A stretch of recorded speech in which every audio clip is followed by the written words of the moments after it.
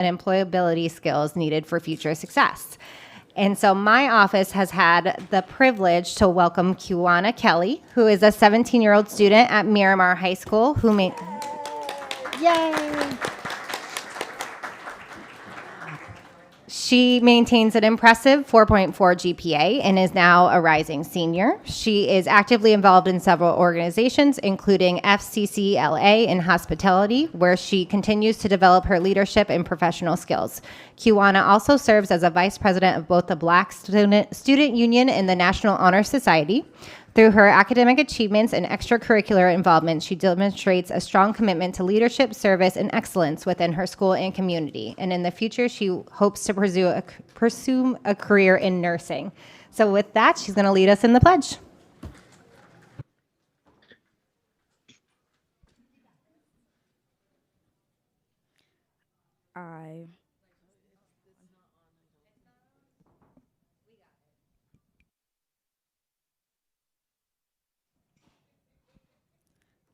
I pledged allegiance to the flag of the United States of America and to the republic for which it stands, one nation, under God, indivisible, with liberty and justice for all.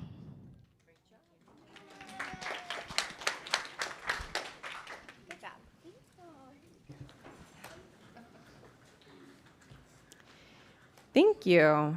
As we begin, we reaffirm our strategic plan goal, 100% proficiency for all students, guided by our vision, educating today's students to succeed in tomorrow's world.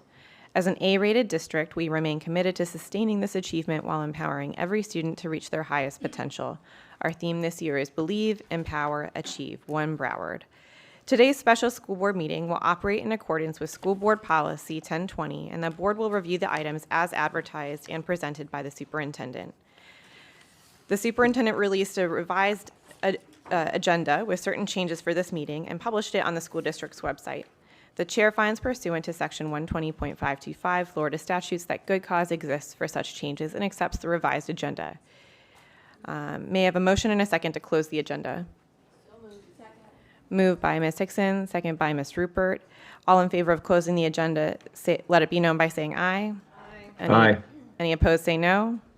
The agenda is now closed. We will soon hear from our registered public speakers. We ask that decorum be maintained and civility and respect be shown during public comment. Our general counsel will assist the chair in maintaining decorum during this period. We also want to remind our public speakers of the rules and expectations regarding the agenda public comment portion of the special school board meeting, as well as board policy. Attorney Dupree-Bruno, please explain the rules of public comment. Thank you, Madam Chair, and good morning.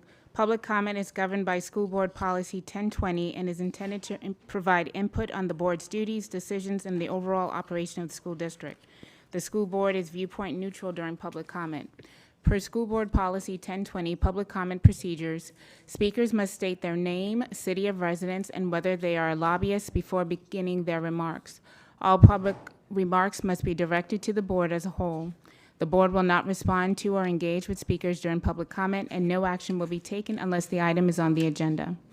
During the agenda speaking time, speakers will have up to 3 minutes per item and up to 1 minute on motions or amendments per meeting, with an additional 1 minute if a motion is introduced. The chair may adjust the order of speakers in recognizing speakers and enforce all limits. A visible timer will be used, and the microphone will be turned off when the time expires. Speakers must limit their comments to matters related to school board business and/or agenda items, and they must be relevant to the specific item. Comments may not address matters that are pending litigation, quasi-judicial proceedings, active investigation, or administrative hearings. Solicitation and lobbying activities must comply with applicable school board policy. Abusive language defined as profanity, threatening, or name-calling is prohibited. In addition, clapping, hissing, booing, shouting, yelling, or other disruptions from the audience are not allowed. Speakers who fail to follow proper decorum in the chambers will be ruled out of order by the board chair. Failure to comply may result in the microphone being turned off or a recess being called. After a warning, the chair may also direct removal from the meeting and the building by law enforcement or the sergeant at arms. Madam Chair. Thank you, Attorney Dupree-Bruno. The board wants to hear from you, and we appreciate your cooperation in maintaining a respectful, orderly, and productive meeting environment. When it is time for public speakers, I will call 5 speakers at a time. When you hear your name, please line up behind the podium with only one person at the podium at a time. Please follow the staff's directions when lining up and approaching the podium. When your time is up, please yield the mic and exit the podium and follow staff's direction. I now turn it over to Dr. Hepburn to lead us in our superintendent's scholarship presentation. Madam Chair, point of order before we turn the floor to the superintendent. After consulting with general counsel, I'd like to bring a motion before my colleagues this morning. Specifically, we have a time certain item, number 56, in which this board is going to vote on school board policy. We also have a late addition, if you will, item number 65, which is my requested motion to pause the implementation of the Magic School AI program. I would move at this time to have the item number 65 held directly after agenda item 56, as I imagine we are going to have a large contingent of folks that are going to want to speak on 56, and I certainly want to give those folks an opportunity to also speak on 65, as it is a matter of great public importance, and I don't want to have those folks wait till the very end of the meeting. So my motion would be to move up agenda item 65 to have that heard by the board directly after 56. Second. Motion made by Mr. Severus, seconded by Ms. Rupert. I believe we have to take public comment on the motion. Yes, ma'am. Come to you. We also have a scholarship presentation. So. Yes, if there's any public comment. Public speakers, Yeah. please approach the podium. Good morning, Dr. Natalie Lynch Walsh, Plantation, Florida, on my time, and it's summer. I support the motion. There's 65 items on this agenda, a special meeting agenda, and most of us are here to speak to the public hearing items, so that would be a great help having item 65 moved, so I totally support the motion. You gonna speak? Yeah.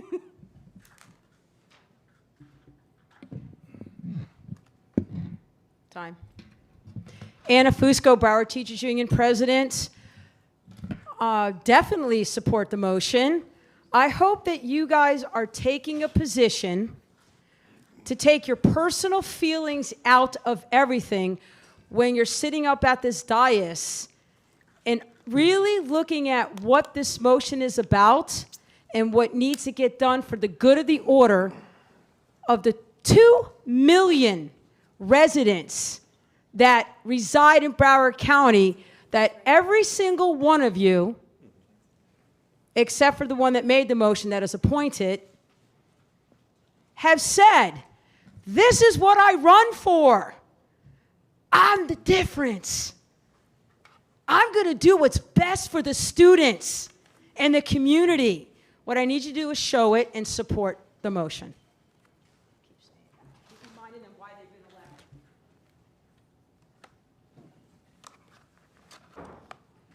elected. Zyra Climbs-Lenches, I support the motion.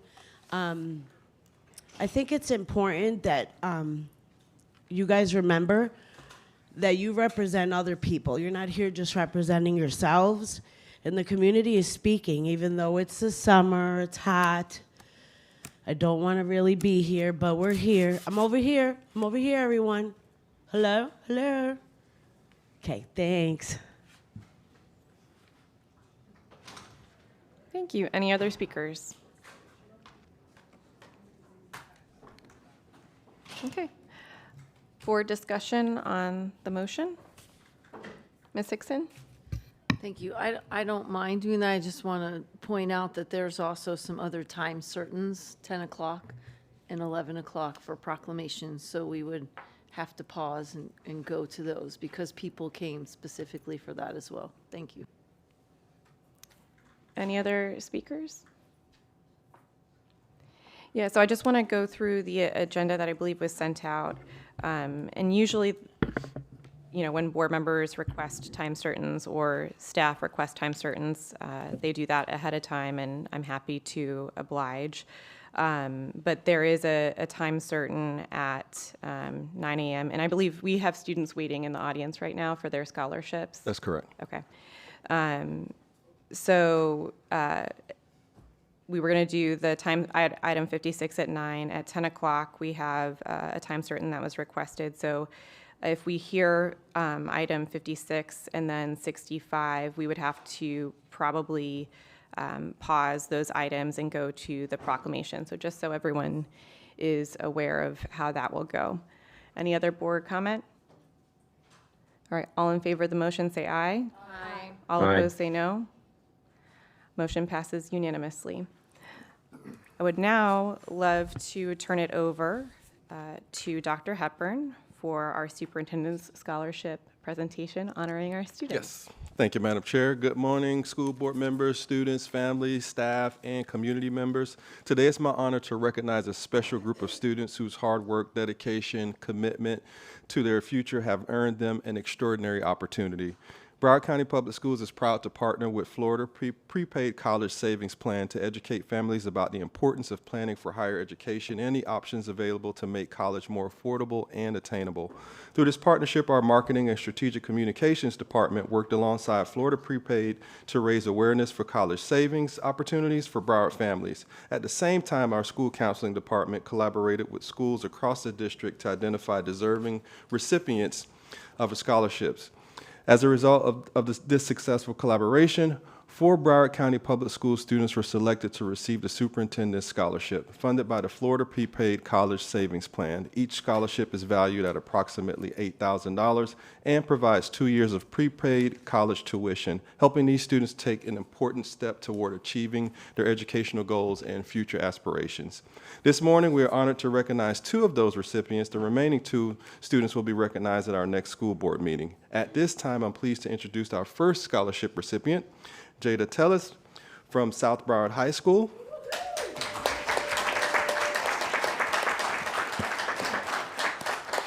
Jada, please come forward to receive your Superintendent's Scholarship funded by Florida Prepaid College Savings Plan and valued at approximately $8,000.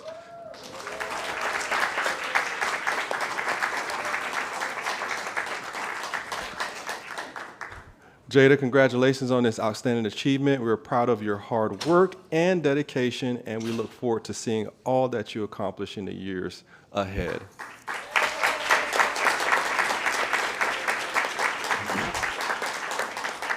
Our second recipient, Samuel Chirera from Pompano Beach High School.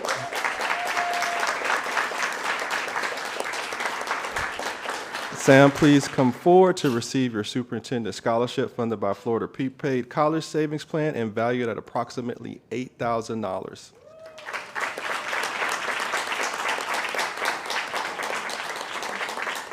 Please join me in congratulating both Jada and Samuel on a remarkable accomplishment. I would also like to extend our sincere appreciation to the Florida Prepaid College Savings Plan for their generous support of the Superintendent Scholarship and for their continued investment in the future of Broward County students. Together, we're helping make the dream of higher education a reality for more families in our community.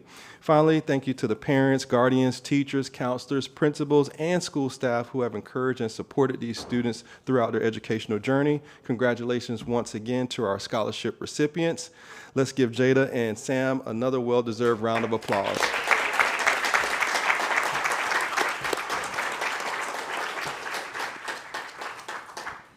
Thank you, Dr. Hepburn. Do any of my colleagues have any remarks on the presentation?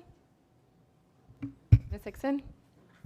Just congratulations to both of you, and thank you to the superintendent for hosting this wonderful accolade. Ms. Rupert? Same thing. I won't take up extra minutes, so. Anyone else? All right. We will briefly recess the meeting for a photo with the superintendent and scholarship winners.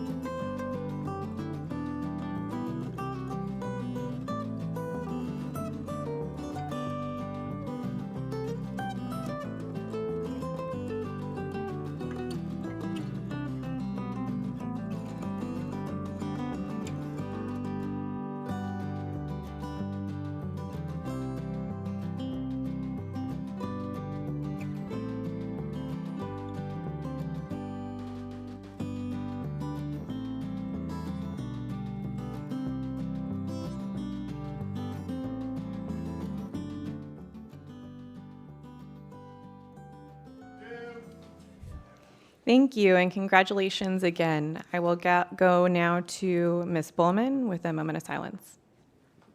Thank you, Chair. This moment of silence is for Mr. Kenneth Bankston. Mr. Bankston faithfully served the students and families of McNichol Middle School in many roles, including behavior specialist, support facilitator, and social studies teacher, always leading with compassion, encouragement, and deep commitment to children. He was a gentle giant with a heart to match. To the students, he was more than an educator. His warm smile and caring spirit made everyone feel valued and supported. He also dedicated many years to mentoring young men through the 5,000 Role Models program, leaving a lasting impact that extends far beyond the classroom. Mr. Bankston's legacy of kindness and service will never be forgotten. He will forever remain a part of the fabric of McNichol Middle School. Thank you. Thank you. All right, could I get a motion and a second on item 32, please? So moved. Moved by Ms. Rupert, second by Ms. Hickson. Public comment on item 32. No comment. Board member comment on item 32.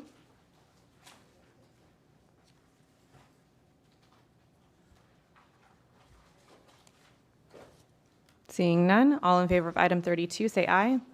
All opposed, say no. Item passes unanimously.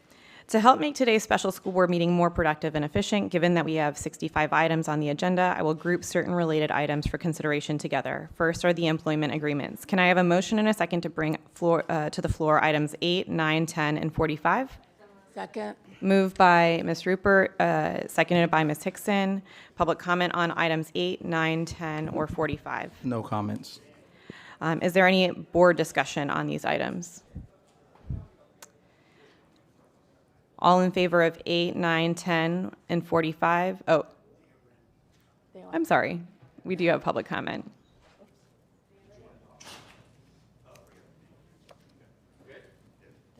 All right. All in favor of 8, 9, 10, and 45, say aye. Aye. All opposed, say no. Items pass unanimously. The next will be the charter school items. Can I have a motion and a second to bring to the floor items 12, 13, 14, 15, and 16? Second. Moved by Ms. Hickson, second by Ms. Bullman. Is there any public comment on items 12, 13, 14, 15, or 16? No comments.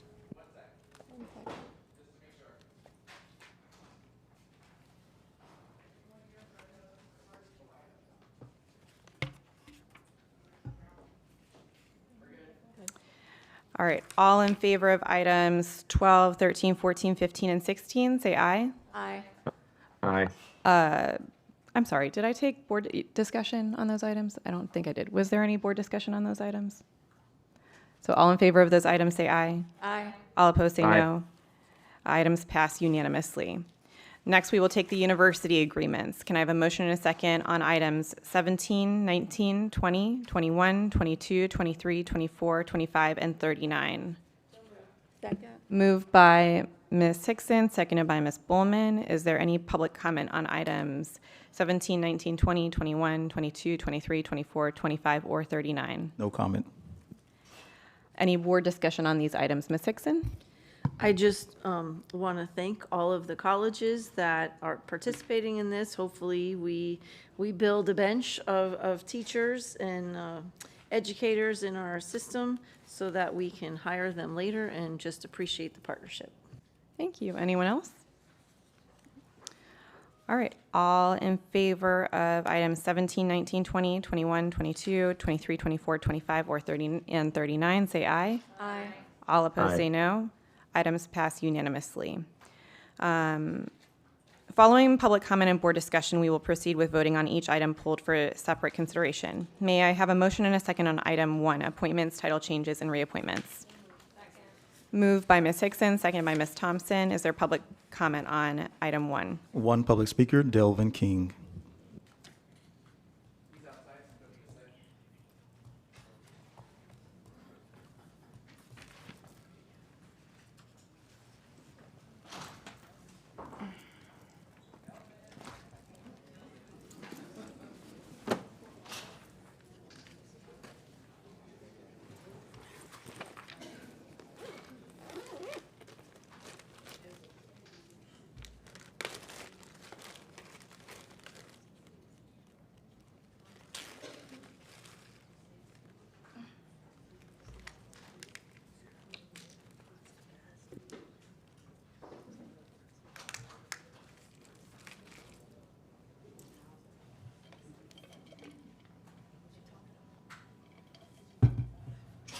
Welcome to the podium.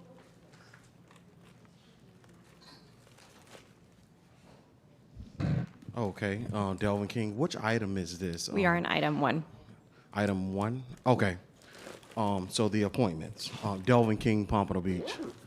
The issue that I'm having with a lot of these appointments and also which H2 is, in the report, it needs to say an effective date.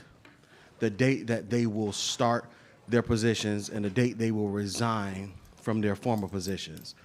We need an understanding, the general public needs an understanding to know when these principals, assistant principals, and whatever positions they're getting hired for or appointed to, we need to know the date that it starts. Because we're gonna run into a situation where right now, I would assume Blanchard High School doesn't have a active principal.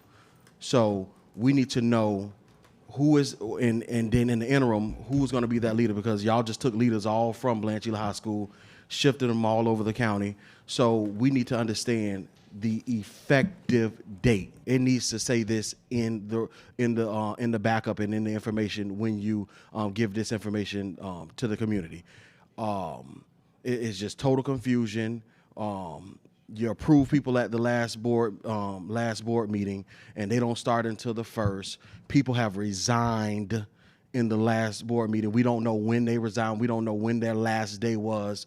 You got people still working for the district, like Wanda Paul. She resigned, and she's still working for the district. Her name didn't come up for the school board at a school board meeting yet. So we're just not. We don't know where we are in the process. So if we can please make it plain, make it understandable, so we know when these people are no longer working. We know the transition period, and pretty much for right now, that's all of my concern. Oh, one last thing is.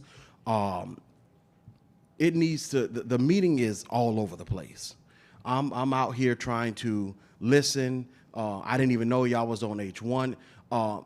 We need something out here or something on the screen that say the next upcoming item is this, that, and the third, so we know where we are in the agenda. You was calling things so quickly. People couldn't even run up here to go speak on the items when you call general public speaking. So we got to make it where we know what's going on, no matter if we're online, no matter if we're in the hallway. And you're doing all the student awards and everything, but knock these appointments out first so that they can clear out of the building and we can handle business. You should have handled this first so these people can get out of the seats, because they're here just for one thing. Let's get them out of the way so we can handle business, because they're going to go on to their schools, and we need to handle business, and we need to be in here to handle the business. Thank you. Thank you so much. Any other public speakers? No, Madam Chair. Is there any board debate on item 1? Ms. Hickson? Thank you. I just want to point something out, and actually staff fixed some of them, but on the page that says appointments, title changes, and salary adjustments, there are a couple of people where it says current salary indicated if changing, and it says NA, and then recommended salary indicate if changing.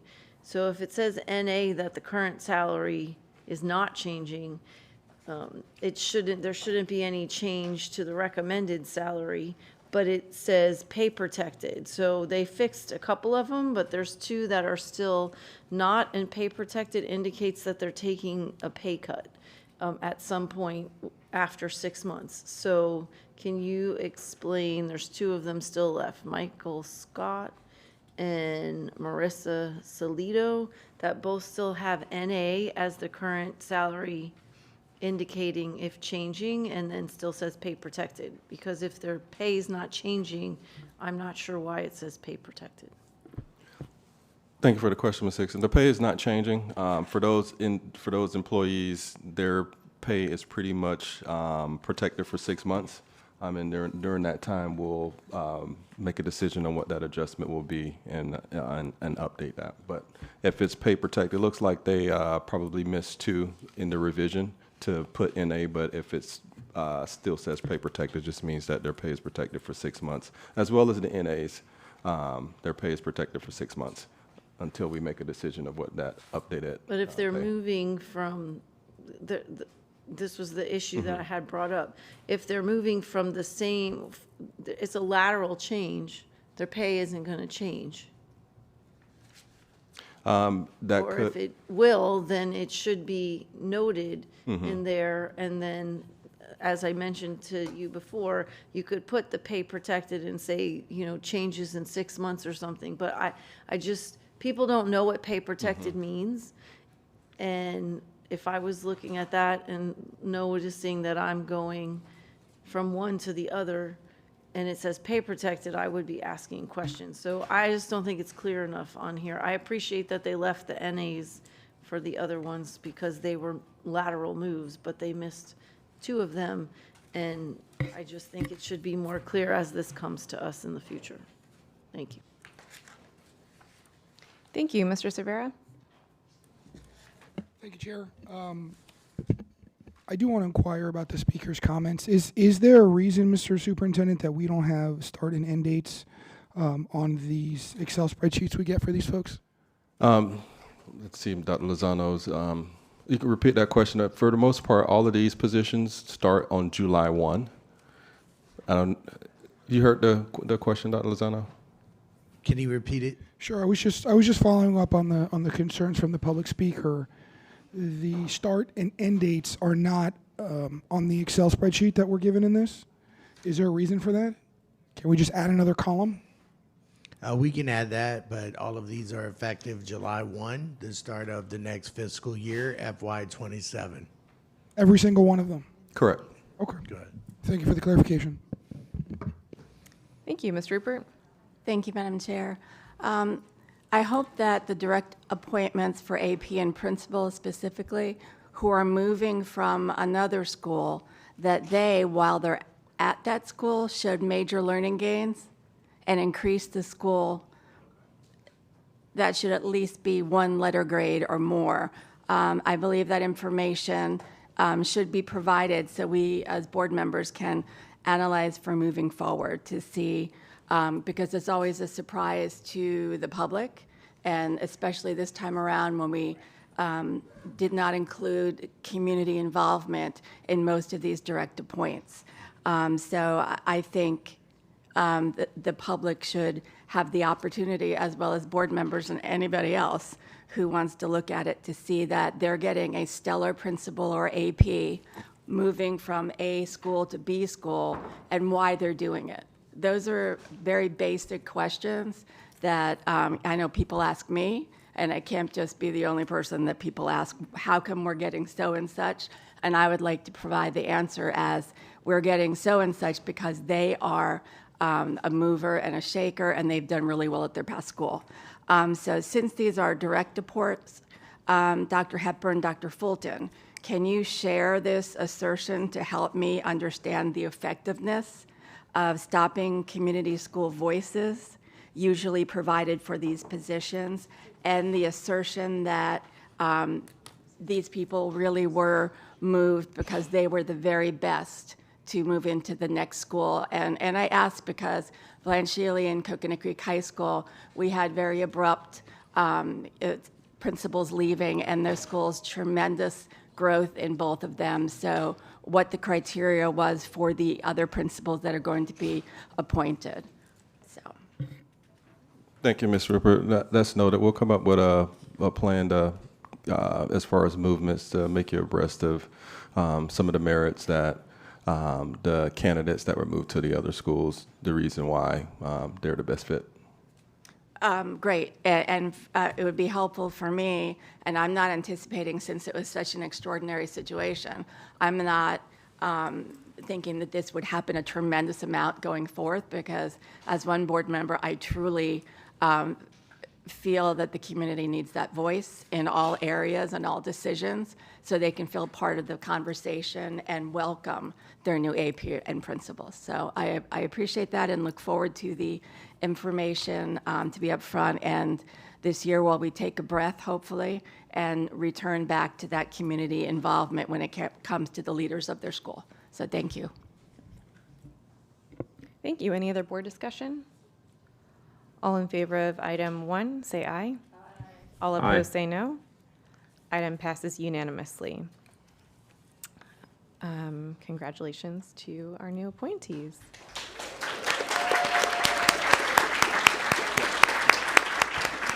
We will briefly recess Dr. Hepburn, did you have any remarks? Yes, absolutely.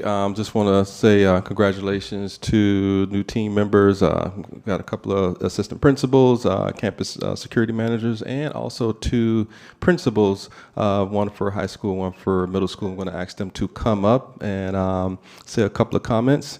Keep it short. First, principal of Miramar High School, Shanae Rowe. Come on up.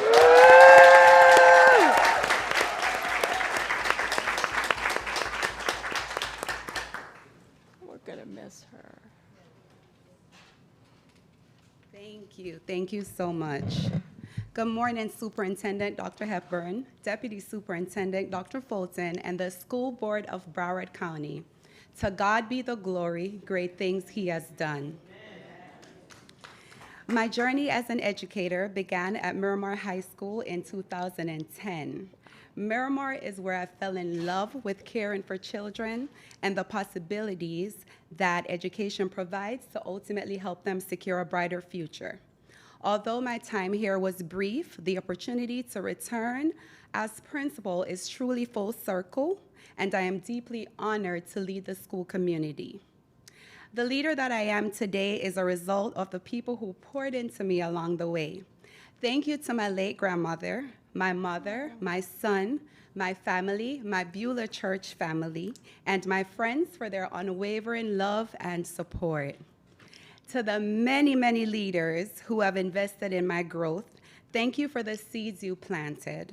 Your lessons, guidance, and belief in me have shaped the leader that I am today. To my Coconut Creek family, my William Dandy family, my Addox family, and my Tiger family at the A-rated historic Blanchili High School, thank you for preparing me for this moment.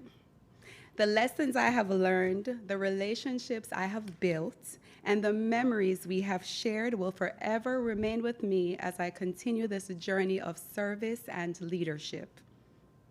At Miramar High School, I look forward to working alongside staff, students, families, and the community to ensure that every student is known, challenged, and prepared for success. I am truly grateful for the opportunity to lead the premier experience at Miramar High School. Every student, every opportunity, every day. Thank you.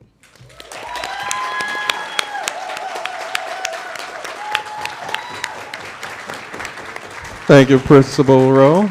Next up, we have new principal, Sunrise Middle School, and Elisa Austin. Come on down.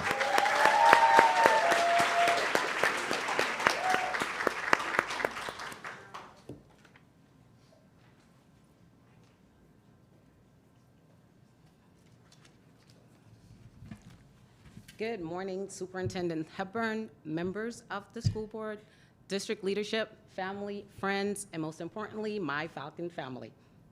Let me introduce myself. My name is Annalisa Austin, and I am the proud principal of Sunrise Middle School. Yeah. Woo! First and foremost, I would love to thank God for his grace and his guidance. Great is his faithfulness. In this moment, I owe it to him. Sunrise has been my home for the past 12 years. It has been a privilege to serve our students, support our educators, and grow alongside this incredible community. To now lead the school that has shaped me as an educator and a leader is a privilege. I would like to express my sincere gratitude to Superintendent Hepburn, the school district, and to leadership development. Thank you for your guidance, support, and investment in developing leaders. I'm also deeply grateful to my many, many mentors, too many to list, my colleagues, my friends who have become family, whose encouragement, wisdom, and belief in me have shaped my journey and helped to make this moment possible. To my Falcon family, thank you for your dedication, collaboration, and unwavering support, not only to me, but to our students. It has been a privilege to work alongside you, and I look forward to continuing that work together in this new capacity. To my family, thank you for your unconditional love and support. To my parents, thank you for your sacrifices. Your belief in me is the foundation of this journey. To the students, staff, parents, and community of Sunrise Middle School, thank you for your trust, thank you for your support. I am committed to ensuring that every student is challenged and supported, ensuring that I empower each of them to reach their fullest potential. As we move forward together, my commitment remains the same. Now that we're A school, we will uphold that A standard, and we will have an A commitment. Thank you for this incredible honor. I am proud to serve the Sunrise community, and I look forward to all that we will accomplish together.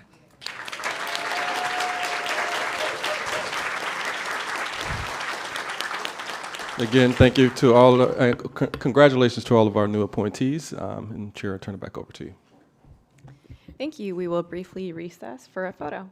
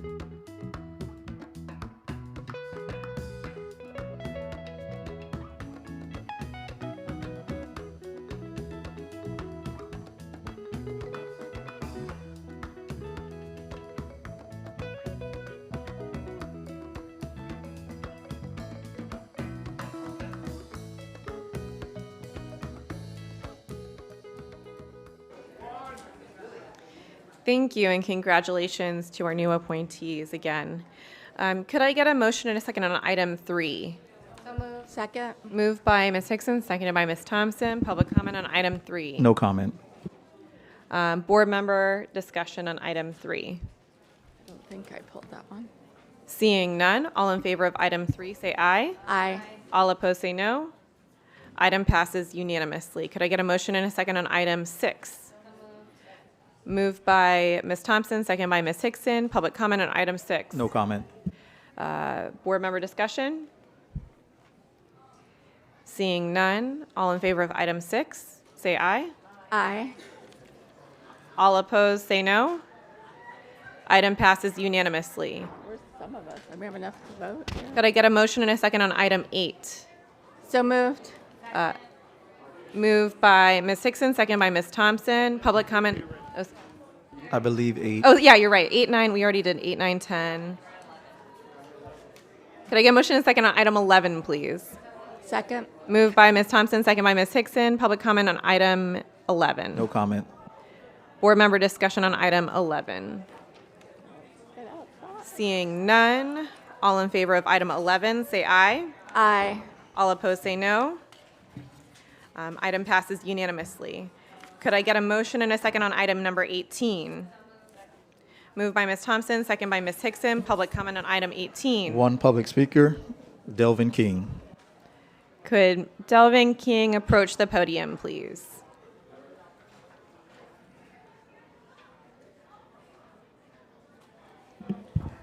Delvin King, you may now proceed to the podium. They're going to grab him. It's pretty noisy in the pre-function room right now. Dr. Lozano, can you grab him? With what?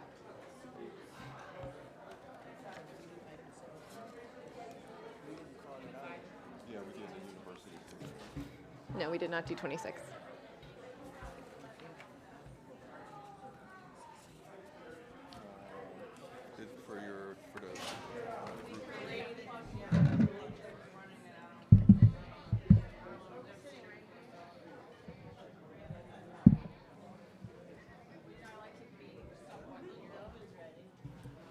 Oh, we're ready? Welcome, yes. Okay.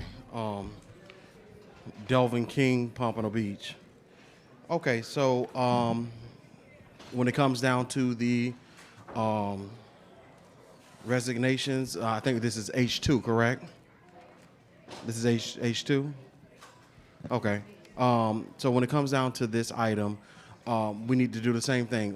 With this one, we need to have effective dates, the date that they were, they either resigned, their last day of work, we need to have that on here. Also, when I looked at this, I seen an employee on there for something with attendance or not coming to work and things of that nature. It behooves me that we would terminate someone for not coming to work or being tardy, and majority of the school board members are never here. And we have an issue with that. We can't demand teachers, security, bus drivers, and people to be here and be disciplined for not being here when school board members are not here. It is important that school board members are here at every meeting. All this being online, being over the phone, it's a big distraction. We talk about public speaking, we talk about a lot of these things, but you're not here to represent us. I had an issue with facility rentals. There was a policy that came up, and there were only three school board members here to address this. 3 school board members here to address the issue. That's not the representation of the district. So we need to have a meeting to say either let's cut down, because we're cutting down on, we're losing students. It's time to cut down on school board members. It's time to go from 9 to 5 to represent the makeup of this district. It's too many people on the board. At some point, we got to look into a policy, or how do we cut down on board members? Because one, the discussion is too long. And a lot of you guys are not asking the tough questions. You're giving a dissertation, telling us how you feel, but you're refusing to go to staff and say, because the only one I pretty much hear is Mrs. Severa. He goes and he asks the tough questions to staff. He doesn't give a dissertation and be done. Start giving us speeches. Start giving them speeches, because they don't care. They don't care what you vote anyway, because they know you're just going to give a speech. You ain't going to go into detail and ask them for follow-up. But, Mrs. Severa, thank you for representing the people in this community. Anna Fusco, Broward Teachers Union. So we talk about discipline and people being absent, and I think we should do better as leadership to help people when there's some absentee problems. Are they fulfilling their piece about leadership? Is there medical situations going on? Is there personal situations going on? Are they part of the community that maybe have suffered through the MSD tragedy? Multiple things, but I think that some of our leadership misses that. And then let's talk about that we have a particular leadership who's sitting right there who sleeps on the job, and he's not getting any discipline. Let's talk about that type of situation. Alan Strauss sleeps in meetings. You know he sleeps in meetings. And we continue to read low rank and file, $15 an hour employees that are trying to make it work, probably working 2, 3, 4 jobs to feed their family, probably have students in Broward schools, and the lunches are now charged and can't afford to pay it, so they're working to pay it, or they may be too proud and want to pay it. Multiple reasons of why situations happen. Maybe they chose not to come to work so they won't sleep on the job. And time got away from them. They ran out of days. They couldn't get people to donate. But you continue to sit up there and ignore someone who's high in salary who I have witnessed. You up there have told me you witnessed. I haven't brought it out totally public yet, but it's coming because I'm waiting for somebody to do something. You say there's equal opportunity, that everybody's held accountable when they make a mistake, a transgression, purposeful or not purposeful. Do I believe we may have some employees that may not come to work because they just don't want to work anymore? That is true. Do we have tons of employees that don't make it to work because they're working 2 or 3 jobs and situations happen and nobody cares enough to find out to make them better? Because I don't see people lining up to work in Broward schools. Or was it just easier because a board member up there said, let's get rid of 1,000 employees every year instead of cutting programs or consultants that are draining, that has put you guys in a predicament that you have a $100 million problem. And now it's on the backs of employees. So I'm never going to stop talking about certain people that make really purposeful transgressions, and you're going to think you're going to continue to ignore it. Not okay. Not okay. You just sit there and look like, what could she be talking? You know exactly what I'm talking about. It's not okay. Your school's closed, school board member, and he was sleeping while we were getting people moved, and they're still not done with that. Thank you. Any other speakers? No other speakers. Board member discussion on item 18. All in favor of item 18, say aye. Aye. All opposed, say no. Item passes unanimously. Could I get a motion and a second on item 11, please? Moved by Ms. Hickson. Second by Mrs. Alhadeff. Oh, that's right. No, I don't think we did 11. We did. We did? Okay. All right. Yeah. Mr. King was right. This is a confusing agenda today. Okay, I don't have 25 marked down. Could I get a motion and a second on item 26? Moved by Ms. Hickson, second by Ms. Alhadeff. Public comment on item 26. No comment. No comments. Board member discussion on item 26. All in favor of item 26, say aye. All Aye. opposed, say no. Item passes unanimously. Could I get a motion and a second on item 27, please? Moved by Ms. Hickson, second by Ms. Bullman. Public comment on item 27. No comment. Board member discussion on item 27. All in favor of item 27, say aye. All Aye. opposed, say no. Item passes unanimously. Could I get a motion and a second on item 28, please? Second. Moved by Ms. Hickson, second by Ms. Rupert. Public comment on item 28. No comment. Board member discussion. Ms. Hickson? Thank you. First, I want to say thank you to the City of Pompano Beach for this exciting opportunity for our students. My question really is to Dr. Hepburn and the staff. How do we do more of these, and where else besides Pompano Beach do we have an agreement similar to this where they're providing employment skills and opportunities for our students in terms of EMT and things of that nature? Yeah, so I'll answer the first part of the question. How do we do more of these? It's continuation of meeting with municipalities and other partners and talking about the possibilities and kind of narrowing where the support can be most effective when it comes to certain programs and understanding their needs. So we've been doing more of that. And also meeting with private sector partners too, just to understand what the needs are. As far as the additional programs similar to this around the county, I have to provide it in the follow-up. I don't see Ms. Formosa in the crowd. She usually has that off the top of her head, but we can provide a follow-up, as well as some of the other programs that are linked to first responder type initiatives at certain schools. Great, thank you. I love the follow-up, and I just, as one board member, I want to say I wanted to know how do we do more of these, because I want to make sure we are doing more of these. So thank you. Ms. Rupert? Thank you. I also wanted to thank the city of Pompano Beach. I know this has been,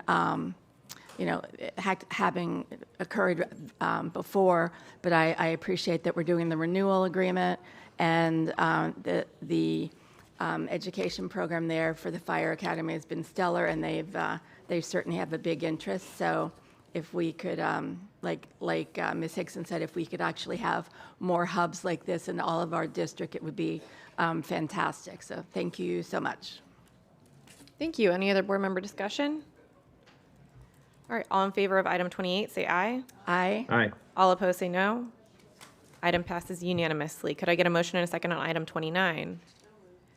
Moved by Ms. Hickson. Second by Mrs. Alhadeff. Public comment on item 29. No comment. Board member discussion. All in favor of item, Ms. Bowman? So this is I was wondering, there's a $67,000 cost, but it says it's a data sharing agreement, so I was just wondering how that all interacts together. Yes, so this is a platform that's been adopted by the state for current academic use for our secondary students and post-secondary and the like. I thought I saw Mr. Shapiro earlier. Where? Oh, there. Oh, that's David Azzarito standing up. Yeah. Okay, cool. He can give you a lot more specifics than I can, but it is a tool that was adopted by the state that all the school districts in the state are using for post-secondary services, academic counseling for opportunities for our high school students to understand some of the pathways that they can take. So no, and I know what it is. So I guess just with this item, it says revise the data sharing provisions, but then there's this cost that's associated with it. I guess I would just make the item not, clearer about what we're agreeing to. Gotcha, because it is correct me if I'm wrong, Mr. Shapiro, this is a renewal, correct? Yes, this is both a renewal and it's also an amendment that allows us to use a digital tool to track data. We're currently doing it manually. So it's both an amendment and a one-year renewal. Okay. It's just not clear based on what we're being presented, in my opinion. Thank you. Any other board discussion? All in favor, say aye. Aye. All opposed, say no. No. Item passes with one dissenting vote. Mr. Severa?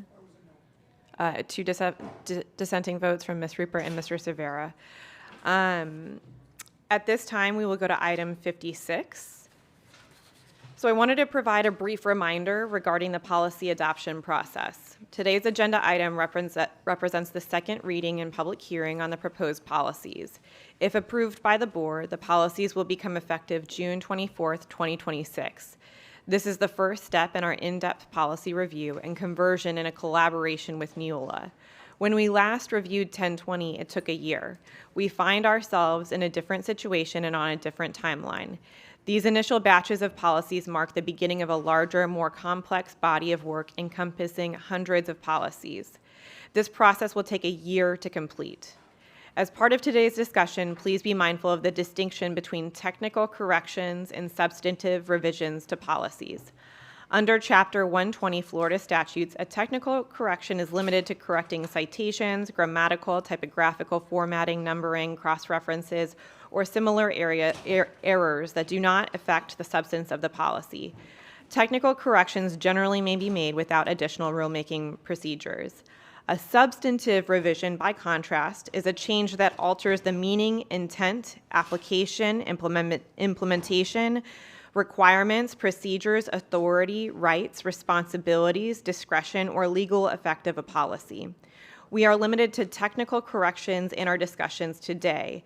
If the board wishes to make a substantive revision to a proposed policy, it will need to reinitiate the rulemaking process to ensure compliance with Chapter 120, including providing an additional 28-day legal notice. If that occurs, the revised policy, at the board's direction, will return through the full rule development process, beginning with a future rule development workshop and another public hearing. If substantive changes are brought forward, I will need to ascertain the board's will as to whether it wants to entertain those changes. We will not entertain the substance, but rather whether the board wants to remove the item for discussion at a later time. Thus, I will only entertain a motion to remove the item from consideration. The substantive changes will be addressed at another time. So at this time, we will recess the special school board At this time, we will go to item 56. Are there any technical corrections to the policies for item 56? Ms. Thompson. I have a question then, because I was going to propose a substantive motion. So does that mean the motion is now just to revisit it at another time? Correct, but I do want to go to Ms. Dupree-Bruno, because do we want to do the technical corrections before public comment? Yes, we should do the technical corrections before public comment. I know that I have some technical corrections based on some of the feedback that I've received, and I can go through those when the chair is ready. Okay, and so right now we're doing the technical corrections to the policies. The substantive, we would be making a motion to pull out that policy to make the substantive change at a later time in the rulemaking process. So can I have the mic when it's at that time? Yep. Thank you. Any technical corrections? Mr. Severa? I guess I need a clarification. I was going to make a motion to have 0169.1 pulled from the batch, if you will. So when we vote, it's not just bundled in with everything else. I'm a little confused based on your comments about whether you're suggesting that's appropriate at this juncture or not. So Mr. Dupree-Bruno. Yes, we can pull 0169 if there's a motion and a second. You can pull that. Okay. So it can be addressed separately. Would now be the appropriate time to do that? You can do that if you wish. Okay, so at this time I make a motion to pull 0169.1 from the grouping, if you will, of policies so it can be discussed and voted on separately. Motion made by Mr. Severa to pull 169.5. Seconded by Ms. Hickson. Public comment on the motion to pull the policy? Good morning, Dr. Natalie Lynch-Walsh, Plantation, Florida. Obviously, I support the motion. I'm a little concerned about the trying to shut down substantive changes. I don't see how Madam Chair would be able to restrict her colleagues in whatever motions they plan to make. But step one would be pulling it from the batch, because obviously most of us have an issue with the public participation policy, don't care so much about sergeant at arms or the name of the school board. I do have concerns about public records, but even if you pass that in the batch, I can either challenge it or petition to initiate rulemaking, because that should have also had more attention paid to it. But I support Mr. Severa's motion to pull the public participation, if it's 0169, whatever the number now is, out of the batch. Thank you.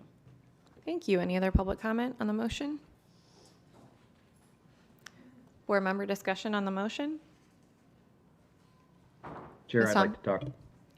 Yes, I'll come to you in a second, Dr. Zeman. Ms. Just a Thompson? clarification, that's what I have a substantive motion for. So when we get to that 169, if I could please get called. Thank you. Dr. Zeman? Thanks so much, Chair. My question is really about the process on this particular one or any others that get pulled. Is the intent of the motion to discuss substantive changes to 169.1 and to vote on it separately? Or what would the process look like if this motion passes? Mr. Cervera? There are dozens of policies that are lumped into agenda item 56. I am not supporting the public comment motion, as most of you already know, but I don't want my no vote to be a reflection that I'm objecting to every other policy within the bundle, if you will. So I want this pulled so we can have a separate discussion. I can voice my concerns and hopefully convince my colleagues that voting in the affirmative for this would be disastrous. So the reason I want it pulled is, again, I don't want it lumped in on the vote. I want a separate vote held on that. Thank Chair, you. Chair, is it also then the case that if we pull and discuss this separately, it would be open to substantive changes today, or would we bring the substantive changes to a subsequent meeting? Attorney Dupree. So we really cannot implement any substantive changes when you're at the second and final step of rule adoption, the public hearing. If there are substantive changes, changing the meaning of the policy as brought forward with the corrections that you've already made at the first workshop, then that policy basically dies, and we will start from the beginning with a new rule development process on that policy. And Chair, just to continue that line of reasoning, it seems like it might be valuable to hear people's substantive changes today so that the version that comes back might reflect them. Is that possible, or do we, in essence, kick the can on this? Just take this one, for example, 169.1. If, in fact, this motion passes, will we go through the substantive recommendations that we have for changes and vote today so that the version that comes back is a reflection of the, would today be a productive meeting, or would this be a pure kick the can where we don't talk about the substantive changes? The version comes back at the, or restart, for example, on 169.1, and we then bring those substantive and maybe even technical changes back at a subsequent meeting. Attorney Dupree-Bruno. So the recommendation would be to bring back those substantive changes at another workshop. Terrific. I understand the rulemaking process, and I understand that as well. Last question that I'd have, Chair, is would it make sense to capture technical changes to 169.1 if, in fact, we're going to bring it back for substantive changes at a later date? So technical changes can be discussed today, and those changes would be made if the board agrees and approves with the final version. That does not stop the rulemaking process for 0169.1. Terrific. And to the maker of the motion, was that your intent? The idea, Mr. Cervera, I think would be if your motion passes, we bring back substantive changes to a subsequent rulemaking meeting on 169.1, but today we could make purely technical changes so that the version we get is cleaned up, at least to the extent that we have technical changes today. My position remains the same on why I want it pulled. What substantive changes you think may be viable, whether it's technical or whatever, in my mind, the only acceptable change to this is to reject it in full and leave it the way it is. But if my colleagues want to dance around and try to make technical this or substantive that, that's fine. I will not be supporting that. Again, the reason I pulled this was because this deserves a separate vote. It deserves separate conversation, and it deserves to be away from the bundle. So when we vote on this, we can be voting in favor of other things within the bundled policy without having to just give a no vote, even though it's for those of us who want to oppose, it would only be for this. I totally understand the intent of the motion.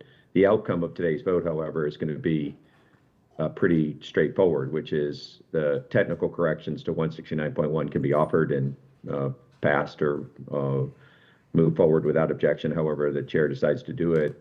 All substantive changes would come back to a separate meeting on 169.1, which I support as well. Thank you very much, Chair.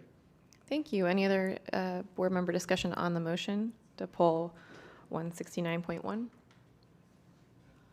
I'm sorry, Madam Chair, can the motion be reread for me? Mr. Rivera?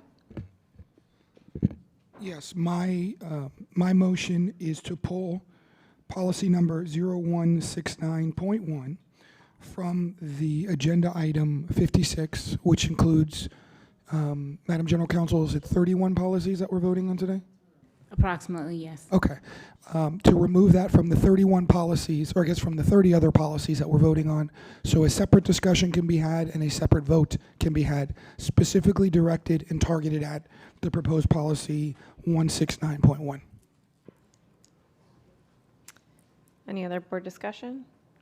All in favor of the motion say aye. Aye. Aye. All opposed say no. No. Motion passes with one dissenting vote from me. Mr. Rivera, you still have the floor. I will yield back. I just want clarification from the chair. Are we now going to focus on the remaining 30 policies first, or are we going to do 169.1 first? What is the chair's preference? The remaining policies. Would be first. Yes. Okay, I'll yield my time. Ms. Hickson.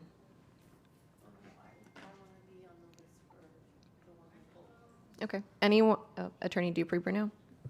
So there are a couple of technical corrections. 0162 with regards to quorum. There's a should there that's going to be changed to shall. Point of order, Chair. Could we just get a page number on the document, General Counsel? Oh, okay. Hold on one second.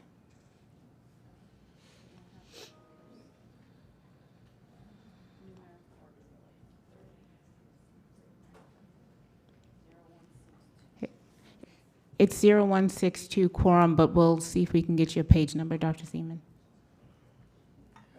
On the bottom right, it says 3924. Does that help? 16 of 92. Thank you. Could you tell us the change one more time, ma'am?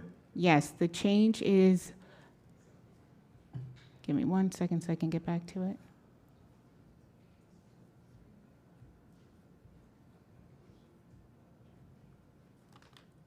So it says, however, for workshops, at least 5 board members, and it currently says should, it would be changed to shall.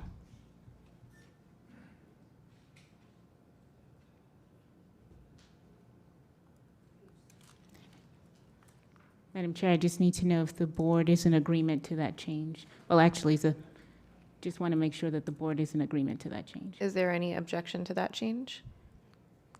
The next one, and if the board members can help me with the page number, because I'm looking at a different document. It's Board Policy 0163, Presiding Officer, page 17. And that particular change is just adding workshops to the first sentence. So it reads, the chair shall preside at all action meetings, workshops, emergency meetings. Is there any objection to that technical change? Okay. No. The next one is 0164.1. Page 19. And there was a request to have, in those circumstances where board members have a pre-scheduled vacation, the requested change would be, instead of having pre-scheduled vacation, let's change the second to last sentence to read, in those situations where the board member is required to be out of the county due to business or family commitment.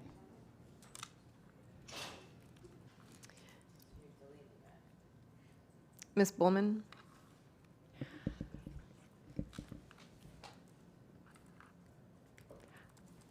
I guess I mean, I don't know if that's substantive or not. I think that there might be an argument to be made. I think we need to figure out what it is that we want to do here in terms of like pre-scheduled vacation is broad, because if you're going away for a week, that's fine. If you're going away for 5 months, that's a totally different situation. I could have a family commitment every single week out of the county. I could make that my, so I think the board needs to decide what it is exactly that we want to limit it to. I think, if we wanted to limit it to a certain amount of time for vacation that's reasonable, I would be okay with that. But just an open-ended vacation that never ends, I think is not the purpose of this exercise. So I'd like to hear from my colleagues to see what they think, but I think a couple weeks, or I would like to have the opportunity to be out of town and appear remotely periodically if that is ever an opportunity that I have available to me. But I do think that it could be abused the way it's written right now. I would say for 0164.1, Madam Chair, if we can get some direction from the board as to whether or not they want to have additional discussion in terms of the substance of this change. A technical change is fine, but if we're going to have additional discussion in terms of substance, then we can't move forward with this policy. Would anyone else like to have a substantive conversation at a later date on this, on 0164.1? I would. Dr. Zeman, Ms. Rupert, Ms. Hickson. Go ahead, Ms. Hickson. I don't want to make a policy where it limits board members from participating in any way. We've given the opportunity to be able to participate remotely, and sometimes some of us may use it more than others, but it's just the situations we're in. I don't think as long as you're participating that you're fulfilling your requirement. So I like the way, I don't mind the change that was suggested, and we had talked about this a lot, about how we were going to allow people to participate remotely. So I don't mind having an additional conversation, but I also don't mind just doing the substantive, the technical change that was suggested by the general counsel, because just like I don't want to eliminate or limit public discussion, I also don't want to limit how board members are able to participate. Ms. Thompson? Thank you, Chair. I talked to Ms. Bruno about the pre-scheduled vacation. I think just keeping it general with the technical change, because I think there's funerals, there's weddings, there are other events that aren't necessarily pre-scheduled vacations. They're just things, as we are all humans, that happen. So I would be fine with just the technical change. All right, so I'm only hearing a minority of board members that would like to have a more substantive discussion. I heard Dr. Zeman. Sorry, Ms. Rupert. May I speak now? Go ahead, Ms. Rupert. Thank you.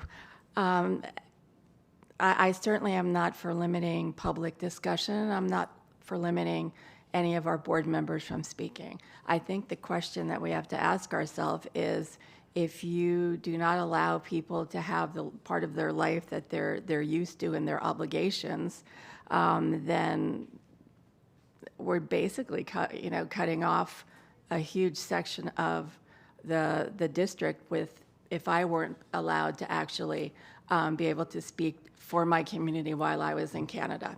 So that's my particular point on that. I have certainly, since I was a board member, have always called in for discussions, be prepared for workshops, and have participated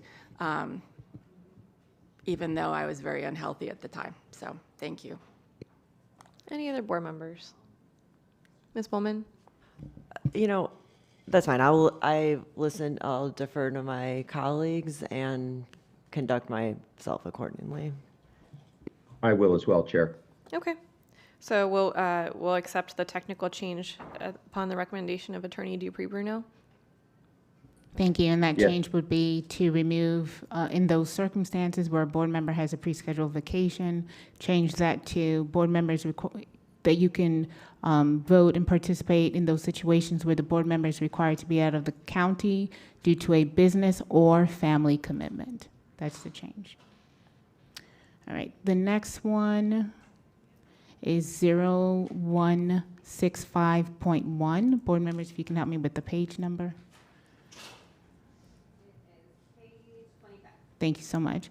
So this one, based on the feedback provided by all 9 board members, the first technical change is on the first page, paragraph 1, 2, 3, 4, 5. The original sentence read, "A complete agenda with all the required items shall be provided to the board at least 2 business days before the scheduled meeting." And based on the discussion with all 9 board members, the sentence now reads, "A complete agenda package, including all supporting materials, attachments, exhibits, contracts, memoranda, and other documentation pertaining to each agenda item shall be provided to the board at least 48 business hours in advance of the scheduled meeting." Ms. Thompson?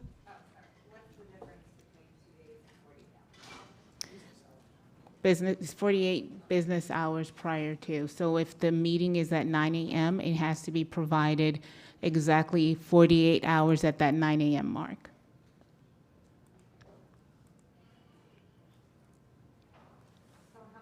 Speak into your mic, Ms. Thompson, please. How many days would that be? It's 2 days, but the hours makes it more. But the clarification was business hours. Which No. one did that make?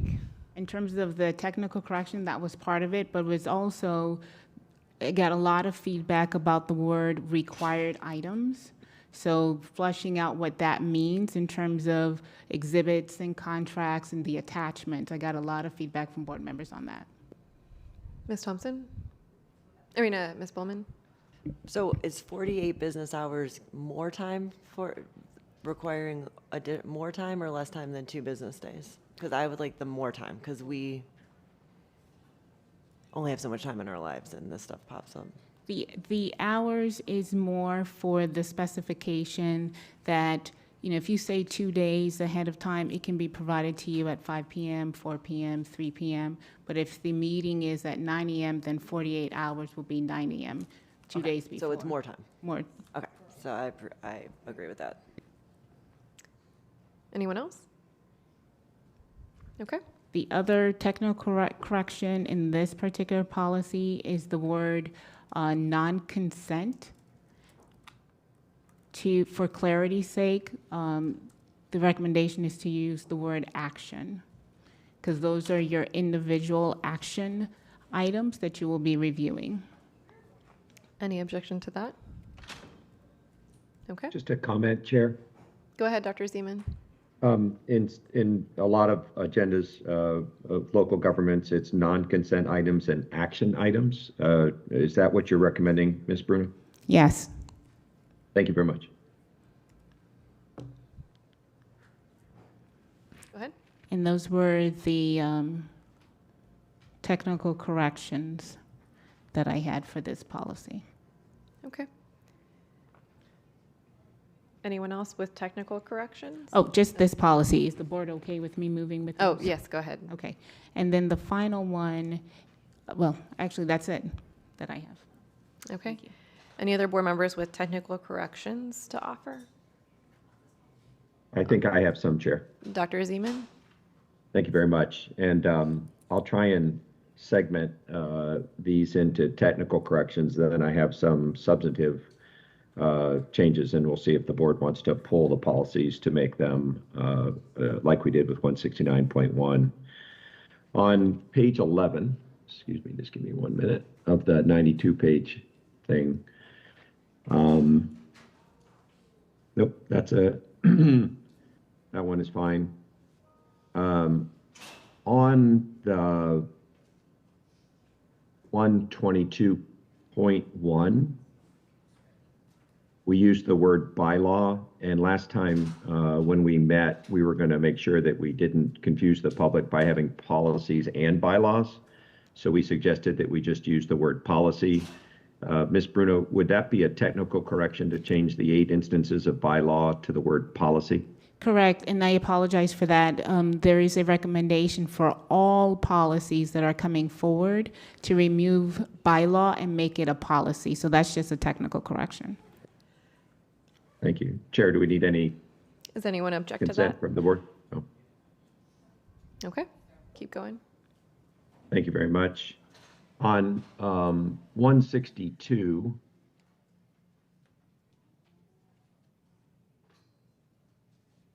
on our last sentence, we have a something that seems, I don't know, I think this is probably substantive, but the reason I'll recommend the change in here, whether or not it's technical or substantive. The last sentence says that if you need a 2/3 vote on a motion, say you want to call the question, that if you have less than 9 members, say you have 6 there at a time there, you would still need all 6 of them to count as 2/3. Is that still in 162's recommendation to the General Counsel? So we can remove that. That's basically Robert's Rules of Order. We do not have to have that in that particular policy. Chair, I'd recommend just as a technical correction, we drop that, because if we have 6 there, it'd be nice to only need 4 to do things. Is there any objection to that? Okay. The next one is 164.1, which is on page 19. There's some wording here that I think is just editing, and so maybe it is a technical correction, but when we say something like all meetings will be held at Casey Wright, and then the next sentence it says, oh, but we could also change it and move it around somewhere else, that seems kind of misleading to me. I'd prefer it just to say in general meetings are at Casey Wright. However, there are times when we have them at other places. Would that be a technical correction, Ms. Bruno? That's Please, technical. Bruno. Chair, I'd ask if the board concurs with that, please.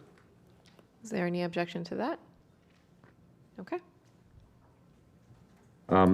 Also, same policy, 164.1, the last sentence, board members may only participate in person for quasi-judicial hearings. I think that's also true of closed-door sessions. Ms. Dupuy, Bruno, would that be a technical correction? Yes, that's a technical correction. That's just a correction.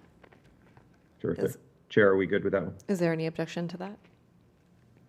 Okay. The next policy, 165, fourth paragraph, 1, 2, 3, 4. Here's a substantive change that I'm going to just explain and then ask for concurrence on bringing this back through rulemaking again. This is our policy on school board meetings. It's incredibly important.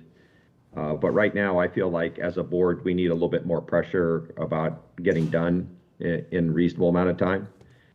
I don't even think 8 hours is a reasonable amount of time. I think lots of times we have 3 or 4 hours worth of real business to do. We'd fill up a lot of time. And so my request is to bring this back so that instead of just a simple majority to extend a school board meeting past hours, it would be 2/3.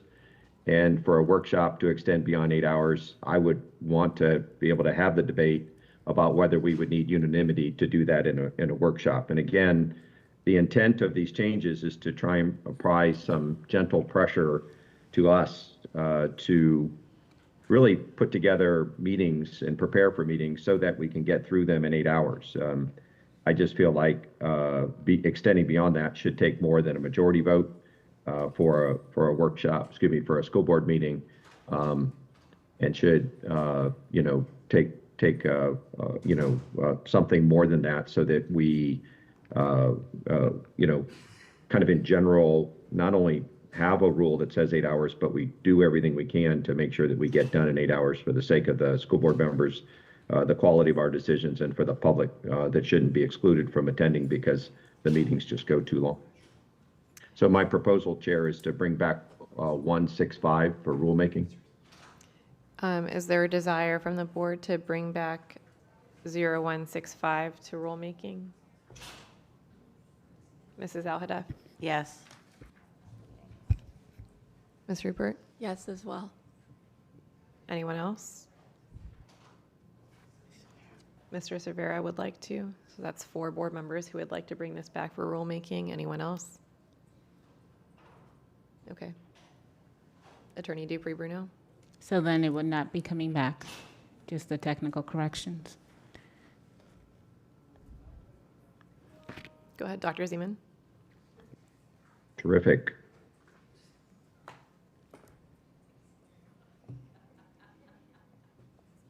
Anything else, Dr. Zeman? I'm sorry, I'm trying to read through my notes to see which is technical and which is substantive. I apologize, Chair. It's just going to take me 10 more seconds here.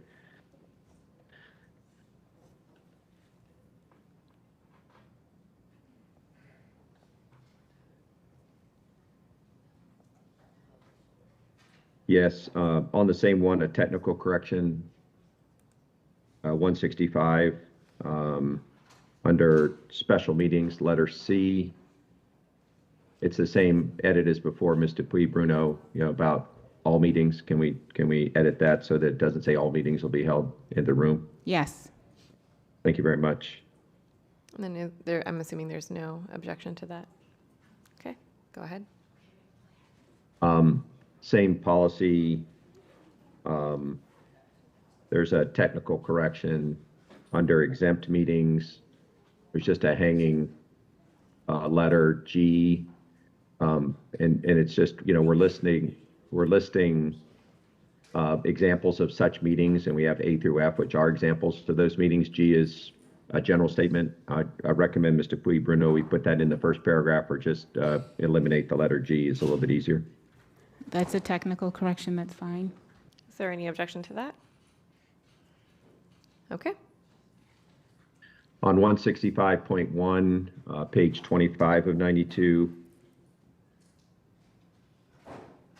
under agendas, B,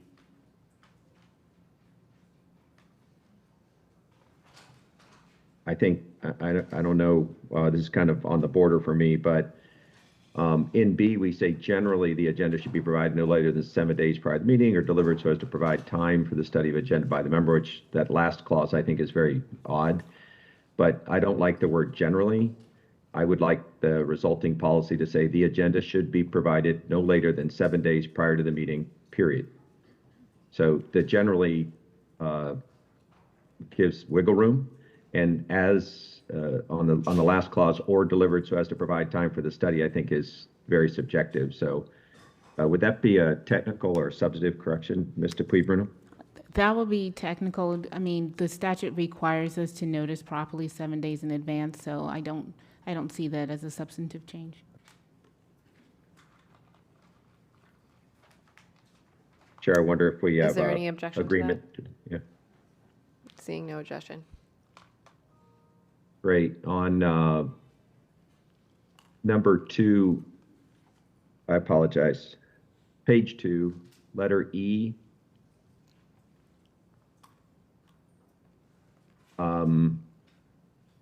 This is going to trip us up again, and maybe we need a revote on this, bringing this back or not. But the agenda for special meetings in the middle of paragraph E, along with meeting materials available in electronic format, shall be published at least 24 hours before the special meeting. I have a really hard time getting ready that fast. Like I have a lot of questions. I have to do a lot of research. If the meeting has to be called 48 hours in advance, I would like the material 48 hours in advance, because I physically just can't always get ready for special school board meetings, in 24 hours. So I suspect quite confidently that that's a substantive change, but that would mean we'd have to bring back this policy, to reconsider the agendas. So I guess I'd like to know whether or not my board members would like to do that as well, or do they want to get ready in 24 hours before special meetings? Attorney Dupree-Bruno, is this a substantive change? So I'm not seeing this one as a substantive change. We have to publish on the public website within 48 hours, and this is basically publishing on the district's website, so we can simultaneously publish on both websites within 48 hours. Thank you very much. Is there any objection to that? Okay, seeing none. On 167, page number 31,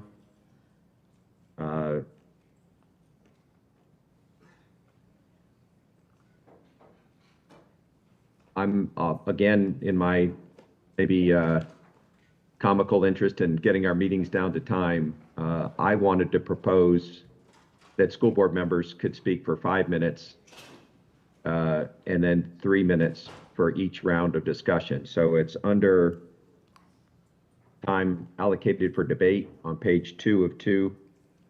I wanted to replace the second sentence that right now says that school board members can speak for 10 minutes and 3 minutes in the second round. So that if we left it alone, 13 minutes times 9 is 100, 90 plus 27, 117 minutes for one item of like approved speaking, but nobody running over. If it was 5 and 3, it would be 72 minutes for one individual item, which I also think is a lot. And I just feel like we should have a policy that encourages us to get meetings done in 8 hours or less, but we don't have that if it's 10 and 3 for each item. So my proposal is to bring back policy 167 so that we can consider a change in our own behavior so that we can get down to a reasonable length for our meetings. Would anyone else like to bring back policy number 0167? Yes, Aldef. Mrs. Alhadeff, Dr. Zeman, Ms. Hisson has a question or a comment. Yeah, I don't mind bringing it back, but, we've had this discussion before, and we do have time limits on ourselves already, and nobody follows those. So I just don't like to make policies that we know we're not going to follow. So I don't mind if it comes back. I think we should be doing a better job of monitoring it. The length of the meetings doesn't come from public speaking. It comes from us talking too much. But I just want to be cognizant of the fact that when the buzzer goes off, people don't stop talking. Ms. Thompson? I think since we've had this discussion, we should allow this policy and actually use it to fidelity, to be mindful of the 5 minutes that we have, and also that it's not limiting of our speaking time because we can come back for multiple rounds. So I would like us to actually follow the policy, and then Mr. Bruno, if a policy needs to come back during this process, like we've tried this for 6 months of everyone doing the 5 minutes and it's not working, what is that process for it to come back? The board can always bring back policies. You can try something, and then if it doesn't work after 6 months, you bring it back for additional rulemaking. So my preference would be that we follow this and we all are respectful of our colleagues, because that then encourages better conversation and better policies for our public. Thank you. Ms. Bowman? I agree with that. I think, kind of reviewing our meetings and what is taking a particularly long time is not the public speaking, but it's the unchecked talking of the board members. So I look forward to having this implemented, and I think that we'll all feel a lot of relief and be able to do business in a much more concise manner if we're actually following this policy. Anyone else? All right, so again, I just want to make sure, how many of us would like to bring this policy back? Just Dr. Zeman and Mrs. Alhadeff? Okay, so we'll move forward with the policy as is. With Thank the you very technical much. corrections. Yep. 169.1. Attorney Page number Dupree Bruno, 30. hold on. If we could hold on 169.1, Dr. Zeman, for when everybody is going to be addressing that policy, since it's been pulled. I thought earlier we had talked about doing technical corrections today to 169.1, even though it's coming back for rulemaking, so that the version that comes back is a reflection of those. We can do the technical corrections. My request would be, let's go through the policies that are a bit easier. I know some other board members did not talk about 169.1 yet either. Once we finish all of the remaining policies, we'll go back to 169.1 with any technical corrections. Terrific. Can we go to policy 1232, please? That's page 43.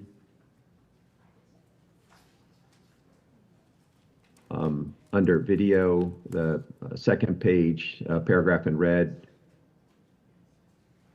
I just have a question about this, Chair. We say in the red paragraph, starting with video, that board members, last sentence, board members may use videos or photos of themselves engaged in the normal activities as school board members.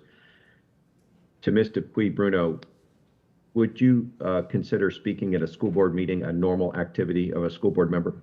Yes. Perfect. Just wanted to make sure. Thank you. On 6327, policy 6327, which is the next one on page 46. Chair, if I could ask the general counsel again, who is covered by the cone of silence? It's listed in number 3. The vendor. And so the cone of silence implicates the vendor, the board members, it implicates staff. So whenever there's a cone of silence, only certain individuals can have communication with the particular vendors, usually procurement, sometimes legal. So to your knowledge, Ms. Dupuy Bruno, school board members are covered by the cone of silence? Yes. So a school board member cannot talk about a vendor or a capability while there's a cone of silence in place? Correct.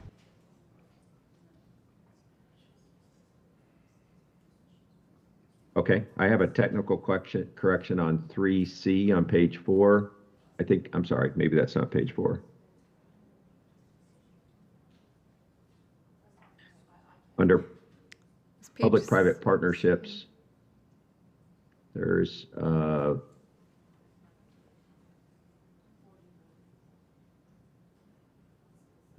page 49.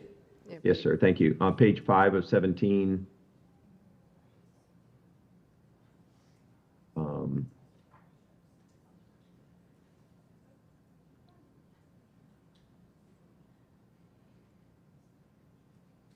there's a section about that the proposal is canceled, and there's 2 options. Unfortunately, I didn't write that down in my notes.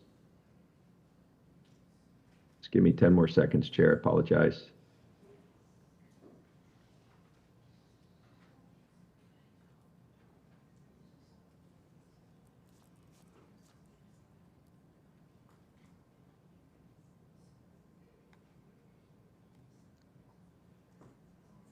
Chair, I'll find it and come back to that later. Sorry. On page 7 of 17,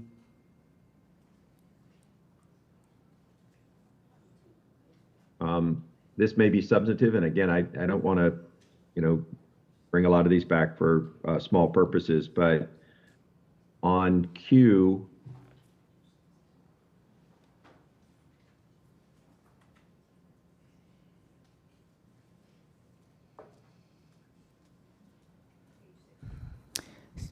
we talk about small business things, and again, I'll have to find that and bring it back later. I apologize. On page 8 of 17, we have a lot of detail, and I'm curious, Ms. Dupuy Bruno, if we wanted to delete steps that are listed in policy and replace them with a standard operating procedure, would that be a substantive change or a technical change? It depends on what it is. So there will be, this policy is a little bit unique because there is some processes in there because of the nature of the policy, and it's very public facing because that's what the vendors will be required to review and follow as well. And this policy is also very heavy with regards to the law that's implicated by this particular policy. So depending on what it is, I'd have to go back and check to see if this is a legal requirement that's very specific through the statute, or if it's something that we have leeway. I can't answer unless I know exactly what you're referencing. Terrific. But to Ms. Thompson's excellent point, if we try this out for a while and there's something we need to change, we can bring it back down the road. You can always try something out and bring it back to rulemaking if there's tweaks that needs to be made.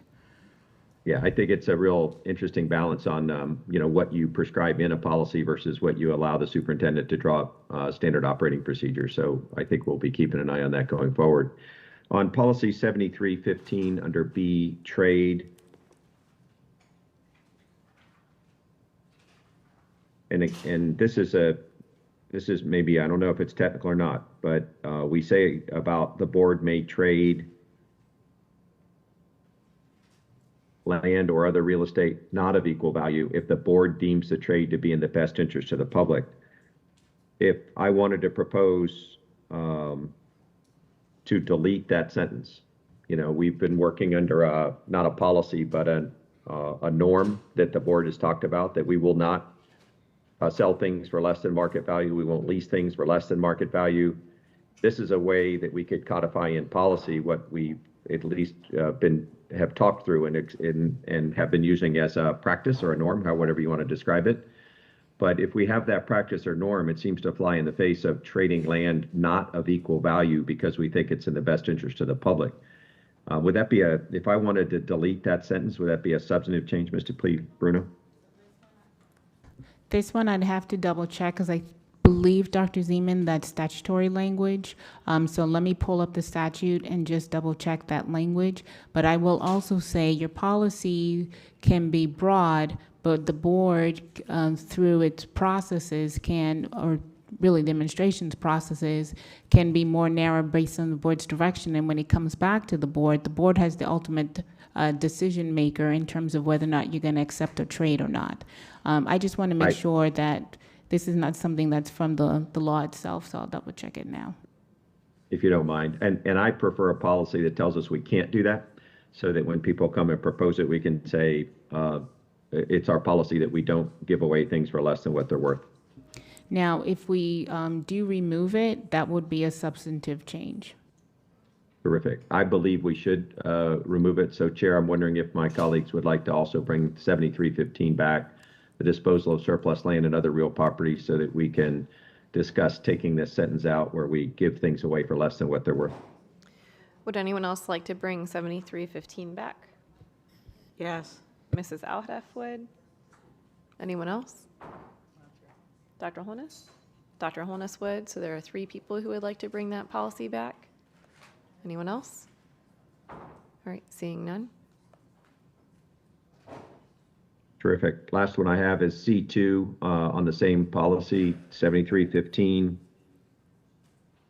This is an area where I think the whole A through G is very prescriptive to the superintendent. Like, we're telling him how to do things that are very tactical. I believe all of this that's listed on the top of page 2 from A through G should be deleted and replaced with in accordance with the standard operating procedures. Dr. Zeman, what policy again? I apologize for my being so quick. 7315, page 63. Okay. Page 2 lists like steps A through G. We're telling them how to, don't step on the crack, turn left, turn right. It's very prescriptive. This to me is a classic case where a standard operating policy procedure would make more sense, and it would allow the superintendent to adjust as the requirements for adjusting that procedure require it, without having to come back to the board and change the policy. Attorney Dupree-Bruno. This is completely up to the board. If you want to remove it, it will be a substantive change. It will have to go through rulemaking process. The reason that that language is in there is because the board has given a lot of feedback in terms of there are no processes, there's not a good way on how to seek appraisals. When it reaches a limit, you need to have a second appraisal, et cetera. That's why it's in the policy, but this is completely to the board's discretion. So would anyone else like to bring back 7315 given this additional context? No? Okay. Chair, that's all the changes I have today. I'll look up the one if I can reserve 1 minute for after everybody else is done talking. Okay. Anyone else? Madam Chair, point of order. Mrs. Alhadeff? So if we're going to follow policy, we should be running the clock on the timing when board members are speaking, so we can follow the policy with timing. Yes, ma'am. Anyone else with technical changes? Ms. Bowman? Sorry, policy 6327, 1E. I just had a question on that because I might be reading it incorrectly. Hold on, I gotta get. Thank you.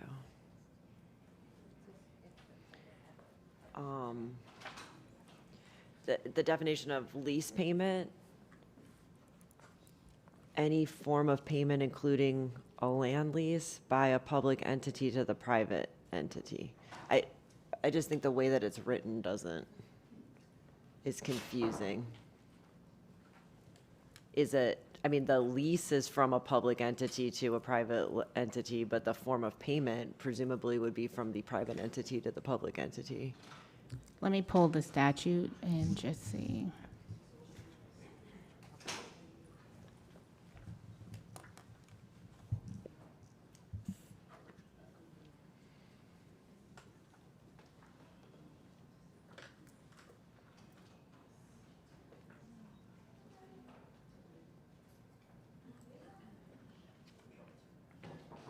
So the statute reads, subsection 1D definitions.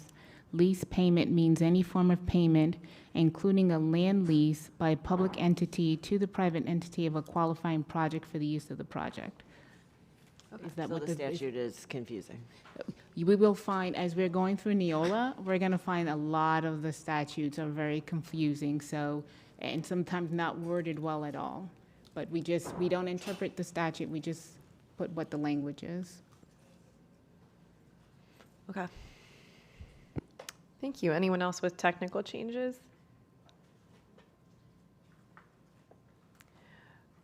All right.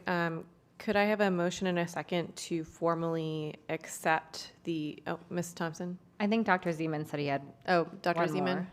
One more technical change? Thank you very much, Ms. Thompson. Yes, it's on policy 6327 on page 7 of 17, letter Q at the bottom. We talk about how the projects will benefit small and minority businesses. I'm just curious if we wanted to make sure that we included small, local, veteran-owned, and minority-owned businesses.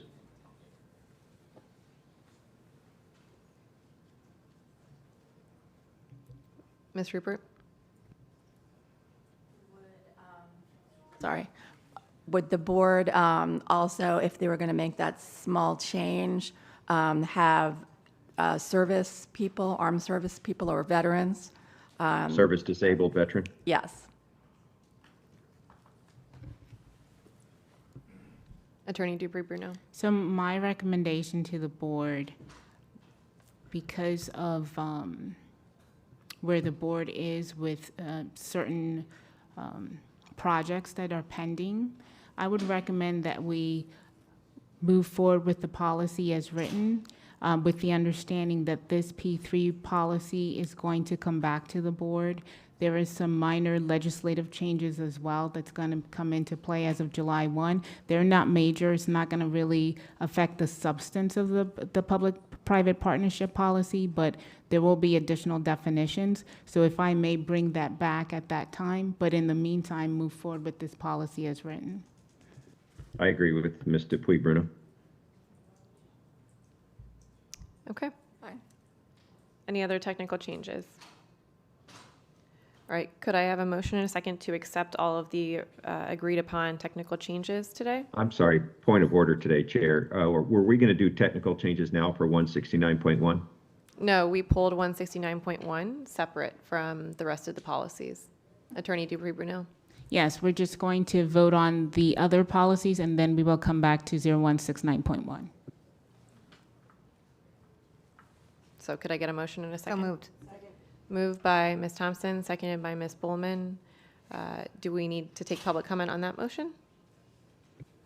Attorney Dupree-Bruno? Yes. Public comment on the motion to accept the technical changes?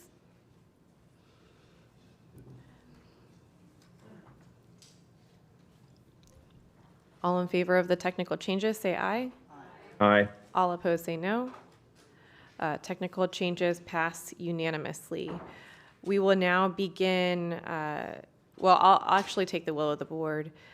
We do still need to take public comment on item 56. We have 16 speakers. However, we do have a time certain for 10 o'clock for our proclamations, and I want to be respectful to our guests who were invited ahead of time. Ms. Dupree-Bruno, you had something?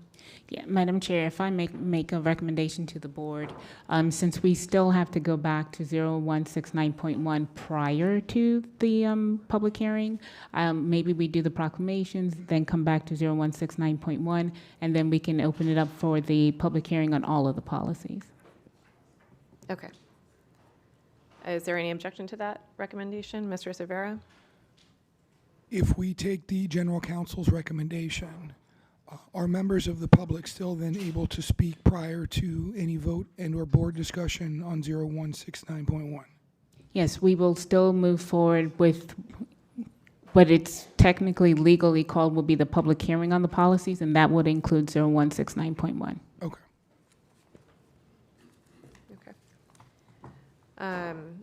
So what do you recommend we do right now, Attorney Dupree-Bruno? Go to the proclamations?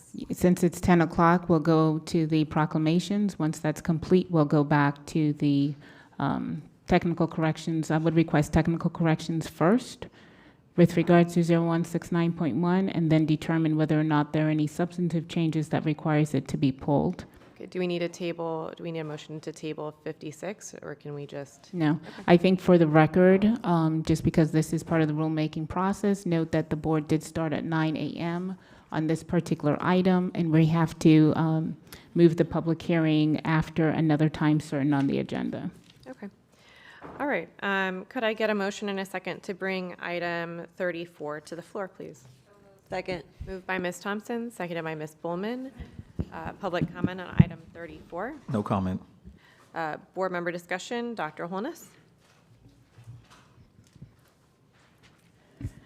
Thank you, Madam Chair. I just want to mention a few things, Madam Chair, then I'm going to read parts of the proclamation. This proclamation is being given to Senator Rosalynn Osgood, and the purpose of this proclamation is to recognize her significant effort in providing hurricane relief for those who were significantly impacted on the island of Jamaica in November by being hit with a Category 5 hurricane. Now, I was trying to attempt to coordinate the receiving of this proclamation with Barrington Irvin, because the senator flew down to Jamaica with Barrington Irvin in November. But their schedules it was difficult to coordinate their schedules because the senator was in session at the time. So because I could not get them both together, I had to schedule Senator Osgood at a different date, which is today. So it is to recognize her efforts with Captain Barrington Irvin, as well as Dr. Stewart, which we recognize in terms of the hurricane relief. And just to give some context for the public, there was a Category 5 hurricane called Melissa that hit Jamaica in November of last year. In South Florida, we have over 100,000 Jamaicans in Broward County alone. We also have over 300,000 Jamaicans in South Florida. Besides New York City, South Florida has the second largest concentration of Jamaicans. Broward County actually has the largest concentration of Jamaicans in the state of Florida. Now, when you look at Hurricane Melissa, it had not only impacted the island of Jamaica, but it impacted a lot of families here, having over 100,000 Jamaicans living in Broward County. And many people suffered significantly, went homeless on the island. Many people suffered significant lack of resources as a result. And Senator Osgood, who, by the way, has no Jamaican descent at all, took it upon herself to collect hurricane relief supplies, to fly down to Jamaica with Barrington Irvin, and to unload trucks to support people. Now, that is, to me, a humanitarian, significant humanitarian effort. It speaks to the heart of Senator Osgood. And so I wanted to recognize that today. And so if you, I would say to my colleagues, if you did not or have not had an opportunity to co-sponsor this proclamation, please let my office know by the end of the day tomorrow if you would like to, and a revised version of the proclamation will be presented to Senator Osgood. So I am going to go ahead, Madam Chair, if you don't mind, and read the proclamation. Whereas Senator Dr. Rosalind Osgood is widely recognized as a transformative, faith-rooted community advocate whose passionate leadership and steadfast commitment to service have advanced opportunity, strengthened communities, and uplifted families across South Florida and beyond. Whereas Dr. Osgood holds both a master's degree and a doctoral degree in public administration from Nova Southeastern University, and has dedicated more than 2 decades to public service and community leadership, including executive nonprofit leadership, elected service as the Florida Senator representing District 32, education governance as a former chair and member of the Broward County Public School Board for 10 years, authorship of multiple impactful books, and faith leadership as an associate minister at New Mount Olive Baptist Church. Whereas during her tenure in the Florida Senate, Dr. Osgood has continued to distinguish herself as a strong and effective champion for education, building upon her extensive experience in Broward County Public Schools and her belief that education is the foundation of thriving communities. And among her many accomplishments, Dr. Osgood has sponsored and supported key legislative initiatives to expand educational opportunities and secure significant state investments supporting programs that benefited Broward County students and families. And her leadership has supported efforts to strengthen career and technical education pathways, expand learning opportunities, reduce barriers for school districts, and invest in programs that promote student success, workforce readiness, and the overall well-being of children and families. And whereas following the landfall of Hurricane Melissa on October 28, 2025, and the significant hardship it caused for residents across Jamaica, Dr. Osgood quickly helped mobilize humanitarian support to assist families facing disruption and loss. Whereas Dr. Osgood helped coordinate the collection and delivery of essential relief supplies, including hygiene kits, sanitary napkins, baby diapers, flashlights, canned foods, socks, children's clothing, and first aid kits, ensuring that aid was organized with care and delivered in a manner that addressed urgent needs with dignity and respect. And whereas on November 12, 2025, Dr. Osgood traveled to Jamaica as part of the relief effort to personally deliver supplies and provide direct support to impacted communities, meeting with hurricane survivors, relief workers, and local clergy, and working diligently to organize and distribute assistance on the ground. Now therefore be it proclaimed that I, District 5 School Board Member and Vice Chair Dr. Jeff Holness, along with District 1 School Board Member Maura Bullman, District 2 School Board Member Rebecca Thompson, hereby recognize Senator Dr. Rosalind Osgood for exemplary humanitarian service and compassionate leadership in support of Hurricane Melissa relief efforts in Jamaica, and commend her collaboration with community partners and volunteers whose collective action brought help, hope, and encouragement to families impacted by the storm. Thank you.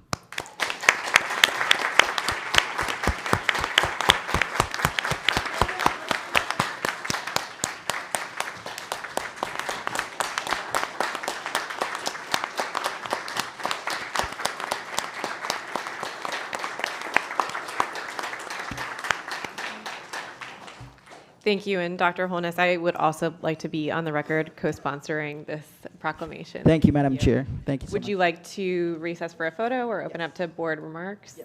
Yes. We'll recess briefly for a photo.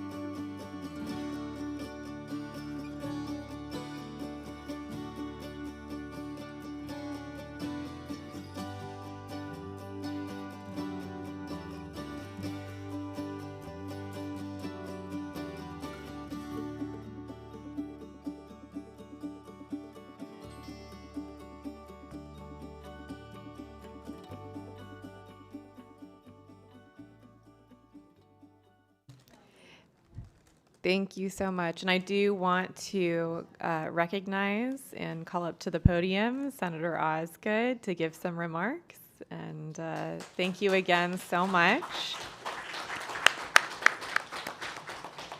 for your leadership.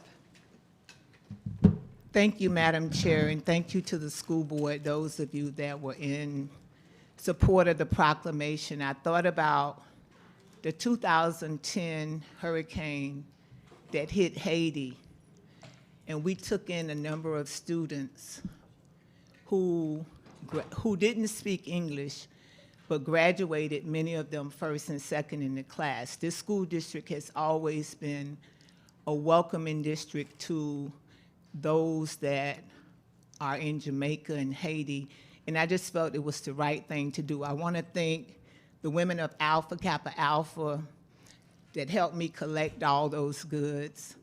I want to thank my colleagues, both Democrats and Republican. It was a bipartisan effort, and I'm committed to continuing to work in a bipartisan way to make sure that our kids have what they need. So thank you so much for this recognition this morning.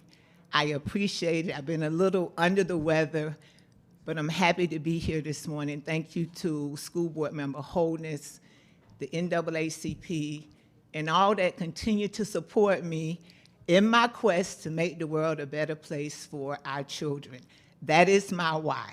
I get up every day because I'm committed to change. Children have a need to grow every day.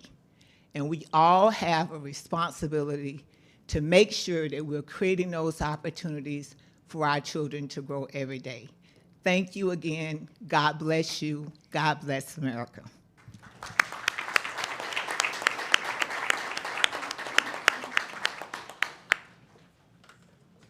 Thank you. Would anyone else? Dr. Holness?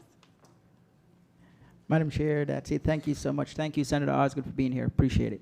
Thank you. And any other board comments on this proclamation? All right, we do have several other proclamations that will be coming to us at 11 a.m. As requested ahead of time. All right, Attorney Dupree-Bruno, do I need to table this item for later, or can we just go back to item 56? We can go back to item 56. Okay, so upon the guidance of Attorney Dupree-Bruno, we'll go back to item 56, and we will address policy 169.1, both the technical and substantive changes, and then go to public comment on 1.6 or 169.1, and then we will open up the public hearing for the rest of the policies. Is that correct, Attorney Dupree-Bruno? So there'll be the public hearing, which will encompass the public comment on all of the different policies from 56. But first, we will go to 169.1. Yes. Correct? And go to the technical and substantive conversation for that. Yes. Okay. So we'll address 169.1. That was pulled separately. First on the list, I have Ms. Hickson. And if I could, Madam Chair, if I could we please just go through the technical changes first, and then we can come back to the substantive change so that we can follow all of those changes, please. Okay, Ms. Hickson, did you have technical changes? No, mine are substantive. Does anyone have technical changes for 169.1? Ms. Bullman?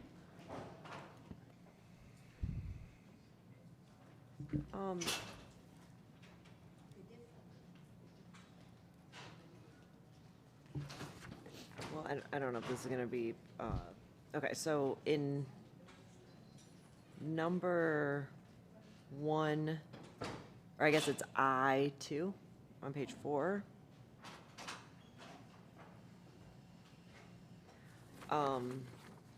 Public comment shall be held at the beginning of the meeting at the designated public comment portion of the agenda or as otherwise designated. So I guess my question was, who's designated this? It could be, normally it's the board. The reason it says or otherwise designated, there may be times, especially during a workshop, where you want to hear something after or before. So that gives the board some leeway by giving some direction to the chair as to what you would like to do. So should it say by the board? We could, that would be a technical change if we add the board, that's just clarification. Okay. Is that, And I guess that, this might all go into, a broader conversation.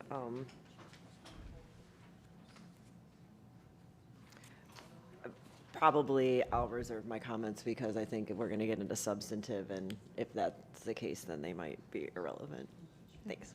Ms. Bowman, so would you like to propose that as a technical change, or you're?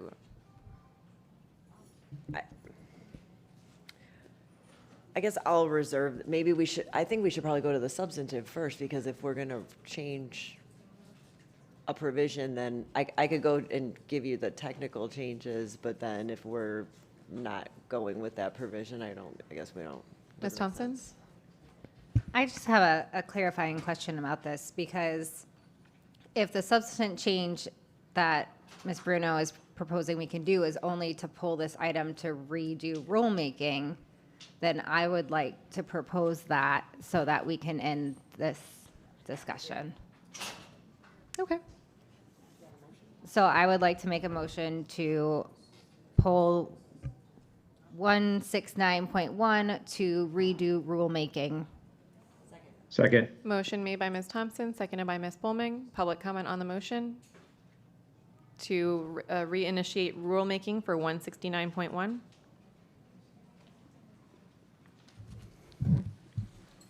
Good morning, Dr. Natalie Lynch Walsh, Plantation, Florida.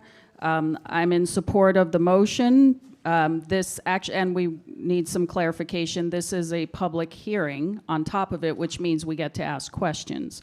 But obviously, if you pull it to start rulemaking all over again, rule development, then we would have a real rule development workshop, not one that's embedded in a board workshop, because that just doesn't work. But I support the motion if that means this will stop this process dead in its tracks today. Because you have 99 problems. One of them is you're trying to get a referendum passed, and if the board were to move forward with passing this as is today, what you would be putting yourself on the hook for is mad public right before you want to ask them for more money, because that's when this would come back and blow up in your face. So ending it today is something I would support, and start over, because there's a lot wrong with this policy.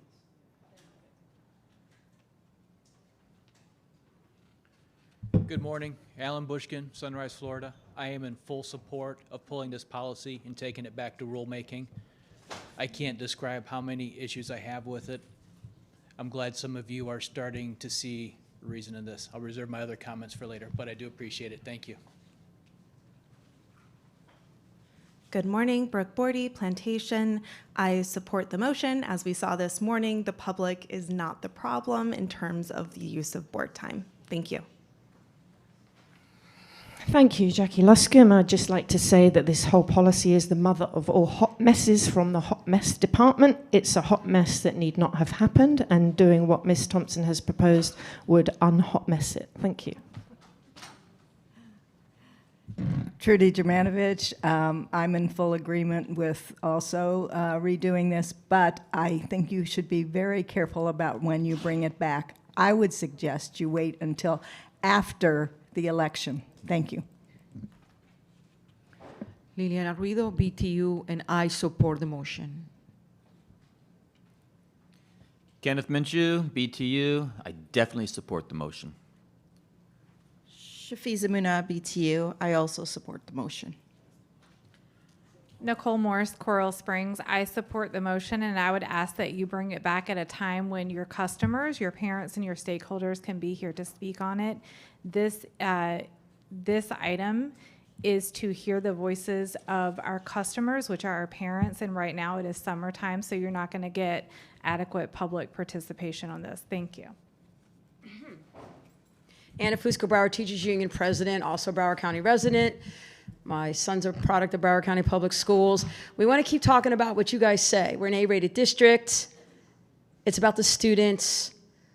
The students have family members, parents that bring them into our district. You talked about customer service last week of hiring some consulting company to teach you better when you guys should be the main example. I'm asking you to support this motion. There should be a committee working with this. There should be multiple things that are happening. And You shouldn't be stifling the very group that is Broward County Public Schools. You need to also remember, you guys, this is not your meeting. You guys have been elected to run a school board meeting, to be the school board meeting. The meetings are for the community. I need you to take a lot of different comments that are going to be put towards your way to read the room and understand of really why you're there. And remember why you guys said you wanted to sit there. Y'all have forgotten. Thank you. Any other public speakers? Board member discussion on the motion? Ms. Hickson? Thank you. I don't mind the motion because I think that makes sense. But Dr. Zeman had asked earlier about discussing what those substantive changes are going to be, so it comes back with some of them. So are we going to do that, or are we just pushing the whole thing off and that will start again when it comes for rulemaking? I just want to clarify. Attorney Dupree-Bruno?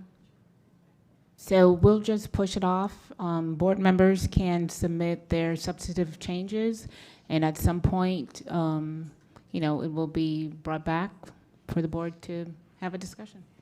Thank you for the clarification. Ms. Thompson?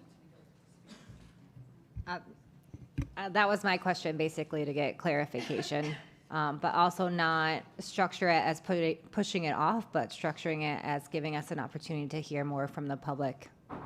I think is the way it needs to be framed. Thank you. Ms. Bowman? I'd like to call the question. Are you making a motion to call the question? Motion to call the question. I'll second that. All in favor of calling the question, say aye. Aye. Aye. All opposed, say no. No. Roll call, please. Roll call and calling the question. School board members Ahodeff. No. Bowman. Yes. Severa. Was that a no? Hickson. Yes. Honus. No. Leonardi. Yes. Rupert. Thompson. Yes. Zeman. Yes. 5-4, but I believe it fails because it needs a supermajority for call the question, if I'm correct, GC. You are. All right. Ms. Bowman, did you have anything else? Nope. Mr. Severa? Thank you, Chair. I appreciate anything that my colleagues are willing to do to keep this monstrosity of a policy from going forward. That being said, I do want to express on the record my concerns with this.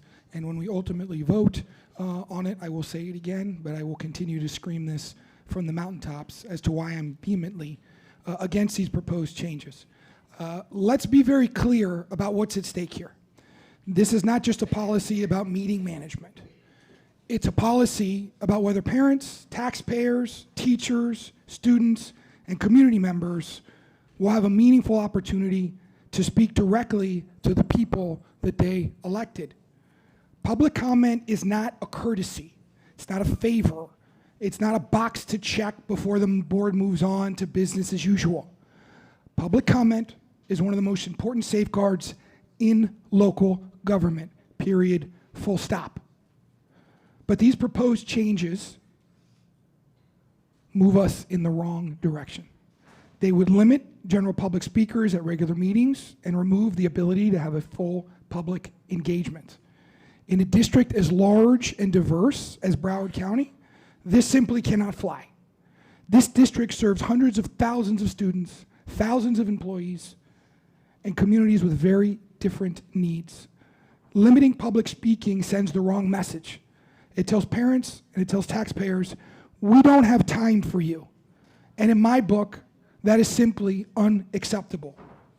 The proposed changes also limit agenda items and comments to 1 hour unless extended by discretion of the chair. That means the public's right to speak can depend on one person's discretion. When major issues are before this board, the public deserves more than a clock running against them. The proposal also reduces speaking time when more people show up. If more than 20 people want to speak, the time drops to 2 minutes. If more than 30 people want to speak, it drops to 1 minute. Think about that. The more concern there is, the less each person gets to say. That is just backwards. A large turnout should not be a signal that the board needs to listen more carefully, not move faster. The people sitting on this dais were put here by the public. They work for the public, and the public must be able to look them in the eyes and say, I disagree with you. I expect better. I want answers. They must be given the ability to address their local government. That is democracy. When a person comes here worried about what is happening in a classroom, they should not have to wonder, will their words be shut down? When a teacher comes here to raise concerns about district leadership, they should not have to worry about whether or not they're going to be able to address their local elected officials. Public comment is sometimes uncomfortable. It's sometimes emotional. But that's the point. The public meeting belongs to the public. We should be making it easier for people to participate, not harder. We should be expanding access, not narrowing it. We should be encouraging public trust, not adopting rules that make people feel shut out, filtered, or overly managed. As a school board that listens to the public is a stronger school board. A school board that welcomes criticism is more accountable. A school board that gives parents, teachers, and students, and our taxpayers a meaningful voice is more legitimate. I am glad that one of my colleagues had the foresight and the wherewithal to at least get this monstrosity pulled for today. But as we move forward, these changes cannot be accepted. Do not limit general public comment. Do not reduce people to 1-minute statements when public concern is at its highest. Do not restrict citizens from addressing the elected officials who represent them. Protect decorum, protect order, sure, but above all, protect the public's right to be heard. Because when elected officials stop listening to the public loses confidence in the process. And when the public loses confidence in the process, we all lose. Thank you, Chair. Thank you, Ms. Hickson, or Dr. Holness, sorry. Thank you, Madam Chair. So I did had a board member request as far as the total amount of time spent on public comments during the last 3 regular school board meetings. And I believe all of the board members had the response. On April 7th, we had a board meeting that was 5 hours and 25 minutes, and the total public speaking time for that meeting was 29 minutes and 52 seconds. On May 5th, regular school board meeting, that was a 9-hour, 17 minutes school board meeting. The public speaking time was 2 hours and 54 minutes and 5 seconds, which was about 31% of the meeting. And then on June 9th, regular school board meeting was 6 hours, 42 minutes. Public speaking time was 1 hour, 25 minutes, which was about 21.1% of the meeting. So, Dr. Hepburn, I guess my question here is, now that we have some sort of a substantive data in our last 3 board meetings, it shows that the approximate average for public speaking seems to be about 22.5% if we were to look at these 3 meetings. How does this compare to large districts across the state? We will have decorum in the audience, please. Thank you for the question, Dr. Holness. I can't speak on the number of minutes. I can speak on how public comment is conducted. I don't know if other school districts, if the public comment is less or more, but it's done differently than Broward County.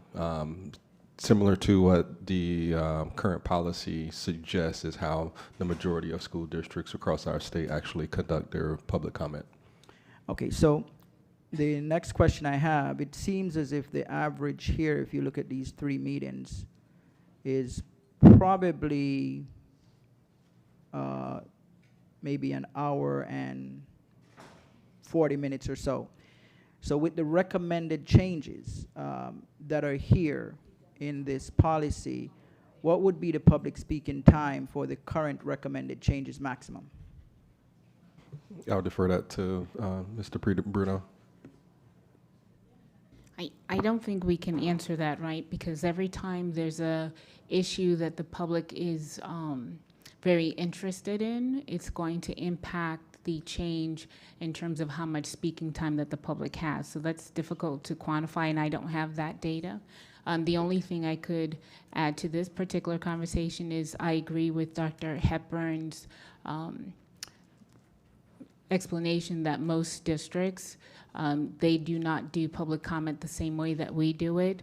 I know that Polk County, Hillsborough County, Orange County, Duval County, so Orlando, Tallahassee, Lee County, Palm Beach County, all of them, pretty much nearly all of the top 10 districts and almost every other district in the state of Florida, as many of the other districts in the country, do not do public comment the same way.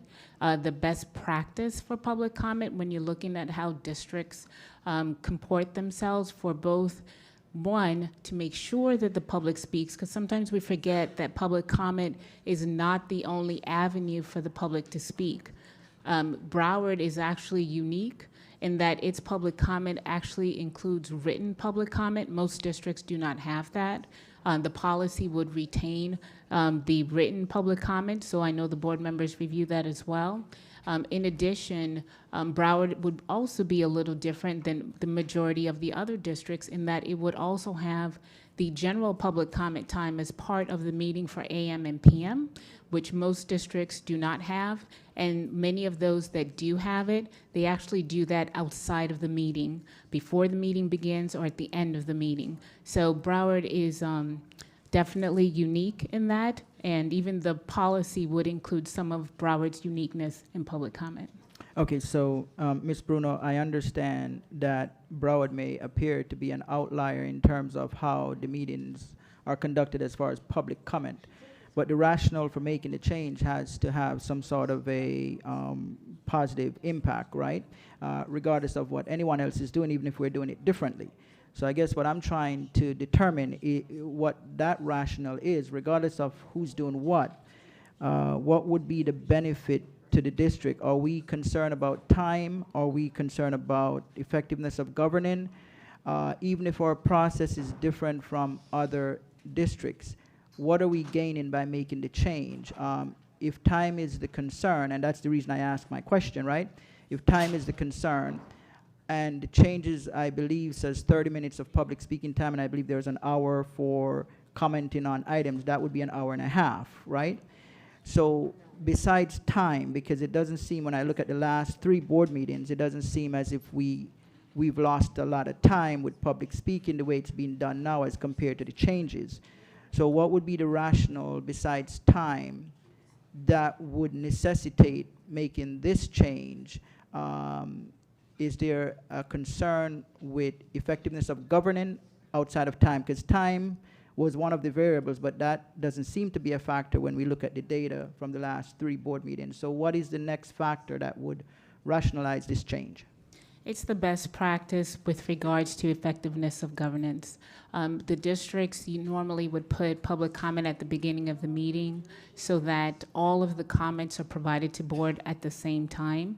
Once that comment are received, then the board can do the rest of the business, the rest of the work without the interruption, but in due consideration of what they have heard. This is normal practice. It helps with the efficiency. It would end up reducing a little bit in terms of some of the other things that impact public comment in terms of discussion on the dais, and helps with the flow of the meeting as well. And that's why it's recommended that you have it at one particular time. And I would just add too, because this was something that the board was very concerned about, we don't want to have somebody make a public comment and then they're not heard again until 3 p.m. because that was another issue that was going on, that particular agenda item, maybe at 3 o'clock, 4 o'clock, we never know because we go so long in our meetings sometimes. Those individuals sometimes don't even have an opportunity to speak. So having it at one designated time for the board's consideration, that was one of the factors. And then because of making sure that the board can react and respond to those high topic, high interest topics and agenda items immediately after that 1.5 hour, 1 hour and 15 minute of public comment time, those hot topics will then be discussed and addressed by the board immediately thereafter.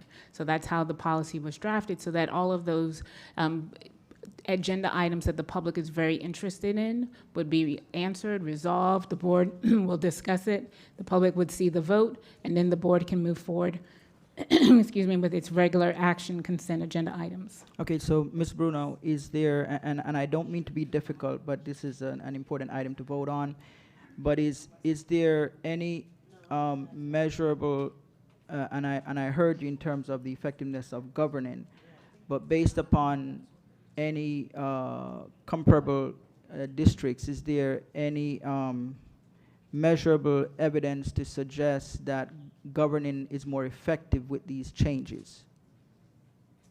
So the only, I have not done particular research to determine that type of data. That's something we can look into, but what I can tell you is just from my conversations with the other attorneys across the state, as well as other attorneys in the greater city schools, the other large urban school districts, that when we discuss how public comment is occurring in our meetings, the efficiency of having public comment at one point does help the board in terms of its ability to do its business. And when I share how public comment is done in Broward County, everybody is scratching their heads and is very, very surprised and wondering how the board is actually able to conduct the business the way that it's set up.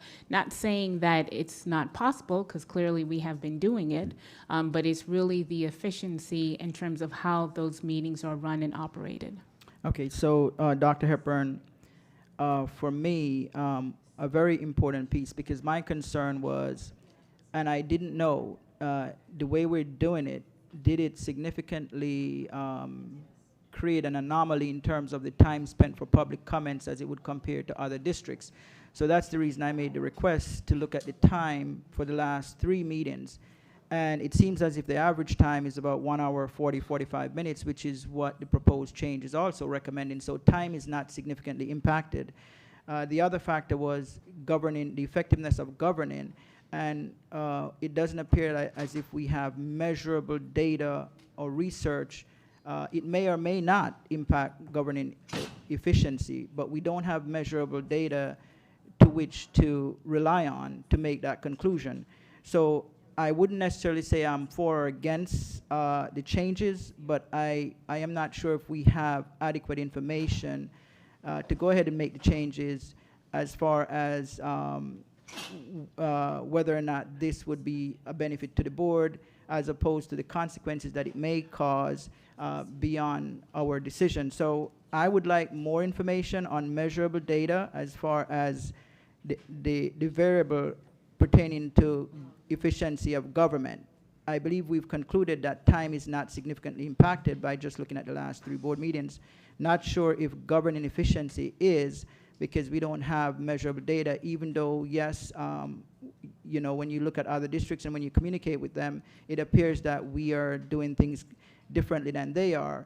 But doing it differently does not mean it's not being done efficient, and I'm not saying it is, but I don't think we have enough data to make that conclusion. So I would like to see this come back at another time. I don't believe I'm able to fully make the decision on this today because of the varying factors that have not been substantiated with the request. So that's my position, Madam Chair.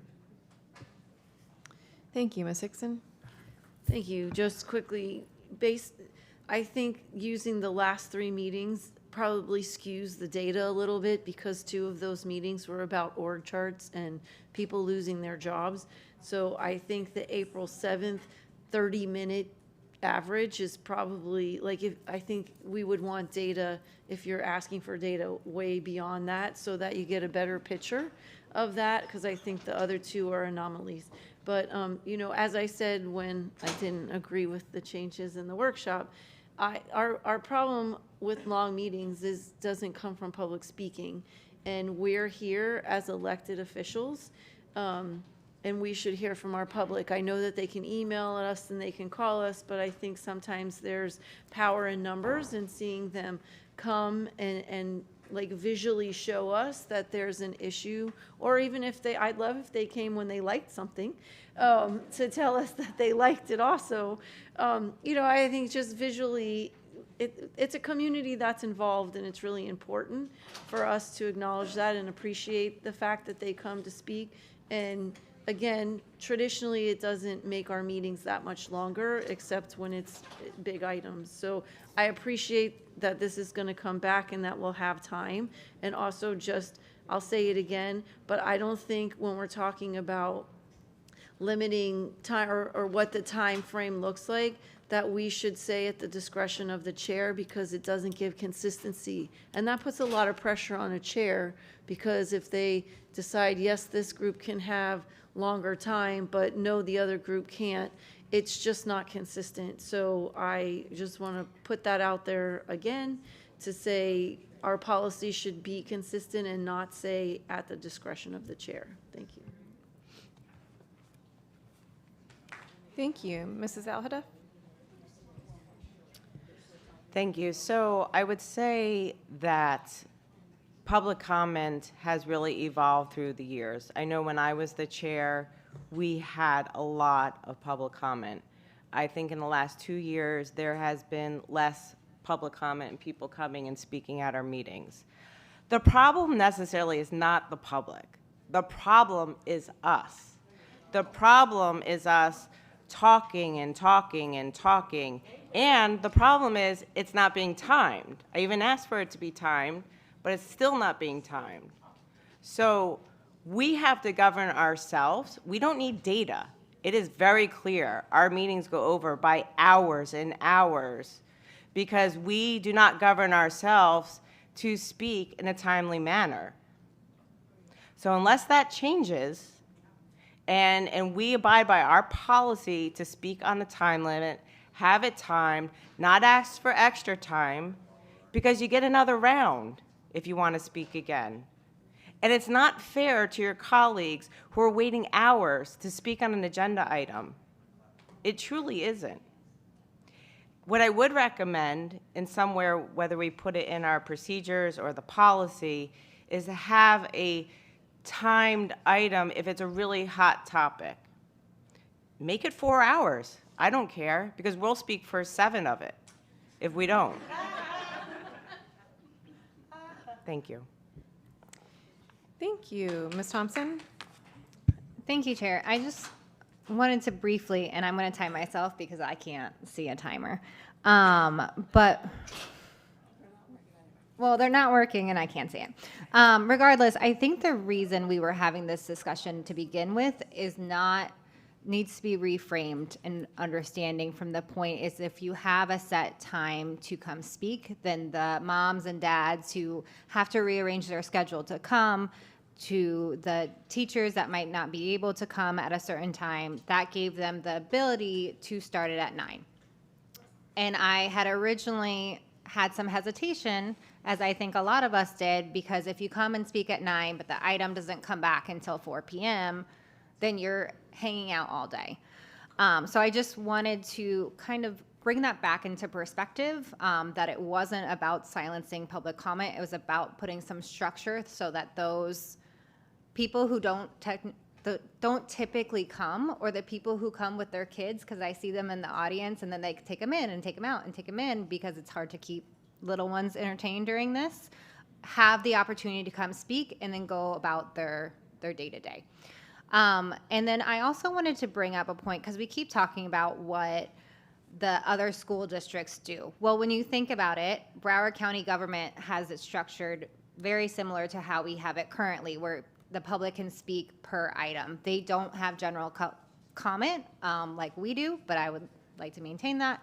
The municipal governments, the majority of them both allow general speaking and talking to the item.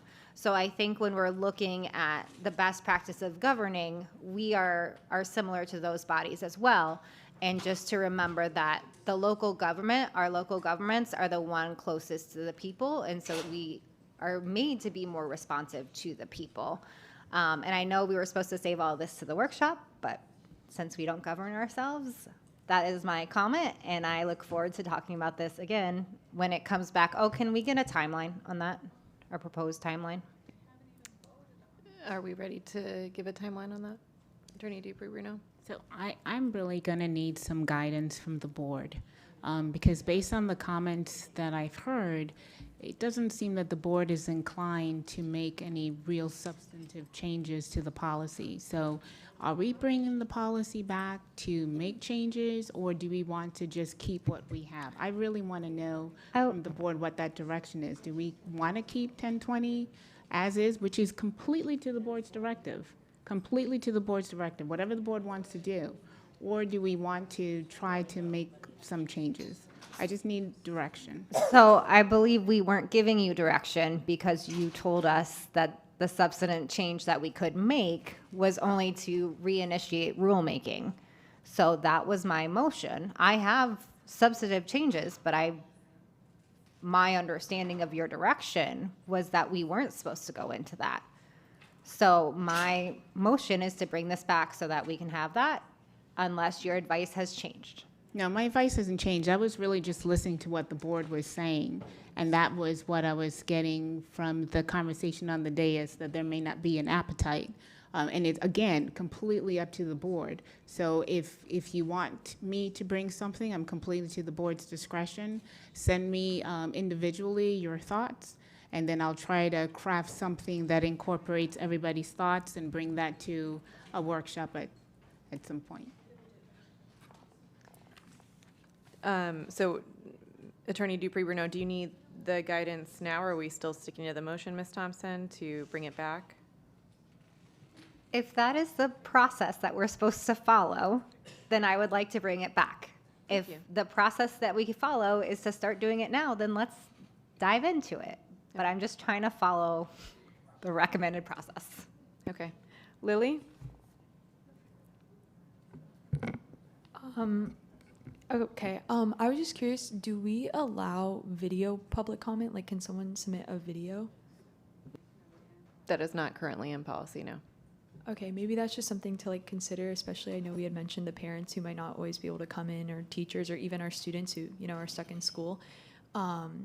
Like to have them submit a short video so that way it would keep to the time limit, even if we made it, you know, just something as small as 2 minutes. That way they keep to the time, but the people who can't physically be here still get to get their word in. Thank you for that input. Mr. Cervera?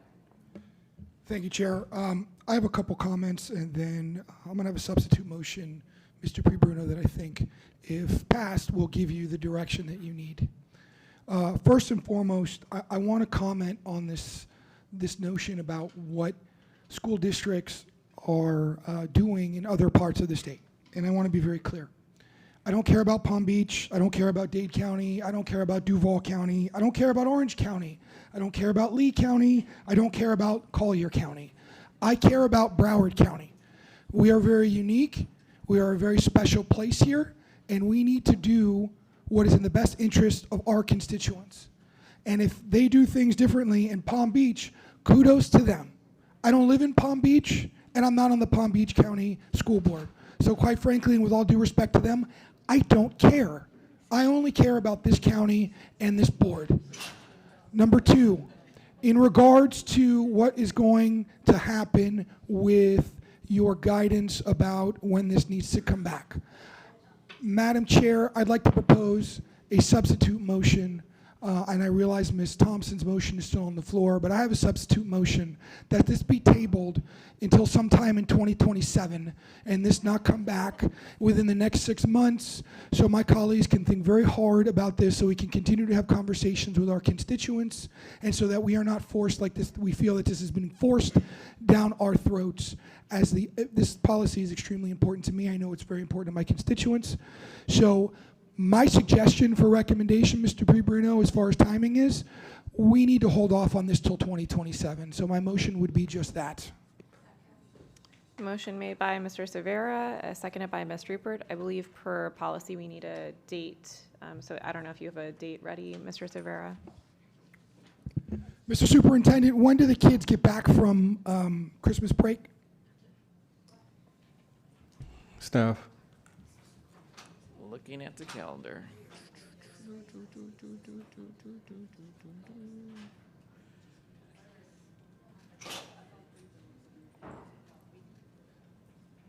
That would be January January 5th, right? 5th. The kiddos get back the 5th, yes. January 5th. January 5th. So my motion would be no sooner than January 5th. And second by Ms. Rupert. Public comment on the motion or the substitute motion?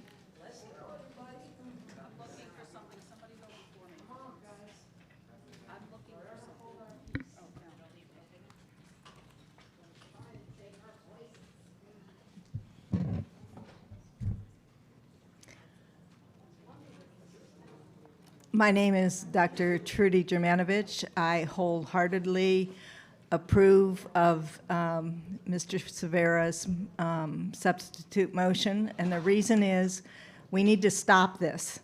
This is crazy. You're doing things that are going to make the public think, why should I even care who gets elected?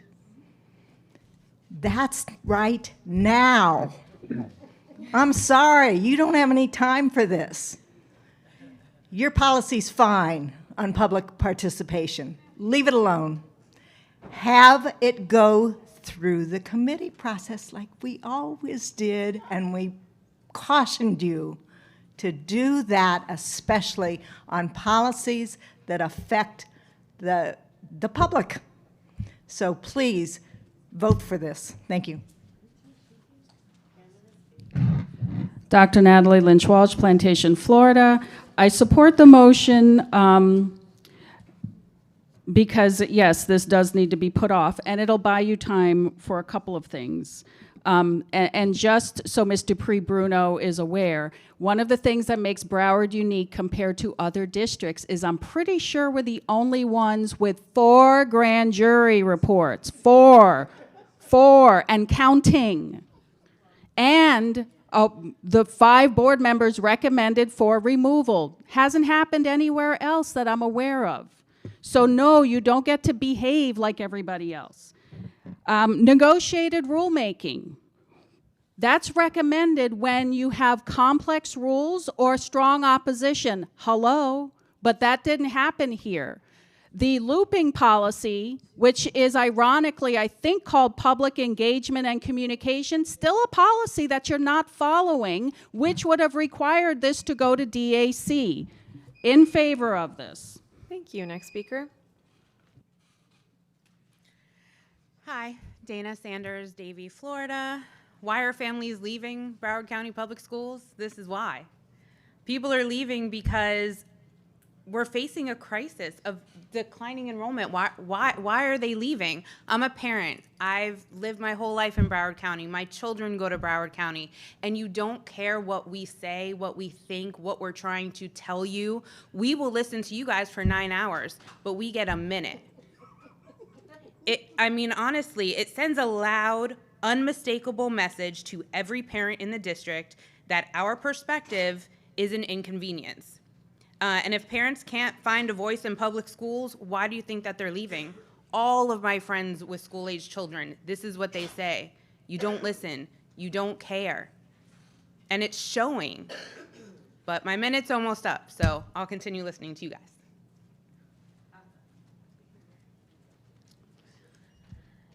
Devin Lee, Broward County resident. Okay, I totally agree on tabling this, coming back to it, because currently in our society, it can be challenging to discern what's going on, what's the truth and what's not. And when you actually have people coming to you and stating, this is what's going on, these are my concerns, please help us, please fix it, and you want to just squelch the ability for them to actually come to you and seek your help, that's troubling. You're only going to create an echo chamber for yourself, a bubble where you're widening and separating yourself from the people that you represent. You work for us. You're supposed to help us. So not being able to listen to us is creating such a disconnect, which will harm the county even further. So I do agree with coming back and looking at this a little bit later, but definitely not squelching our voices. Thank you. Nympha Gerard, Oakland Park. So we get to vote and speak power to you, and then when you are elected, we can't talk to you. What? You are telling us you want us out loud for you, but when we get you, don't talk to me. I don't want to hear your issues. I don't want to hear your problems. You don't find something wrong with that? You don't want public engagement because you don't want to know when we're not upset about something or when we're happy about something? I've been teaching here 29 years. My sons graduated here. My grandchildren graduated. Well, they're still in school. I don't understand why you don't want me to speak. Why don't you want to hear what I have to say? When my grandson says something, why can't I bring it back to you so you can look at it? Thank you. Next speaker. Good morning, Liliana Ruiz, the Broward Teachers Union, and I'm gonna say, Mr. Severa, you always have the right common sense. Thank you for speaking up, for caring for everyone, and also, I wanna say how contradicted you are at this point. I'm talking about all the board members when it comes to limiting us from speaking. So you are a public servant, we are the public. We come here to bring you concern. We come here to fix problems. We are here because we are the voice of the people out there who have no voice. So by you coming up and saying that we're going to be limited speaking or you're going to reduce the amount of people who will be speaking in the future, it doesn't make you look good to begin with. And the other part is how sad it is for me to hear that you, the majority of you, are teachers, first of all. Second, you forgot where you came from. Third, you know how many problems teachers are facing in the classroom every day, and you're trying to stop us. Not okay. Next speaker.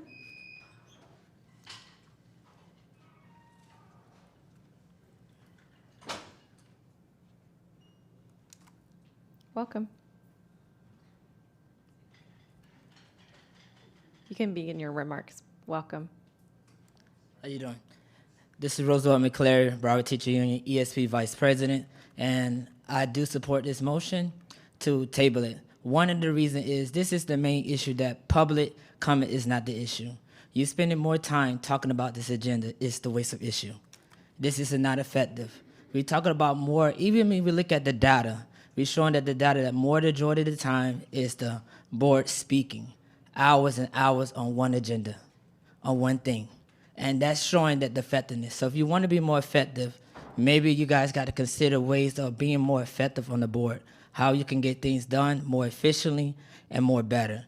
But as in limiting the public and limiting their comment is not the issue. So whoever brought this up is the issue.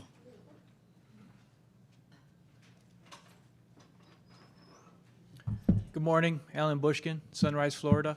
Yes, the public is not the problem. This needs to be tabled. I am in full support of it.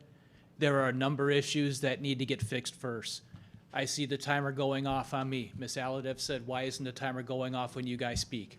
I think there's a whole bunch of items that need to be addressed procedurally. When I was getting set up this morning, one of the first things I said, and I don't know who said it because I was out there signing up, this agenda is confusing. I can't agree with that more. Why would you want to put a public hearing inside a regular school board meeting? Why isn't that a separate meeting all by itself? And right now, I'm here speaking to you while I'm missing a work meeting that is also important to me. I think this is just important as well, so please fix the other things first before the public. We're not the problem. Thank you.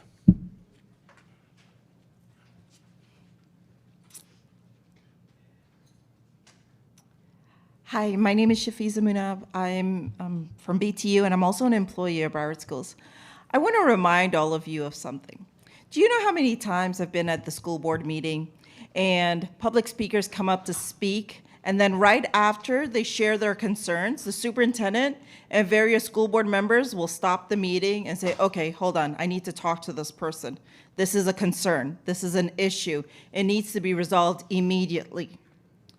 See, the thing is that the public comes to you with their concerns.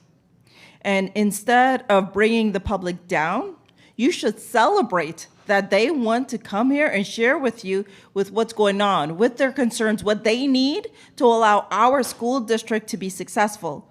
You are constantly speaking about how you care about our students and our teachers, but yet again, here's a perfect example of that you really don't care. Because if you did, this wouldn't be an issue at all. Hi, Zyra Lenches, Deerfield Beach. The clock is working right on time. And Miss Aladef, you said that twice, and the clock still wasn't going off. I don't get it. About the meetings and how long the public speaks on the 8th, when this was a workshop, rural development, whatever it was, the public spoke for 9 minutes. Y'all spoke for like 5 hours. So I do support the motion. I hope that you guys really rethink what you're doing up here. You can't say you want both things at the same time. You want customer service, you want parental engagement, you want the children to come back, but then you say something else from the other side of your mouth. I used to call that back in the day two-faced. Just saying. Get it together, let's go.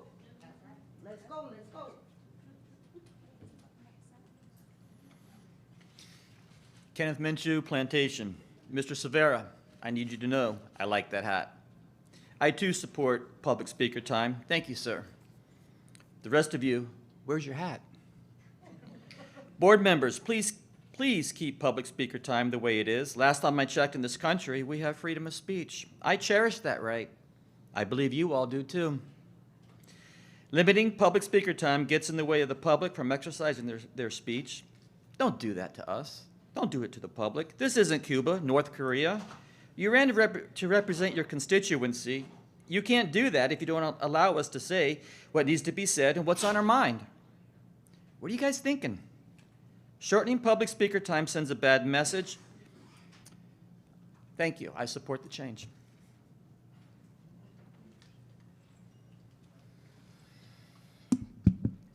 Jackie Luscombe. I support anything that stops the madness, but it shouldn't take a public outcry, more reputational damage, and an embarrassing op-ed in the Sun Sentinel to get to this point. I appreciated Ms. Thompson's motion too, and the thought that had gone into it, and the reflection that some of you done, but we shouldn't be here. Ms. Dupuy-Bruno told us last week, quote, "This policy conversion is a major project," unquote. So if it's a major project, I will also refer you to existing policy 1164 on communication and public engagement, which states, quote, "The public engagement loop has been designed for use only when a major initiative or new district-wide program is under consideration. Your schools are our schools. You don't get to govern in an echo chamber or a public engagement vacuum. You are telling teachers and administrators they should engage with parents, but you don't have to, and teaching students about civics while saying that you need to throttle public engagement at your own meetings." Thank you. Hello, Nicole Morris, Coral Springs. So over the years, I have criticized a lot of things that's been done in this district, but one of the things that I've always complimented is our ability to have maximum amount of public participation, which you're right is not happening around the country and other school districts. Whether it be looping town halls, board meetings, you've always allowed us to come and actively participate in the new initiatives and the policies that we rolled out. I would ask that not be drawn back when people are leaving Broward schools. It's not because there's too much public participation. Those are one of the things that we value. I would say also a 9 o'clock start time for people who are dropping off their kids at 8 o'clock and 9:15 is not, that's not going to be helpful to the public. And I would say to remember that we elected you to be the voice for us and to listen to what we are saying. And if you take that out, then you've taken what we've elected you to do. Thank you.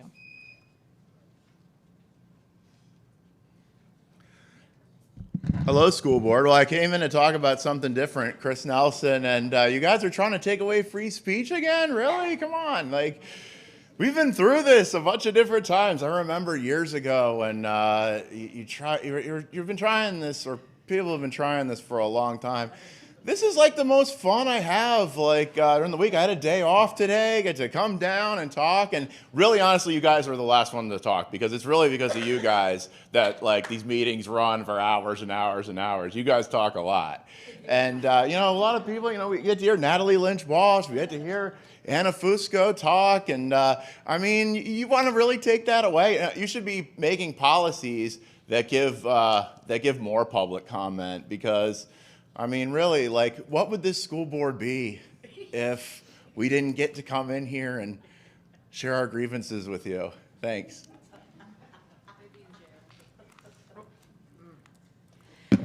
Anna Fusco, Broward Teachers Union President.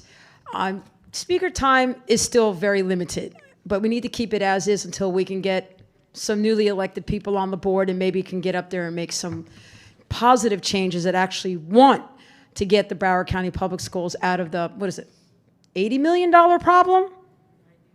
Nobody got raises. You cut 1,000 people. We're going to have overclass size. We have security issues of not enough. You cut our mental health. Do you see what you all should be doing?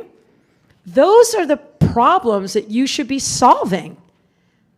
And yet you want to worry about what's happening in this boardroom? Seriously. I chair my Broward Teachers Union meetings, and people come in and have the right to speak and say what they want, and we have to take it. Again, you said you wanted to do this.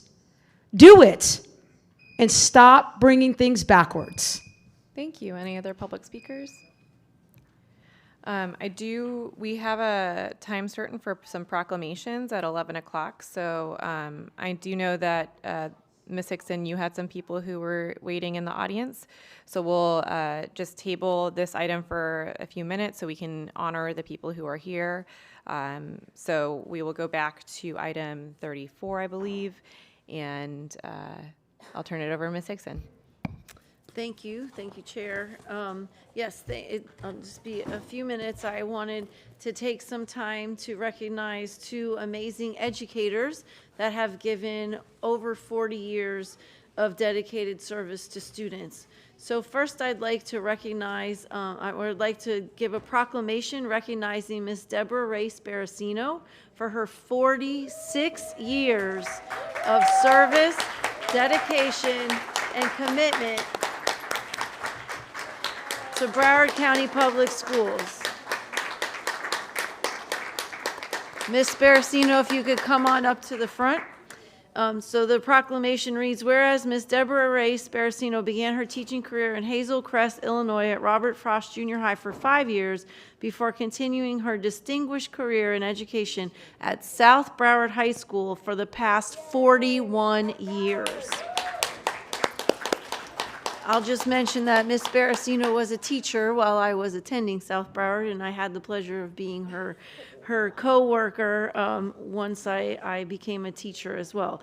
Whereas Ms. Sparacino taught home economics and culinary arts, providing students with valuable hands-on educational opportunities, preparing them with skills necessary for life success, and whereas Ms. Sparacino established the dual enrollment culinary program at South Broward High School, which allowed opportunities for students to earn college credit while in high school, and whereas Ms. Sparacino established the Paw and Grill, a small cafe in the school where culinary students would serve meals to staff and families for various events and holidays, providing a full working experience in a restaurant environment, and whereas Ms. Sparacino was recognized by Broward County Public Schools as Culinary Teacher of the Year for the 22-23 school year, and whereas Ms. Sparacino was recognized as South Broward High School's Teacher of the Year in 2003-2004, and whereas Ms. Sparacino was also recognized by ProStart as the Teacher of the Year in 2023 and 2026 for her strong mentorship helping students make the connection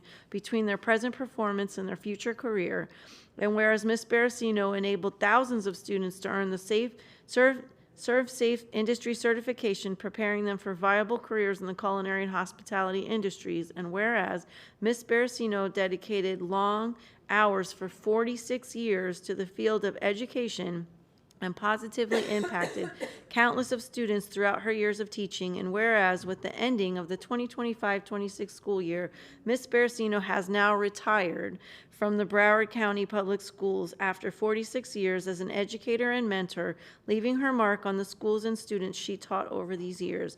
Now therefore it be proclaimed that countywide seat 9 school board member Deborah Hickson presents this proclamation to recognize and honor Ms. Deborah Ray Sparacino for her remarkable 46 years of service, dedication, and commitment to educating and inspiring our youth. Thank you so much, Ms. Sparacino.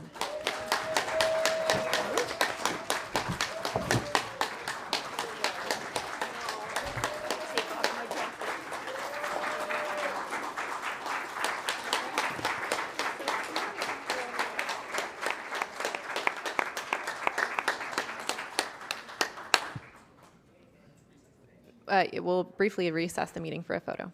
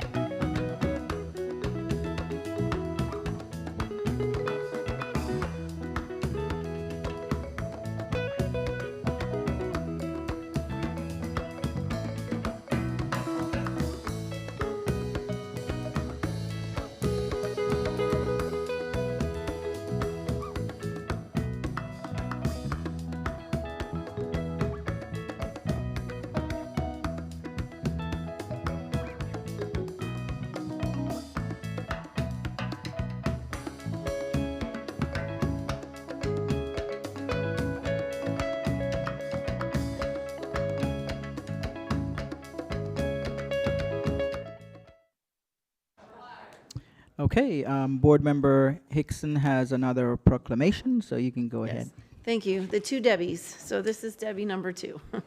Proclamation recognizing Miss Deborah K. Batts for her 49 years of service, dedication, and commitment to the Broward County Public Schools, Broward County, Florida.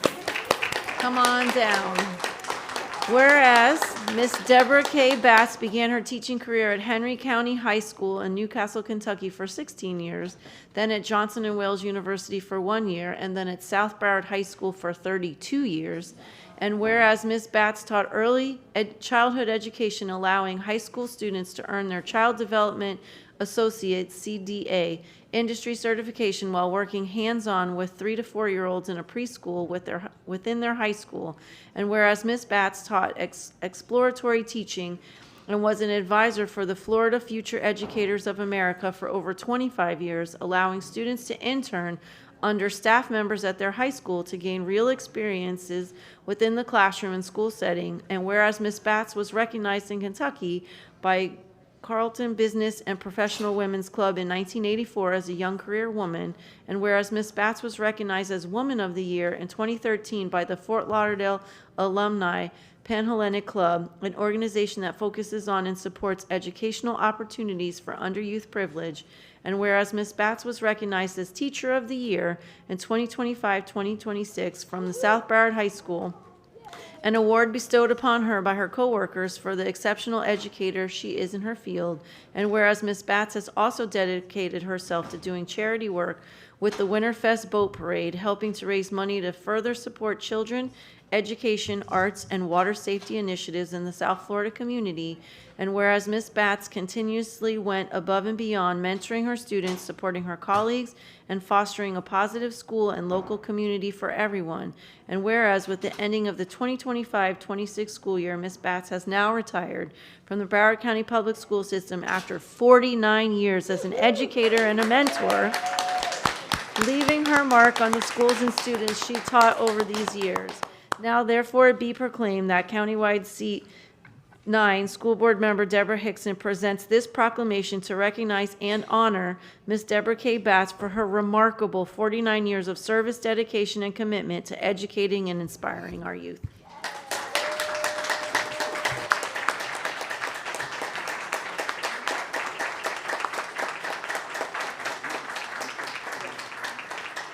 Okay, we're going to recess for a photo and then we'll be back.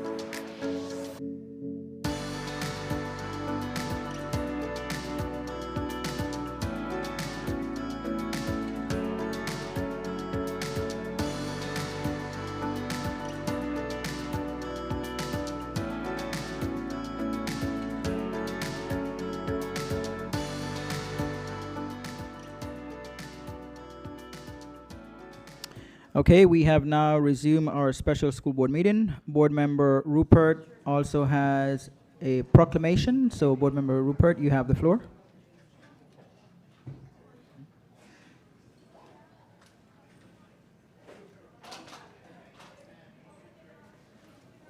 Let's do it this way every hour. Yeah, I talked, I couldn't find Gracious. Let's just go. I'll take care of it. And you should come in with us.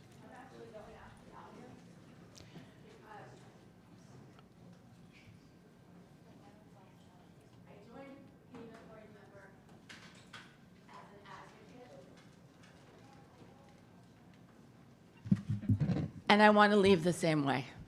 So today I bring a proclamation that I hope will open people's eyes. And I forgot my little book up there.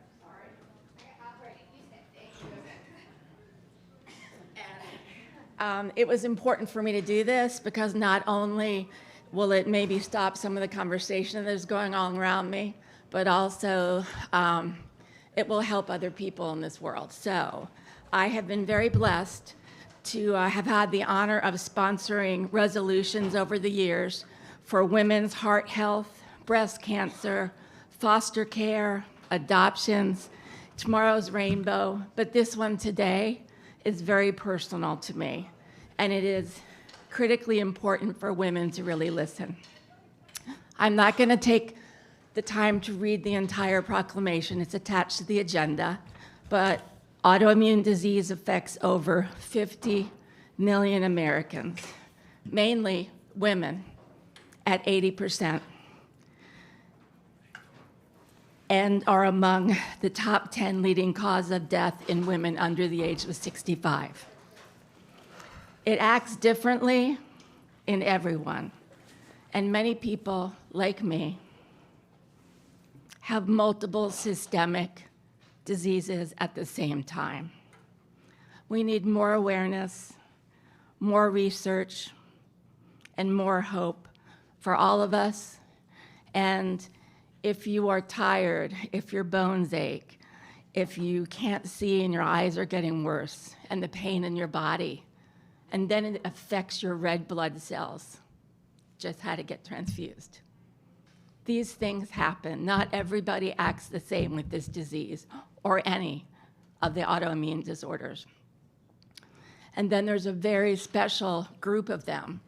They're called rheumatic autoimmune diseases, and they are extremely difficult on the body.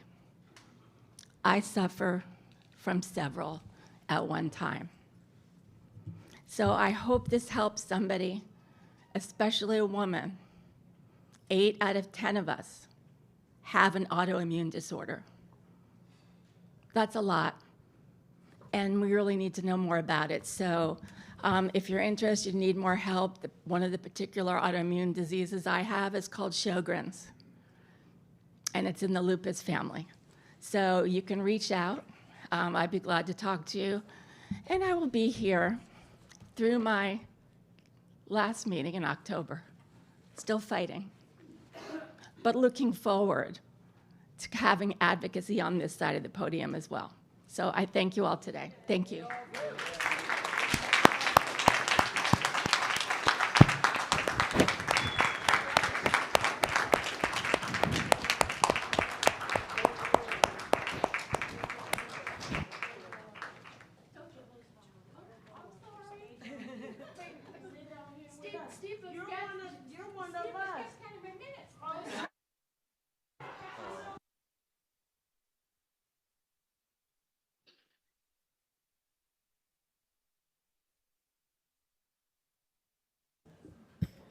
Chair, I'd like to sponsor the resolution.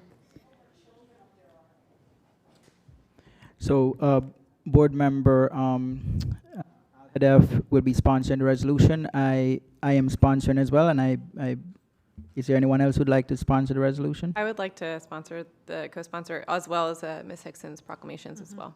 Okay, great. Thank you. I believe Mr. Cervera. Yes, Mr. Cervera. Oh, no. All right, and that's it. Jeff, I'd like to co-sponsor them all. There you go. And I am co-sponsoring all of them myself. Thank you. Okay. All right. Madam Chair, I also would like to co-sponsor Mrs. Hickson's resolutions. Okay. Any other board member discussion? Chair, can we have a better process for proclamations if this is our standard operating procedure now to have proclamations? We don't need an answer now, but I think there's been several kerfuffles. So thank you. Okay. Thank you. Any other board member discussion on the proclamations? All right. All in favor of item 34, say aye. Aye. All opposed, say no. Item 34 passes unanimously as amended with the co-sponsorships. All right, we will go back to item 56. We completed public comment on the substitute motion. So we'll go to board member comment. Dr. Zeman, I have you on the list. Thank you very much, Chair.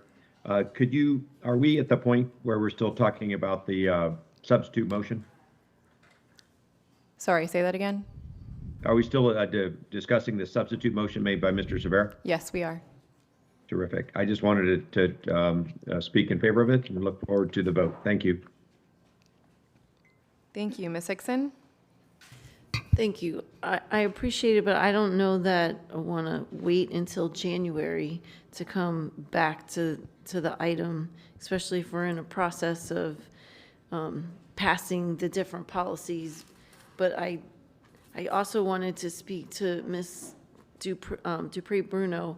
I think what you were asking us was, did we want to just bring back the policy as it is now instead of the other changes when it comes back to rulemaking? Is that what you were asking us? Yeah, that was one thing, and there's also another legal issue that I'm trying to work through as well.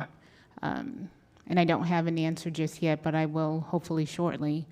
1020 incorporated a lot of the new policies that were related to 1020. The public participation portion of that policy obviously is in 1020. I'm still waiting for the final decision on this, but it looks like we will not be able to just take out that public participation, sunset the remainder of 1020 so we can pass the other policies. It's very possible that we're going to have to just start all over again with all of the policies for rulemaking. I'm waiting for confirmation from Neola just to make sure, because that would be a substantive change and we would not be able to sunset that policy. So I'm waiting to get additional guidance on that and how we can proceed. Okay, thank you. Because as was mentioned earlier, we spent a long time on the public participation part on 1020 about a year or so ago. And we got to a place that I think was a good compromise for everyone. So I'd like to see it just come back as it is now and then make some of those changes about the chair having discretion at time limits. So thank you. Thank you. Other board member discussion on the motion or the substitute motion? Dr. Holness? Yeah. Madam Chair, could the substitute motion be repeated as well as the prior motion? The substitute motion was to table this policy until no sooner than January 5th, 2027. The original motion on the floor, I believe, was from Ms. Thompson to bring back 169.1 for rural development. Okay, so Madam Chair, I do have a concern with the substitute motion as far as the timeline. I am not sure what the January date means as far as why the significant delay. Ms. Bruno, if you don't mind, Madam Chair, in bringing back these policies, what time frame do you need to bring these back to us as far as getting answers to your concerns that you mentioned prior? Well, it's really going to be based on what the board's directive is. We would have to do the legal notice again, which is for at least 28 days. And then depending on what the board wants to do in terms of its timeline, how it wants to proceed. Okay, so So, Madam Chair, I will not be supporting motion based upon the timeline. I think January is a bit extended, but otherwise the spirit of the motion is fine, but the timeline is not.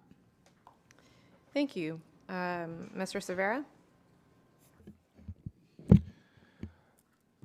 January 5th, just to address Dr. Holness's concern, was picked because it falls in 2027. If you'd like to propose an alternate date in 2027, I may consider it.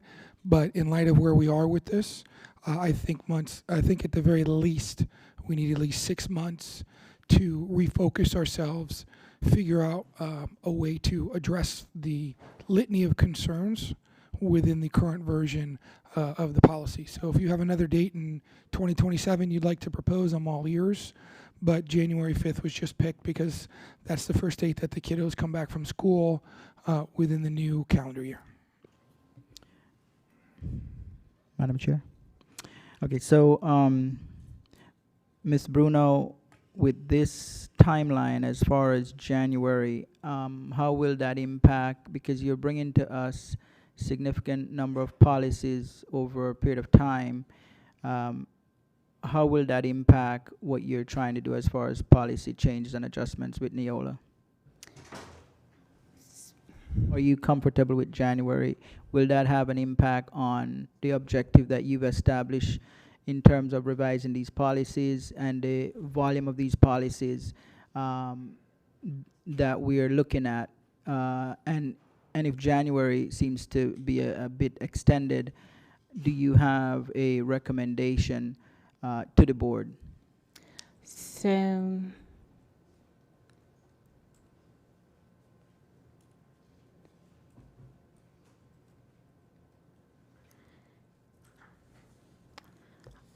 I for when to bring these board policies back, I don't necessarily have a recommendation. I do know that we have hundreds of policies that we have to get through.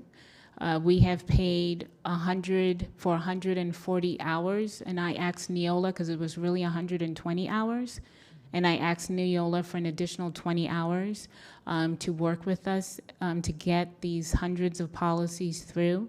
It's a major project, and it takes a lot of time to look at current, compare it to the templates, et cetera. So it's really the pace and whether or not we will meet those obligations is really up to the board. I can bring these policies back whenever you direct me to bring them back. I mean, Okay. it's really up to the board. Understand. So Ms. Bruno, I'm trying to understand impact, right? So does pace impact our financial cost to this? Yes, because if we don't make those hours, we will be paying additional time to finish. Okay, the so policies if and we cost. Correct. So if we adjust the pace, we're certainly going to adjust the cost, which is not going to be in our favor. Is that correct? Yes, that's true. Okay, so I would, so Ms. Bruno, bringing these back in, say, the upcoming school year in the fall, would that be, from your opinion, would that be considered a reasonable pace? We can bring it up in the fall. There are other policies, like the AI policies are also going to come in August. So I can bring those policies in August and bring these policies back sometime in September. Okay, so Madam Chair, if we're making that change, is this an amendment to the substitute, or do we have to vote on the substitute and then propose this change? I believe, and correct me if I'm wrong, Attorney Dupree Bruno, but you can make a motion to amend the substitute motion? Yes. Okay, so I motion to amend the substitute motion to, regarding the timeline, to be August. August. Ms. It would Bruno, have do to you need a be specific? August 19th, I believe. So we wouldn't have to restart the 28 days, and we'd have to legally notice, we'd have to, and I'm thinking that we may want 2 workshops and then 1 public hearing. Okay, so Ms. Bruno, will August be sufficient, or do you need more time? I'm just trying to see how to amend the motion based upon your guidance. August would be fine, or September. Okay, so I motion, it appears to me that September might be the best, so I motion to amend the substitute to the timeline of September what date? 15th is the board meeting in September. To September 15th. Yes, sir. Second. Motion made by Dr. Holness, seconded by Ms. Thompson. Public comment on the motion to amend?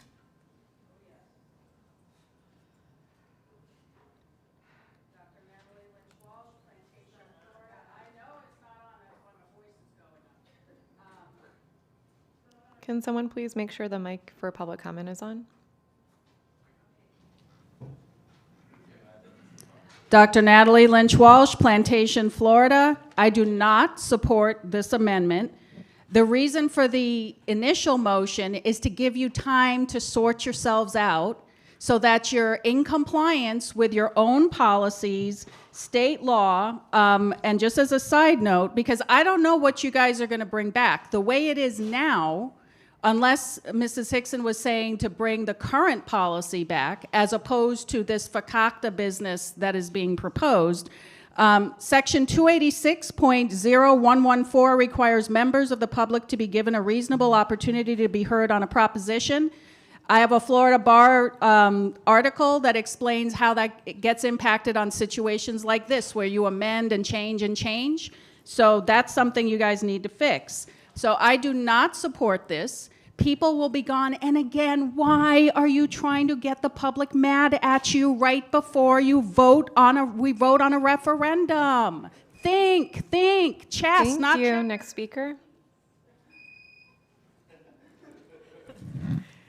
My name is Dr. Trudy Germanovich. I agree with Natalie's heartfelt. I agree completely with what she just said. I also think you are still missing the point. You need to say, okay, here's a policy that the public's going to be interested in. So we will move those in September, October. I would say October would be better than September. At least you have a month to actually prepare the public. You are not preparing people. If you have to do this, I don't know why you have to do it. I don't know why you can't just wait and do all the other ones. You have 100 and some to do? Do the other 60 or whatever, 70, however many it takes. Thank you. Zyra Climbs Lunches, Deerfield Beach. What's the rush? Just curious. I mean, there's so many policies you guys have on your website. I don't understand. This is why you shouldn't have put them all together. You shouldn't have turned them in, but did the workshop the way you did. Because now look, now we got to backpedal again. And doing it when parents aren't here and when you don't loop it like through advisories the way you're accustomed to doing, you want to change it. It's kind of hard to do that in Broward County, really. The parents just really not going to go for it, just so you know. Referendum, DOA. Jackie Luscombe. I'm not in favor of September. I think you have got hundreds of policies you can be working on. I'm still unclear what the haste was with this one, other than stumbling over yourselves or some thinking that it would be an opportunity to diminish public input for the rest of the policy making. I think there needs to be a steep learning curve here, and I hope it's not an expensive one as well. But I don't believe that this Neola policy conversion, because let's face it, it's not even a review, was embarked on with proper foresight and information and informed discussion. I went back on the board meeting you had where you nodded it through, and there wasn't even a second of discussion. And I think now, maybe you were dazzled by what looked like a decent platform, but the actual process involved was not hashed out beforehand, and that's where we're stuck now. I'd be in favor of sending this back to January. Hello, Dana Sanders, resident, teacher, parent, BTU, chief of staff. Democracy is messy, and it's messy by design. It requires patience. And when controversial or complex issues arise, such as school rezonings, historic budget deficits, or massive district restructuring, the community naturally turns out in large numbers. Reducing time is precisely why more people show up. When precisely more people show up is completely backward. A complex educational issue cannot be effectively summarized in 60 seconds. Squeezing a speaker's time forces people to rush through deeply personal stories, often concerning their children's well-being or their own livelihoods. This board should not prioritize time over people. Alternative methods, I can't. With the alternative methods, they're insufficient. We are told that the public can simply send an email or submit a written comment online, and those options are convenient, but let's be real. How many of us have hundreds of emails a day and things get lost, right? And people want the respect of looking you in the face and telling you what they think and how they feel. And for you to say that it's not worth more than a minute it's just disheartening. And really it does only damage public trust at a time when we desperately need to rebuild it. Thank you. Hello, Alan Bushkin again, Sunrise, Florida, and gosh darn it, you're making me come up here and speak so much. I just gotta say, I heard something about, yeah, we've got so many hours to work with Neola. Okay, I'm gonna make a huge assumption here, we know what that does, but you've got 120, 140 hours. I'm assuming that's a bucket. So when you use them, you take them out. You use them, you take them out. You have a balance left. So I don't see if you have that allotment of hours and you use them appropriately, it's gonna cost any more. And if that's the case, guess what? You've got a whole group of volunteers and public here, and not just quantity, you've got quality minds that'll be more than happy and have helped you with developing these policies over the years. There you go, thank you. Nicole Morris, Coral Springs. I am not in support of this motion. I do think we should not be in a rush to limit public participation. I think that we need to give time to go through looping. I know when we begin our advisory meetings at the beginning of the year, we often do not start having the meat and potatoes until October because we don't have our chairs in place and our members in place. So I would say that we wait until we're into the school year so that the public fully understands what's going on with these new policies. Thank you.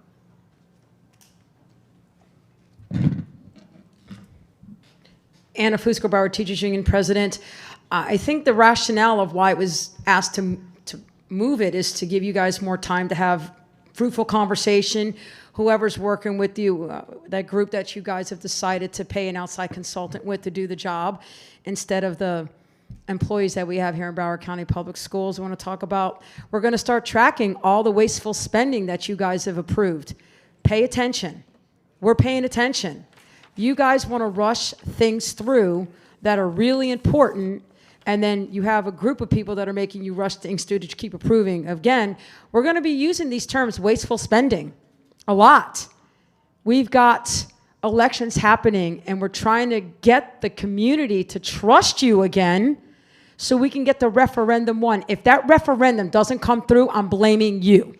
Because you're rushing things and not doing what's right for the community that you say that you are elected to serve and uphold for our students. Pay attention. Thank you. Any other speakers? All right, board member discussion on the amendment. I have Ms. Thompson. Thank you, Chair. I just want to discuss the timeline because my understanding of Dr. Holness's motion is that it would start on September and then Ms. Bruno said that would be 2 workshops. So truly the timeline sounds like it's going to be about 3 months. So then we would be voting on this fully in January. Is that a correct assumption of the timeline? So we need to legally notice at least 28 days in advance. So if we start sometime in September, sometime in October, November, is probably when the policies will come before you for a final vote. Does that account for the recommended 2 workshops on it? Yes. So if you start like beginning of September, you'll have 2 workshops in September, and then you'll have probably your adoption sometime in October, November. I mean, I'm pushing it out by going into November, but really probably October or so. Because we typically don't have very many meetings in November. For my understanding, it would still come to a vote around a final vote around January. If the board's desire is to bring back these policies, so there's a vote in January, we can do the calculation too. You know, that'll probably be starting in November, going through December, parts of January with a vote sometime in January, maybe even February. So my reason for bringing this up is mainly just so the public understands the timeline, and also the amount of workshop and public engagement is going to be during this time. I think when you go past into January, then you have winter break. Like, I think most people stop focusing in November. So if we do it and start the process in September, then we're voting on it probably that week or so before winter break. If we go to a previous motion's recommendation of not starting the process till January, then we would be voting for it around spring break, more or less. So, yeah, that's true. Okay. One thing for the board to consider, I just want to make sure that you put this in your calculus. There is going to be other policies that may not go smoothly. Like, again, AI, we have a whole slew, not just the one AI policy, but we have an acceptable use for students, acceptable use for employees, technology use, social media, et cetera, et cetera. There's like a packet of almost like 15 to 20 policies all dealing with AI that has to go through. There's going to be a packet that's dealing with employee discipline, with student discipline, with student programs. I mean, these are substantive policies that a lot of them you currently do not have in your policy book. A lot of them, right now, you are probably not in compliance with everything that you're supposed to have with regards to a policy. So keep that in the back of your mind that we're going to have to move this along, or we will not be able to adopt all of the policies we need to by our deadline of June 30th. We're just not going to be able to do it. If we're going to go through these processes where, you know, there's going to be all these hiccups, we're looking at passing these policies maybe in 3 years. I'm being very realistic with you. That's not normally the process. You have a workshop. You have, you know, one-on-ones with the board members. You go through all their thoughts. You have a workshop where you delve into it more. You make the red lines and the corrections. You have additional one-on-ones with the board members, and then you go to final adoption. And this is a bulk of 30 policies. You're going to have 70 plus policies sometimes coming to you at one point. So I just want to point that out because that's very important for you to know what we have embarked in is a true labor of love mission that's going to take time. So I think I need to expand on something you said. You said we're not in compliance. Yes. But what does that mean? So there are some policies that, you know, based on statutes that have passed within the past, you know, 10 decades or so, and I'm just going by, you know, the ones that will be familiar, that you don't have in your books. There are some policies in your books that you haven't touched since 1970, 1980, 1990, 2000, 2010. You know, I was responsible for policies in my past life. Every year, there was a slew of policies coming to the board to make sure that you are statutorily in compliance. That was my job, to make sure you are always in statutory compliance. So I'm looking at your policy books, and I know that you embarked on a big project last year to, you know, using a law firm to assist you, and that staff did a lot of work, Herculean work, to try to get you there, but that didn't happen. I know that you reviewed policy 1020 last year, and there was a lot of this where you did workshop, public hearing, workshop, public hearing, workshop, and you never really, you know, finalized it, is my understanding. Correct me if I'm wrong, because I wasn't there. So I'm just warning the board that we spent $138,000 to hire Neola, which is an expert in this field, to provide us with templates to help us get compliant with the policies. And then at the same token, there's a timeline and there's a number of hours that I have. Once that's expended, we will have to be paying Neola extra. So what are the ramifications of not being in compliance? So if there's a policy that the statute says you need to have a policy that says this, and you don't have it, the Auditor General can come down, say, I want to see your policies that, reflect this particular statute. You don't have that, that's going to be an audit finding. You can have a policy that doesn't have the updates that we're supposed to have. Auditor General comes down, the Florida Department of Education comes down. Where is this policy? Why doesn't it have this additional language? Are you even doing the processes related to that language? You can have a finding. The United States Department of Education can come down and review your policies because some of these are federal laws. So you have federal laws, statutes, regulations, you have state laws and regulations, and you have case law that comes out every single day. New laws are being created, and it's our responsibility to make sure that our policies are always in compliance. Thank you for expanding on the importance of the timeline and potential ramifications. You did also mention that there were several policies that might be as engaging as this one, like our AI policy and I think employee discipline. Now seeing this experience, would you recommend or put in the timeline that those policies that will get more engagement would get 2 workshops first so that we don't revisit this? We will certainly review how we're bringing the policies forward.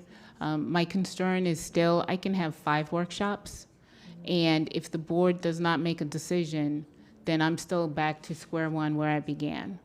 So it's not necessarily the quantity, because I believe the board is very familiar with all the policies, the changes, et cetera. So it's not really that, it's moving the process along so that we can complete our project within the time that is required.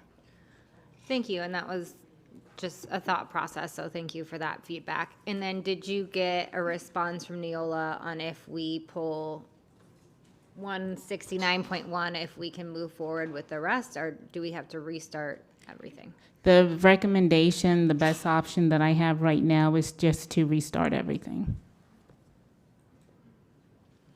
Thank you. Thank you. Mr. Severa?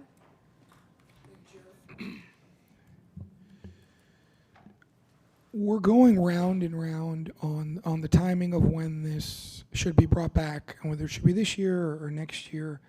I'm going to pose a question to my colleagues as we ultimately decide on the time frame here on these substitute motions. Are we not listening to what everyone is saying on this? Nobody wants this. This is universally hated. I would challenge anyone on this dais to forward me one email or text message that you received from a constituent saying they're in support of this, or they think this is a great idea that we're stifling the free speech rights of people who want to come in here and talk to us. Now, I admit my motion was very reactionary to what Ms. Thompson said because, listen, to me, it's a win if we can kick this down the road for another 6 months. But at the end of the day, we have to listen. Nobody wants this. Why are we pushing for this? Because Neola thinks it's a good idea? Pay attention to the people who put you up here. Nobody is in favor of this. We should talk about this in 2032. That's when we really should talk about this. I'm not in support of Dr. Holness's motion. I think at the very least, if we're going to play kick the can, this should be brought to 2027. But again, think of the big picture here. You're making decisions on something that the answer is very clear. Nobody wants this. And you shouldn't want it either. Thank you.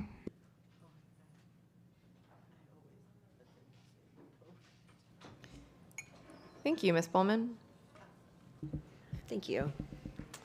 Thank you for the clarification. And obviously, there's a hiccup in the process, which was, taken on in good faith and, listening to the public, listening to the colleagues. I think that there has been, and also, like when we originally got it, the idea of the 3 minutes as the limit was a little difficult, I think, for a lot of the people to swallow. So, that it was one part of a very large group of policies.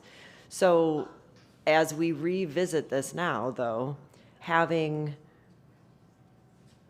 listened and reflected on how how we want to move forward, I don't agree that we need to stop the process because we want to make a change in one portion of the policy.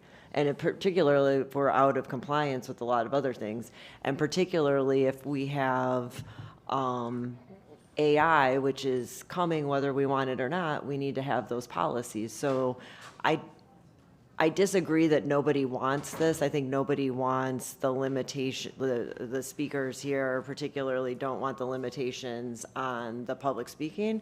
I don't disagree with that.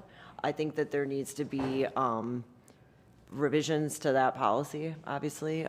But going forward, it's our responsibility to make sure that we're in compliance and that we're moving forward with the process. And I personally think that the Neola process is responsible in general because we have all the support and we're not just trying to make it up as we go along. This is a true tried and trusted process, and we obviously have some considerations where we would take a Broward approach versus a statewide approach. And I think, we've had a robust conversation about that today as well. So I support moving this forward, taking into consideration the feedback that we're getting about the public speaking, but I don't see why we would have to stop everything until 2027 because of the one thing. I think we can address that as we're going to address everything else and just continue to move forward. Is there any issue that you see with that? And I guess if we have to stop this book of policies, we would really just be bringing this one policy back to discuss because we've essentially decided already what we want to do with the rest of them. The issue is that they're intertwined with 1020. So you don't want to have two policies that are competing in nature. No, and I understand that. But when we go back, will it really take that much time to go? If we schedule to address this packet, we're really going to be looking at the one thing that we haven't been able to agree on yet that we need to change. How does that look? If we're doing that, does that put us behind with all of the rest of the policies, or is that something that can we bring those at the same time? So we can bring AI has to come forward. The plan was to bring your next set of board policies forward. There's so many. Normally, you would start with the board policies first because when I say the board policies, that used to be the bylaws. You would start with that first because that's the operating part of the policies, and then you would move to the other chapters. But there are so many other policies, we can bring them. The only thing is that I foresee that this is probably not going to be the first hiccup, so the board just needs to help flag those, if you will, and really figure out how it's going to deal, because I can already tell you that AI is probably going to be a policy that's going to have a lot of public feedback and your employee discipline. I mean, there's policies that are coming that's going to happen. Right, and I think the AI policy is pressing because it's something that's happening whether or not we like it. So we really need to be on top of that. So I don't want to delay addressing things so that we're not being responsible and having a policy in place as quickly as possible. So I guess the question, I'm just asking, can we move this forward and still continue on the track of moving, if we determine that the AI policy is the most important that we need to address immediately, but, you know, for the beginning of the school year? I'm not sure what you say, but what you mean by move this forward. If we, you know, have another 2 workshops on the current group of policies that we have before us today, are we able to also move another group of policies forward, or are we going to have to wait until we get through this and delay ourselves months before we start to address like the AI policy while school's starting and we have pressing AI concerns that we need to address? You can bring whatever groups of policies you want forward. We certainly can do that. Just bear in mind that capacity. So you're going to be dealing with 30-something, even though you've kind of gone through most of them, but you still have 30-something policies. The AI-related policies and the AI policy, that's probably going to be another 15 to 20 policies. You have you just have different batches that are going to be coming, so your volume is going to increase. So instead of looking at 30, you're going to be looking at 60, 70, 100, and that's going to happen at some point anyhow. You're going to have bigger batches, but we can do whatever the board directs us to do. We're willing to do that.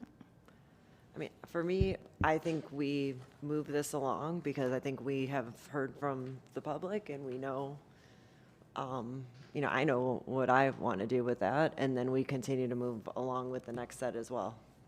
That's my opinion. Thank you. Ms. Rupert? Thank you. Just a quick question. What specifically is out of compliance with 1020? 1020 is not necessarily a compliance issue. There are other policies that are you're out of compliance or are missing in your policy book. 1020 has some things, for example, the agenda item.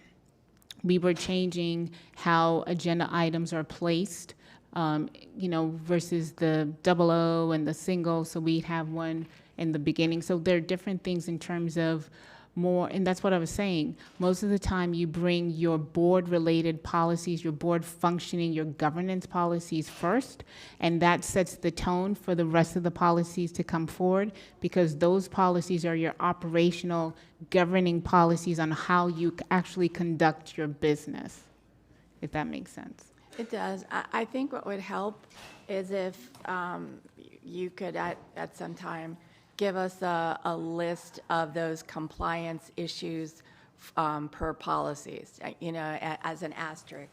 I know that we've kind of had a sequence of how they're coming along, and just to make sure that this sequence is really focused on what's out of compliance, because you know, that we don't want to be out of compliance, but we also don't want to be forced into a position of moving forward with something just because we're trying to hit a deadline.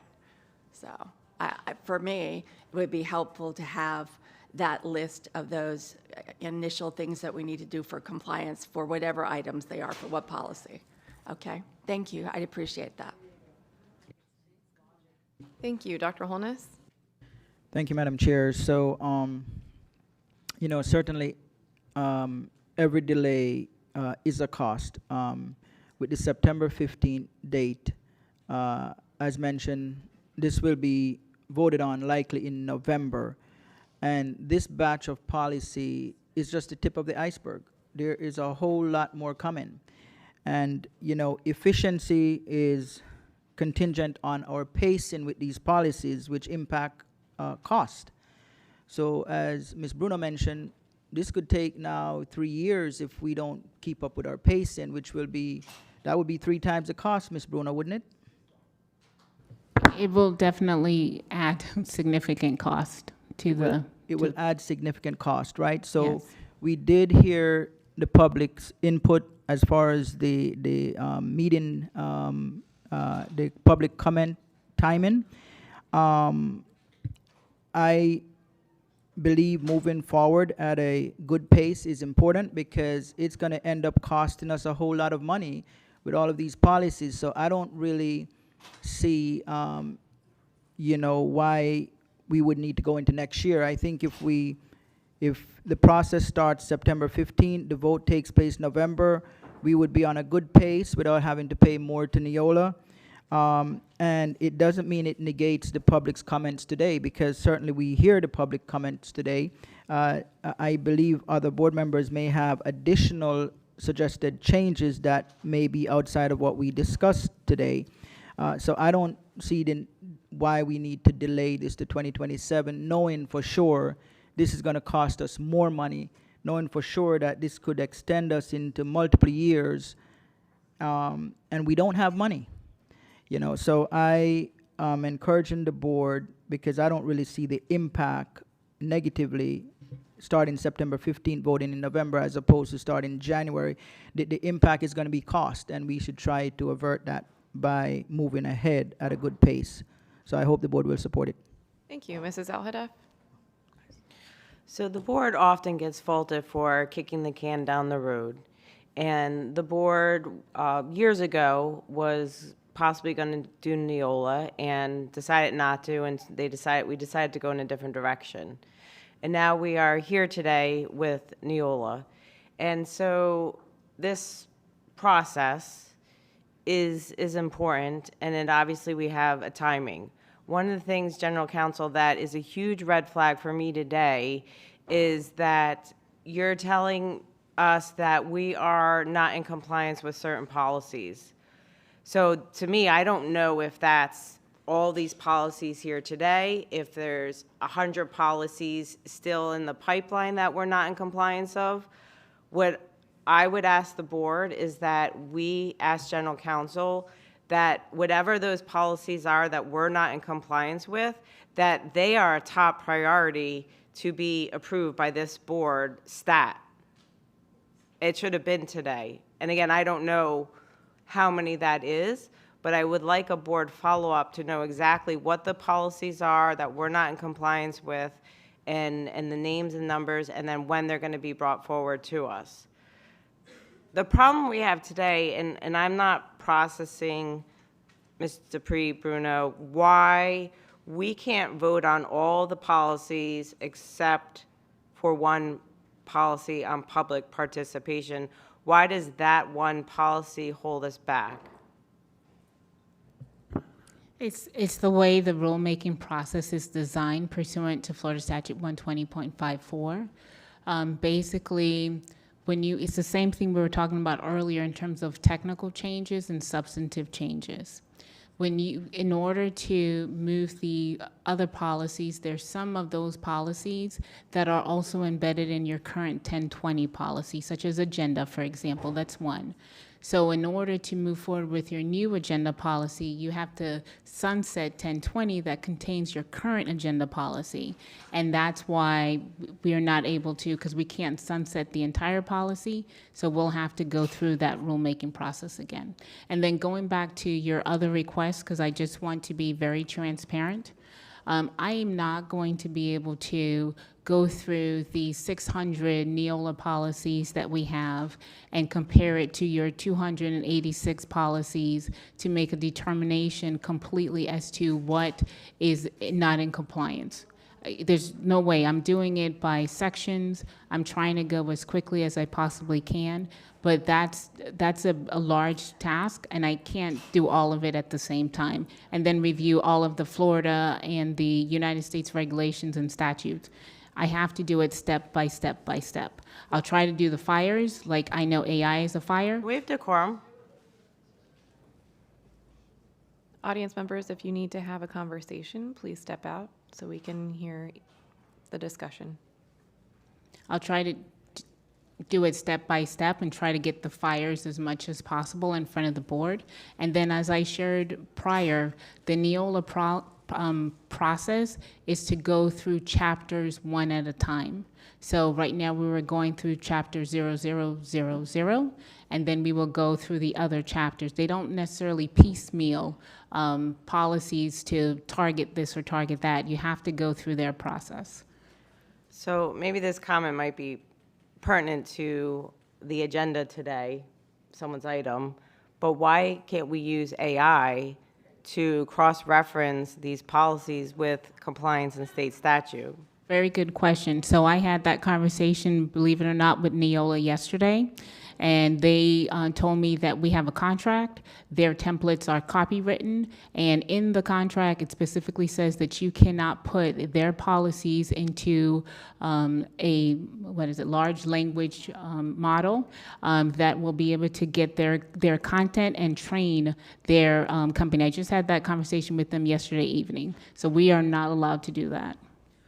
Okay, so on page 35 of 92, policy 0169.1, is that the only policy that is having issues today? The 0169.1, the public participation, that's my understanding. Okay, then I would recommend to the board that we look at this policy today, go back, change it back to what it was previously, if there's parts of it that we can move forward with, and let's move forward. Let's move on, because we're just kicking the can down the road. And this board is often faulted for not taking action. So let's take action today. We have already spent hours on this. Please don't call out from the audience. Ms. Hickson? I just had a quick question on timing. September 15th is the actual board meeting, and you said that these would come to workshops. So can this item be brought back, if it's going to be brought back on the 15th, or do we need to pick a different date? Because that's a regular school board meeting. So if we target September 15th for the final adoption, then I'll have to work with the administration to figure out the dates for the workshop. I think the idea was to the first time it's coming back to be September. So September 15th? Yeah, so that's a regular school board meeting, not a workshop. Okay, so we can pick another date. And we have specific Neola workshop dates, but I'm going to have to add a second one. Okay, only because the item that's on the floor says September 15th, so I just wanted the maker of the motion. Right, Madam Chair. So the September 15th was provided as a date based upon staff input, that would have been the first meeting. The assumption is it was a workshop. So the first workshop in September would be fine. Okay, so you want to amend your motion? Can I get a date for the first workshop in September? The first workshop in September is September 8th. Okay, so the motion is amended to the first workshop in September, which is September 8th. Thank you. We need a second. Second. Okay. Oh. So besides that amendment, Ms. Al-Hadef made a good point and just asked the general counsel, because that was kind of what I was asking before. If we just said for the new policy 0.162.1, I think it is, that instead of what's here, we just want to put what is in 1020 there, would that also require us to go to the new part? I mean, that would be a whole new motion, I think. We have to dispose of these, but I just want to know if that's a new motion that comes forward, we would just be able to do that, like notice it 28 days and then just vote on it that way? So if you want to keep your current 1020 policy as is, there's nothing that you need to do. You don't have to bring it back. You can just keep 1020. Okay, so that would be a motion that we would need to make. I know we can't have too many motions on the floor, so I'm just asking what the protocol would be. Ms. Dupree-Bruno, I have a question about that. So if we just keep 1020 as it is, that means that all of the other changes and all the other policies also don't, we just don't convert to the Neola policies then, right? For anything related to 1020. Ms. Thompson? I would like to call the question on Dr. Holness's motion to move this to a rule development workshop on whatever day in September 8th. Second. All in favor of calling the question, say aye. Aye. All opposed, say no. Motion passes. All in favor of Dr. Holness's motion, say aye. Aye. All opposed, say no. No. Roll call, please. Roll call on the motion. School board members Bowman, Yes. Severa, No way. Hickson, Yes. Honus, Yes. Leonardi, Yes. Rupert, Thompson. I'm sorry, can you? Speak into your mics, please. Zeman. It passed. Is he on the line? Dr. Zeman, I see you're on the line, but you're muted. I apologize, John. Yes. Ahadef. No. Passes 6-3. All right, Ms. Dupree-Bruno, does that dispose of the item then, since we're going to restart rule development? Yeah, so just officially, Dr. Hepburn, if you want to just pull that item, make sure it's clear. Yes, want to pull item 56 from the agenda. Okay. We will now Point of order, recess. Chair. Dr. Zeman? I might have heard things wrong, but I don't think so. I think we just voted on calling the question, right? We've voted on calling the question, and then we voted on the motion. So you got both. Thank you, Chair. All right. Okay. I will now recess the meeting. Thank you.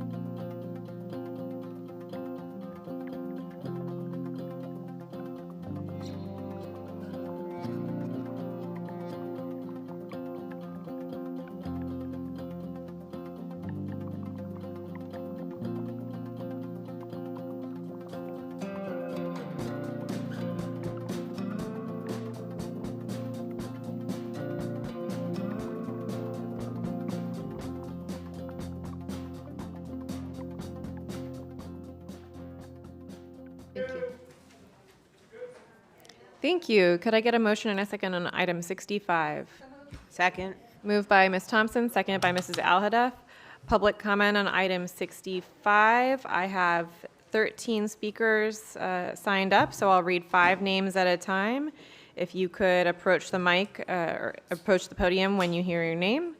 Brooke Bordy, Anna Fusco, Dr. Natalie Lynch-Walsh, Shafiza Munab, Zaira Climes-Lynchus.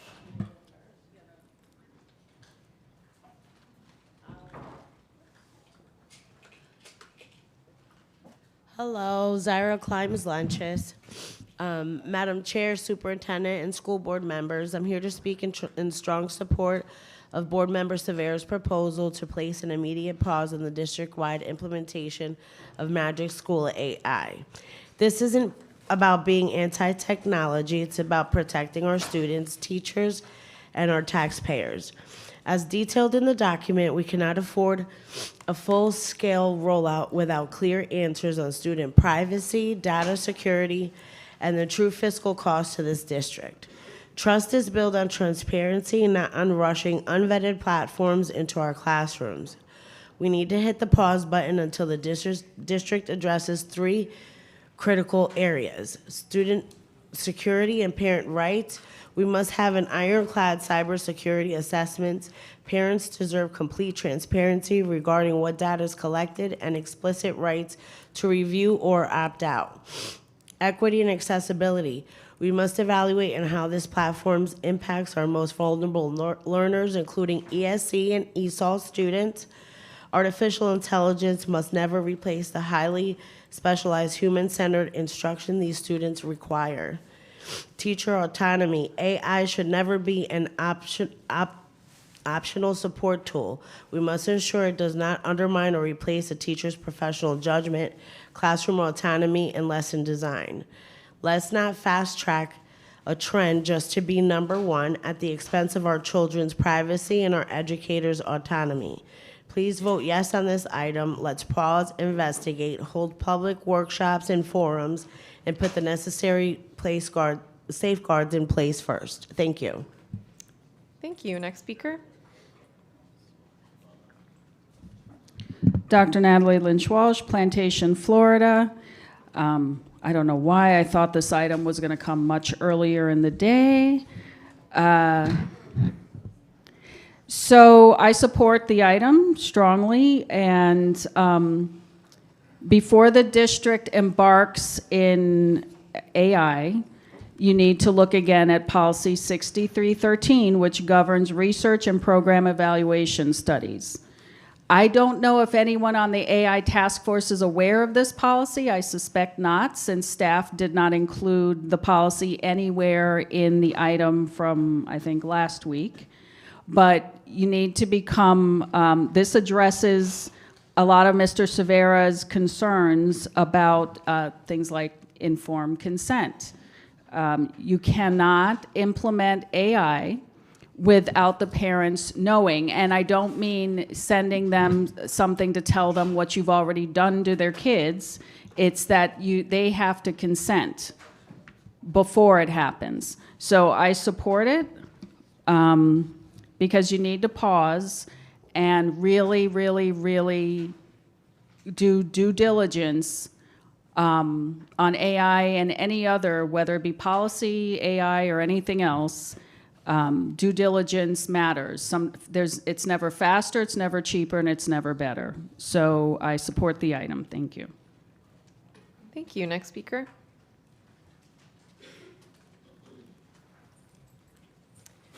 All right, I'll call the next 5 speakers: Alan Bushkin, Dana Sanders, Jackie Luscombe, Dr. Trudy Germanovich, and Jennifer Dubin.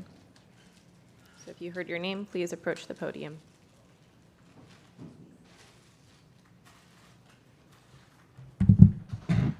Good afternoon, Alan Bushkin, Sunrise.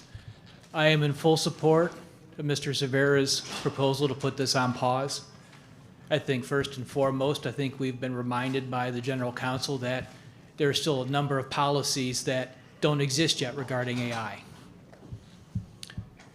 Looking at the presentation, I think in one of my committee reports, I also asked you all some metrics.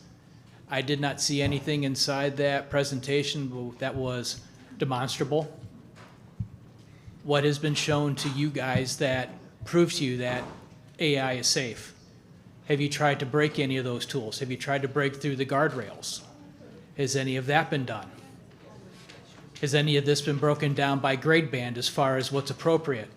Our K through 3, 4 and 5, our middle schoolers, our high schoolers, what has been deemed appropriate for them? How is that going to be used in the classroom? These are all important considerations that need to be taken. I don't know how else to say that this needs to be thought through very carefully. I've spoken to a few teachers and they said, yeah, we've gotten some training on how to use AI during the last 10 minutes of a meeting. How is that useful? How is that valid? How many other training sessions have happened like that? Do you guys know of any training sessions that have occurred? What was delivered in those to our faculty that are supposed to be using these tools and teaching our students? These are questions that y'all need to ask and y'all need to get answered. Thank you.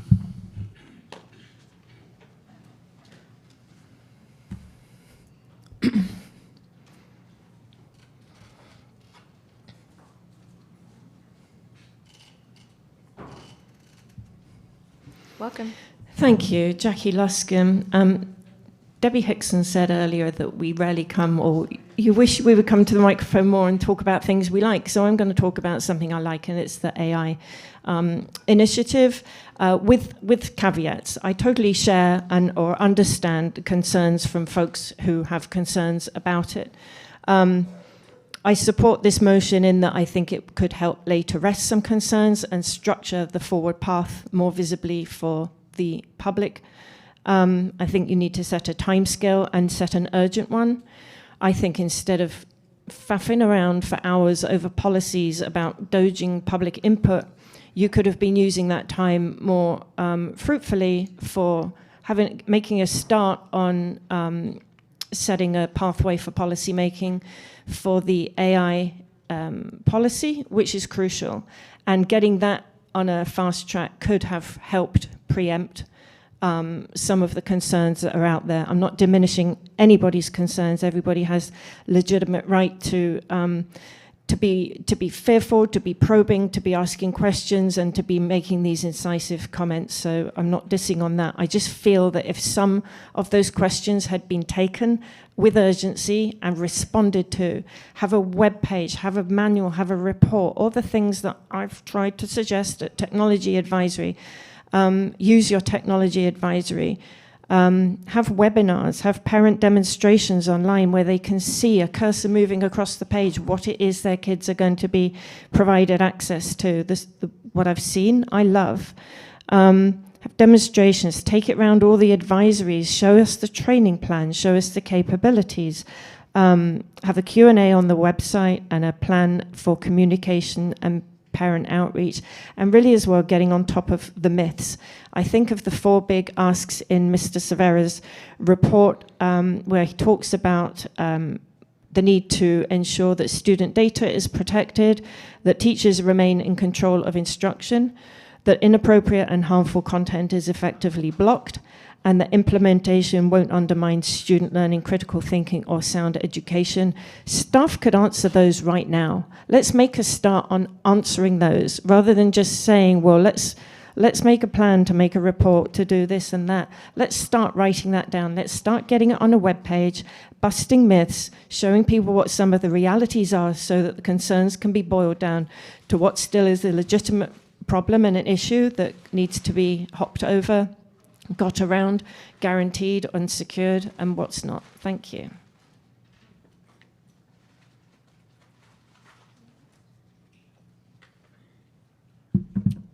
Hello, Chris Nelson. I'm from Fort Lauderdale, and I'm very glad that Board Member Severa brought this up, because there's been a lot of times when the district has been very excited about a new trend, and it turned out to be a bust and a real problem. If y'all remember FTX by any chance? but it's great to take a look at this and see really what we're doing first. I want to bring up our state is currently in litigation with ChatGPT and its founder, Sam Altman, for engaging in deceptive practices, prioritizing profits over public safety, and ignoring internal warnings regarding the risk AI poses to minors. There's a probe into whether OpenAI shared responsibility for the April 2025 Florida State University mass shooting, where chat logs revealed the alleged gunman used ChatGPT. Kids, these loners, are not only hitting these weed pens that they can get at any of these vape shops, they're sitting there with ChatGPT and treating it like a therapist. And in some cases, it's advised them to kill themselves. And then they've done it.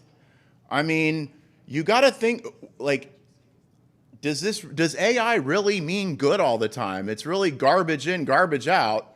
And we've all seen the movies. I mean, it kind of, it's not necessarily going to have a conscience. Okay, so you need to look at that. And then, secondly, there's now this push for AI charter schools. Okay, you know you're having your financial difficulties now. Imagine no schools, no brick and mortar, no teachers. Children are being taught via screen or via those AI goggles by an AI teacher and not even going to school. This is what is being proposed for the future of teaching. In Chicago, they're now opening their first AI charter school. And these are coming to Florida. So this is something really to look at. Remember how much everybody loved the not having in-person learning in 2020 to 2021? Well, school serves another purpose, to socialize people, to do athletic training, to sports, music. These things are all very important and would be possibly cut completely out of the loop. So before you dive into this and embrace it, you really need to look at this and look at where this is going and really set up some boundaries for how you want the district to proceed with AI going forward. Thank you.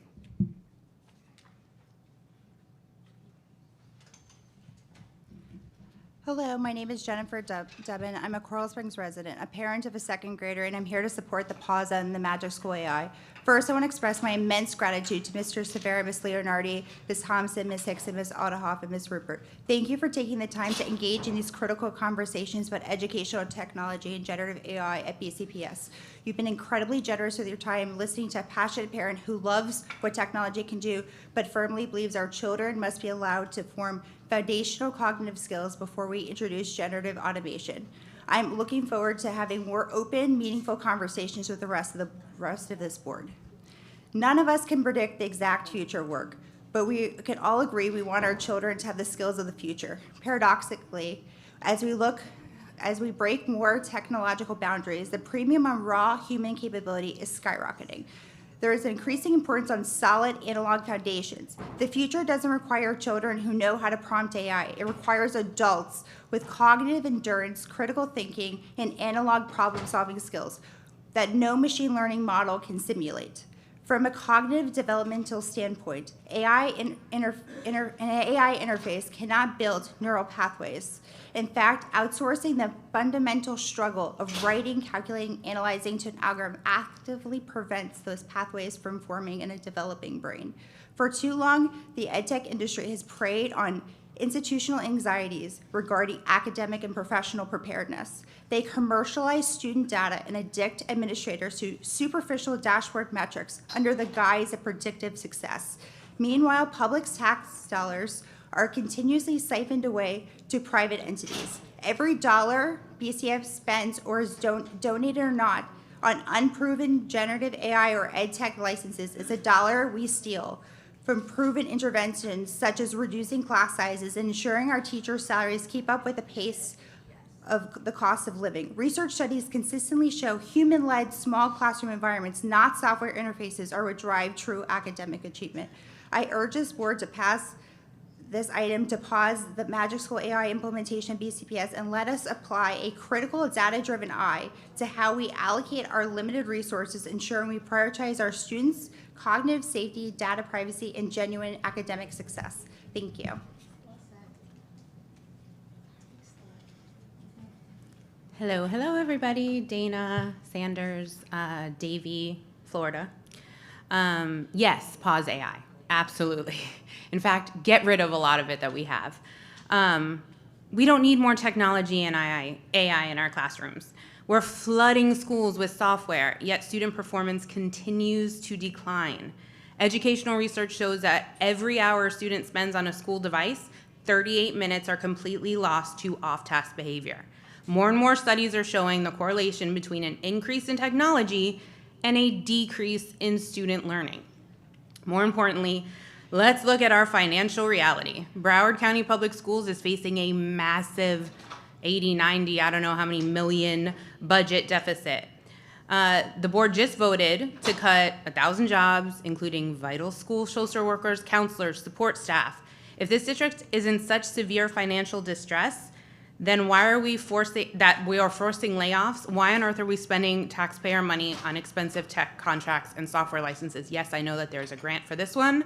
For what, a year, two? Who cares? Because what's going to have to happen after that? It's millions of dollars. And you know what else is going to happen? New AI is going to come out. Then we're going to have to keep up and buy that one. It's never going to end. Do you want to know what we do need? Teachers.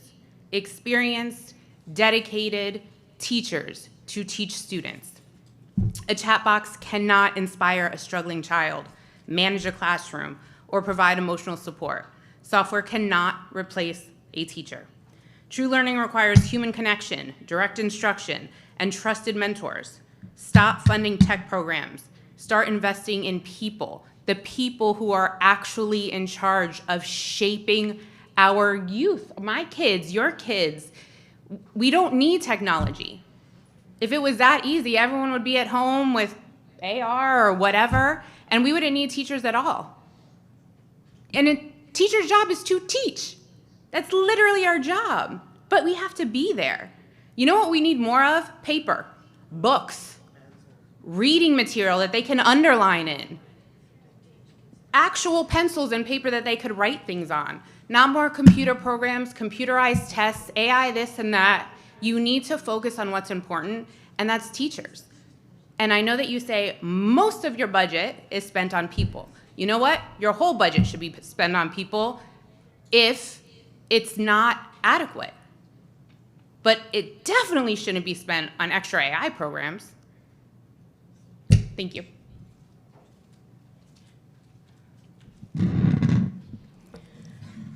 My name is Dr. Trudy Germanovich, and I'm a bit conflicted on this one. I'm 80, and I love AI. I want you to think about this. We really can't go backwards, and I really appreciate you bringing this item so we can discuss this. I also was taking a look at the student representative here, and she looked kind of bewildered because she showed us what high school kids are already doing. What's lacking here is a plan, and that seems to be something that happens in this district all the time. So a pause, I wouldn't call it. I would call it preparing to implement or something like that, because there are pockets out there that are doing this already in the schools, and they're probably doing a great job. Why are you not hiring teachers this summer to write a good scope and sequence curriculum? I'm sure there's those out there that you can use to develop this. Why didn't you hire teachers this summer? You still have time. You have a whole month. You will find teachers that need the money. I think also, again, you're doing things backward like you did this morning.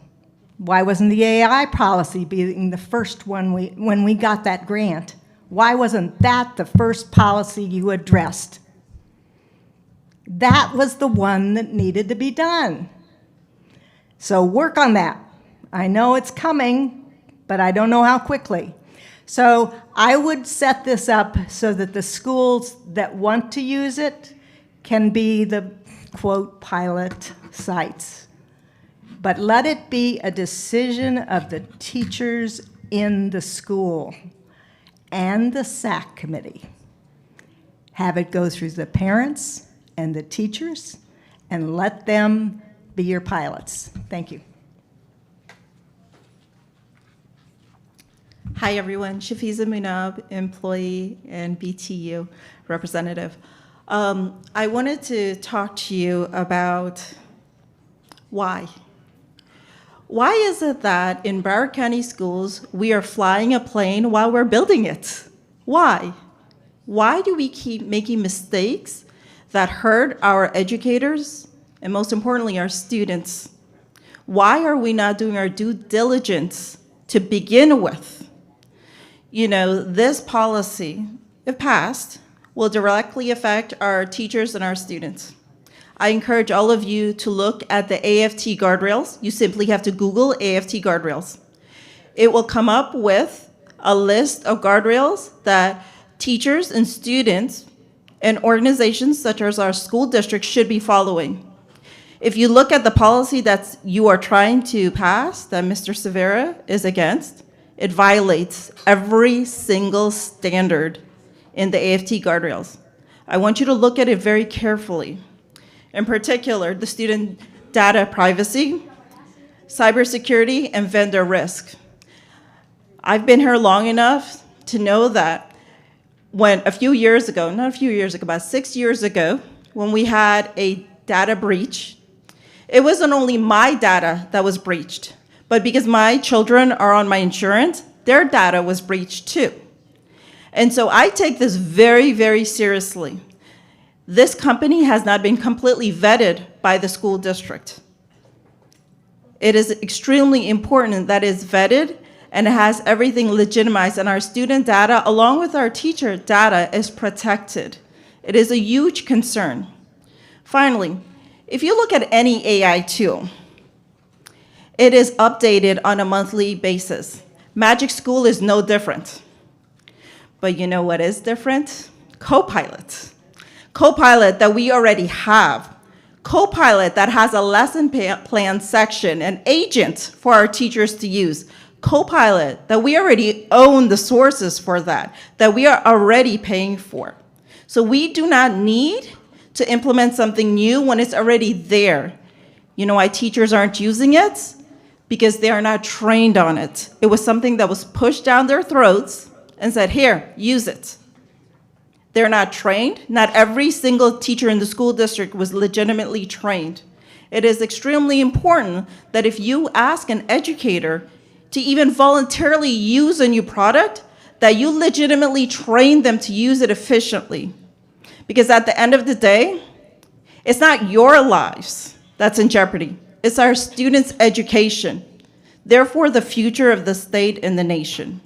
So please make wise decisions. Thank you.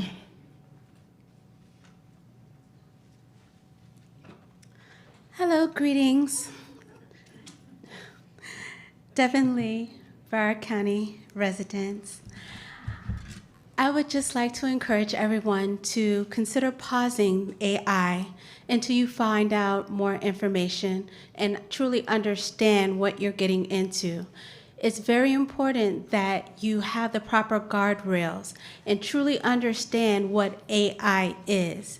AI is not smart. It's a machine. And what it does, it can literally take all of the information and pick out what you want. And that could be a good thing and it could be a bad thing. It skims the internet. Someone can go on the internet and use their AI to look for something, and it can have a variety of sources, some legitimate sources and some unsavory. We do not want students getting their information for papers and research from Sally Mae's blog page, thinking that is a fact when it is only an opinion. So we need to make sure that they know what is what. They need to be able to be responsible to use it and not just getting on AI because they didn't do their homework last night and they have a paper due. So they go into ChatGPT and have ChatGPT write their paper. And you know this is already happening now because I have seen some essays from young people and have actually read them.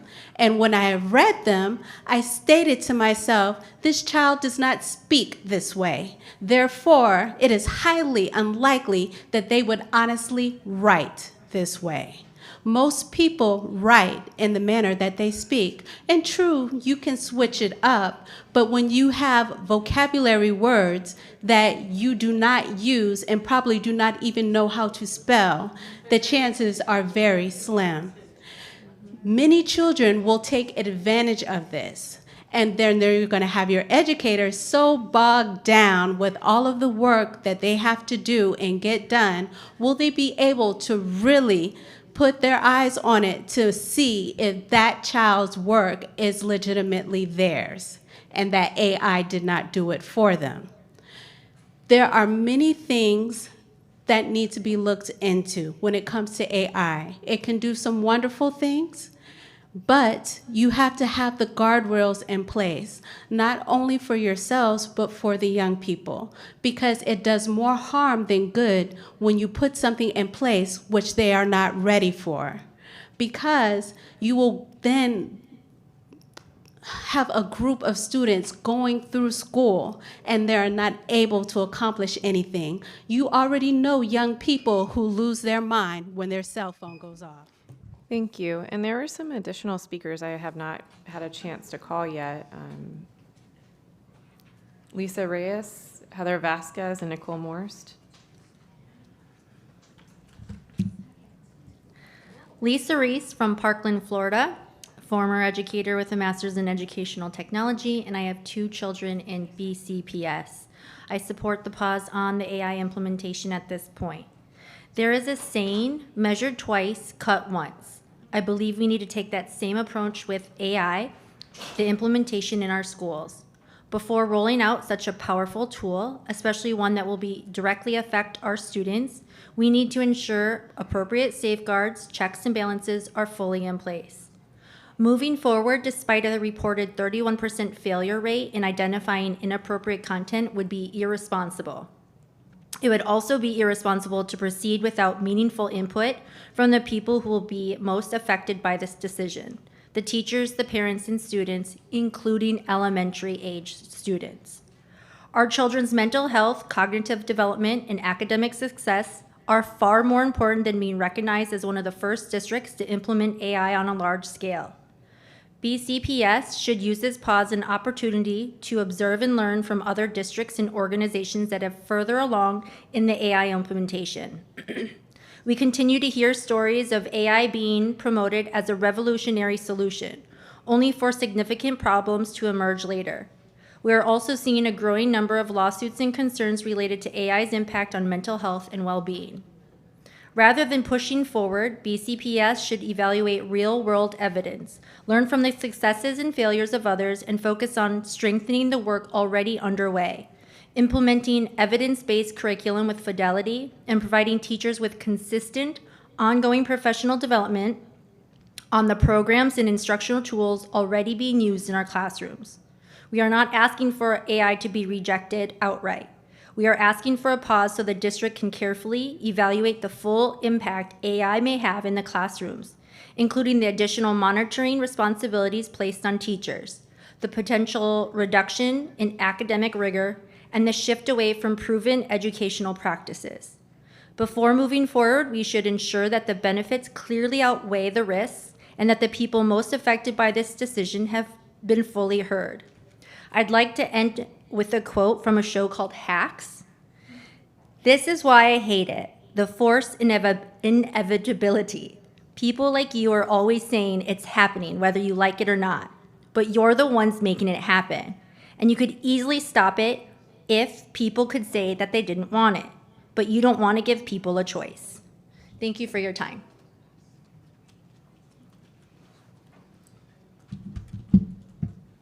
Good afternoon. My name is Heather Velasquez from Davie. I am here to support Mr. Severa's pause on Magic School AI. I also would like to throw in, I haven't really heard anybody talk about Khan Academy, which also has a chatbot feature, and I think it's important that we all pause and take a look at that as well. I don't think that this should simply be focused on Magic School, but the AI push as a whole. I understand that there are some great tools within these resources and that our kids are using them already.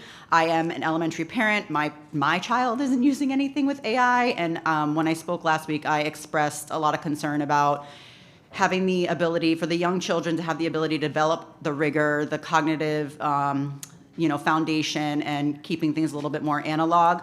I agree with a lot of the things that the previous speakers have said, and one of the questions I had last week was accountability. Mr. Severa added that. Today, I would like to know who is ensuring that our teachers are properly trained and what that looks like for them, and how we're gonna not load more onto their plate to simply pay attention to the kids, to what they're doing on computers, rather than engaging with our students, because we do know that human contact, human-led education is strong. So thank you for bringing this today. And again, I ask that you all take a look at the AI as a whole, not just Magic School, and create a clear implementation plan, communicate with the community what it's gonna look like, and let's be proactive and not reactive, because this is happening as a reaction to last week's workshop and a plan that the community knows nothing about. Our kids are gonna start school in August, and then we're gonna find out into the school year that these things are happening. Unfortunately, not all parents take the time or have the knowledge on how to pay attention to what's happening in our district. And I'm grateful for all the people that are here that do take the time to share the information that they learn far and wide to help us all be as informed as we can be as stakeholders in our community. So again, thank you. Hello, Nicole Morse, Coral Springs. So I agree with Dr. Jamanovich. I know that AI is the way of the future, and I personally think it can be beneficial in our schools, especially in our high schools. However, I will say I chaired the North Area Advisory this year, and overwhelmingly, the theme for this year was the parents. They were displeased with the amount of technology and AI that we were using in the classrooms. We had an item come where we received 100+ messages from teachers, and private messages from teachers. We haven't heard that much public feedback since Clear Backpacks. So they were upset with the amount of technology. The teachers felt they did not have autonomy in their classrooms. The parents felt that their kids are not learning valuable critical thinking skills because they are reliant on AI and technology. And so I would say that, especially with a 30% fail rate on safeguards, I would think we need to pause and take another look at this. I support Ms. Leonardi's recommendations for child-friendly procurement guidelines and AI student council, creating an AI student council so the students living with these tools every day have a real voice on AI in schools, monthly updates on AI, and keeping the parents informed. I think we need to remember that the parents are the customer, and right now they are not happy with the overuse of technology and AI in our schools. And when they're looking for charter schools and private schools, those are the things that they're looking to reduce. So I would agree with Mr. Severa today that we need to pause this. Thank you. Good afternoon. My name is Keisha Glover, educator. I've been with the district 20-something years, and I took the Magic School training 2 weeks ago, and it was rolled out as if it could be something that would benefit educators. But as a seasoned educator, I am concerned with inaccurate information. It just seemed like it's just forced on us too much too soon. Not enough time to investigate.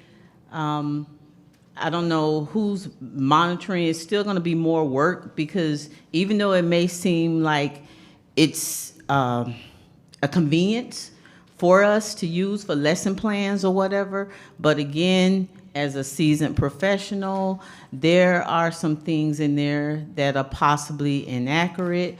I don't know, when you take shortcuts, sometimes you get cut short. So those are my concerns about it. And the time, I mean, are we going to be forced to, use it? Or I'm sure it's costing the district, and it's not free. So here we go again, money issues. So I don't know. I think you guys need to sit back and do some more research on this. Thank you. Thank you, and I'll just call the names of the speakers we did not hear from who signed up to speak. Brooke Bordy and Anna Fusco.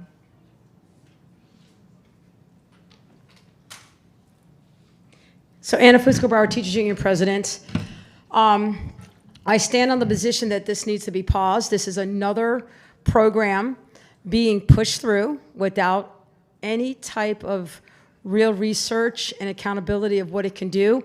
You've heard from various people that have taken their time to come in, from the educator to the parent to the community person, which is everybody that represents Broward County Public Schools. Now, you don't have what you guys might think, well, there's only a few, it doesn't matter. You gotta get off of that kick. It doesn't matter if they're not in this room and I can't bring in 1,000 people, or they can't bring in 2,000 people. You have to understand that you are being live streamed every minute of this meeting through your own portals of Beacon. You're being live streamed through my Facebook, through the Broward Teachers Union Facebook, through other community members' Facebook. So it is being watched across the state and across the country. I came from a conference. People from all over Florida said, Fusco, we watch your Broward school meetings. We watch you stand there and try to have, not always would say diplomatic ways of getting it through to you guys, but my version's great and it is very effective, that why do they continue to ignore when it's Captain Obvious? So I'm asking you to pause on this piece right now. The money has been donated. Give it back if we have to. Whatever. It's no different when science of reading came down the pike, shoved down our throats, forced everybody to take this training that everybody said that we're experienced, seasoned teachers. It was just another waste of time that we actually could have done right in our schools with our own educators, but being forced to, if you taught at Hollywood Hills, you had to drive out to Tequesta Trace to take a training. So things like that. You put people at risk on driving during the day, taking away from their students, and adding more to their plates when there's not anything taken off. Let me make this clear. There are things that are put in here that is going to violate our bargaining contract. It is a law. I need you teachers up there that are elected board members. This piece in this agenda that is mentioned, the word mandatory and not proper training, you're putting teacher certificates at risk when you put them in front of a group of students to do some type of programming that wasn't vetted properly or they were trained properly. And I'm not going to stand for it anymore. And then you guys say, I didn't know. Oh, well, the process has to happen with an investigation. You're not going to continue to put teacher certificates at risk because you guys have people that want to shove things down your throat. Again, asking you to pause on this. It is not a rush, and you got to stop using the words mandatory. You know what's mandatory? Your educators need an increase in their salary so they could survive to live here, not have to have 3 jobs to come to school to teach the students. What's mandatory is that our students get educated by the teacher and not by a computer program. Save lives. Pause this. Next speaker. Any other speakers? Okay. I just briefly want to thank my colleague for bringing this item to codify in the form of an official vote, much of what we discussed and gained consensus on last week. And I spoke to many of these concerns last week and was asked to wait to bring these motions forward, so I'm glad to co-sponsor them today. Dr. Hepburn? Yes, thank you, Madam Chair.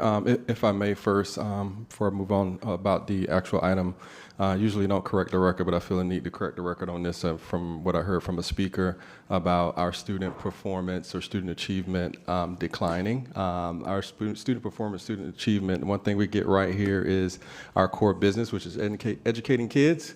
And our teachers and school-based personnel are doing an amazing job of doing that, especially the past 2 or 3 years, and our student achievement is steadily inclining or increasing and breaking records for Broward County Public Schools. So I want to put that on the record. Also, Madam Chair and the board, we have, myself especially, and my staff, we have no objections to the actual item that Mrs. Severa and Ms. Leonardi has brought to the board today. As Ms. Leonardi just stated, these were many of the recommendations that the board came to consensus about last week in order to ensure we're moving forward in the right way, being very responsible and ethical about our implementation for student use of any AI tool that we bring forward from implementation in the classroom. It's been a very intentional and methodical process in rolling this out. Many of this started in August of actually this school year, earlier August 2025 with AI Task Force and a lot of action steps in between that that led to the ultimate workshop to continue to get feedback from the board and from the public. And as I said last week, that's what a workshop is for, to present information to the board and to the public so we can get feedback to make sure we get this right when we actually do our full-on implementation. So we have no objections at all to the actual item. We welcome the feedback, we welcome the concerns, we welcome the challenges, we welcome any additional feedback that any public, member of the public, parents, or even students, Lily, you can get your student group too, because we want to hear about everything that we need to consider before we roll this out to students. It is very important. You know, just like the Hippocratic Oath, we have a similar oath for us in my cabinet too. We choose to do no harm to students, and we know that any instrument, any piece of software, any resource that we release to our students, it needs to be done responsibly and ethically in ensuring that our students are safe and secure, even if it's in a virtual environment or utilizing software. I know oftentimes we think about physical environments, but we also think about our virtual environments as well. So again, we have no objection to the actual item. We look forward to bringing back this information to the board prior to implementation and all the considerations from all the feedback that we've received last week and also some of the feedback we just received from some of our constituents here, and looking forward for any feedback that may be emailed my way or any of my staff members. Thank you, Madam Chair. Thank you. Mr. Severa.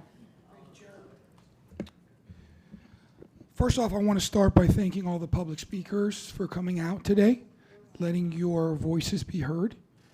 And I apologize that it was almost 2 o'clock by the time you actually got to speak, despite my very clear motion before that should have had this happen at around 11 o'clock. So thanks for hanging in. Appreciate your comments. We certainly hear you, and I'm very grateful that you stuck around today. This one's easy for me. We need a full stop on the rollout of Magic School AI in Broward County Public Schools until this district can answer some very serious questions, put some real safeguards in place, and bring back this issue to the board and to the public for a comprehensive review later on down the road. I want to be clear. This isn't about rejecting innovation. Artificial intelligence may eventually have a useful role in education. But when we're talking about placing AI tools in classrooms in front of our students and in the hands of teachers, we cannot and should not rush forward first and ask questions later. Our students should not be the test subjects for a platform that has not been fully vetted. Our parents should not be left in the dark about how their children's information may be collected or used. And our teachers should not be pushed into relying on AI before we know how it affects instruction, teacher autonomy, and overall student learning. Before any full-scale rollout moves forward in this district, we must be able to answer some very basic but critical questions. What student data will be collected? Who will have access to it? Will it be stored, shared, sold, or used to train other AI systems? Has the vendor undergone a real cybersecurity review? What happens if there's a breach? And how will this district ensure compliance with student privacy laws, data security requirements, and our own policies? We also need clear answers on safety. What safeguards are in place to prevent inappropriate, harmful, biased, inaccurate, or age-appropriate content from reaching students? Dr. Cohn, I don't need to remind you the last conversation that you and I had in which we discussed a 31% failure rate. I said it last week, and I'll say it again. That's unacceptable, and it's too high. AI systems can hallucinate. They can give wrong answers. They can produce content that no parent or teacher would ever want in their classroom. The district must prove that strong guardrails are in place before our students are exposed to this technology. We also need to protect teacher autonomy. AI should support teachers, not replace their judgment, not undermine their lesson planning, not interfere with their grading discretion. And it should not weaken that profession and the professional role of our educators in the classroom. We also need to be honest about the educational impact. Will this technology actually strengthen student writing, reading comprehension, creativity, problem solving, and independent thinking? Or will it just increase screen time, encourage cognitive offloading, and make students more dependent on technology to think for them? Parents deserve notice. Teachers deserve training. Students deserve protection. Taxpayers deserve to know the true cost. And the public deserves transparency before implementation, not afterwards. This is why I've called for a full stop on any full-scale implementation, expansion, student-facing use, or mandatory teacher use of Magic School AI until the district provides a comprehensive written report, holds public workshops, gathers meaningful input from our parents, teachers, students, administrators, stakeholders, and the community at large, and receives affirmative board approval at a public meeting. The proposed agenda item requires this kind of pause. We must look after our students, teachers, and the community at large. A pause is not anti-technology. A pause is responsible leadership. We should embrace innovation only when it's safe, transparent, accountable, and truly in the best interests of our students. Until Broward County Public Schools can demonstrate that student data is protected, teachers remain in control, inappropriate contact. I'm not done speaking. Please turn the timer off. Inappropriate content is blocked, costs are understood, and educational impacts are addressed. Magic School AI should not be rolled out in our schools.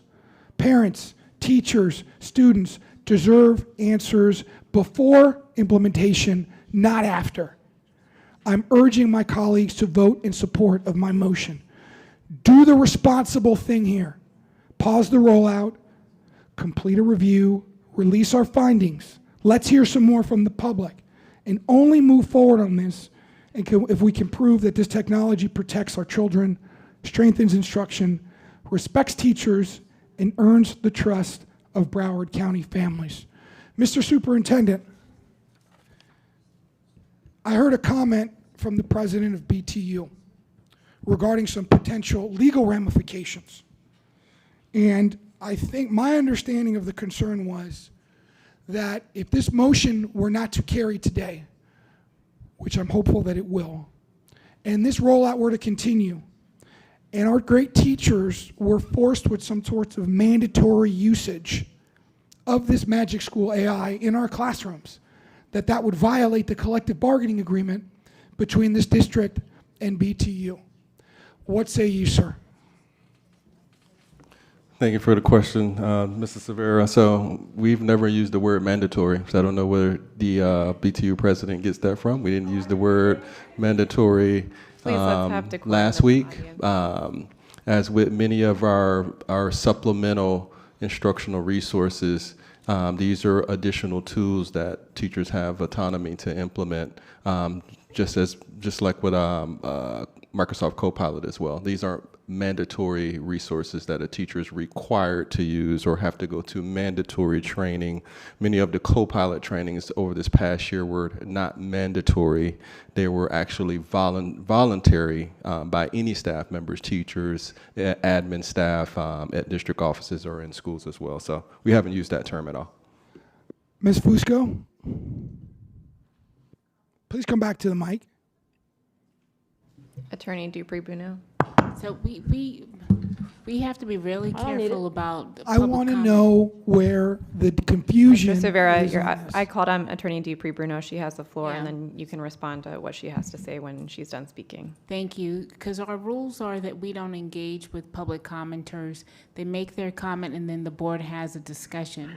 My recommendation, if you want to get additional information from Ms. Fusco, that we go through the proper channels. Dr. Lozano is here. He can ask whatever question that you have, or somebody else from staff and provide it. But I would discourage, or at least I would not recommend that we engage with public speakers. We do it one time. We're going to have to do it with others. And if I may, Mr. Severa, Dr. Lozano, if you can get whatever document that Ms. Fusco that has come from Broward County Public Schools staff that states that Magic School AI training is mandatory, I would like to see that evidence if a document exists. Thank you. Mr. Severa, you have the floor. Thank you. There was a serious allegation that was lodged that I think we all, as board members up here, need an answer to prior to this vote. If this motion fails, which I'm hopeful that it will not, and we continue with the rollout of Magic School AI, there's been an allegation that there would be mandatory required usage by our teachers. I need that answer. I need this fully fleshed out. I don't care if it's from Fusco. I don't care if it's from Lozano.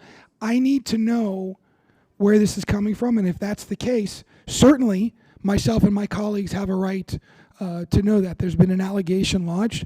I would like to follow up on it and exercise some diligence and find out where it comes from. Maybe Ms. Fusco has access to a policy or something that she can cite to, or maybe it's Mr. Lozano. But certainly, I don't think anybody on this board would ever be in favor of imposing a mandatory obligation on any of our great teachers in direct violation of their CBA. So this needs to be fleshed out right now. If I may, Mrs. Severa again, I know no such policy exists for magic schools because we don't have a magic school policy. Again, we haven't used the term mandatory, but I encourage Dr. Lozano, I need to see something tangible from Broward County Public Schools that says that magic school AI training is mandatory. And also, in addition, I don't normally do this, Madam Chair, so excuse me, I do encourage the board that they adopt or vote for the actual item. As I stated before, we have no objections. Many of the things within the item was discussed and actually came to consensus for the board as far as additional information. And we also listened to the public, as we often do when they come up, especially during workshops, to make sure we get this right for our students before there's a full-fledged rollout. So we do not object at all. And I'll say that again, we do not object to this item. So I would encourage the board to vote in favor of it. Thank you, Madam Chair. Attorney Dupree-Bruno. And the other thing that I would be cautious of is any discussion of any type of potential contract violation, breach of contract of the collective bargaining agreement. I would appreciate that legal have an opportunity to vet that, and we don't vet that in the public just in case there may be an issue that we need to provide legal guidance on.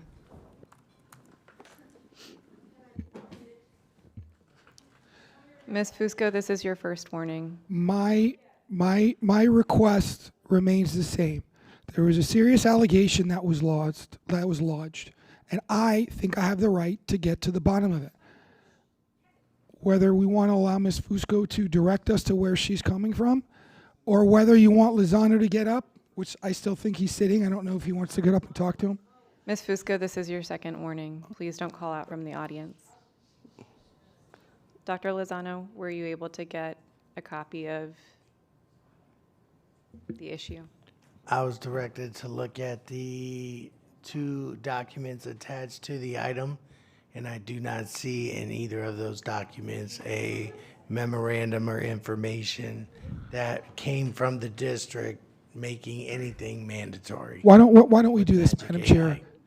I would ask Dr. Cohn and Dr. Lozano to both go speak to Ms. Fusco right now, find out what she was referring to, and report back to me. I will yield my time with the understanding that we'll address this once we get an affirmative answer. Point of order, Madam Chair. Dr. Hepburn. Madam Chair, point of order. We need to be directing our comments through the superintendent. I agree. That's what I was about to ask. Yep, Dr. Lozano, you can work with Ms. Fusco, and if there's any tangible information of the actual allegations, please have her email it and print it out so we can give it to the entire board if such document exists. Mr. Severa, are you done with your? I'll yield my time pending the results of this mini investigation. And Thank you. Dr. Lozano, if I may, real quick at the mic, when you said attached to an item, was it attached to this item that we're talking about right now? Beacon, if you can make that mic hot. Yes. That is correct. Attached to this item? Yes. Okay, thank you. Mrs. Al-Hadaf, that is why we haven't been timing board members, because we don't follow the time limits. I just wanted to ask a few questions and make a few comments. And I just want to reiterate my comment from last week responding to something that Dr. Cohn said. He asked the question, are we going to prepare our students for the world we grew up in or the world we inherit? And I'd like to frame it a little bit differently. All of us at this table and in this room have the ability to shape the world our kids will inherit. And we can do that today and in the days and months to come. So I believe it was Heather Velasquez who quoted lovely show hacks, because there are many of us in this room who are trying to change the world for the better for our kids.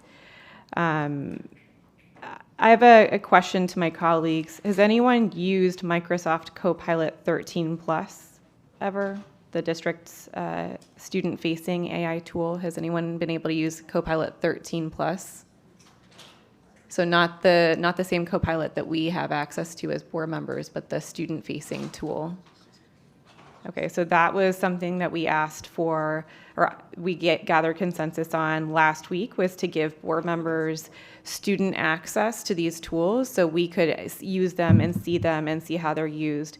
We also asked Dr. Hepburn to give parents access to the student-facing tools as well. I just want to review what we agreed to last week, because for the sake of the public who may have missed this. Dr. Hepburn, did we direct you last week in the workshop to form an AI student council to bring student voice to these issues? Yes. Dr. Hepburn, did we ask you to come up with a district and school-based parent communication plan to gather parent feedback and educate them on these tools? Yes. By the end of June? Yes. Did we direct you to deliver to the public and board monthly updates on the implementation of AI? Yes.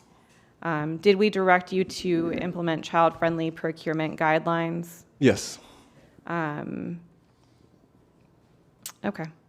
And then we also, I believe we asked you to make sure that the vetting rubric or the vetting process for these tools was made public. That's correct.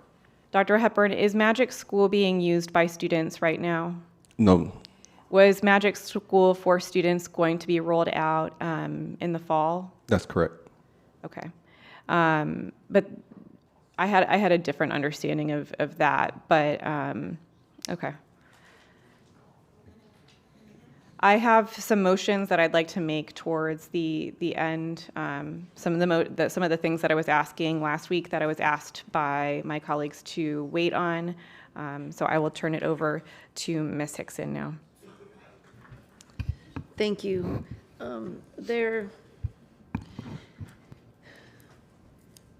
I have some concerns. I don't disagree with everything in this particular item, but I do have some concerns with putting a full stop on this particular item, and I'll just say, our students are already using AI, our teachers are already using AI. And the concern I have as a former educator is how are we teaching them and educating them to use it appropriately? 78% of businesses in the world use AI for at least one operational function. So that's 280 million businesses out of 359 million businesses. It is our job to educate our students to be ready to work in the real world. If we don't teach them the proper protocol and the proper skills on how to use AI, we aren't doing our job, if you ask me. We're negligent in our job. We can't turn a blind eye and say, you know, AI is bad for our students or our teachers. There's choices here. I've heard the superintendent say that this is not something that's going to be shoved down teachers' throats, that it's something that if they're interested in using, which many of them use already without knowing how to do it, they kind of blindly have figured out, because sometimes you just need a lesson plan. And I'll tell you, long before AI came in existence, I used Google to do that. I just had something that I couldn't figure out the best way to teach my students, and I looked at Google to give me some options. So I don't want to just put a halt to it and say, you know, paper and pencil is better and we should be teaching students the way we learned when we were younger. That's not how education works. We have to keep moving forward. I do think we need to change some of our pedagogy so that we already know students are using ChatGPT to write those essays. Stop asking them to turn in essays then. Ask them to take the essay and make it into something different. And that's really where education should be moving, to add those critical thinking skills for our students. So I don't have a problem with the written report. I don't have a problem with the public meeting, but I have a question here to help guide my answer on this item. So how long would this stop be in terms of all of the questions that have been asked in this item for the superintendent and the district to be able to get through all of this? Because I understand from the workshop before, a lot of these things have already been accomplished. So how long is that hard stop going to be? That's correct. We should be done by end of July to come back for whatever workshop is at the latest in July, because most of this is already taken care of. You're smiling, Dr. Cohn. Go ahead, because I know what you're going to say. We're prepared by next week to answer all of these questions. I know he's going to say that, but yes. And I'll be honest, and I appreciate Mr. Severa in his report. All of these, 90% of these are already addressed in the contract already, specifically the student safety part of it. Students do not get access to Magic School or Magic Student by their own accord. The teacher has to give them access to Magic School through teacher-created rooms, which are self-contained within the classroom. They don't get access to it at home. They get access to it in the classroom. No student can access any tool without direct teacher authorization. That's in section 2.2.3. It's customizable to student room moderations. It can be configured based on the teacher. The resources that teachers are using, to your point, Ms. Hickson, teachers can bring in content, but the adopted core is ingested within Magic School. They can create lessons, they can differentiate within there, they can create the rooms within there, but it's very teacher controlled. We spent all of last year, there were over 30-something trainings for all of our AI liaisons. They're fully trained, they're micro-credentialed in Magic School, and so typically student rollout doesn't happen until a year after implementation. We rolled this out to all of the AI liaisons. They've all gotten micro-credentialed. There is an option this year for us to give student access, but it's only to the teachers that are ready. to do a classroom intersection with Magic School, it's not required of them. But they have to go through the fully trained micro-credential training that we've established in order for them to give students access within the classroom. Okay, so, and that's the contract we already approved. Yes, ma'am. Correct. So, and if we were to, put a halt on it until this information comes back to us, well, that's just the report. There's something in here also about having a town hall. So I think that would add a little bit of time to what's asked in here. I don't disagree that teachers need better training. I would say, as a teacher for 32 years before I got this job, oftentimes you did kind of feel like you were gliding in the dark on things that the district rolled out because it looked interesting, and 2 weeks is a short period of time, and we heard from someone who took the training. So I don't mind pushing back the student piece of it if we could continue to train the teachers to use it, because we've already made the commitment that we've accepted the money and that we want to do this. So even if I don't vote for the item, I still think the report, the public input, all of that should happen, and that teachers should continue to follow that training, and maybe the stop is on rolling it out for student usage until it's really clear that that piece meets all the criteria that the board has to ask for. But I think teachers will continue to need that training, and to think that we're not eventually going to get here, I think is not reality. And I would hate to halt it and have teachers not have access to the training if they're interested in learning more about it so that they could use it for their own. But I do agree that we need absolute guarantees that this is not mandatory for any teacher or student, and that it's only if they're interested and trained in to be able to use it in their classroom. So there are pieces of the item I like, but pieces that I don't necessarily agree with. So thank you. If I can add to Ms. Hickson, there's already about a little bit over 3,000 teachers that have been using Magic School for over a year. There's a free version for educators. 4,308. Yes, I know it was high.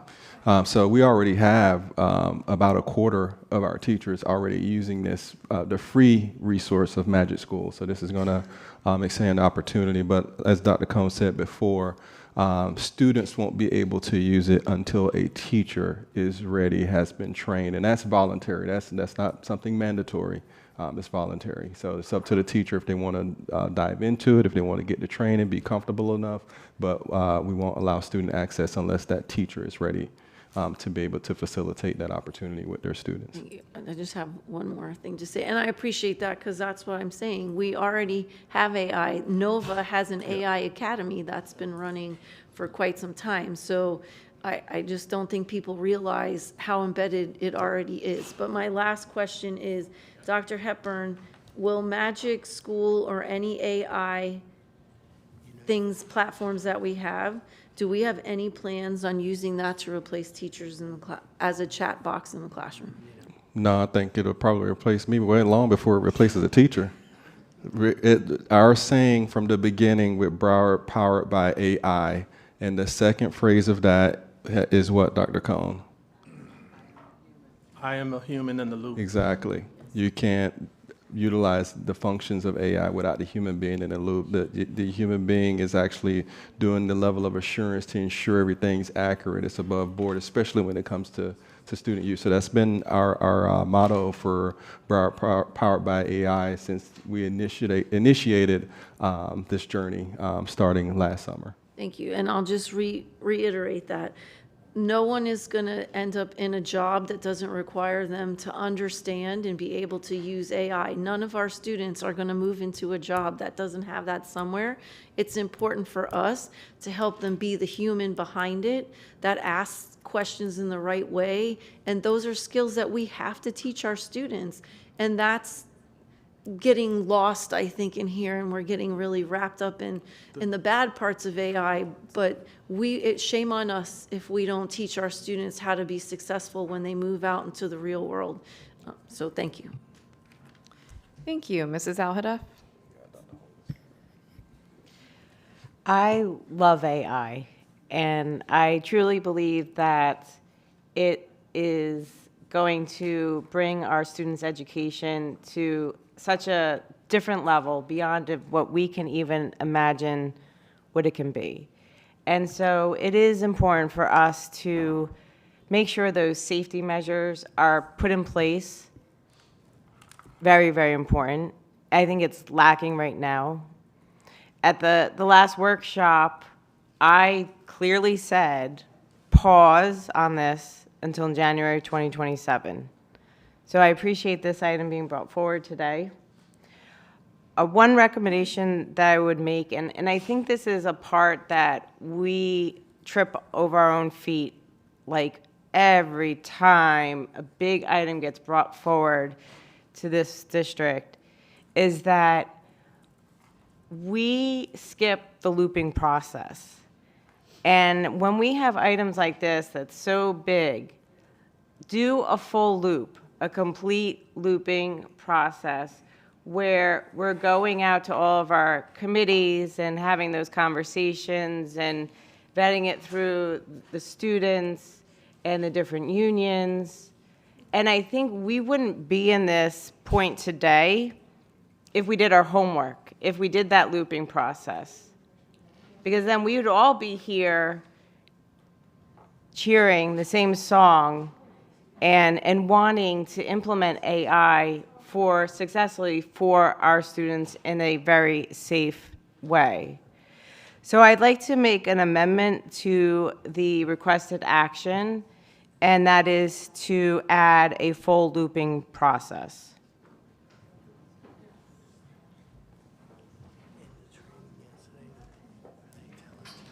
Is there a second? That was my motion. Well, to the requested action. Is there a second? There is a second. Motion made by Mrs. Alhadeff, seconded by Mr. Cervera. Public comment on the motion?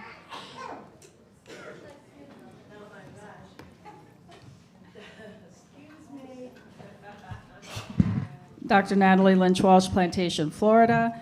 I support the motion. I think this meets the definition of major initiative and should have been looped, which would put you in compliance with your own looping policy. Ms. Dupuy-Bruno keeps saying that you have to be in compliance, but doesn't seem to understand how out of compliance you have been getting in terms of looping things through the advisories. That all being said, the longer you keep me here, the more stuff I'm finding, so now I'm reading the contract. And part of looping would be to help you identify weaknesses in this relationship, because I'm noticing who they're going to redisclose educational records to, and I keep bringing up 6313 that you are in conflict with this initiative. And in the contract, it mentions that there's a FERPA exemption and you don't need parental consent. So there's a host of things. And again, since staff didn't bring up 6313, but I support the motion, loop it. So Thank you. Next speaker. I support the motion. I agree with Ms. Hickson. I think that AI is the future, again, but your customers, your parents, your advisory members, overwhelmingly this year, the concern was the overuse of technology. And so I think I asked our elementary subcommittee that we formed this year just to discuss technology in elementary. I think that if you had taken it through them and they had a full understanding of what it was, they could have given you feedback. You could have seen where it should be implemented, maybe where it should not. So I do agree it should go through the looping process, and we would save a lot of time and confusion. Thank you.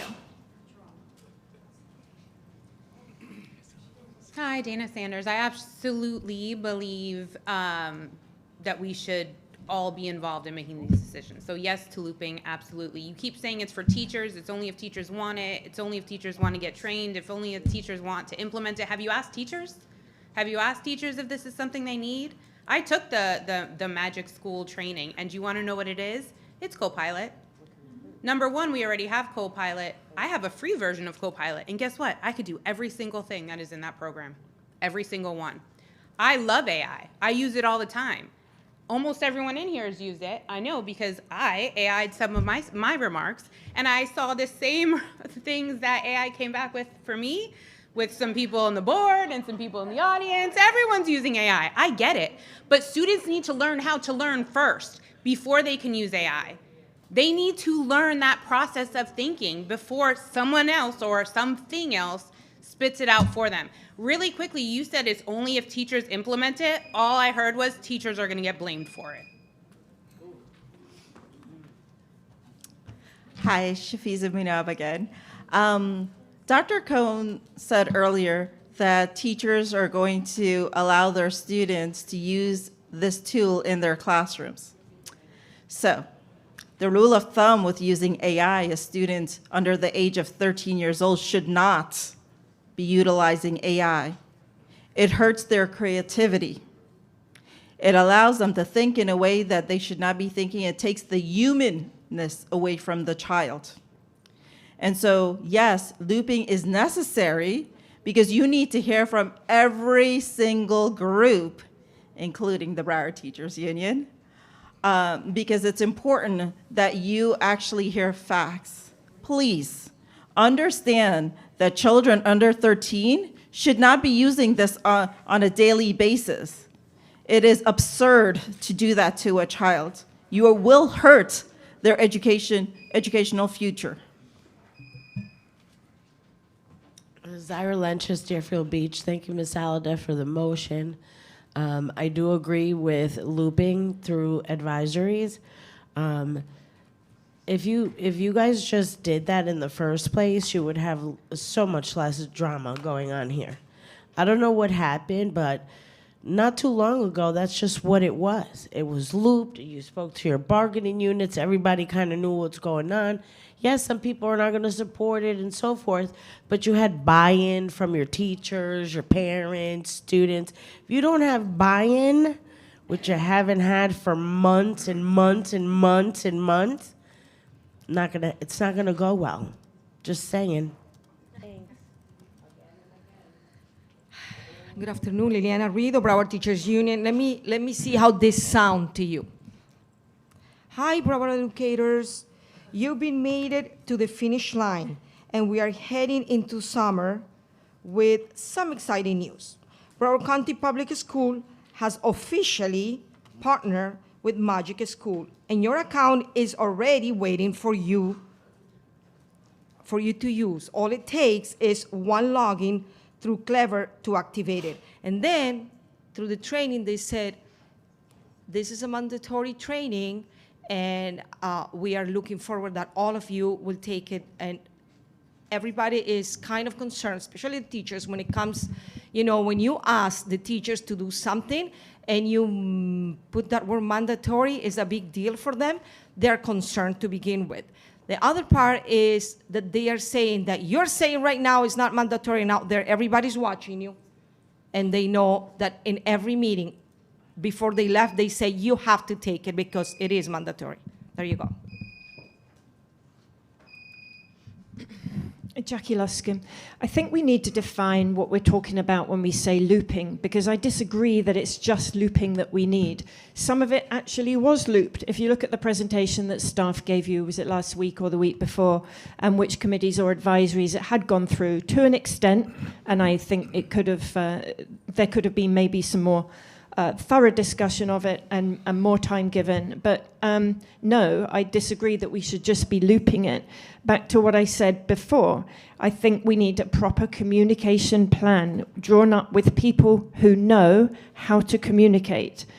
Have a webinar, a parent university, have a manual, have the policy, have a parent contract or a pledge or a guarantee to parents, have a written Q&A. As staff say, they could ask half of these questions right now. This doesn't have to be a months-long process, but it's about public engagement and education and outreach, and it's not just going to be about looping it back through folks who have already seen it. Thank you. Keisha Glover, again.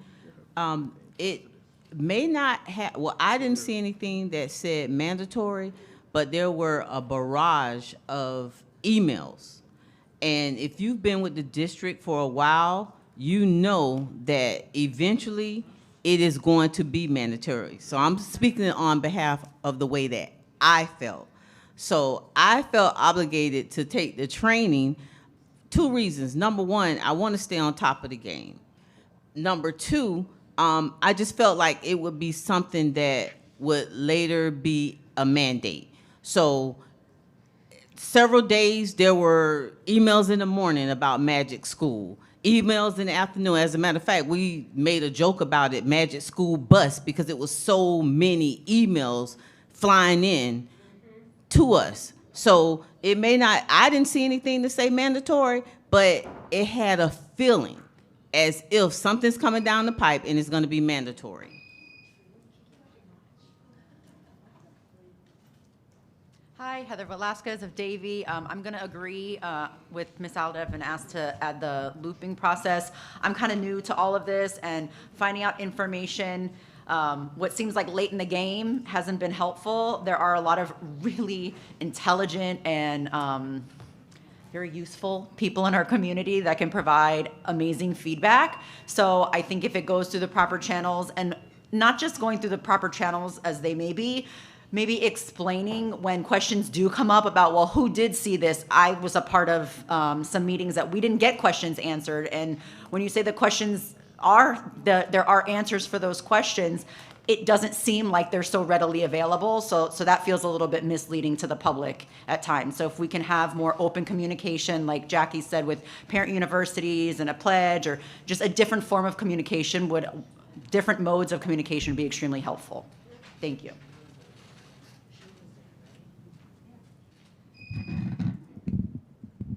Trudy Jamanovich. I was thinking back to my many years in teaching, and things are not just mandatory, they are mandatory.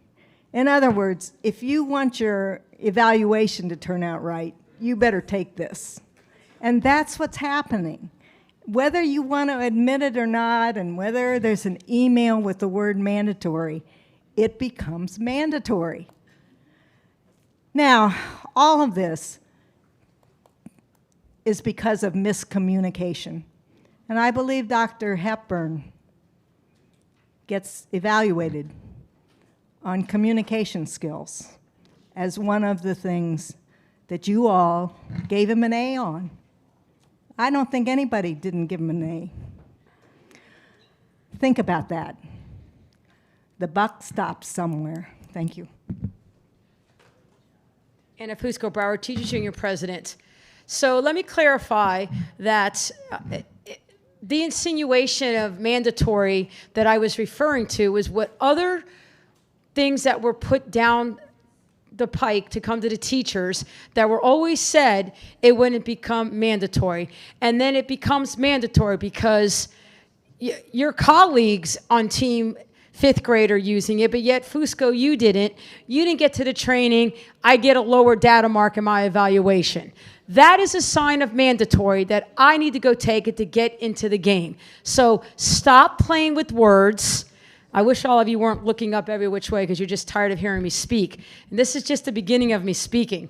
That's all I'm saying, because I don't need to give my minute here to get my words out. I was just interviewed by the news. So I'm telling you right now that it is mandatory to be able to bring it to the classroom. You are subliminally forced to take it to be able to bring it to the classroom. That is what I meant. Thank you. Any other public speakers? Board member discussion, Ms. Thompson? No, I still have the floor, don't I? Go ahead, Ms. Aladev. Thank you. So through this little part of the meeting, I just found out additional information that concerns me even further. We do not have an AI policy. So how do we not have an AI policy and we're now pushing this item forward? So it's the cart before the horse. So I'd like to amend my amendment and add that we need to have an AI policy that is looped. Attorney Dupree-Bruno? I second it. I'm Rupert.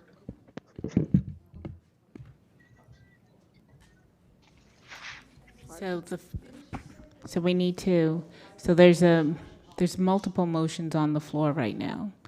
We have Mrs. Farrah's motion, then Ms. Al-Hadaf, you did an amendment to loop, and now you want to add an additional amendment to include that the AI policy be looped as well. No, I'm clarifying mine to have an AI policy and have that policy to be looped. Because I can't loop a contract, I have to loop a policy. May I suggest a substitute motion where you indicate that you're asking that the recommendation be looped as well as the accompanying AI policy? If I may, Ms. Aldif, I just want to make sure, Dr. Cohn, can you specify what activities have you done thus far? Thank you. And I know you weren't at the workshop last week, Ms. Aladoff. I was at the workshop, I was online. I'm sorry. For the full time, thank you. There's a slide that actually shows that we actually looped the policy, and I think you heard certain parents or groups mention that it was looped. So we looped it through TAC, we looped it through DAC, we looped it through some student advisors, teachers, through our AI liaison. So it went through the whole process of looping, and feedback was given to us, and we made those changes. We didn't bring the policy to the board because we were waiting on Neola to come forward, and that's why we were waiting for today's section to happen in order for us to bring that policy to the board. I have a problem with that, Dr. Hepburn. We need to have policy first, then go to this item. Where's the policy? Could we please have decorum in the audience? Otherwise, I'll have to recess the meeting. Dr. Hepburn, I have a question about this because I think we had a conversation about this maybe about a year or two ago about doing an AI policy, and we were advised by staff at the time and by the general counsel to hold off because it was such a quickly developing issue. So I know it was a conversation that I remember specifically the board gave consensus to hold off on that. But now that things have changed so much and we're seeing it rolled out in schools, that's why I think we've been talking for several weeks about the policy coming to us. So Attorney Dupree-Bruno, can we get some further clarification on what the process is? So here is where we are with regards to the AI policy. It's drafted, and it has been had some preliminary reviews. Last week, there were additional reviews, and we also contacted Neola to provide us with all of the technology policies that will complement and go along with that AI policy. We are in the process of vetting all of those policies. It's about 20 policies. I just counted the policies, about 20, and we're going to be going through those policies, and the intention is to bring to the board those technology policies, including the AI policy in August. That's what I was referencing earlier in our prior conversation today. Okay, so to Mr. Zavera's point in regards to pausing this, I still will keep my amendment to his requested action to add approving an AI policy and having it fully looped. Okay, and I heard Ms. Rupert second that. Mrs. Al-Hadaf, Yes, I did. Do you still have the floor, or are you done? No, I'm good. Thank you. Ms. Thompson? Thank you, Chair. I think I am a little confused on what exactly would be looped, because are we looping an entire AI strategy? Are we looping the entire concept? And I think Ms. Luscombe brought up a really good point, is that looping goes to specific committees where district town halls and listening sessions would actually be the bulk of our community, and that makes more sense than looping. I think we've also, as a board, had discussions on what looping is and what it isn't, and that process, and who would it be looped to? Is it every single committee?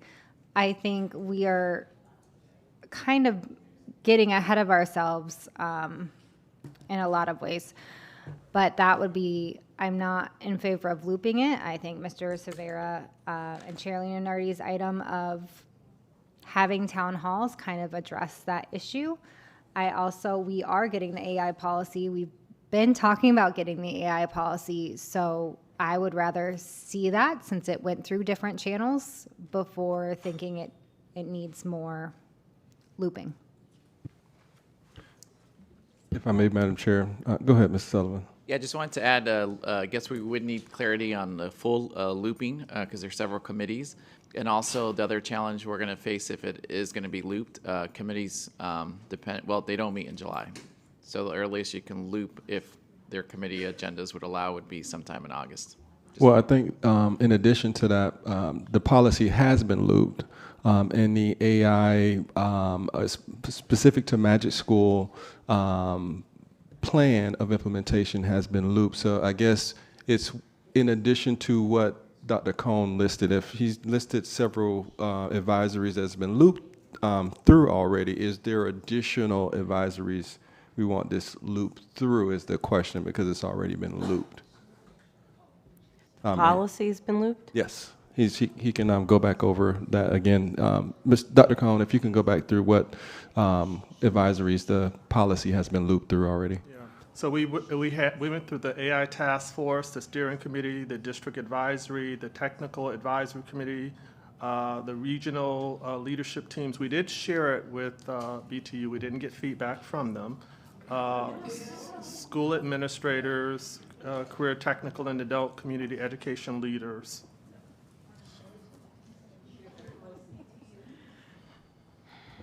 So if there's any additional advisories that we want this loop through, I see Lily's hand up too, Chair. Yeah, I added Lily to the list to speak.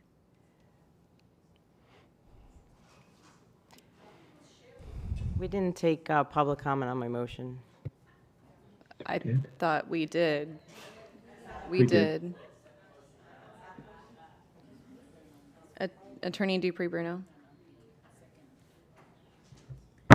We did not take public comment on the Second Amendment to loop the AI policy. Okay, public comment on the Second Amendment.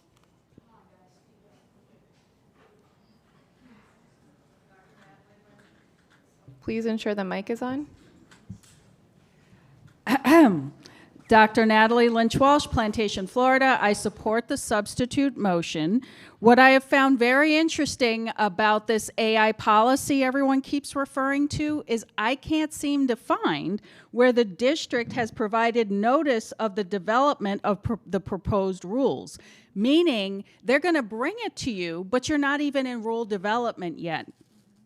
And I would petition to initiate rulemaking, except that then I think she would tell me I'd have to write the policy myself, which I'm not inclined to do so much these years anymore.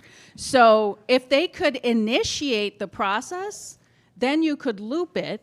And something isn't looped if it doesn't come to advisories until near the end of the year. I sat in a Central Area Advisory meeting where it was on the agenda, but we had so much drama for elections that we never got there. So, and that was just in May. It was on May agendas. You want to loop something, loop it earlier, like the beginning of the year. Thank you. Next public speaker.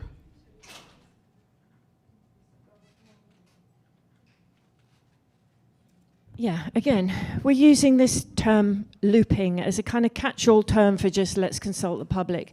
I sit on technology advisory, and Manny over here and others will testify how noisy I've been about AI and about preempting public uproar, which we now have. I'm surprised that anybody's surprised to learn now that there is a draft policy, because I've spoken about it. I spoke about it earlier today. I spoke about it last week. I spoke about it the week before. I sent it in an email to all of you saying there is a policy. Folks have worked on it, and my understanding is that they were told to kind of hold back till all this other policy stuff had come first. So whoever told them that shouldn't have done. It should have been fast. When I say fast-tracked, I don't mean skirting any process. But it's been out to advisories. Let's get it moving. If there are other advisories that want it, and frankly, it could be helpful for ESE, but I'm not going to hold it up and say it has to come to ESE. We can deal with that down the line. But let's just please get it moving. Next public speaker, please state your name. Shafiza Munab. Go It's ahead. really important for us to look at the policy as a whole. But interestingly enough, I've never heard of a policy coming through BTU. So just that we're clear, it was not. And being that this directly affects our educators in the classroom, this is a direct effect. That is a huge concern.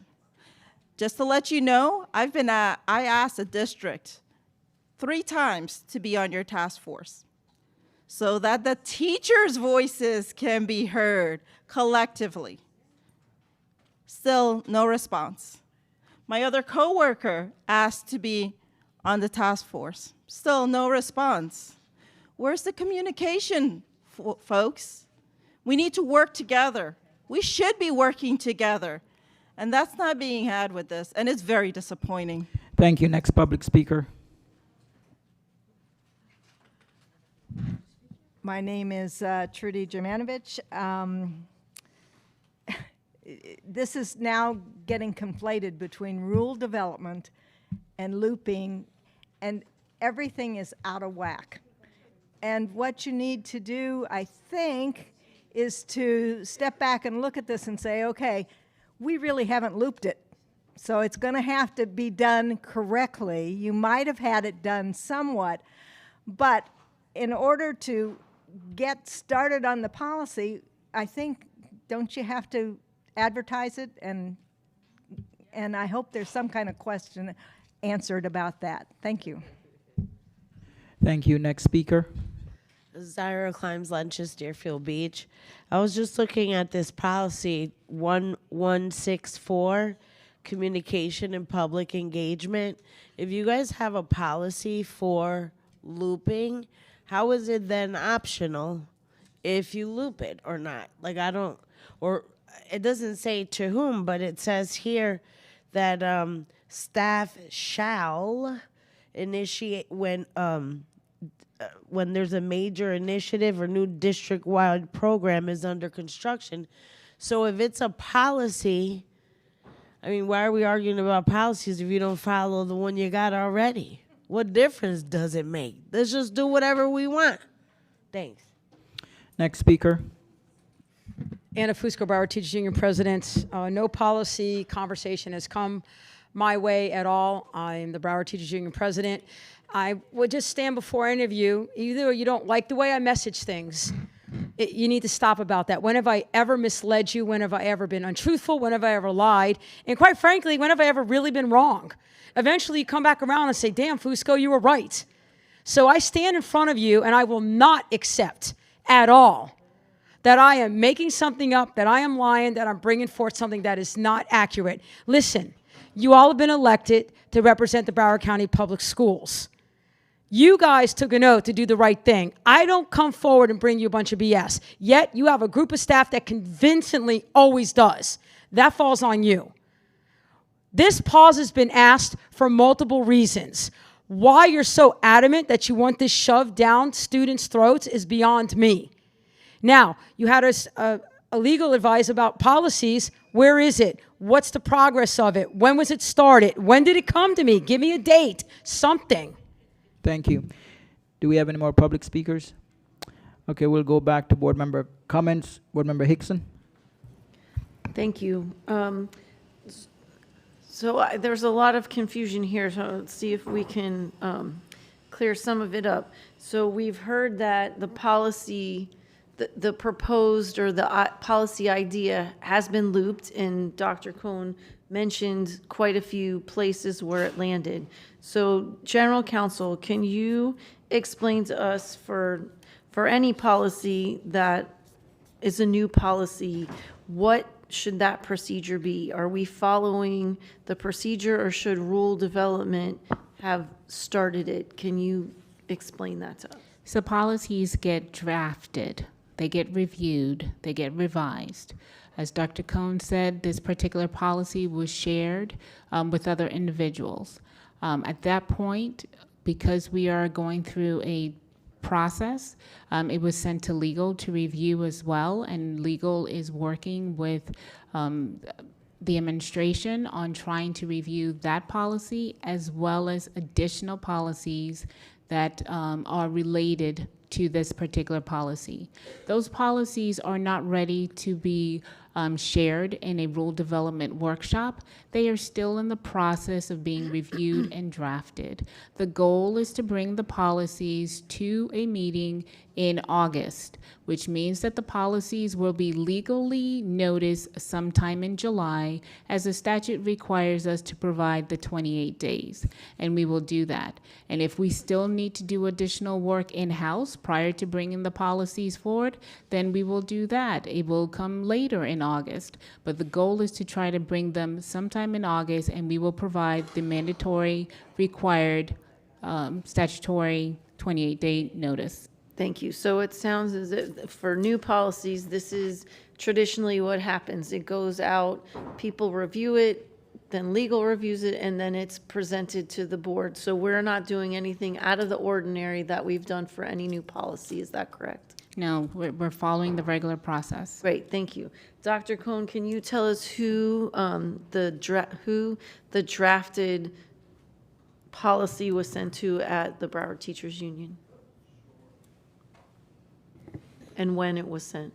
Sure, it was sent on Tuesday, May 5th at 8:14 a.m. By Manny Castanedo to Anna Fusco. I'm looking at the email right now. And then there was another email as a second request on Tuesday, May 12th, 8:59 a.m. to Anna Fusco, again asking for it to bring back to the top of your email. Would love your input of this draft policy and supporting documents. Okay, thank you so much for that. So it seems as if we've already looped it. If we were to ask for it to be looped different, I think the item has to include what committees we want it looped to, because traditionally the board decides when we ask for looping where we want it to go. So if you don't mind repeating where it's been looped already, so that if there's additional places we think it needs to go, because you were talking really fast, I only got one.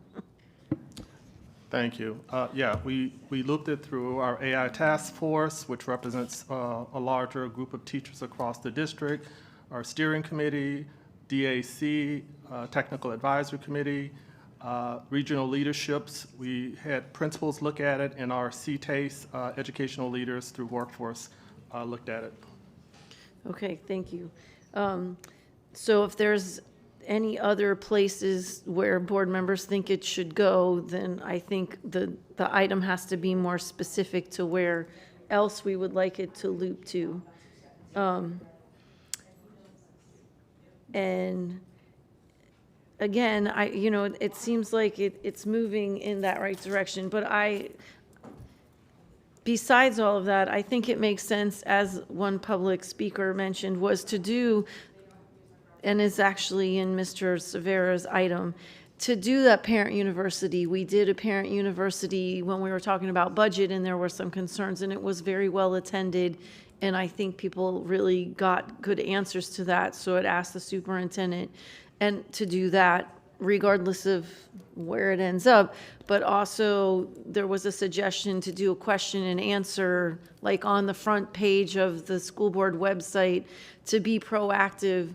I think there are questions that people have that we can answer, and we don't need to wait until there's a full report. If we can answer them and do like a question and answer thing on our website, that's pretty easy to get that information. Somebody suggested a video of some sort. I don't know, but whatever communications we have, we're making assumptions that people are seeing things and they're not seeing it. So I think we need to try it in a lot of different manners.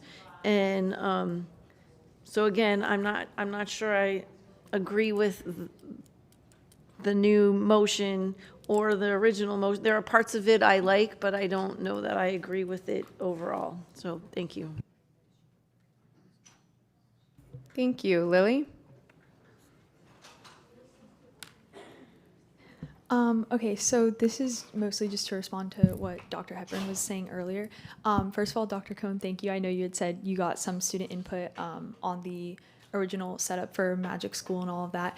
I do really want to say that I love and support the idea of putting together a group of students to really test specifically Magic School and any other AI that we implement. Obviously, to let everyone know, it would be high schoolers. That way it's, you know, relatively age appropriate. They would have to have a consent form from parents, something along the lines of that, make sure that it's, you know, good age group, and students would voluntarily do it, possibly provide service hours. But the idea would be to have kids push the website the same way that last meeting Mikayla and I got the chance to, and we went on there and we were testing it, and you know, in the few minutes that we were looking at it, we found out a lot. So I think it'd be really beneficial if I could work with the board on that, on getting a group of students to really push the system to its limits, find out every single thing that's right with it, everything that's wrong. And I think that could hopefully kind of be a compromise between the public and with the school board to implement AI, but make sure that it's safe for students, and that there's nothing on there that would make parents, students, board, teachers, anyone uncomfortable. So. Thank you. Mrs. Alhada? Thank you. I'd like to amend my motion to have the AI policy loop specifically with the Broward Teachers Union, BPA, and the student advisors with additional students. Is there a second? There is a second. Motion, amendment. I'm okay with that. Hey, Chair, I just have a point of order. Yes, Dr. Zeman? Our policy doesn't speak to collective bargaining units. I mean, I think it's fine to do that as something we could do a lot, but our policy on looping is specific to advisory committees. Attorney Dupree-Bruno? Just to make sure that everybody understands exactly what the policy specifically says, I think that's important. And it's 1164, it's to public engagement with regards to loop. So it's designed for major initiatives, but it is left to the superintendent on his or his own, or by direction of the board. And it does go to primarily DAC, the District Advisory Committee, and it is a 60-day process. And there are very specific steps in terms of how this process entails. Dr. Zeman is correct. It does not address the collective bargaining units pursuant to the policy. Okay, motion made by Mrs. Alhada, seconded by Mr. Cervera. Public comment on the amendment?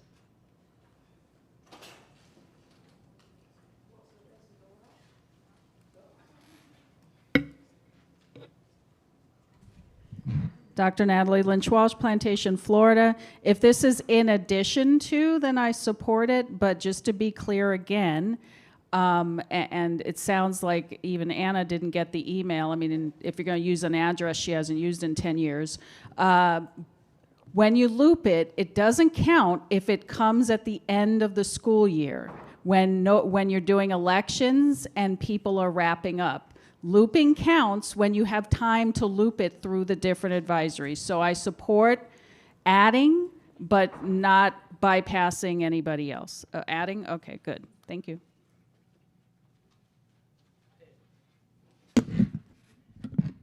Anna Fusco, Broward Teachers Union President. I support adding every group. I find it very offensive Alan Zeman's comment about not including the very groups that actually work and take care of the students, the principals, and the educators. Where do we find you guys at? I'm confused. I really am confused.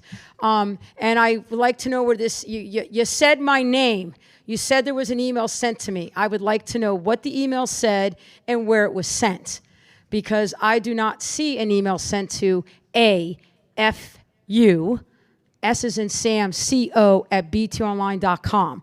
So if it was sent there and I missed it, then I will humbly apologize. But, and you said it was from who? So I could check it again. It's really simple. It's amazing how when I get up and I want to produce the evidence and give the feedback, I get shut down by the chair. It's amazing. I hope the public is watching this, that we're here. We're here right now. Thank you. Next public speaker. Anyone else on the amendment? All right, Ms. Thompson. I would like to call a question on the amendment to go back to the main item. And The I have amendment is to loop.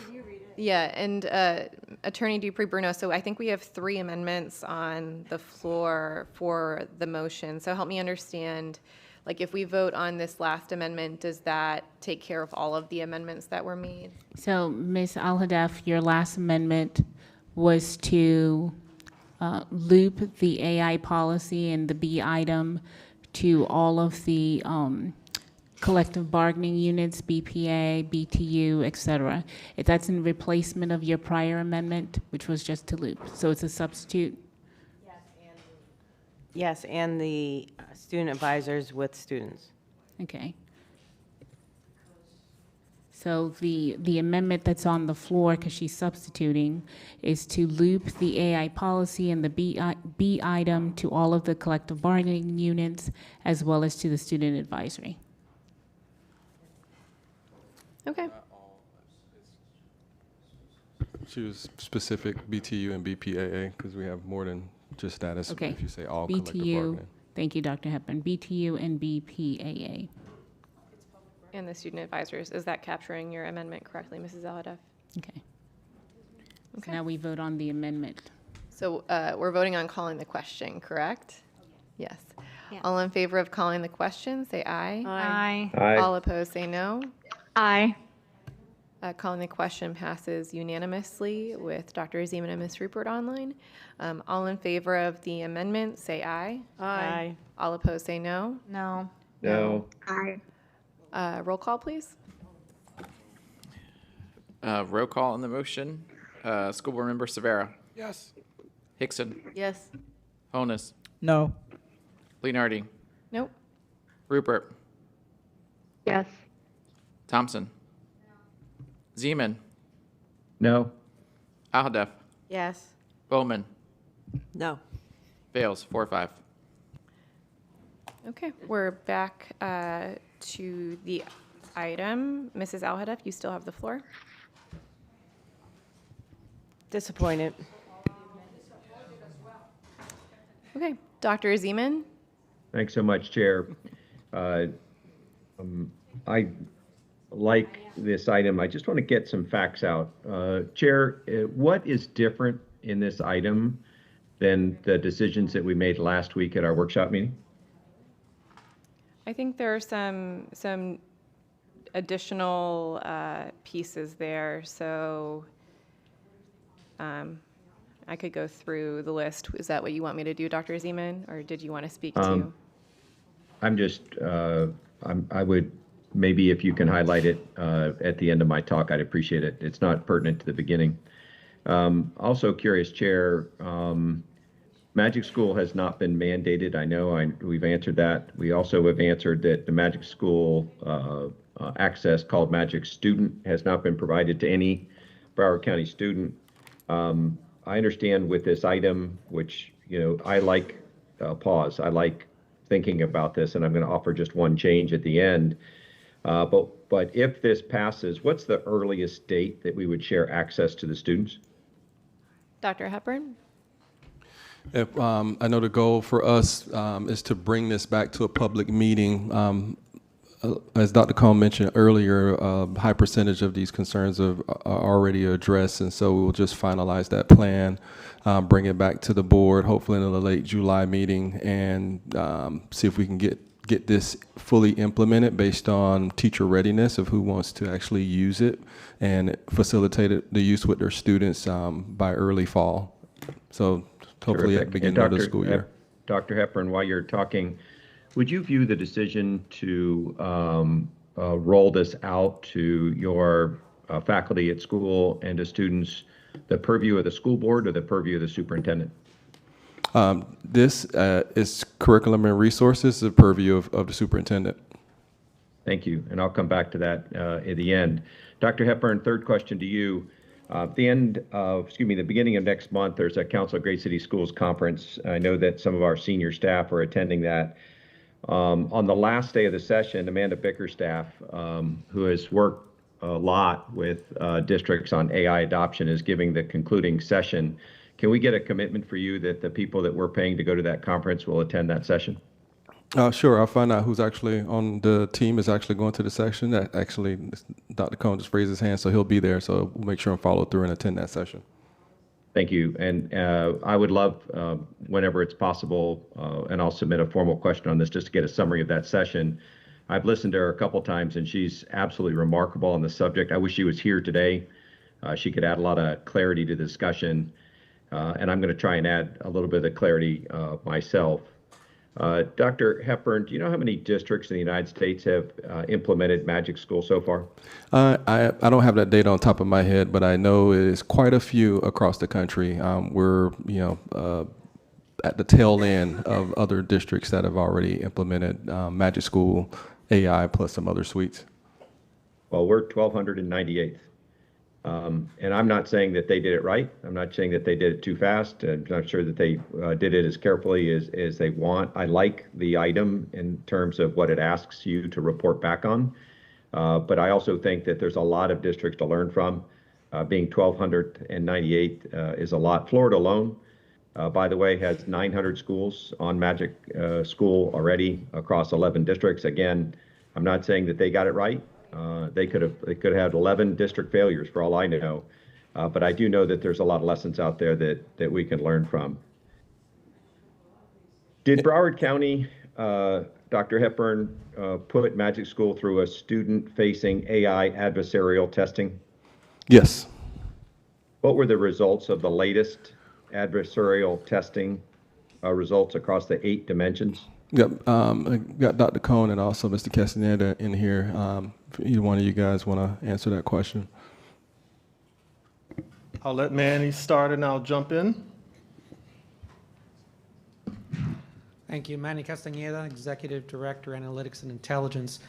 What we did with Magic School was first we formed a rubric, and we had educators and IT personnel go through adversarial testing. Now, the way adversarial testing works, the individuals were asked to break it.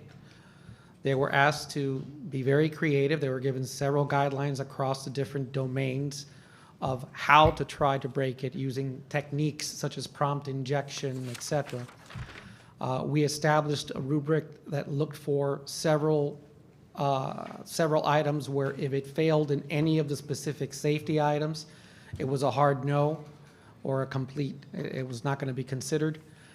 And then we had other categories depending on the level of interactions that were flagged. What we were looking for specifically, which is something which is quite frankly not available in many tools that are out there right now, is proper redirection and real-time moderation and threat detection. That means that immediately an interaction is not only is the student redirected or the conversation is stopped by the AI, but it is also flagged and there's a notification sent. So I know there's been a lot of talk of 31% or a percentage of a failure rate.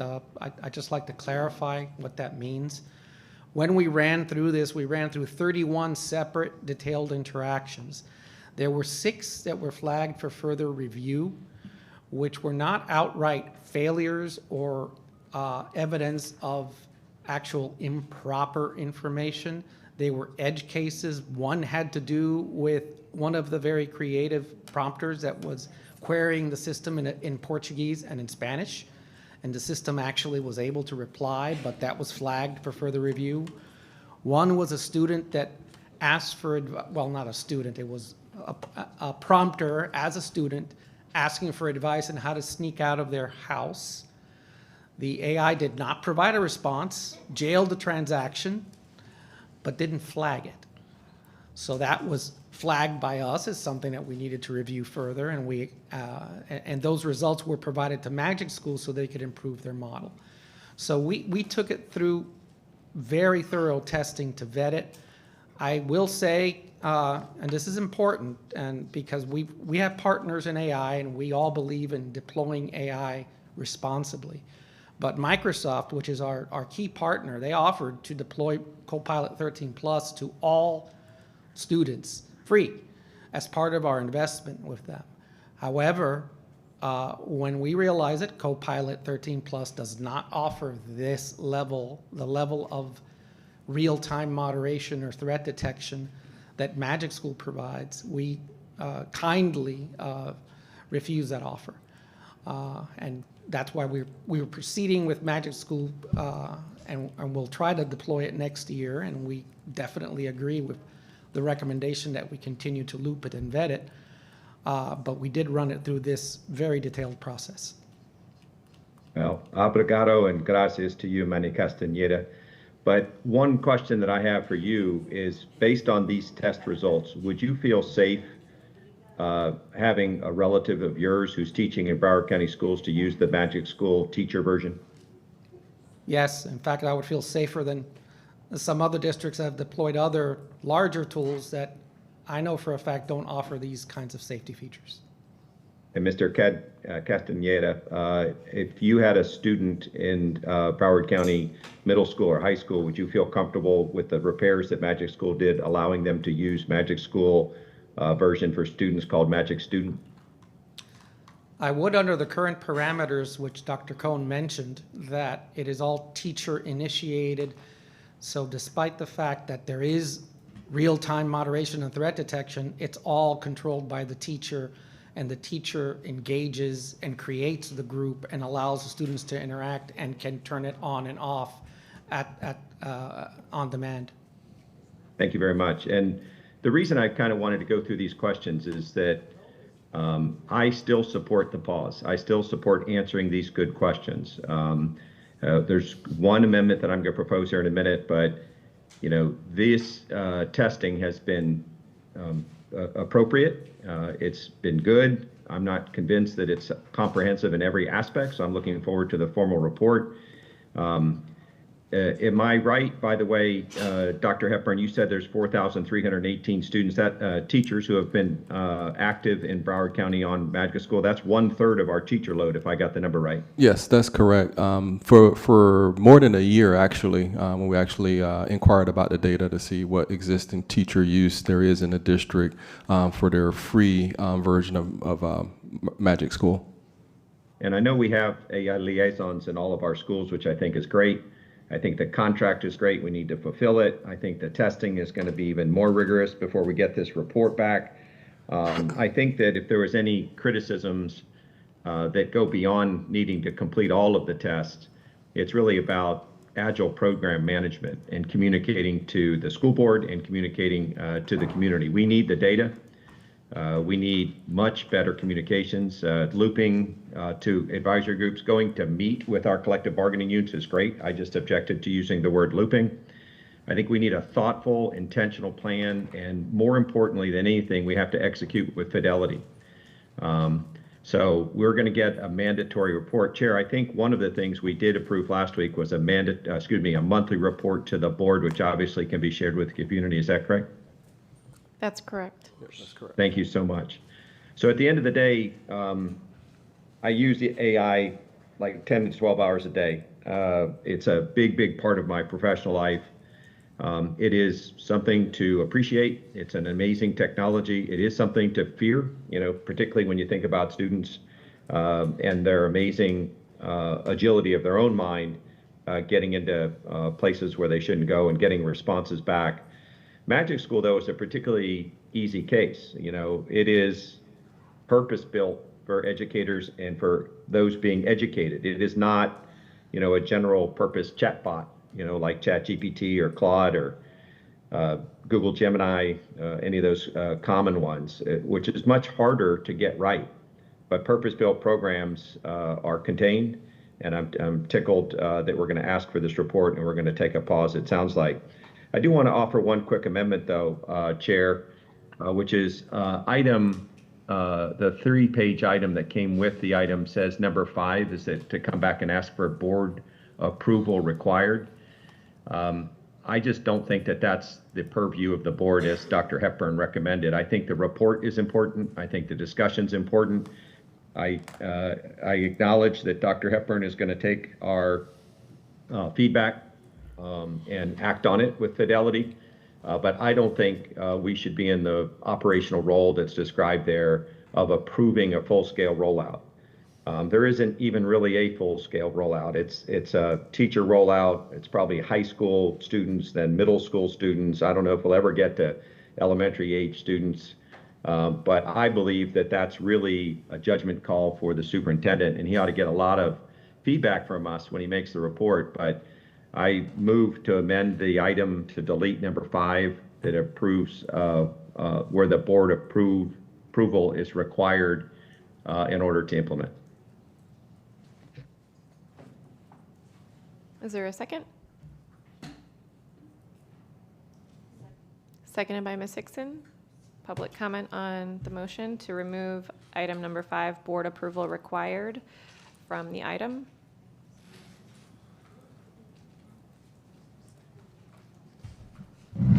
Dr. Natalie Lynch-Walsh, Plantation, Florida.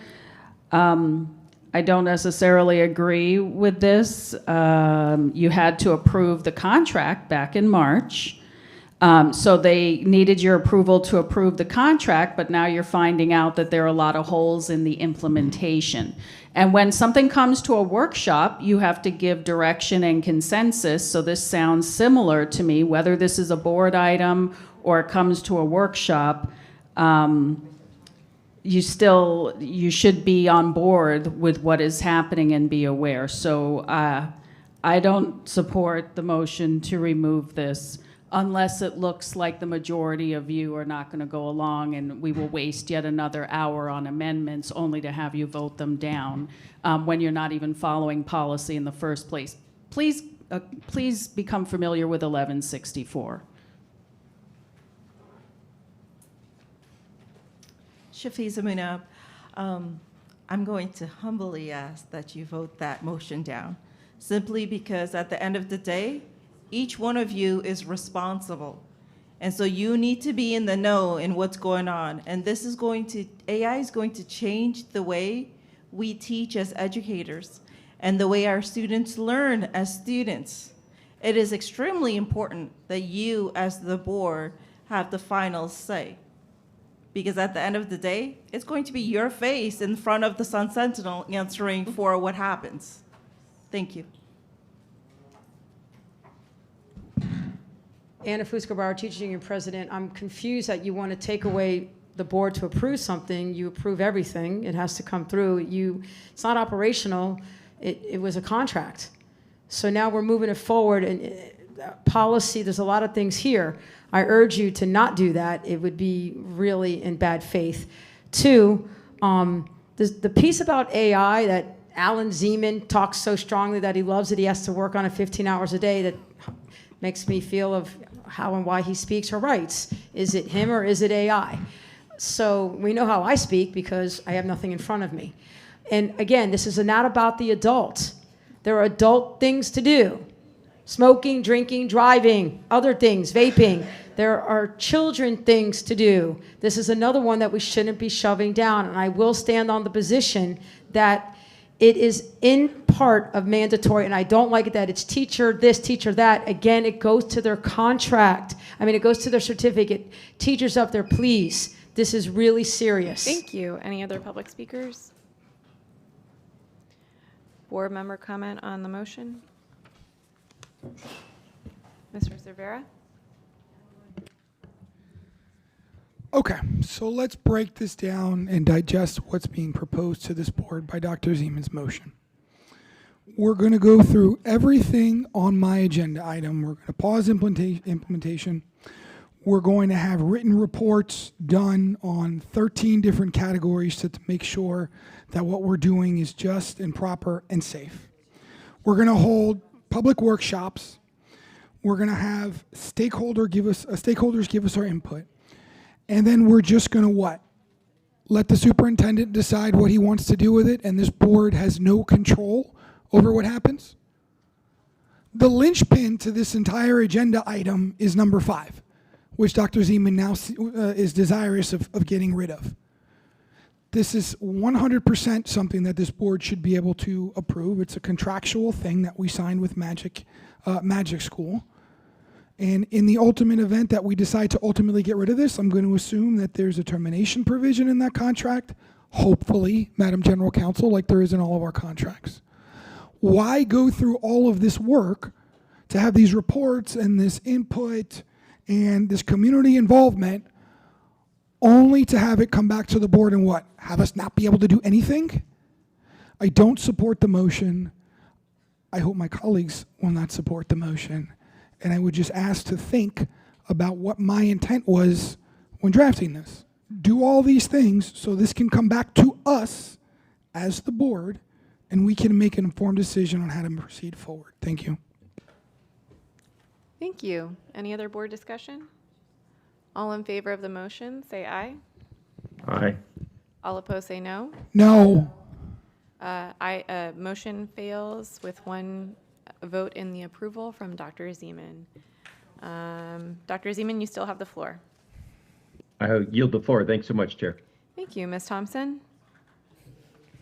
Thank you, Chair. So I and my colleagues have covered kind of actually, Chair, I think Dr. Zeman had started his comments asking what the difference between what we discussed at the workshop and this proposal is. I would actually like that run through, because when I was reading this late last night when we got it, I had thought the majority of it was already approved by consensus. So I just want that to be clear that the majority of the board was already on board with much of this. Mm-hmm. Yeah, I think the biggest thing is the official pause on the implementation. I guess I didn't proffer that last week because it was my understanding from my discussions with staff that Magic School for students, like the student-facing piece of it, wasn't going to be rolled out in the fall. So that was my understanding, but that's the major, because we asked for all of the information in that prepare a written report section. We asked for the regular public workshops. We gave directives around stakeholder input. And I guess it was kind of inherent to me that there would be board approval required. But that's also why I asked for the regular monthly updates regarding the implementation of this. Thank you for recapping that. Just again, making sure the public understands that the majority of the board is already on board with this direction. I do think it's important to understand, because in the conversation today, there's been use of the word stop or pause. So what exactly does that mean? And I don't know if that's to the maker of the item of what a pause is, or if that's to the superintendent's understanding of what this item would mean. Because I think the news is obviously watching this. People are going to get an understanding of what we've approved. And if the headline is Broward County Schools stopped all use of AI, that's misleading, because it's already embedded in a lot of in Copilot, in a lot of our functionalities that we as a board learned about earlier. Like, it is already there. So what does a pause or a stop mean to this district, and how are we making sure that that's communicated to the public about what's happening in this item? Dr. Hepburn or Mr. Severa? I defer to the maker of the motion.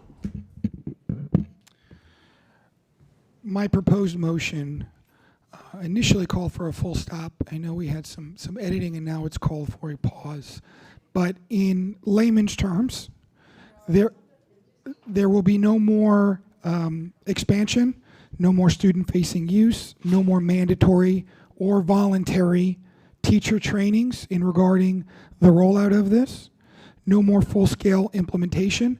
Basically, everything to do with Magic School must pause or stop until we do the 5 items that I've suggested within the motion. So if a student were to have access to this over summer school, the request would be that the access would be taken away.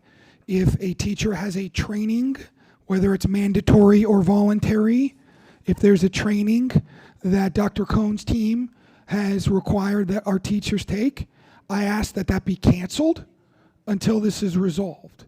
So basically, we are not to advance the ball in any way, shape, or form when it comes to Magic School AI if this motion is granted. Obviously, I know a lot of this was discussed at the last workshop, but I think one of the main differences here is the fact that if this is to be granted, we are hitting the pause button, we are hitting the brakes. So that means tomorrow, we're not going to be doing anything within our schools or with our teachers involving Magic School AI until we check all the boxes that are within this motion. So I'm still a little confused by that because some of these requirements require us to use to Magic School to make sure that to talk to teachers, to have them run through it. Our student advisor recommended having students look at it and give some feedback on it as well. So I think the language is really important. I would be fine with pausing a rollout to the classroom environment while still having these important stakeholder engagements, these trials. To say we're stopping it is not actually realistic because in your item, it requires us to use it so that we can get feedback from teachers and from, not your item, but our student recommendation if we go to that. So again, I just think it's really important that when the headlines come out about this, that it is clear what is happening, because I think that's where there's public frustration as well, because they hear one thing and then they find out, oh no, the board is doing something else, or the teachers are having a speech on it. Otherwise, again, like I said, we came to a consensus, and I was affirmative for that consensus for the majority of this item. I think, in particular, I would encourage my colleagues under item 3, the public workshop, that the district has to have a public workshop, to host your own town halls or listening sessions. I am doing one on Wednesday, July 15th. That will be virtual to hear the community's concerns about AI and tech. I know Ms. Leonardi has already done that in certain ways, and I'm sure other board members as well. But that is our role as a board member. We talk about hearing from our public. We talk about public comment. It's our role to go out and seek that. So I am mostly supportive of this item, other than kind of clarifying what pause means. And then I just encourage my colleagues to do their own legwork as well. And just one more question, because we had requested a screen time analysis, I think like 2 months ago, not necessarily referring to AI, but just in general, when we have a discussion about technology in our classrooms. Where are we at with that? We're still trying to analyze what that looks like, and so we can give you as best estimate as possible based on some of the ed tech that's used in classrooms, because it varies, all right, based on what teachers are choosing to instruct. So right now we're focused on what's required, right, for whatever core instructional materials, so we can get that to you. Do you have a timeline of when? Let me get with the team. I don't want to give you a timeline that's not.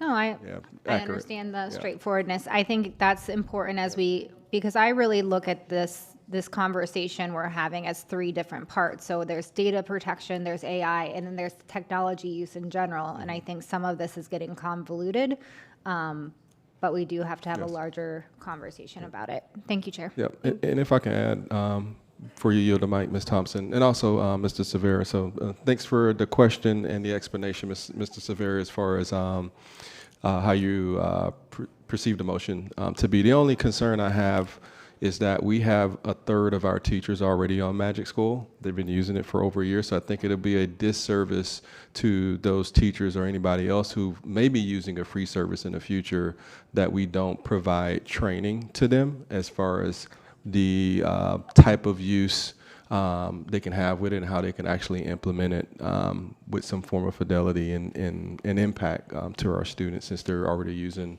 the free version of it. So I know those are probably the teachers that actually take advantage of voluntary training that we will put out there if we continue that during the summer. And just to remind my colleagues and Dr. Hepburn and staff, the item did require, that we passed several months ago around screen time, did ask for a parent-facing Yes. tool so parents could monitor and see how much time our students are spending on screens at school, and that was supposed to be ready for the first day of school. Yes. So I just want to, again, lift that up so we can all, so that's a priority. Ms. Bullman. Thank you, Chair. Yes, I think what we're hearing too is, and unfortunately there's a lot of pressure and time, but people, I think we could avoid a lot of these troubles if we were communicating properly to the parents of what's happening. So the screen time, you know, the thing that we also discussed last week with making sure that the parents are informed of what digital programming that their students are using in the classroom. I also, we've discussed a couple of times about the ages of where we're going to focus on eliminating or reducing using screens. And I think that when is that going to come back to us too? Because I think that's. So I was actually planning on making some motions today around that, given the time constraint. Well, originally I was planning to bring that last week. I was asked to wait until we get more information. I was planning on bringing those motions today, but in the interest of time, I'll still plan on bringing those items in July. Okay, so I think the sooner that we have an answer on that, the better it'll be for all of our parents who are concerned about this. Because if we're eliminating an age group where they're, like repeatedly hearing from the public, the teachers, parental concerns, if we eliminate, ages kindergarten through first or second grade, I think we're going to eliminate a lot of our trouble with this. So being proactive. Okay, so I appreciate that that's happening. So I just have a couple of questions about this, just so I have a point of reference. Ages that are going to be using Magic School Bus, is this every single student, or is this just, oh, sorry, I keep, Magic School, sorry. Magic School, yeah. Get on the bus. Oh, go ahead, Dr. Cohen. If you can detail the grade levels. Sure. So we're only limiting student access to middle and high school, and only when the gives them access to it. Okay. So again, I think if we message that and get ahead of the messaging, then we wouldn't have to have a 25-hour conversation about it, because people are particularly concerned about their little kids and what they're doing, and the whole idea that you're not learning how to think properly and you're not getting the basics would not be a concern if everybody sitting in the room knows that we're not going to roll it out until you're in middle school. It's really a communication issue, because if I've been sitting through hours and hours of this and I'm not clear on it, then there's a communication issue with that we just need to bridge that gap. So also, when we do roll it out, will this be mandatory for the teachers to use, or is this just something that they can choose to use if this is a tool that they find helpful in their teaching? So there are parts, I would say, at the board's direction, because we heard also from board workshop and also in just some of our stakeholder groups that because the changing fluidity of AI, that perhaps there should be some required mandatory training like we do with blood pathogens, that teachers have some training if they're going to be able to implement it in the classroom. So there's been a lot of discourse around whether or not the training, in terms of just having access to it to be able to do it, becomes mandatory, or whether or not we just offer the training and those that don't go to training still have access to it.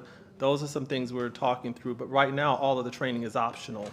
Okay, but I'm talking about the actual use of it in the classroom, so it's not this isn't gonna be a mandatory tool if I'm a teacher No, in second absolutely grade, not. I don't have to use Magic School. Absolutely not. So that's something that you guys are working on in terms of how we're gonna train properly. Yeah, and all AI liaisons received full training, and so did all principals on June 8th and 9th. They actually had pre-work in terms of developing a plan to roll it out to their teachers during pre-planning week. And there's hot lab sessions scheduled, and so there's hot lab sessions scheduled for voluntary training over the summer. We have voluntary training historically for the past several years. It's called Seasons of Learning. Okay. But again, I think communicating that this is something that a teacher may choose to use versus that this is going to be implemented in every classroom would quiet some of the concerns about it. Because I agree with some of with my colleagues, I don't want to be left behind. I think it's very important that we keep up with the times, but the communication and the parents and the teachers understanding what's going on is going to just eliminate these problems. So I think the town halls are a very good idea. I would love to see a memo that goes out to the parents that explains this is what we're doing. These are the things that we've done, and this is how your child will be using it. And then obviously, because I haven't seen, I tried to go to the website, but I don't have a login or anything, so I can't really speak to how it works at all right now. So that's difficult for me when someone else is talking about it and has concerns, because I can't really tell them anything because we don't have that. So maybe we could all. Yeah, so that was a request that we made last week. Right. So when can board members expect to have their student-facing AI, like Magic School, Copilot access? We can set it up just like we set it up for you, Ms. Leonardi. I know Ms. Thompson reached out to us, and we got you scheduled. So if we want to just do a blanket and say all board members, that's fine. If there are specific board members that want that one-on-one session, we're happy to do that. So they would reach out to you, Dr. Cohn, for that? Absolutely. Dr. Hepburn, are you? Yes. Okay. Could you maybe send us an email? Absolutely. Okay, thank you. An invitation, so we. And also, Ms. Bowman, on June 5th, that was our intent in our very first parent session, where we oriented parents with Magic School. There were several Magic School sessions set up to do that. That was just the first. Our intention was to continue to do that. Okay. No, I think if you write it out and there's bullets of what's been going on, like how you intend to use it, and just communicate, because different people want things communicated in different ways. So that's Absolutely. easier for me I would prefer it that way. Okay, so I really don't have an objection to, again, just to keep beating this horse to death, we already agreed to this last week. The only concern I have is that I don't want to get so drudged in kind of bureaucracy and deliverables that we don't ever actually use this program. So, Dr. Hepburn, how can we avoid that, or do you see anything in this list that would kind of put us in an interminable loop of not being able to move forward? No, I don't. We're in the summer, right? As I said before, this has been a year's worth of methodical approach with a lot of moving parts to get to that workshop, and that's what the workshop was for, to get additional feedback early in the summer so we can close all of those gaps for a better implementation this fall. Like Dr. Zeman mentioned earlier, there's tons of school districts already using this. We didn't choose just to bring a contract and then just say, hey, here you go. We took a very intentional approach, and so that's why I have no objections to the item, because many of those things we were going to do. So it'll be easy to put a report Yes, together and address all these. absolutely. Okay. And then my last question here is that it says in the item and then on the recommended action, it not only talks about Magic School, but it also says any substantially similar artificial intelligence instructional platform. So does that create a problem for us? We don't have, and correct me if I'm wrong, Dr. Cohn, because I saw this as more as just Magic School. We don't have any other suite that our students are using that are language learning model where they're typing in prompts and things like that that our students are currently using that's provided by BCPS. I mean, all of our ed tech software for years have always had AI embedded in it for more of a adaptive function to kind of meet the students where they are and then start enhancing and increasing the rigor of the instruction they're receiving on it. But as far as a Magic School type or co-pilot type language learning model where you're typing in prompts and you're getting a certain response, we don't have anything additional, unless I'm wrong, Dr. Cohn. Yeah, so I would say, in addition to what Dr. Hepburn is saying, almost every supplemental resource that we have that has a technology component does have an AI component. Even our adopted core has it. And so when I read it, I was also a little concerned too, because I know it preferenced Magic School, but then to your point, it also extended to other AI related things. So I just need clarification. Yep. So I guess that would go to the maker of the motion. I mean, because this is the kind of, Mr. Cervera and I have used this as a catch-all in Gotcha. our And my professional interpretation practice is to make sure that, if there's something else you can catch, Yep. you can, like in a non-disclosure or something like that. Well- So I think we need to clarify what that is. Yeah, clarification is needed. My interpretation is Magic School only, or a type of instrument or resource like Magic School, and we don't have any But other. we might need to amend this to Yeah. exclude basic programming that uses AI components. Yeah, because if it's a something like that. catch-all, you're just going to shut every Right. software tool down in the district, every last one of them that our students use, because they're all embedded with some form of AI. So I would move to, I think we need to tighten that up. Yep.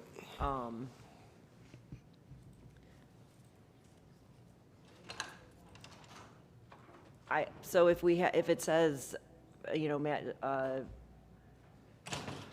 pause any full-scale implementation, expansion, student-facing use, or mandatory teacher use of Magic School AI, or any substantially similar artificial intelligence instructional platform, not including generally used platforms that have AI component, where AI is not the, I need a little bit of help, but it's not the. Friendly. So I think you could say student-facing. Student-facing, Yeah. okay. Because that's Okay, AI that student-facing. directly interacts with students in a But way like anything that's playing with you is AI. I mean, so if it's reacting to your data and your input, I believe that's considered AI at this point, right? Yes. Maybe Mr. Davis has a language or some. You got any language that can help us out there, Mr. Davis? We're trying to narrow the field for this catch-all language. So is this relative to the student-facing? I think relative to student-facing. I think it would be student-facing, but also I don't want it to include any program that we're using that may have a AI component that doesn't have the same concerns that we have with a full AI programming. Ms. Bowman, would this be around like AI chatbots? Is that maybe the larger concern? Is that the main point of our concern? Maybe I have lots of general concerns. purpose chatbot. AI general purpose chatbot is the language for Claude and ChatGPT and the like. Yeah, I mean, I think that's pretty generic. You have to be very cautious about going outside of that because, you could have other applications that might have AI underneath, but. So let me ask you this. Substantially similar, that would have to come to us as a contract, right? Correct. So right now, we don't have that. We don't So have maybe it. we just remove that part of it and we say, I have a use of friendly Magic amendment. School AI. What? I have a friendly suggestion. Yeah. And it expands a little bit, but I think the title that we're voting on should be implement requirements for board review, transparency, and safeguards prior to district-wide implementation of Magic School AI. So. Yeah. There you And then go. just take out the substantially similar. I think that needs to come out. But that would be the item that we're voting on, because I think it's really important that we are clear on not stopping or pausing. It's putting in safeguards and requirements and transparency. So I can repeat that if we, It says similar AI, so we need to take that out. well, that's the whole title would be implement requirements for board review, transparency, and safeguards prior to district-wide implementation of Magic School AI. Stop. For the requested action? No, for the title, and then the requested action would be updated with that. Okay. Is there a second? That's fine. So could you just, so we all have clarity, what is the motion? To implement requirements for board review, transparency, and safeguards prior to district-wide implementation of Magic School AI. Is there a second? Second. Second. Motion made by Ms. Thompson / Ms. Pullman and seconded by Dr. Zeman. Public comment on the motion.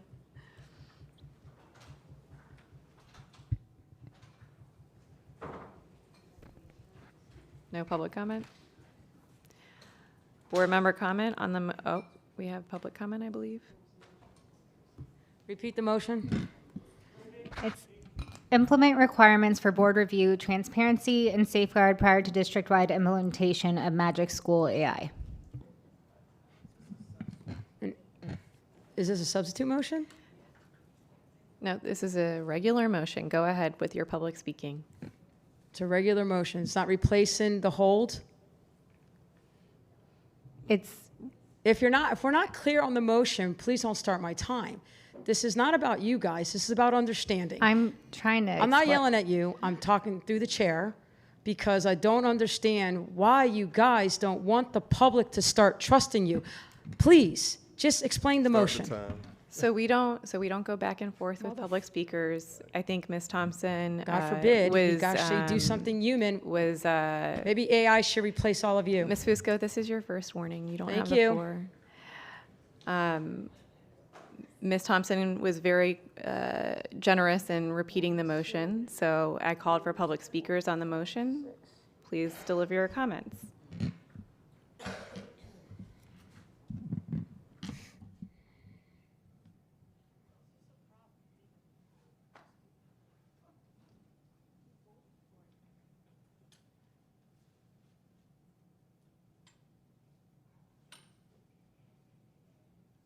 Please, next time I stand up here, you guys video them so the public can see how they're disrespectful and don't listen.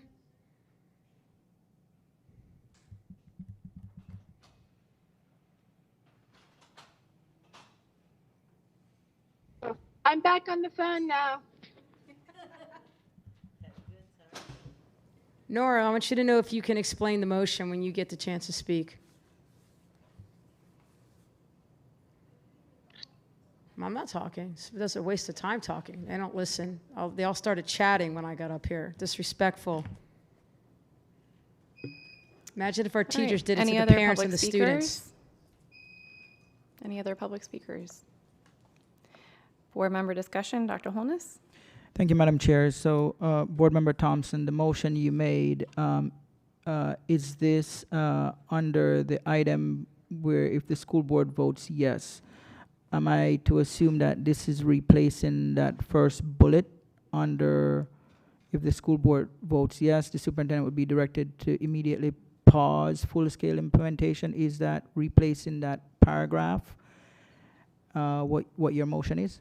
It is, but also the title, because I think when it gets headlined and covered, it's important to be clear on what actually happened today. Understand. So your motion will replace the title in addition to the first bullet under if the school board votes yes. Okay. Yes.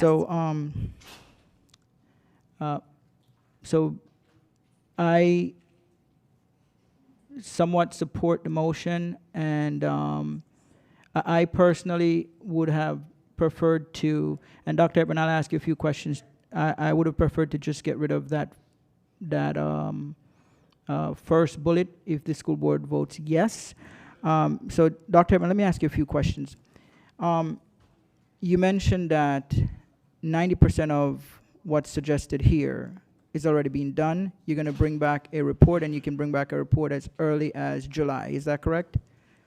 That's correct. Okay, so when you bring back that report, the board will be able to see all of the concerns that's being addressed, and the report will also, should this pass, would address 100% of the concerns expressed in the prior motion. That's correct. Okay, so this is going to happen in July, so let me ask you a couple other questions. Do you have any intent, or was there any intent to have the Magic School Bus roll out to students during the summer?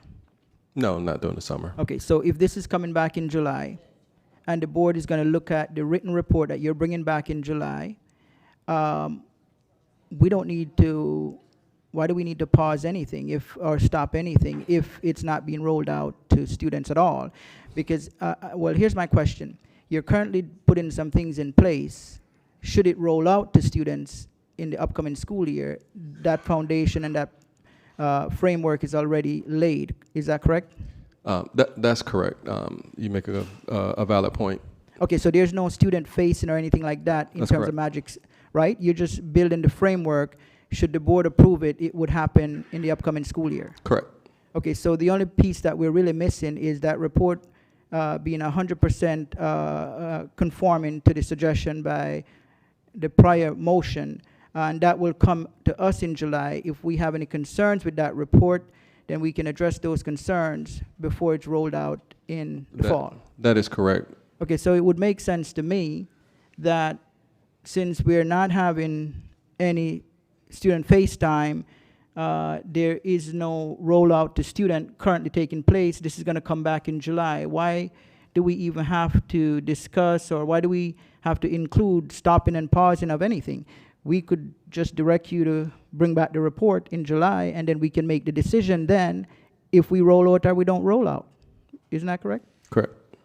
Okay, so Board Member Thompson, I hear your motion. I'm not sure if there's any implication for pausing or any of that in your motion, or if it's somewhat implied in there.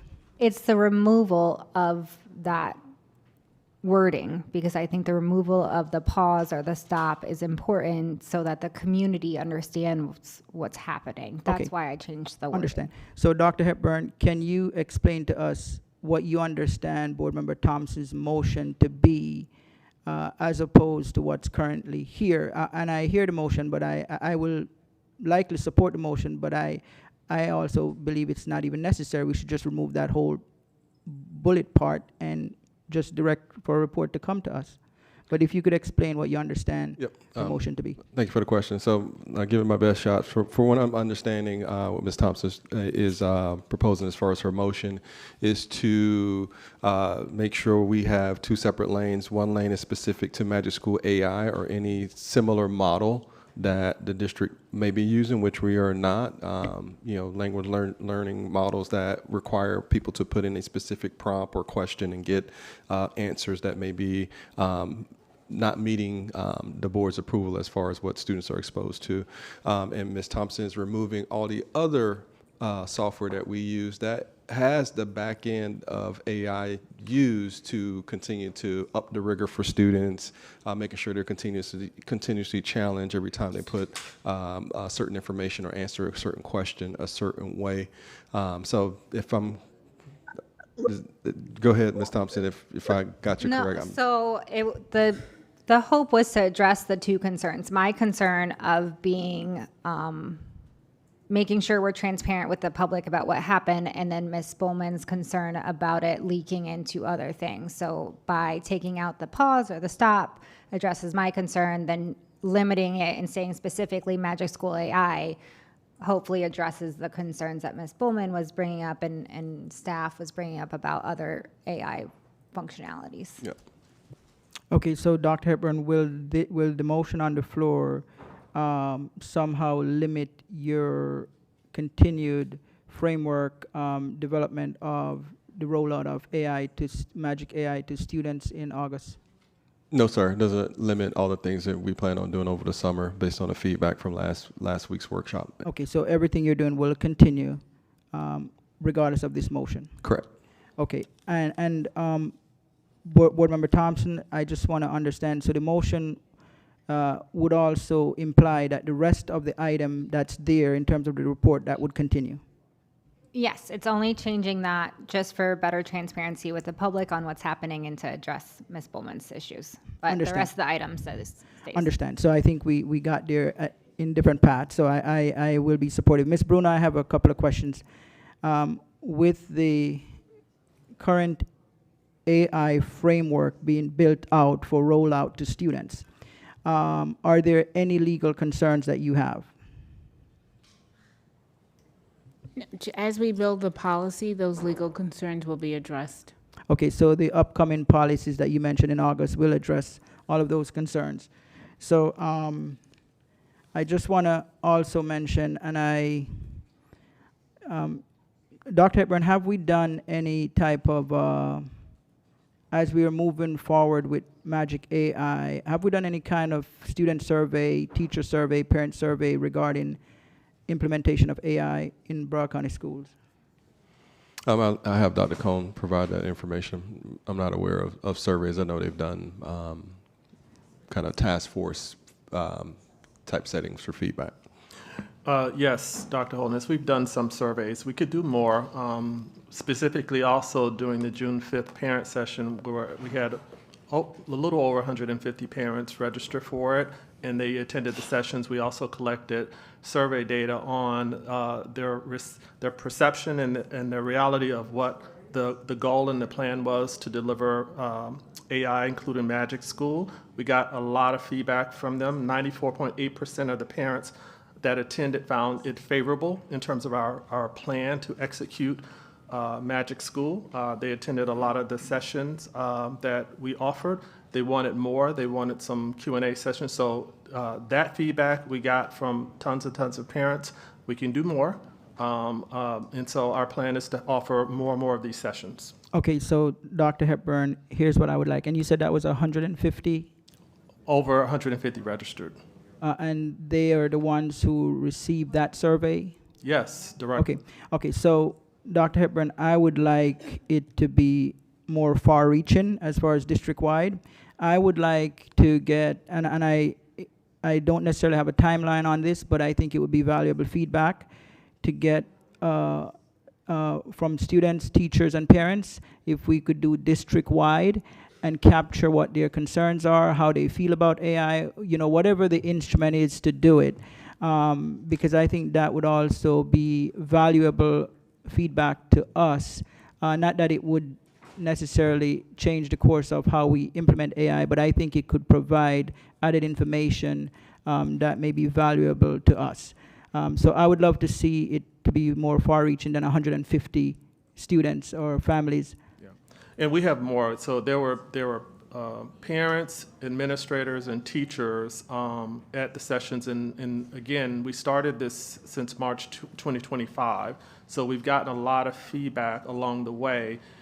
Even though the contract for Magic School didn't get approved till March, we were well under our way last year because we gave access to everyone to Magic School as a free version. So we have a lot of anecdotal data on Magic School and its implementation, and teachers who said that they really loved it and what it has already done for them. So I don't want the board to think that there hadn't been a plan, there isn't a plan, or there wasn't a plan, because we actually rolled this out fully last year until it was board approved. And then from March until June, which is now, consider everything that has been done.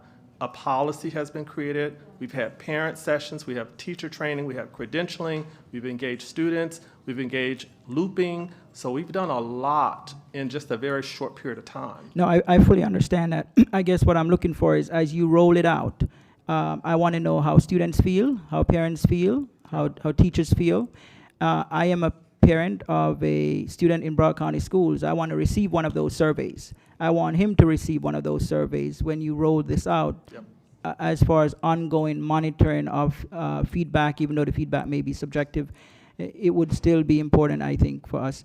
And lastly, Madam Chair, I I did hear, not very many, but I heard one or two opposition to AI, and I will say this, if you were to ask my dad, who is now 93 years old, about his thoughts on the internet, he would say, get rid of it, right?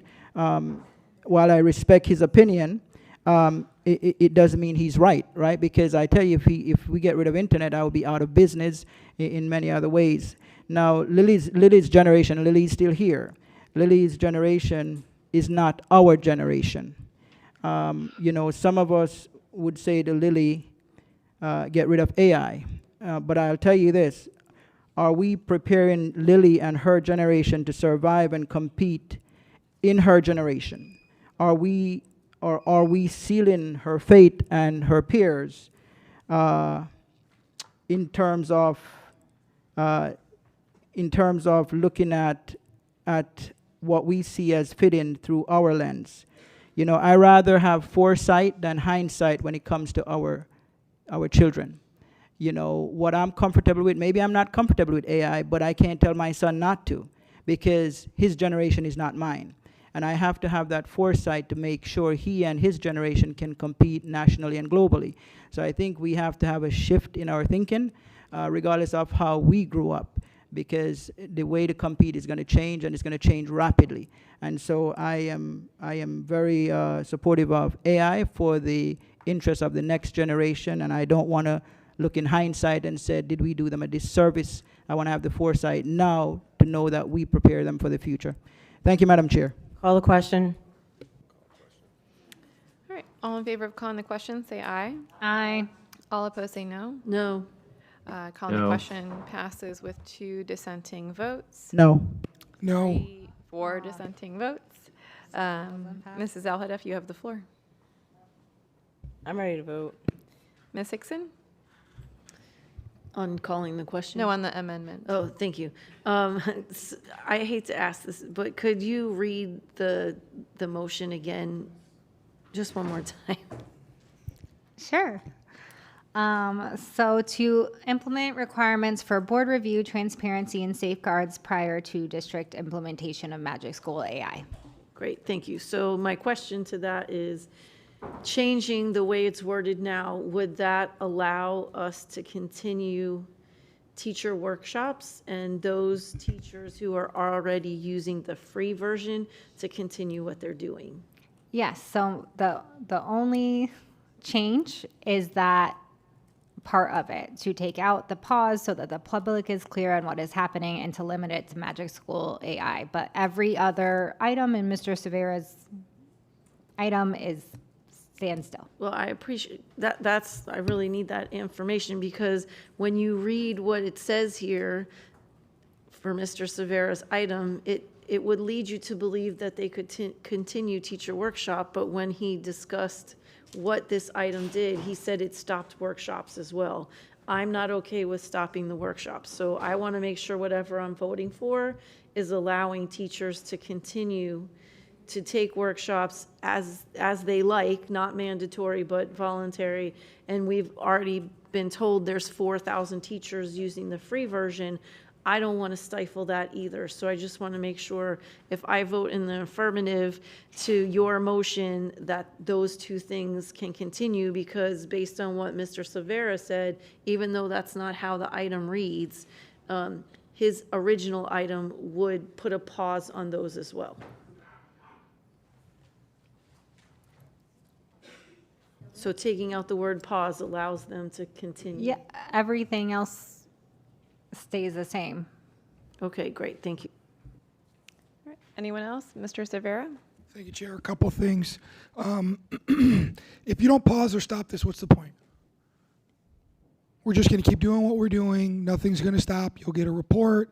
Apparently, you don't even want the board to be able to vote on it. So the whole teeth of this, the whole crux of this is for the full stop. It is for the pause until this comes back and we have that information. And I'm not going to beat a dead horse because everybody knows what my position is on this, but just know if you vote in favor of this motion, you're effectively doing nothing. Now, I do want to close with this, because maybe some folks weren't watching last week when I had this engagement with Dr. Cohn and with Manny on this. But we can try to sugarcoat this as much as we want. The reality is there was a 31% failure rate when you went through this on the ability to flag teachers when inappropriate content was searched. You can try to say it wasn't that big of a deal. You can try to say this. You can try to say that. You could put some sprinkles and cherries on top of it. But the fact of the matter is it failed 31% of the time. Now, I made a comment last week that I said I wouldn't want my son using something like this and having it fail 31% of the time. Manny, I heard you say that you were perfectly okay with your kids using this. Okay, that's fantastic. I'm not. And I have to imagine most of the parents, at least in my district, would not be okay with something like this failing 31% of the time and having inappropriate content reaching our kids. So if we want to take away the pause and we want to take away the stop and we just want to keep going forward and we'll get a report and Lord knows what we'll do with it, because apparently we're going to give it to the superintendent and then he's going to decide what he wants to do. Ignore the motion, do nothing, and when you go back to your districts, explain to your teachers, explain to your parents why you allowed this to go forward. Because I will sleep very soundly tonight knowing that I at least tried to put the kibosh on this. So I would urge my colleagues to think very hard and very long about this vote, because this will have real world implementation. And if you accept nothing else that I've said today in what seems like a 12-hour session at this point, just know the fact that Dr. Cohn and his team are telling you that this fails 31% of the time as is. Thank you. Thank you. Ms. Thompson? I'm a little perplexed by my colleagues' frustration because the entire item stays the same, minus the possibility of the public being misled about what's happening. So there was no motion that took away, there was a motion that failed that took away the board power to vote on this. The community meetings are still going to happen, the data analysis, all the protections that the board gave consensus on and Mr. Severa has in his item stays the same. What gets taken away is the ability to mislead the public on what we are doing. Thank you. Thank you. Anyone else on the motion? All in favor of the motion to amend, say aye. Aye. Aye. All opposed, say no. No. Is Ms. Rupert on the line? Yep, I was in now. Okay. So motion to amend passes with 3 dissenting votes from Ms. Rupert, Mrs. Alhadeff, and Mr. Severa. We are back to the item. I have a list of round 2 speakers, and I also just want to make the public aware that we did have a workshop that was supposed to start at 3:30 that is obviously delayed. So I do have a round 2. Ms. Hickson? Thank you. I'll try to be quick. First, I would like to ask through the superintendent, Dr. Cohn, if you could please resend the email to the BTU. You were asking for their input. It was sent to an email that they don't monitor. So if you could please get with the BTU president, find out the proper email, resend it, and ask them for their feedback. It's not asking for anything extra. You already did that, but there was some issue with the email you sent. So thank you for that. Also, I know we held an AI workshop recently and parents, different people attended. Can you just give us a quick overview of what that feedback was from that? Sure. So we had about 5 different sessions. We had a main session, which included keynotes, and thank you, Ms. Leonardi, for being one of the keynote speakers, where we had a panel discussion at that event where we had a parent, a student, a teacher, and an administrator actually do a rapid-fire Q&A session. That followed breakout sessions that parents attended. We tailored the session specifically towards our implementation of AI. It included session topics such as bringing together Microsoft plus Magic School plus Copilot, ESC strategic goals and AI integration, supporting student success, and what is AI and how students use it.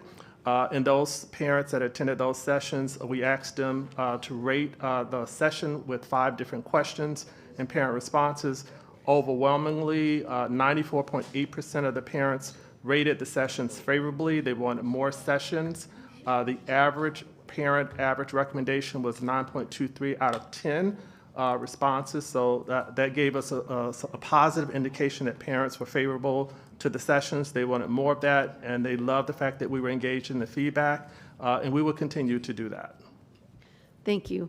And the last thing I'd like to ask, reiterate and get feedback from my colleagues is about having the parent university around AI, maybe adding, I don't know if we have an AI page on our school board website, but to do something on the website that has that question and answer, as was suggested by one of the public speakers, and maybe some social media, so marketing, for lack of a better term, around AI and having a way to garner some of the things that Dr. Holness asked for. So I guess if do any of my colleagues have disagree with that?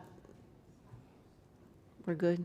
Oh, well, I guess the board chair should ask that question. No objection. I just like to reiterate all of those things, so thank you. All right, Dr. Zeman. Thanks so much, Chair. I just want to kind of share some thoughts with the colleagues and with Dr. Hepburn.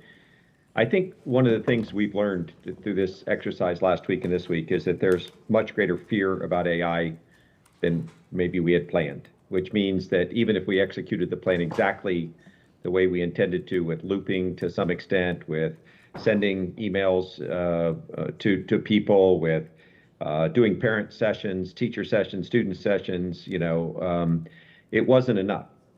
The community has been very clear through this item and other communications that there is significant fear about anything related to AI, and we need to over-communicate and then over-communicate again in every dimension, every day of the week about Broward County Public Schools powered by AI with humans in the loop, but making sure that there are both opportunities with AI and there's safeguards to protect, more than anything else, to protect the students that we have. So I'm just going to ask you, Dr. Hepburn, in my assessment, do we need to communicate a lot more with our community and with our school board about AI implementation? Yes, that's correct, Dr. Zeman, and we plan on doing more of that. Ms. Hickson, you asked for certain things that we already have in motion. We actually have our own URL for browardschools.ai that we're going to actually prop up a lot of information for the community, parents, board, staff, anybody else that need additional information. We've had a lot of forethought. As I said, this has been over a year-long journey, so it's been very methodical and very intentional throughout. So thanks for the question, Dr. Zeman.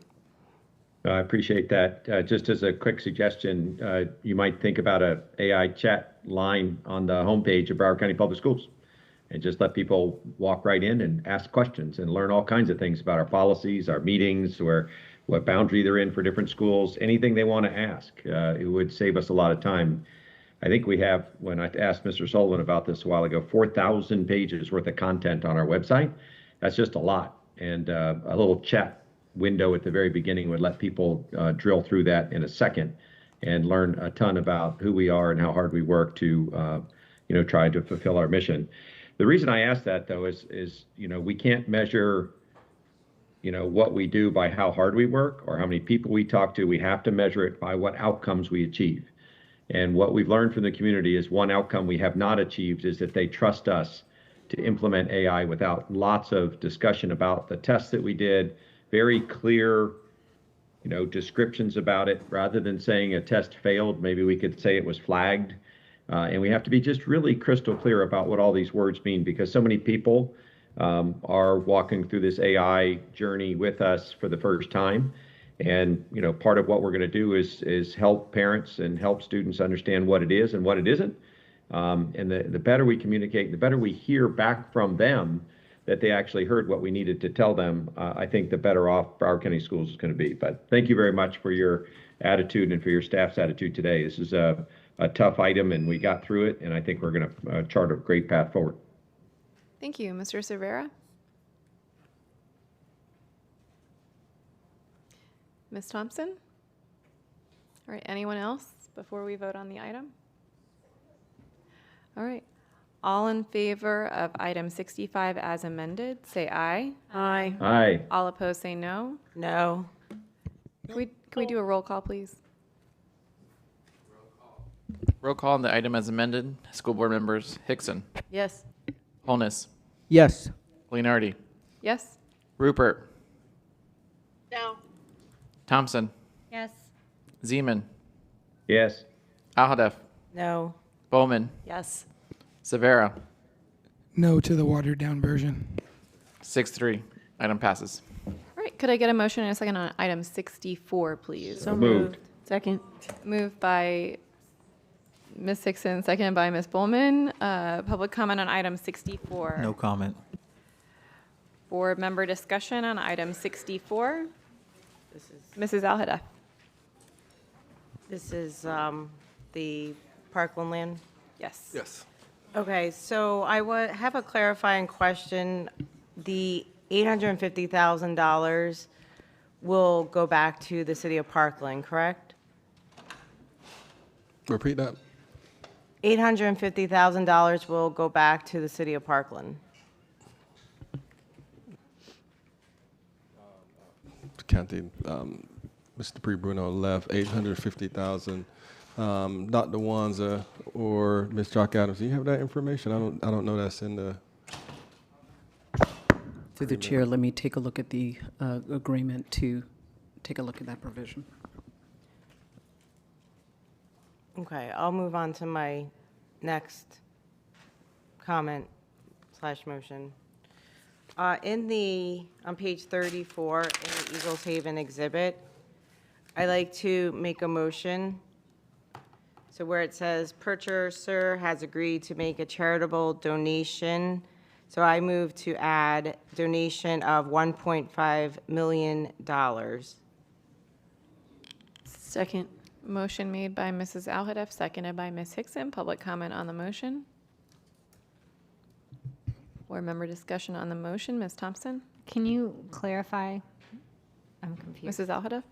Sure. In the Eagles Haven exhibit on page 34, it now just says charitable donation, and I'm just being specific to the amount, which is $1.5 million. But my understanding from when we discussed this last week was that that donation was done through Broward Health, and we weren't a part of that. So I guess I need staff clarification. Ms. Jack Adams? That is correct. That is an agreement between both of those parties, not between us. Correct. But this is a exhibit within this item, and it is separate from what we're doing in the contract. I'm just adding the specific number of $1.5 million. Mr. Sullivan? Yes, can we just perhaps table this item and go to the next item and then come back to this item once Mr. Akabuso and also the GC is back?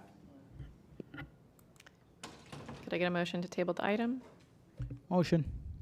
Moved by Dr. Holness, seconded by Ms. Bowman.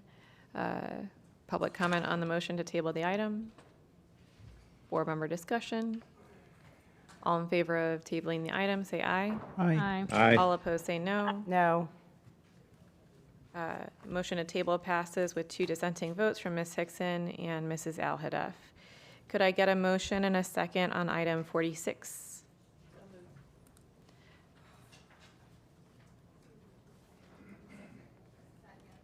Moved by Ms. Hickson, second by Ms. Thompson. Public comment on item 46. No comment. Board member discussion on item 46. Madam Dr. Chair. Holness? Madam Chair, I'd like to recuse myself from this item due to potential conflict. Okay. Any other board member discussion on item 46? All in favor of item 46, say aye. Aye. All opposed, say no. Item passes unanimously, and thank you for your patience with me jumping around. It's hard for me to see these check boxes. Could I get a motion and a second on item 29? We did item 29 already? Yeah. It was Zello. Yeah. Okay. So 30? 30's now. So moved. Moved by Ms. Hickson, second by Ms. Thompson to bring item 30 to the the floor. Public comment on item 30. No comment. Board member discussion on item 30. Seeing none, all in favor of item 30, say aye. Aye. Aye. All Aye. opposed, say no. Item passes unanimously. Motion and a second on item 31. Second. Moved by Ms. Bowman, second by Ms. Hickson. Public comment? No comment. None. No comment. Board member discussion. All in favor of item 31, say aye. Aye. Aye. All opposed, say no. Item 31 passes unanimously. Could I I'm get a a no on that. Oh, so item passes with one dissenting vote from Mr. Cervera. Could I get a motion and a second on item 33? So moved. Moved by Ms. Hickson, seconded by Mrs. Alhadeff. Public comment on item 33. No comment. Board member discussion. All in favor of item 33, say aye. Aye. All Aye. opposed, say no. No. No. Item passes with two dissenting votes from Ms. Thompson and Mr. Cervera. All right, could I get a motion and a second on item 64 So to moved. bring it back to the floor? Oh, so moved. Moved by Ms. Hickson, seconded by Mrs. Alhadeff. We are back on item 64. Mrs. Alhadeff had the floor. Thank you. So my first question is the $850,000 will go back to the city of Parkland. So, Go ahead, Dr. Wanza. so, Mr. Akabuso, he was saying he's coming back out. It is my understanding that no, the money does not go back. That is not a part of what is codified in this agreement. Will the Broward County School Board be giving $850,000 back to the city of Parkland? Chris Akabusu, Director of Facility Planning and Real Estate. The resolution that the city passed when the property was bought does not give the city. Can you turn up, I'm sorry, Mr. Akabuso, can you turn up the mic beacon? So the resolution that the city passed when the property was being bought said if the property, we didn't close on the buying of the property, the money will not be due to the city. So the resolution is very clear. I discussed that with the Office of General Counsel, Mr. Cooney. So the resolution as written today, the property was bought, we closed on the property. I think the nuance is, did we build capacity?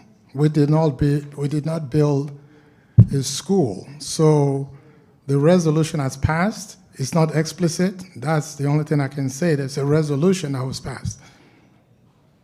All right, Dr. Hepburn, that is absolutely not the understanding of myself as a school board member or the city of Parkland. That money is to go back to the city of Parkland. It was basically borrowed. They lent us that money.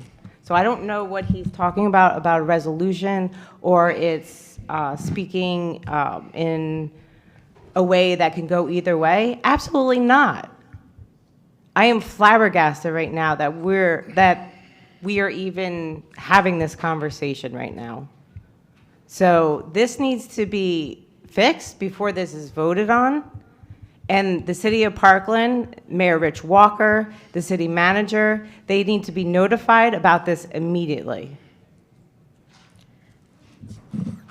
Can I just want to say it again. The resolution said, if we don't close on buying the property, then the money shall be refunded. Okay? So the nuance was, if we didn't build a school, so the money was given, right, towards buying the land to build a school. We didn't build a school. But the resolution said if there was no closing on the sale. There was closing on the sale in 2006. So I'm just stating what was in the resolution that the city passed, not the school board. So that's all I'm stating. I think Ms. Alhadeff and Madam Chair will need Mr. Cooney and the General Counsel here as far as interpreting that resolution from the city. They would need to interpret it based on their legal recommendation before we move forward. And I'm just saying that out of respect and good partners with the city of Parkland, that this is discussed with them and clearly rectified before this board votes on this. Because I was not understanding. I was asking the question just to get the thumbs up, like, yes, this was happening. So I am really shocked right now. Ms. Jack Adams? Through the chair, I'm getting a copy of the resolution so that I can review it right now.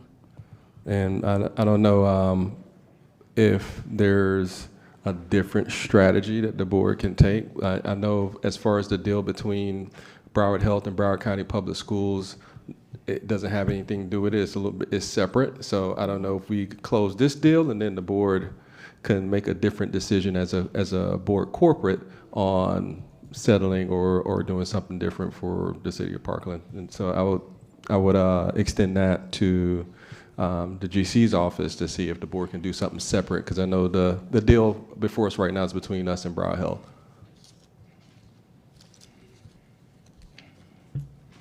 Ms. Hickson?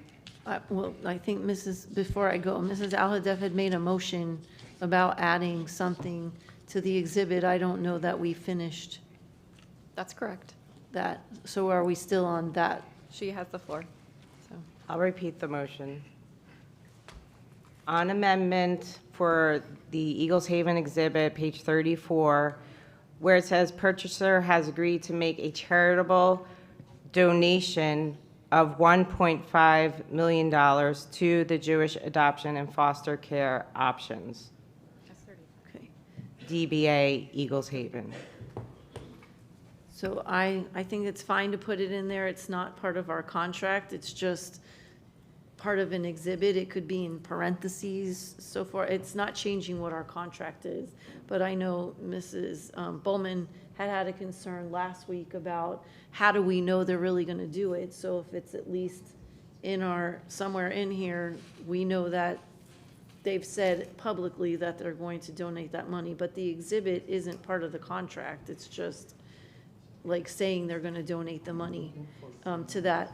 I would also just say to the other piece, I don't think we should hold up the purchase by Broward Health for a discussion about the money going to Parkland. I don't necessarily have a problem with if we owe them that money to give it to them, but I think they're two separate things. And I would hate to hold this up for that. I think we could direct the superintendent to bring that piece back to us and still allow this piece to go forward. Ms. Thompson? Respectfully, I'm still confused because I think there's two different pieces. There's the City of Parkland $850,000 piece that they had, and then the Eagles Haven, by my understanding, was something different that they had agreed to the amount. So the amount wouldn't be the $850,000. It would be like, that's why I'm confused by the motion. The motion on the floor, sorry, the motion on the floor is simply to add into that page 34 Eagles Haven exhibit that the donation is $1.5 million. That's the motion on the floor. Ms. Bowman?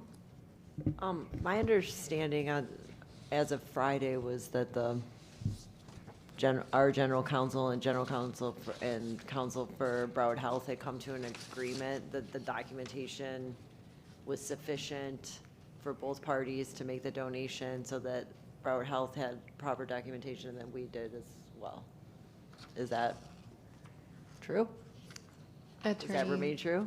Attorney DeBrey Bruno? That's correct. We had a lot of conversation with regards to this contract and this negotiation. The language that is in the Exhibit B is language that was negotiated between the parties, where you need to be very careful that we're not commingling the transactions, and that's one of the reasons that it's drafted the way that it is. And we also included JAFCO. Originally, there was not going to be an Exhibit B to this document at all, because we, on behalf of the school board, need to be very careful. But Broward Health had some other legal issues that they need to address, and that's why we came to the agreement to attach this particular Exhibit B. If you want to put on the record, based on our understanding, that the amount that is being donated is 1.5 million. We can put that on the record. I've had conversations with them, and they've confirmed with me, and I think it's even in one of my emails, that they've confirmed it's $1.5 million. We cannot go back and redraft this exhibit. This is a negotiated language between the parties. So, and I don't know, I see Mr. Agabuso's. Oh, so if I can get Mr. Sullivan to add. Yes, Mr. David Clark's here from Broward Health, and I know he's happy to share publicly on the record the donation amount if we allow him to come up to the mic at will of the board.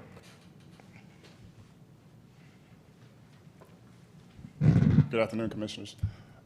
Ms. Bruner is right. We've had extensive conversations about that exhibit, and in fact, to go on the record, the dollar amount is $1.592 million. That's what, in the spirit of fair negotiations with JAFCO, that's the actual number that we committed to. Okay. That works for me.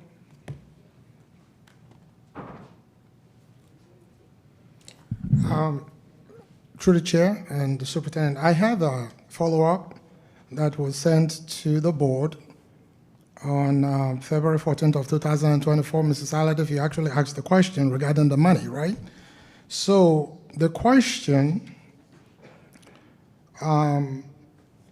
was the school board, the response we gave, because your question was,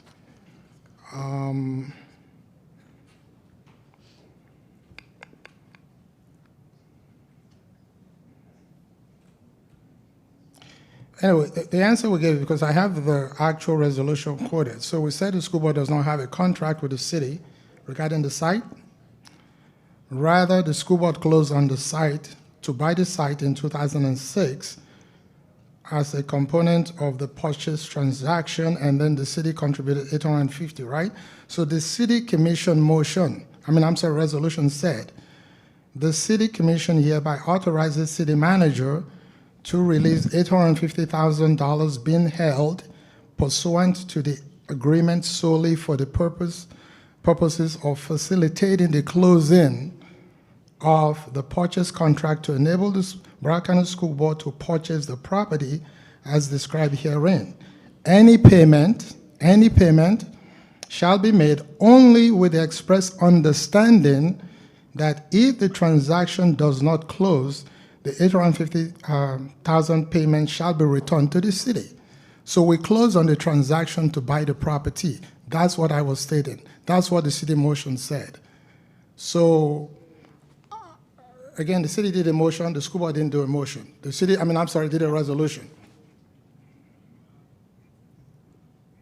Mrs. Alhada? Okay. I don't agree with the angle that you're taking. This is taxpayers' money that the city of Parkland had given the school board of Broward County $850,000 over 15 years. That money has sat with us, where the city of Parkland could have invested that money over the last 15 years. They were promised to have a school. We made the decision not to build a school there. And so now, as good partners with the city of Parkland, we need to give them back the $850,000. And I don't think this quivering of words, a resolution, not having the city of Parkland here to speak about this is awful. This is not being good partners. So I don't know how we move forward right now, because this is one agreement.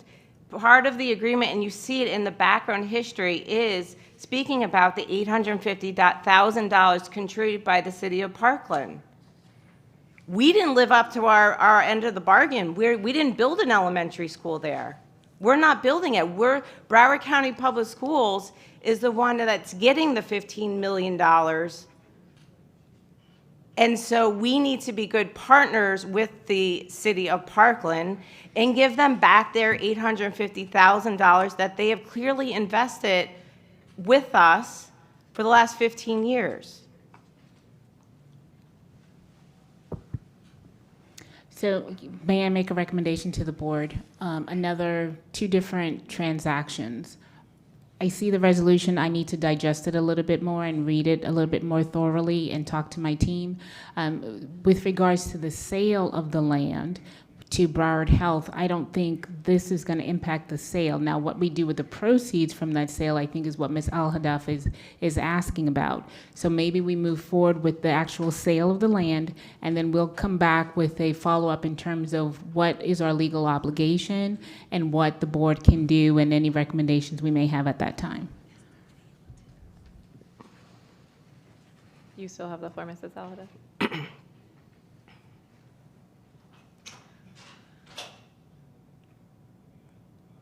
I would like that if we need to do that in a very timely manner and have the city of Parkland aware of that item so that they can be here to speak about it. Because in my eyes, that $850,000 should go back to the city of Parkland. Thank you. Ms. Thompson? I was going to make a motion to direct the superintendent to, and the general counsel to review this because it happened in 2006, so long before I was here, to review the legal agreement and then have the superintendent meet with the city of Parkland and come back with an item as soon as that can be done. Ms. Bowman? Oh, sorry. I'm sorry. Motion made by Ms. Thompson, seconded by Ms. Hickson. Public comment on the motion. Board member comment on the motion, Ms. Hickson. Thank you. Can you add a time certain, so maybe by the July 28th school board meeting, bring it back as an item for us to discuss? That's fine if both the general counsel and the superintendent think it can be completed by then. I'll lean on the general counsel because I know they have to do their own review and come up an interpretation. Yeah, we have to review both the resolution and the actual contract, so I'm sure we can bring something back by July 28th. Okay. Ms. Bowman?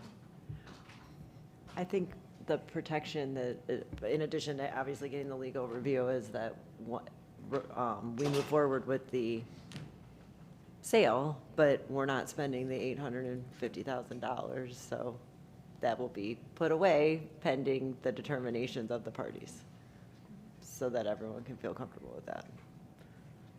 Can we add that? Ms. Hickson?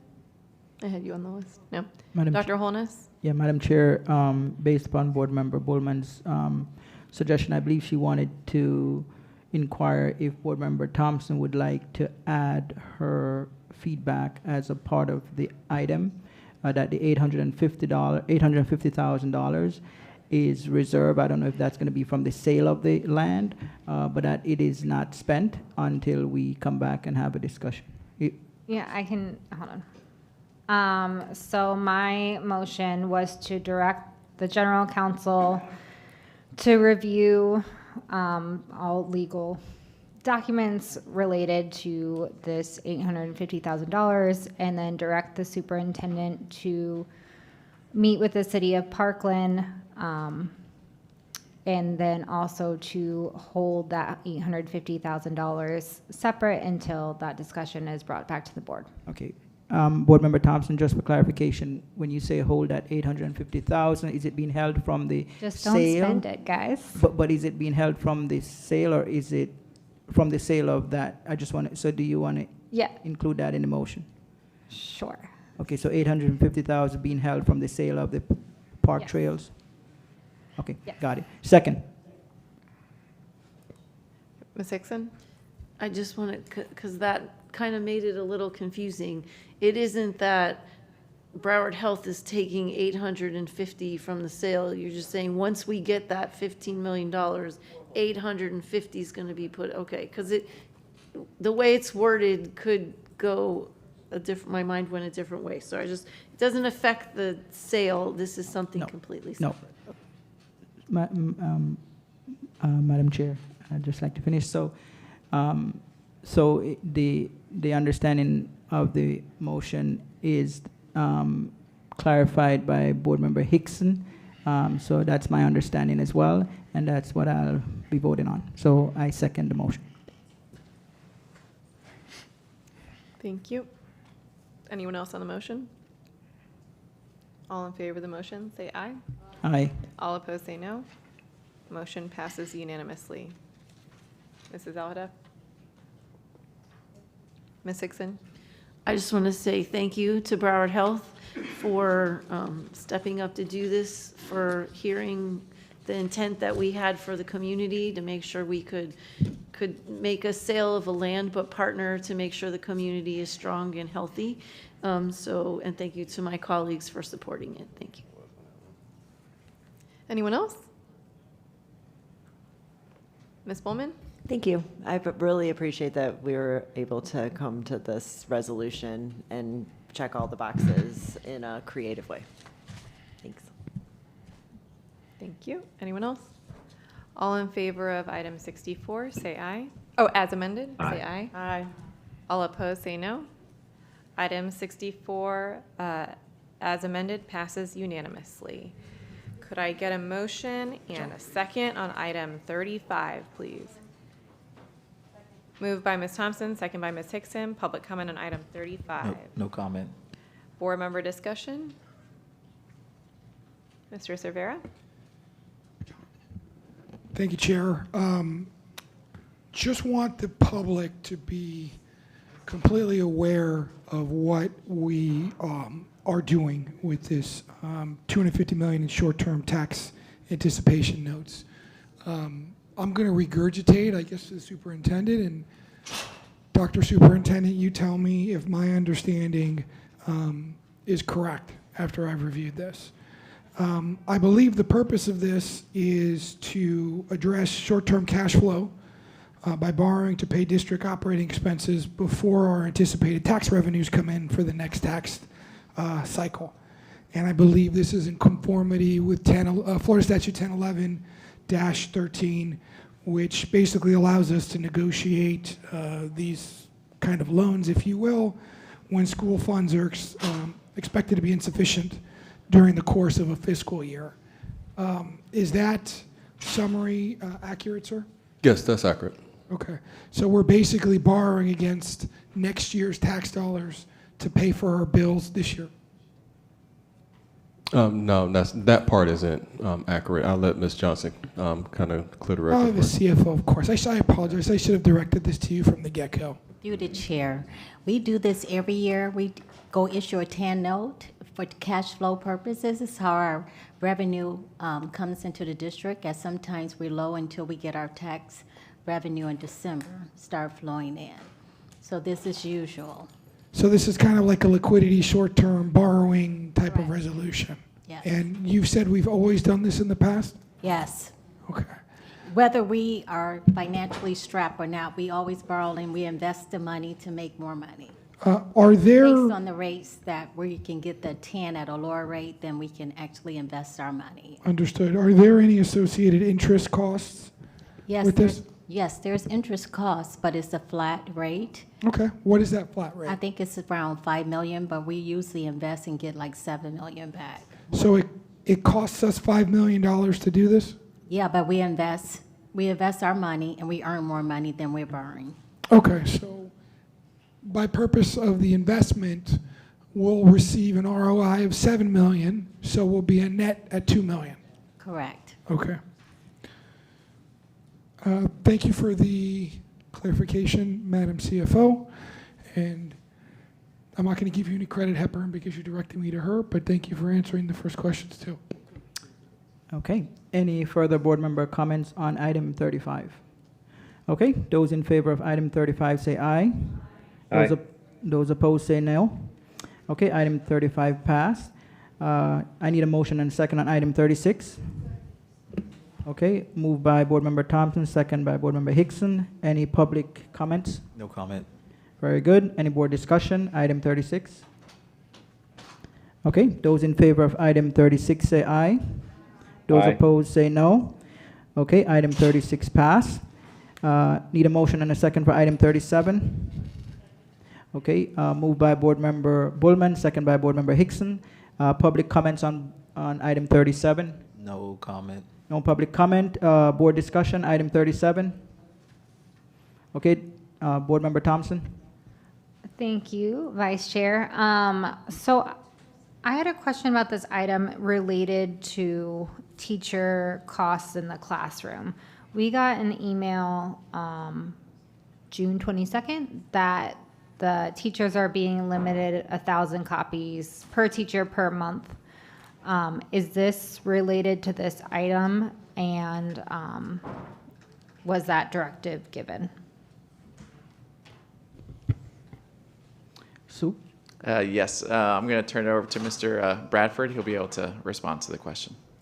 Good afternoon. Matthew Bradford, Executive Director, Technology Operations. Yes, that is a quota that we are looking to implement to help us with lessening our spend from a printing perspective. We've not put that in place yet, but we're looking to do that as soon as this item is approved. So then I have some follow-ups. Okay. With that implementation. Will teachers with additional class periods or larger student loads receive additional copies? We can look at that when it comes to those particular incidents. The principal has unlimited printing at that particular school, so if there are issues when it comes to volume, we can definitely address those on a case-by-case scenario. So who would approve that, the district or the principal? The principal has the opportunity to actually have the prints from her or his location, but if there's any changes to quota, we can definitely deal with those individually. So if the principal sees that for that particular teacher, we can address that. They could just communicate with us when it comes to those needs. So would the process then be the teacher realizes that they need additional copies, they go to the principal then goes to you? The principal can print those copies from their stead. If they need a quota increase for that particular teacher individually, we can deal with that as necessary. And then how will copies be accounted for if the copier jams, misprints, or produces unusable pages? That's a great question. We can deal with that on a case-by-case scenario as well, but we monitor printing so we can know the number of prints per device. And so if there's any issue as far as jams or anything of that magnitude, we can address that as well. So should the teacher, if they encounter that problem, just send an email to the principal so there's documentation of it occurring? That doesn't necessarily have to happen, but they can easily do that. Okay. How will the district ensure compliance with 504 plans and IEPs that require students to receive hard copies of notes, assignments, and instructional materials? Well, as far as that goes, there's no situation where the prints can't happen at the school because even if that teacher meets his or her quota, the principal can still print whatever needs to be printed if, for whatever reason, they exceed that amount. Okay, so the concerns about like ACE and Cambridge programming assessments that are paper-based, all that can kind of be circumvented by the principal, is what I'm hearing. As necessary, yes. So then if the goal is to have this quota, but then the principal can just circumvent it, do you see any issues with that? I'd rather not give you my opinion as far as that goes, but at the end of the day, we want to make certain that we can manage as much as we can when it comes to printing. The principal is a fail-safe as far as that goes if there are any issues when it comes to printing. Printing is variable, right? So it ebbs and flows as far as individuals that are using the printers. So it's not a situation where we've seen when it comes to usage that people just don't have the ability to print. We're just trying to do as much as we possibly can to curtail it as much as we can.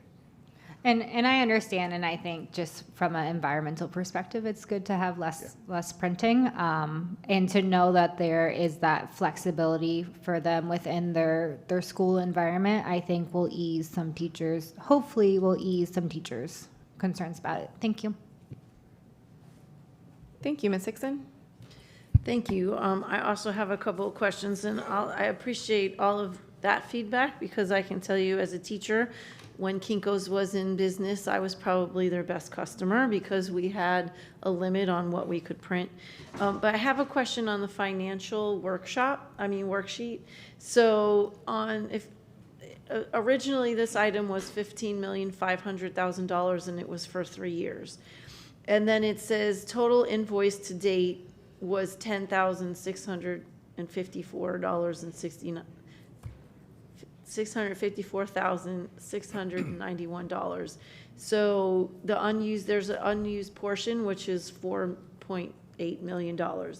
And you're asking for 3.8 here, which brings us to 8.6, which is about 2 million less than what was in the original ask for the 3 years. And I personally have concern with that because as we're discussing using less screen time, that will then move into having to use more paper because that's really what's been asked of us in the elementary level, not necessarily middle and high school level.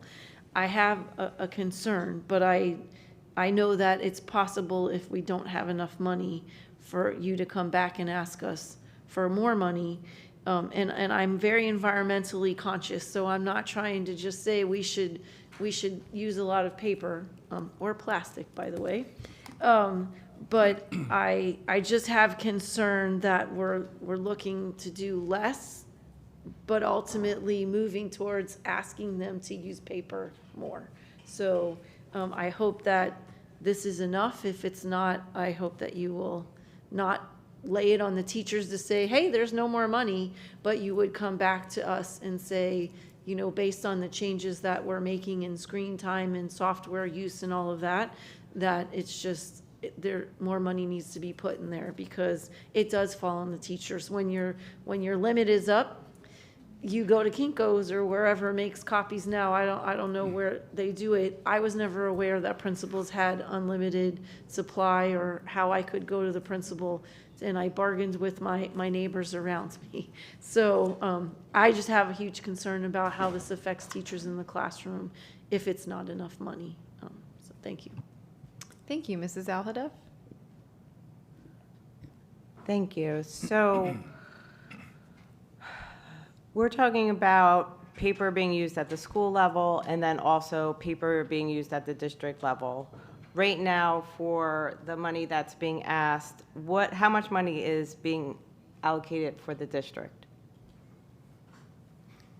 Mr. Bradford, I think she's referring to the 3.8. What's the budget for district versus the schools? Great question. Thank you for that question. 3.1 is for the district overall, inclusive of schools and departments. Let me give you the average spend. On average, we've spent $2.3 million as far as schools over the past 3 years. So if you look at that with the $3.1 million ask, around $800,000 or so is district related versus schools.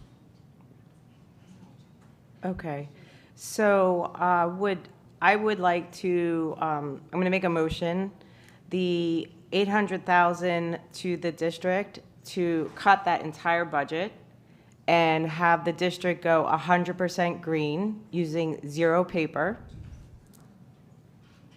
and keep the schools at their 2.3 million, correct? Correct. Correct. Because if we're never going, yes, we're getting there little by little, but at the district level, we need to be more green and electronic, and we have the computers. Ouch. But if we continue to allow paper, like I'm looking over there, I see a stack of paper. That's probably like 1,000 sheets of paper over there. So you can't get people to change their behavior unless you just stop the money being allocated for the paper.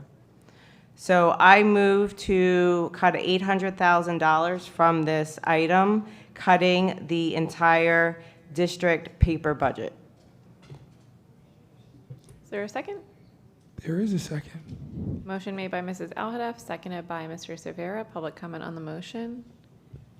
Board member comment on the motion. Sorry. Before we go to board member comment, Mr. Sullivan. Yeah, I would have some concerns about 100% zeroing out. A lot of our items from the board have to be signed physically. So school board records, having those type of records, we would need the ability to print. And I'm sure my colleagues might want to jump into, they might have a need for print as well. for legal reasons beyond convenience, but I can speak for school board records. We print a lot of documents that the chair and the superintendent have to wet sign. There's no ability to do that electronically yet, is my understanding. So I would have a concern zeroing that out to zero for the district, but just want to put that out there. Ms. Thompson? I would also have concerns about ADA compliance and people being able to print for those reasons. I'm fine with lowering the budget, but I think zeroing out, I have some concerns on implementations. Also, we print like proclamations, which we've been doing now a lot. Like, so are we thinking staff are gonna, like, I just don't think zeroing out is actually feasible, but reducing it, I could be on board with. Ms. Hickson?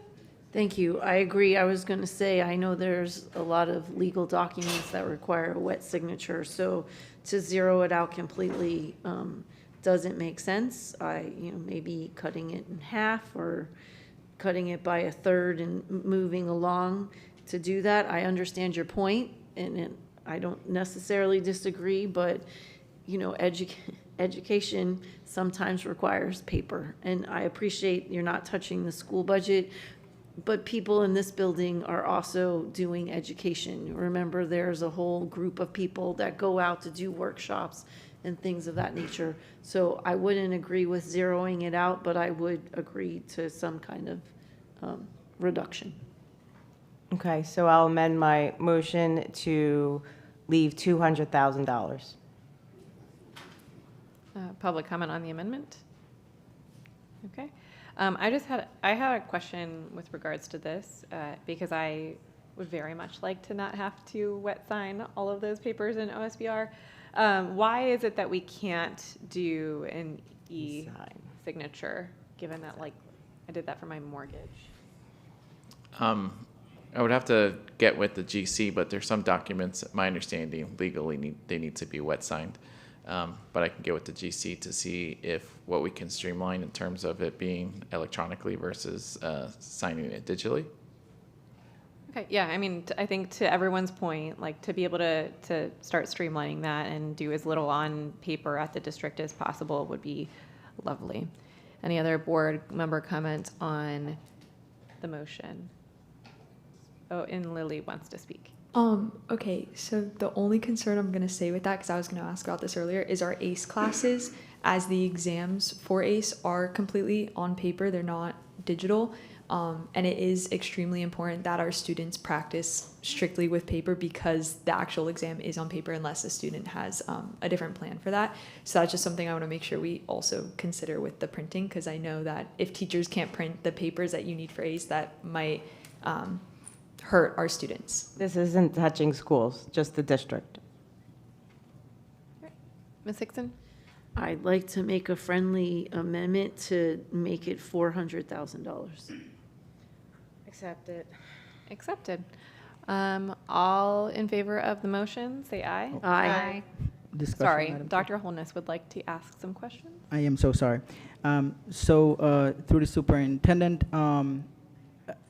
I just want to know, and I support reducing printing, but I also would prefer to have information as to, based upon looking at all the departments and the needs and what needs to be printed versus electronic signature, to have information that tell us this is the bare minimum to which we could survive with not printing, because to throw out a number without data, I don't know what the needs are, because we haven't done a needs assessment on items that are absolutely should be printed versus those that can be electronically signed.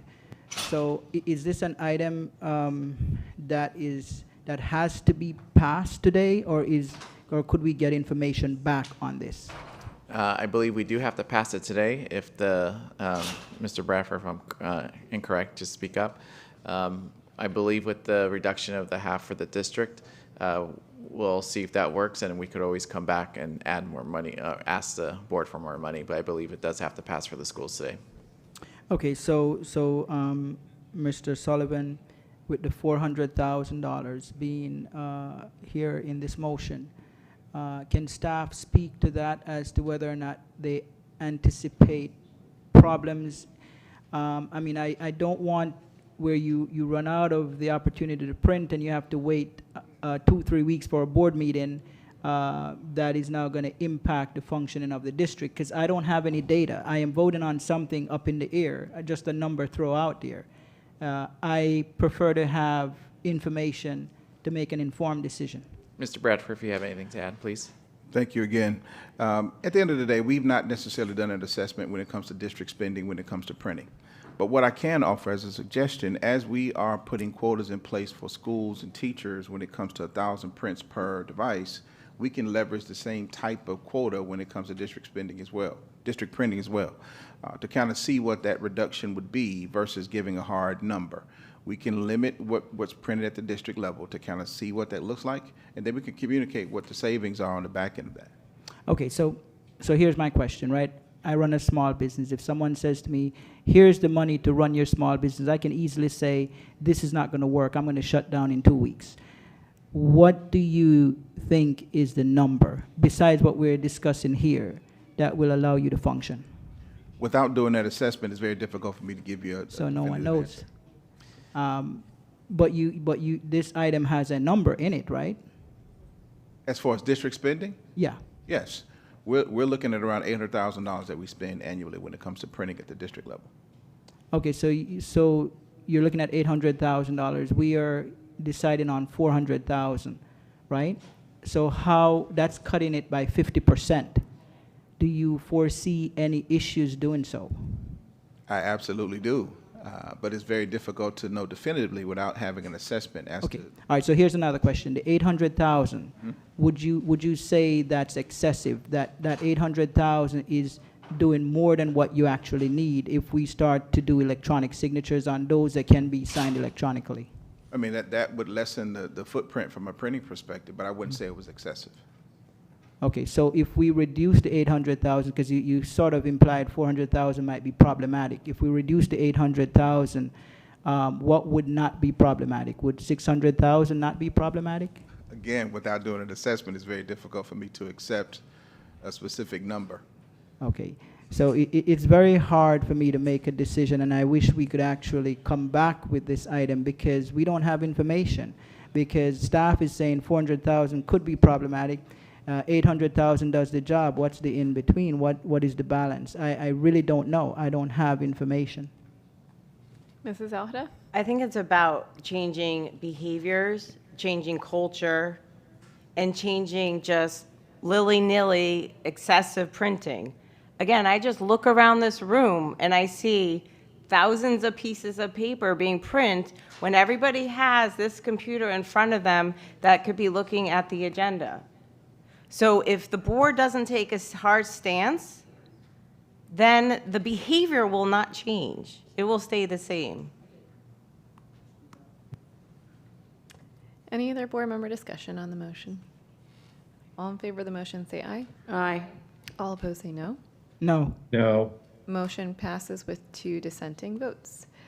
We are back to the item. Any other board discussion on the item? All in favor of the item as amended, say aye. Aye. All opposed, say no. Item passes as amended unanimously. We still have, I think, 21 items left in the workshop. Could I get a motion and a second on item 38, please? So moved. Moved by Ms. Hickson, second by Mrs. Alhadeff. Public comment on item 38. No comment. Board member discussion. Mr. Cervera? Thank you, Chair. Took a look at this agreement, and I've got some questions regarding the student mental health data, parental consent, and some third-party data sharing parameters that appear to be missing from this. First off, I want to make sure that I'm clear. Sullivan, you're sitting in the chair, so get ready. I'm ready. In reviewing this, it would appear that the student data that's being collected and shared is not, your ordinary data that you'd receive in an educational software. My notes indicating that we're sharing student names, ID numbers, birth dates, gender, race, ethnicity, grade level, course assignments, parental email addresses, school information, class rosters, GPA, state test scores, unexcused absences, tardies, suspensions, and responses to prior health screenings. What are, first of all, I think we can all agree, it's a pretty wide, or pretty broad data set that we're sharing with these folks. What exactly is being put in place that we feel comfortable with to protect all this data pursuant to this agreement? Ms. Hollingsworth, do you have anything to add to that, or should I turn that over to General Counsel?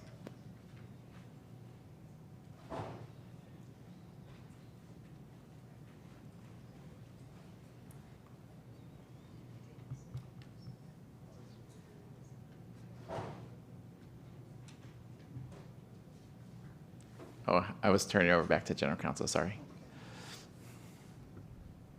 Please excuse me, I'm reading the portion of the agreement that deals with education records.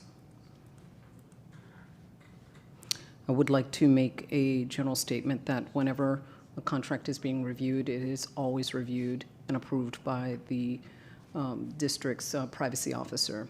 And in reviewing the agreement, only the education records that are absolutely necessary for the contracts is placed within that contract.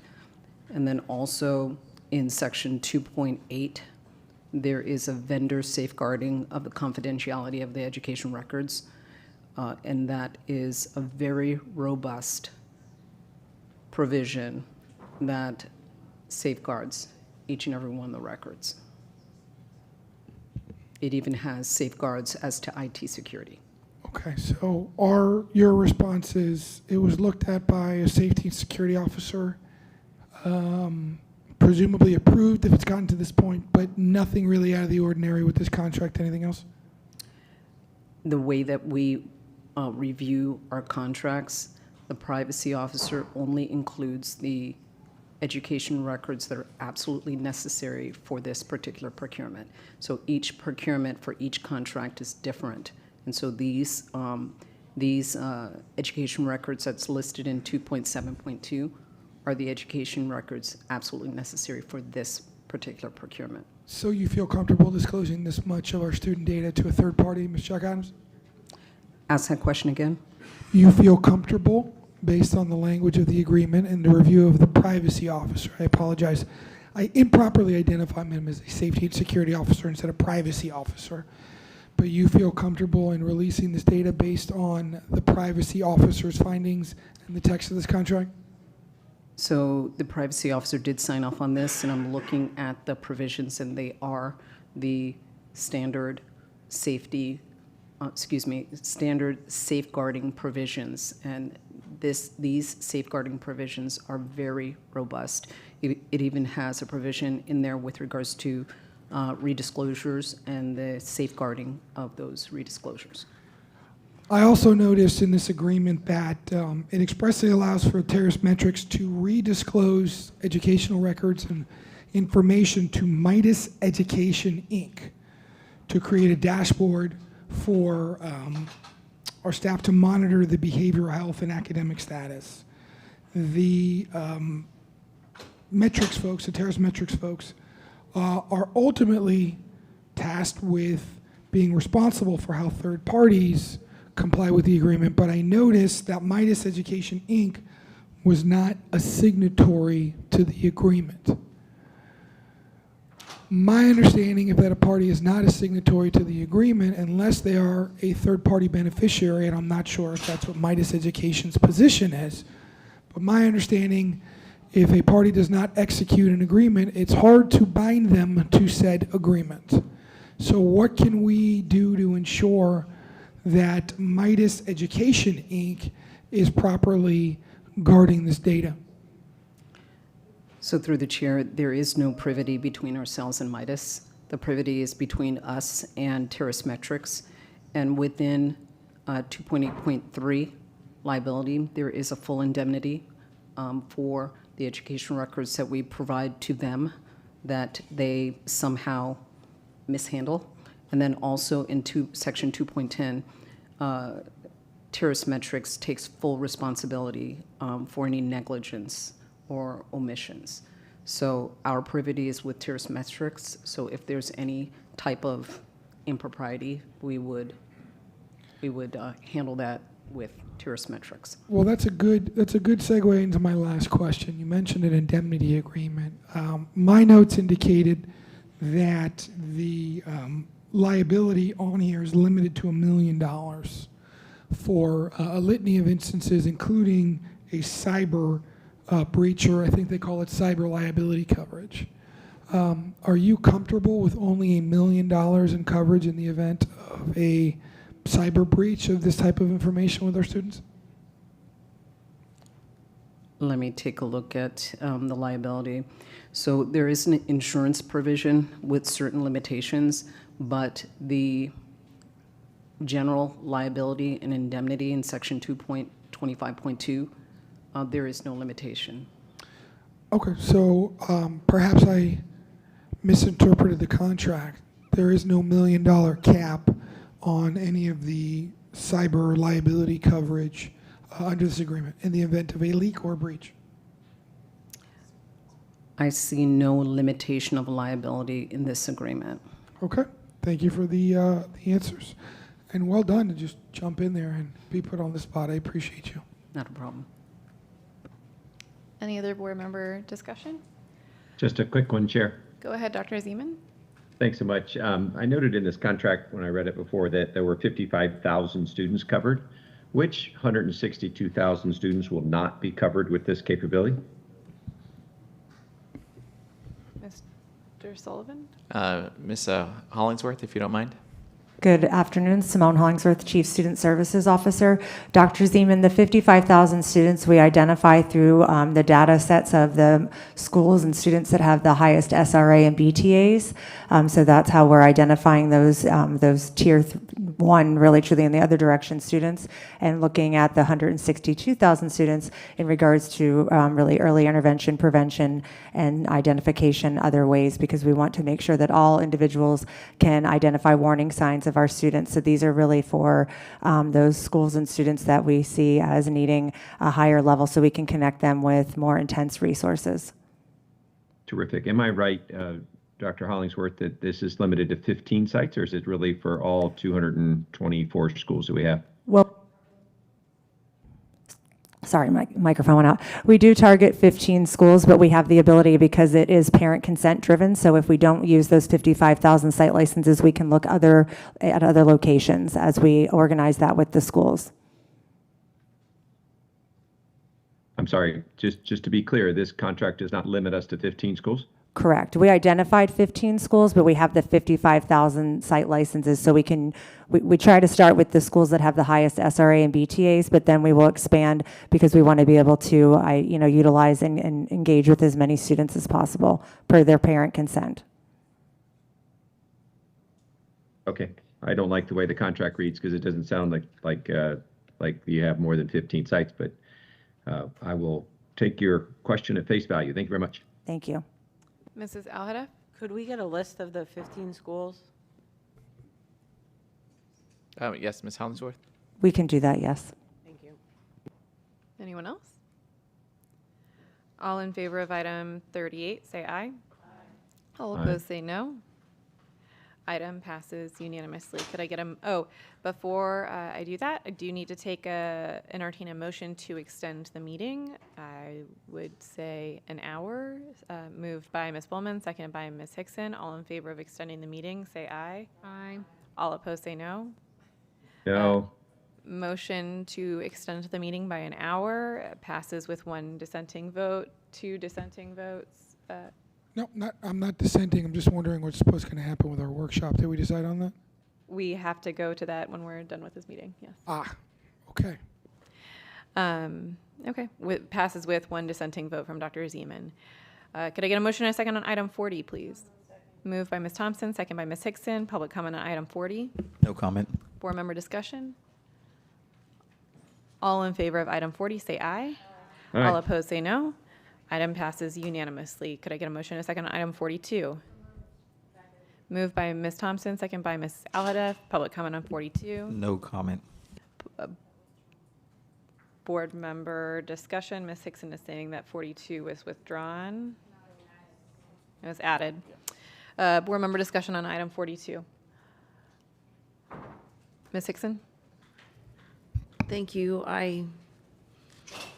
This was, I believe, supposed to be withdrawn along with all the other software things. Dr. Cohn, can you do the chair? Give me one sec, just looking at the list of the items that were supposed to be withdrawn. No, we withdrew 41, but not 42, unless Dr. Cohn, you have something different. No, and I have Richie Baum here that can speak specifically, because I know that the ones that you identified were questions pertaining to the surveys, but we can, if we need to go back and withdraw them, we can vote against it and then bring it back. Ms. Hickson? Okay, because I have the same concern on this one that I had on other ones. So if you look at the financial worksheet, it says that the unused spending authority, authorized spending is $90,000, that they only spent $900 on this item on So that's monthly average. Yeah, so, and one of the things I want to do is thank you for bringing that to our attention, because that's something that I think we're taking back as a team to revisit, because you're absolutely right. If the board approved an original amount and we only spend a certain amount, then technically we still have that amount moving into the next year if the contract still is in play for the next year. And I believe, Richie, if you, yeah. So what we can do, because I believe some of the items, the contract actually ends. Now we'd have to bring a new contract to the board, which means that we'll have to do a little legwork on the back end to do that. So I'm fine with taking this off, voting it down, and we bring it back. Okay, and I'd like to ask Ms. Johnson, because this was a question we had. So if there's spend authority and the contract ends, what happens to the unused authorized spending? Where does that money go?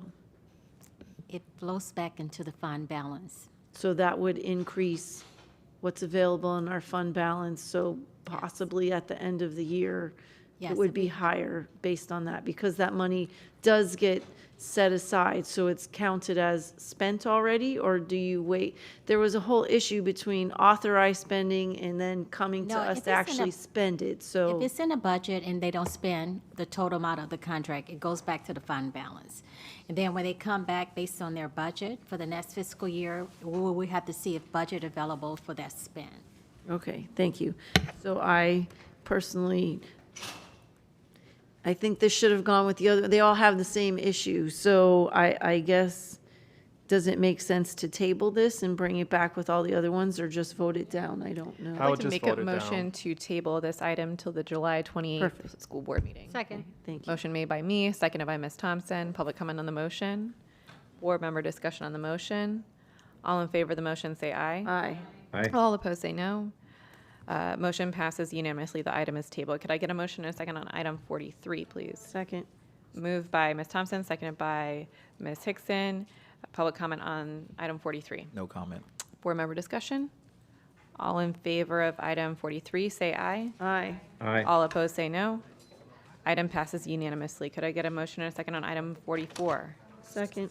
Moved by Ms. Thompson, second by Ms. Hickson. Public comment. No comment. Board member discussion. Mr. Cervera? All in favor of item 44, say aye. Aye. All opposed, say no. No. Item passes with one dissenting vote. Mr. Cervera. Could I get a motion and a second on item 47, please? So moved. Motion made by Ms. Bowman, seconded by Ms. Thompson. Public comment on 47. No comment. Board member comment. All in favor of 47, say aye. Aye. All opposed, say no. Item passes unanimously. Could I get a motion and a second on item 48? So moved. Moved by Ms. Hickson, seconded by Ms. Bowman. Public comment. No comment on the remainder of the agenda. Thank you. Board member comment. All in favor of item 48, say aye. Aye. All Aye. opposed, say no. Could I get a motion and a sorry. Item 48 passes unanimously. Could I get a motion and a second on item 49, please? So moved. Moved by Ms. Hickson, second by Ms. Thompson. Public comment, no public comment. Board member discussion on 49. All in favor of item 49, say aye. Aye. All opposed, say no. Item passes unanimously. Could I get a motion or second on item 50? So move. Moved by Ms. Hickson, second by Ms. Thompson. Board member discussion. All in favor of item 50, say aye. Aye. All opposed, say no. Item passes unanimously. I have a question to my colleagues. Would we be, can we identify the items that board members will be pulling so we can group them together and pass them? Mrs. Alhadeff? 63. Ms. Hickson? 54 and 55 Anyone else? Oh, and Mr. Severa? 54. and 57. And 57. Any other items that have, so I've been told that board members would like to speak on 54, 55, 57, and 63. Are there any other items that board members would like to speak to? 52. 52. Anything else before I start grouping them?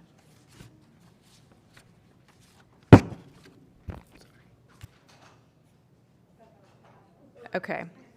So could I get a motion on items 51, 53, 58, 59, 60, 61, 62? Moved by Ms. Hickson, second by Mrs. Alhadeff. There's no public comment. Board member discussion on the items that I just named.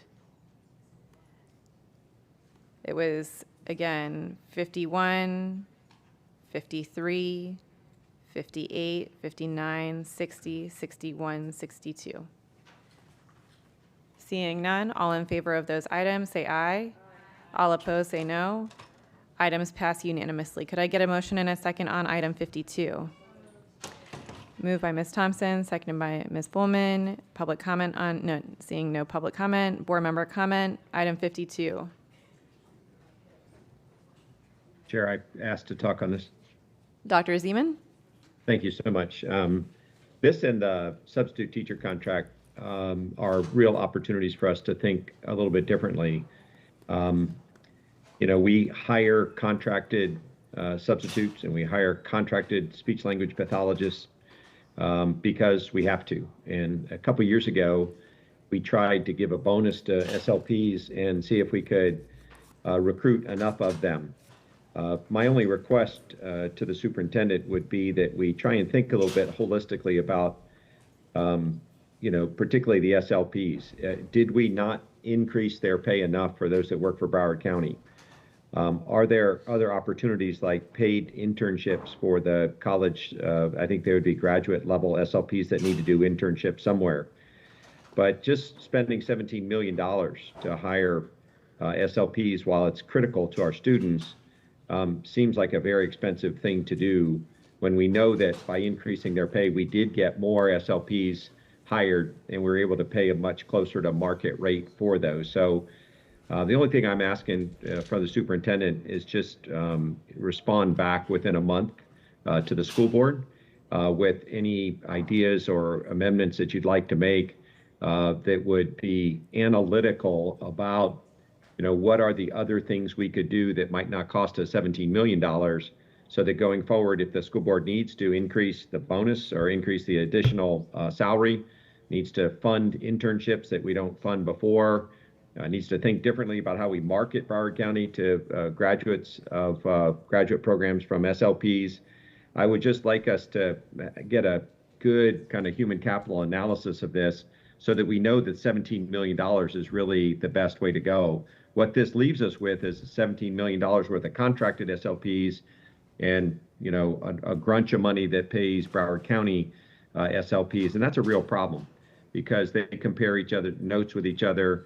If one is paying more than the other, one has a little bit better benefits than the other. Often what you'll see is, Broward County Schools SLP leaking over to the contractor side, maybe because the pay or the benefits or both are better than what we're paying. So the only thing I'm asking for, Superintendent, is in a month, if you could get us some information on whether or not there's a better way to do this long term, given that we made this change a couple years ago. Yeah, we can go ahead and do that. I know the team's been working hard on this issue. There's some challenges, but we're happy to provide different opportunities or ideas to the board. Thank you so much. Appreciate it, Mr. Sullivan. Any other board discussion? All in favor of item 52, say aye. Aye. All opposed, say no. Item passes unanimously. Could I get a motion and a second on item 54? Moved by Ms. Hickson, second by Ms. Thompson. No public comment. Board member discussion? Ms. Hickson? Thank you.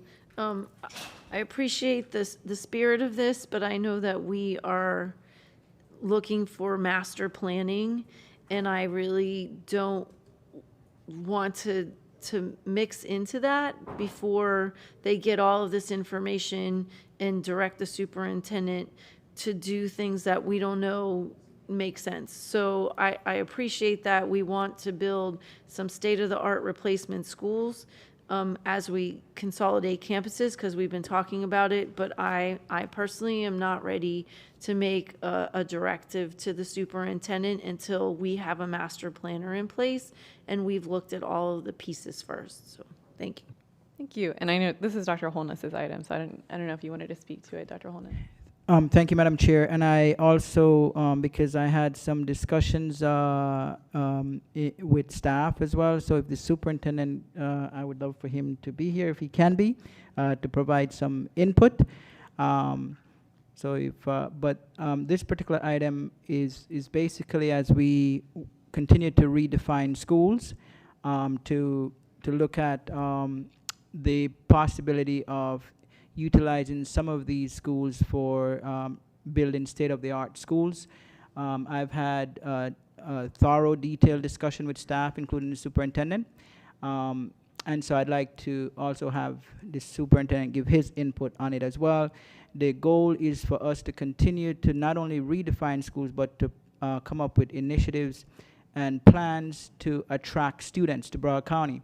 So while we're doing this simultaneously, we could be looking at opportunities to build new schools, state-of-the-art schools that would be competitive and could attract more students to Broward County. So that's the intent of the item. And like I said, I've had discussion with staff, and we've had some adjustments and changes based upon staff input. So if the superintendent could speak on it, I think it would add a little bit more substance to what the item intends to do. So I believe he'll be here shortly, Madam Chair. I'm phoning a friend. He's coming. Could I make oh, whoops, he made it in time.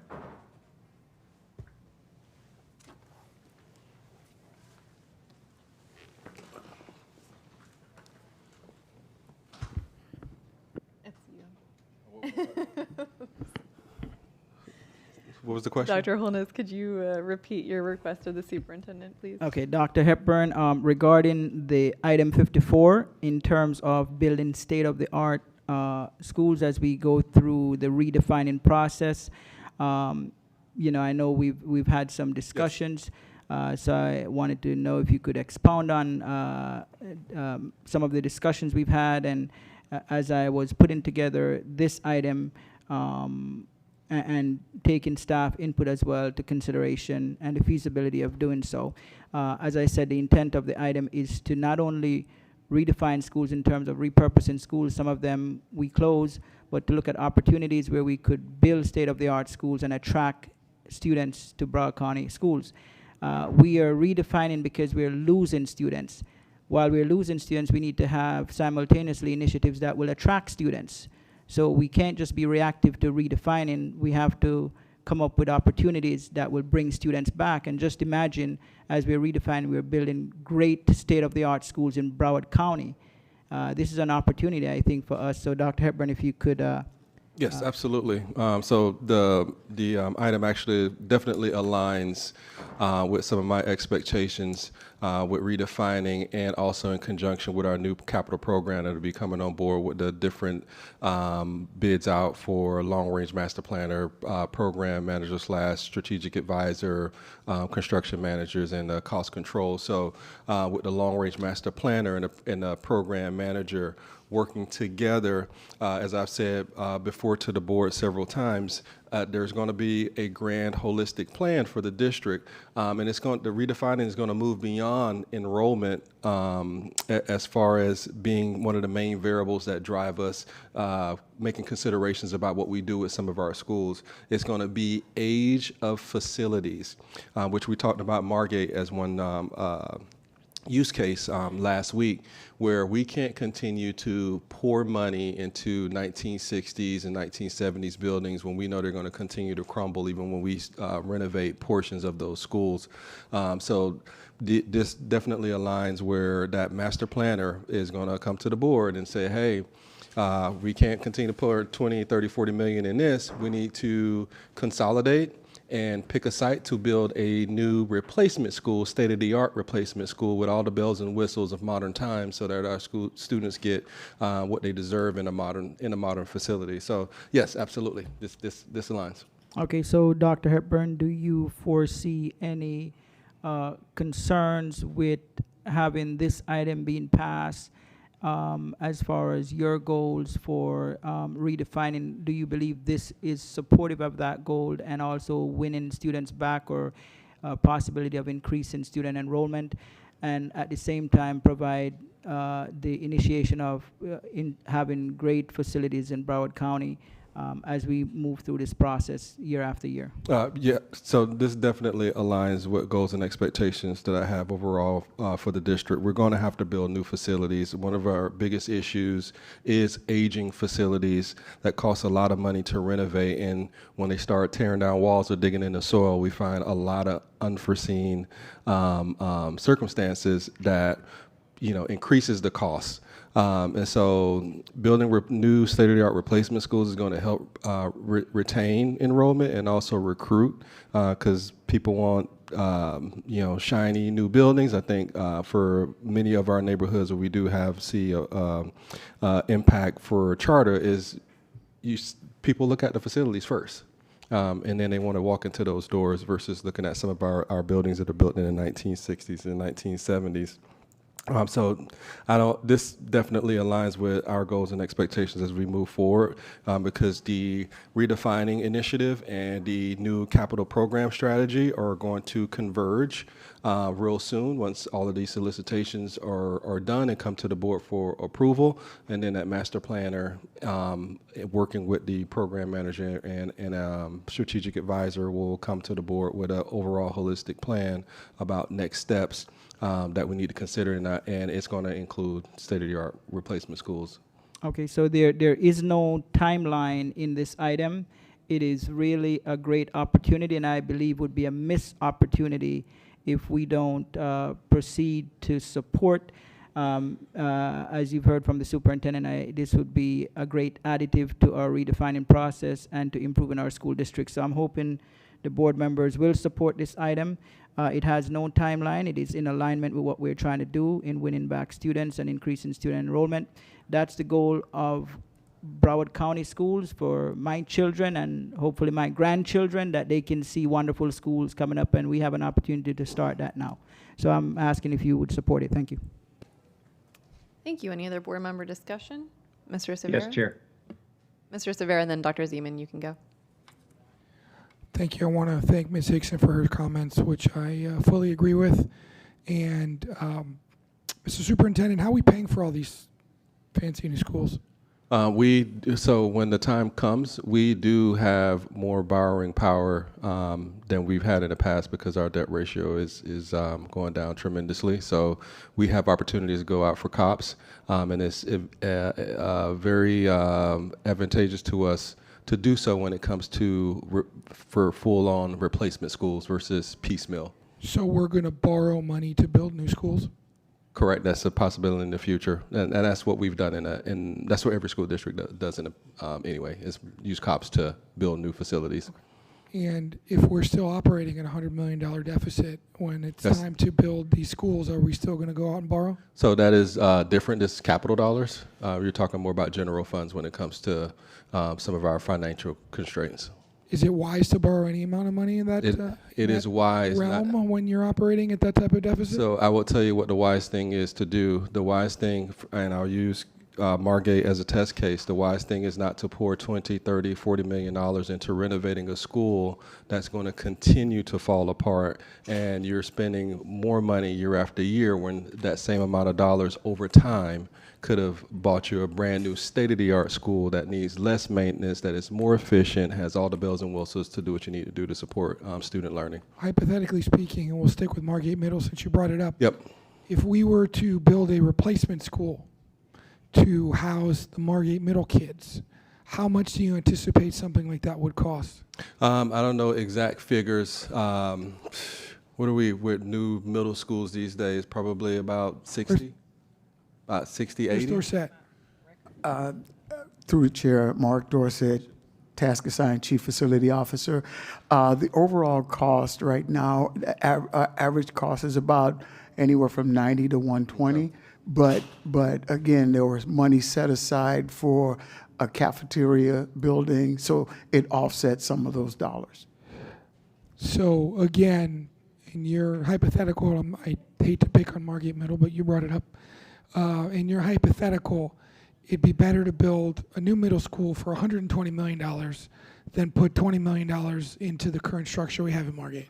Well, correct, because you're building a new building, but you still have this 1960s building, and the infrastructure of that 1960s building will continue to erode, continue to need maintenance, and then eventually you will be building pieces of that 1960s building because the framework isn't up to par anymore for use by our students. So now we got to think about life and safety issues. So we just can't continue to pour large sums of money into those old buildings because let's say over 5 years of that time of pouring all that money, you could have built a brand new school. So let me ask you this, sir. We all know what the data shows on declining enrollment. Are you looking for an upward swing in that before you would start something like this? No, so the plan would be, so you have several under-enrolled schools, right? And all of them are 1960s and 1970s facilities. Or you could have a school at capacity in several under-enrolled schools. A plan would come to the board that says, hey, all three of these, right now, the FCA, the Facilities Condition Assessment, say we have $10 billion in deferred maintenance. Are we going to spend $10 billion or even a couple of $1 billion on renovating old schools? And so you would consolidate schools in order to build a larger replacement schools to accommodate all of these small schools that we would normally close. And then we would, because right now we're closing schools and putting kids in the best facility we have, right? Now you would close schools and put them in a state-of-the-art facility. So you would decide what school to tear down and use that space to build a replacement school. And those kids who were at the site that we're building replacement schools can swing into one of the other schools temporarily while we build that school, and then you swing everybody into that space. And then the district has the opportunity to decide what they do with the land or the actual buildings to continue to garner revenue from either sale or either from lease. So there's a lot of strategies you can implement. So the declining enrollment numbers, which I guess it depends what media outlet you want to believe, for next year are looking bleak. I mean, you know that, I know that as well. So under this proposal, you'd pay no attention to whether or not there was an upward tick in enrollment or not. It almost, in your scenario, it almost doesn't matter, right? Now, in cases it does, in some cases it would not, because you're looking at the age of the building. I'll take, for instance, Stranahan High School. I'm just having an honest conversation with you. That school should have been torn down a long time ago and rebuilt. A long time ago. That is a pre-1960s building that over time, the district has put a lot of money into, and probably by this time, that amount of money could have built a replacement school. It still has students. You would have decided where to swing them in and build a school that's comparable for the size need of the students. So we do take student enrollment into account when you're building a replacement school. But if you have several elementary schools, which is the case when we're talking about most of our schools that we're proposing to close or have closed as elementary schools, you have a cluster of elementary schools in a small radius. Some may be at capacity, some may not, but all of them are built around the same 10-year window. And is the board going to put $100 or $200 million in renovating 5 or 6 schools within that cluster, or do you decide to build a replacement school or 2 and put and fill it up at capacity at a state-of-the-art school? So those are decisions the board has to make come in the future. So I'm not going to put on record whether or not I think Stranahan should be torn down or not, but I certainly appreciate your explanation. Yep. Thank you. Thank you, Dr. Zeman.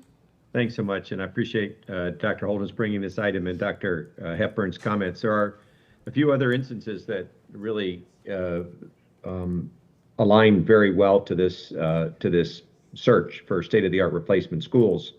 We have places like downtown Hollywood and downtown Fort Lauderdale. They're building thousands of units. Downtown Fort Lauderdale has already built 7,500 condominiums. They have another capacity for 7,500 more. Downtown Hollywood, 4,000 units. In Fort Lauderdale, we have a single affordable housing project that's going in with 4,000 units. So 1,200 of them are going to be affordable housing. If, in fact, we can look ahead at that growth, and now people with children are moving into condos, not just single-family homes, for a whole bunch of reasons, we could create a new facility near some of these new densities. While overall population is going down across Broward County, there are still pockets where there is growth coming, and we can see where it's coming. The Live Local Act is a big deal. And again, like with the Galleria, like with Downtown Development Authority in Hollywood and Fort Lauderdale, there are just thousands and thousands of units being built, and they come with children now more than they ever did. I also believe, Mr. Severa's point, that we should be very mindful of the demographics. If you look at the birth rate in Broward County over the last 5 years, it continues to track down. Well, guess what? People born this year are our kindergartners in 2031. So we have a pretty good lead indicator of this enrollment continuing to decline. But we also have thousands and thousands, tens of thousands of affordable housing units being built in Broward County, and that's going to attract people. If, in fact, we have great schools and companies come here and people want to come here because we have great schools and thousands and tens of thousands of affordable housing units, there is an opportunity to make the economics work the other way. Affordable housing, people like living in condominiums and vertical buildings. Within a mile, you have a beautiful elementary school leading to a beautiful, highly rated middle and high school. You could see pockets of growth while at the same time overall decline in it. So I just wanted to compliment this item. I think there's going to be a bunch of interesting thoughts that come out of the master planner, but some of them are going to actually be growth, whether it's Dr. Hepburn's model of, 7 elementary schools become 3 rebuilt, or 3 elementary schools become 1 rebuilt, or it's the model where we follow the affordable housing units because we know that could and will very likely generate a pretty big student load. I think there's a cool opportunity to build while at the same time we're closing schools where there aren't going to be enough students to fill them up. So I appreciate this, Dr. Holness, and I look forward to the master planner working on this and coming up with very hyper-localized, zip code level plans where we know we can attract more students and reverse this decline in enrollment by building some great schools where we know there's going to be an ability to have more children show up. Thank you, Ms. Thompson. Thank you, Chair. Thank you, Dr. Holmes, for bringing this item. I think I am really excited about it because I think all of us as a board know that there needs to be rebuilding of schools. We actually last workshop gave consensus on Margate Elementary to stop and then just build a whole new building. So I don't think this is jumping, this is getting ahead of ourselves in our redefining efforts. In fact, I think it's bringing a positive angle to what we are doing throughout the district. So when which is the same approach we're taking with Glades conversion to K-8. Like, yes, there's going to be a school impacts to that. However, you're going to get a better facility with access to indoor recess, to gym, to band room, and all that. I think it's about making sure the public knows that we are forward thinking, that we are going to build facilities that meet the need of today and tomorrow's students, and also just generate some excitement, because the reason we're having to close schools is not about us having bad schools. In fact, the majority of Broward families still chooses us. It's more just this enrollment issue. So I appreciate the positive spin on what we're doing, and I look forward to approving this. Thank you. Any other board discussion? Madam Chair, I'd just like to summarize. Dr. Holness? Thank you. So, when I decided to bring this item, I can tell you I wasn't so much even thinking about myself or my children. I'm thinking about what will our district look like 40 years from now, 30, 40, 50 years. So there's foresight. So this is not even about me. When we look around Broward County, we see aged schools. How long are we going to continue to operate like that? Are we leaving this place better for our grandchildren, our great-grandchildren? We'll be gone, but are we leaving this place better? And so I don't want to sit back if I am granted the opportunity to become an old guy, to sit back on a rocking chair and said I could have done something different, and to see my grandchildren or great-grandchildren going into these type of schools. And there are some communities that have recently built schools, but there are others that have significantly dilapidated aged schools. And so we have an opportunity, I think, to add this to our initiative here as far as redefining and get something really positive out of it. So, that's the intent of the item. And I think that we will all look back and we will be very pleased with the decision we make when we start to see these wonderful state-of-the-art schools for the next generation of students. I think every parent in these communities will be happy. So I am hoping everyone supports this, because this is foresight. I don't like to be looking in hindsight to say we should have done this or that. So this is a great opportunity to make a difference while we are moving ahead for generations to come. So I hope you all support it. Thank you. Thank you. Mrs. Alhadeff? So I think we should add also the master planner. So informed by the recent facilities condition assessment and advice from the master planner to the item. That's my amendment. Okay. I don't have a problem with that, but Dr. Hepburn, do you want to weigh in on that? What item? I just lost it. 54. 54. Just want to take a look at the language again.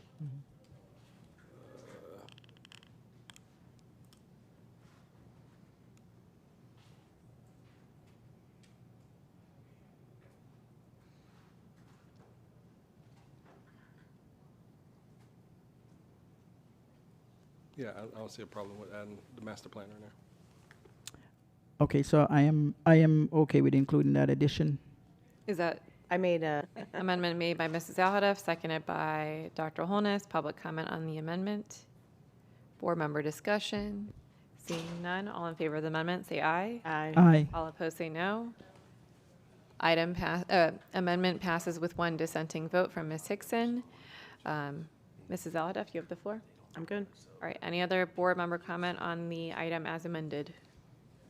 All in favor of the item as amended, say aye. Aye. All opposed, say no.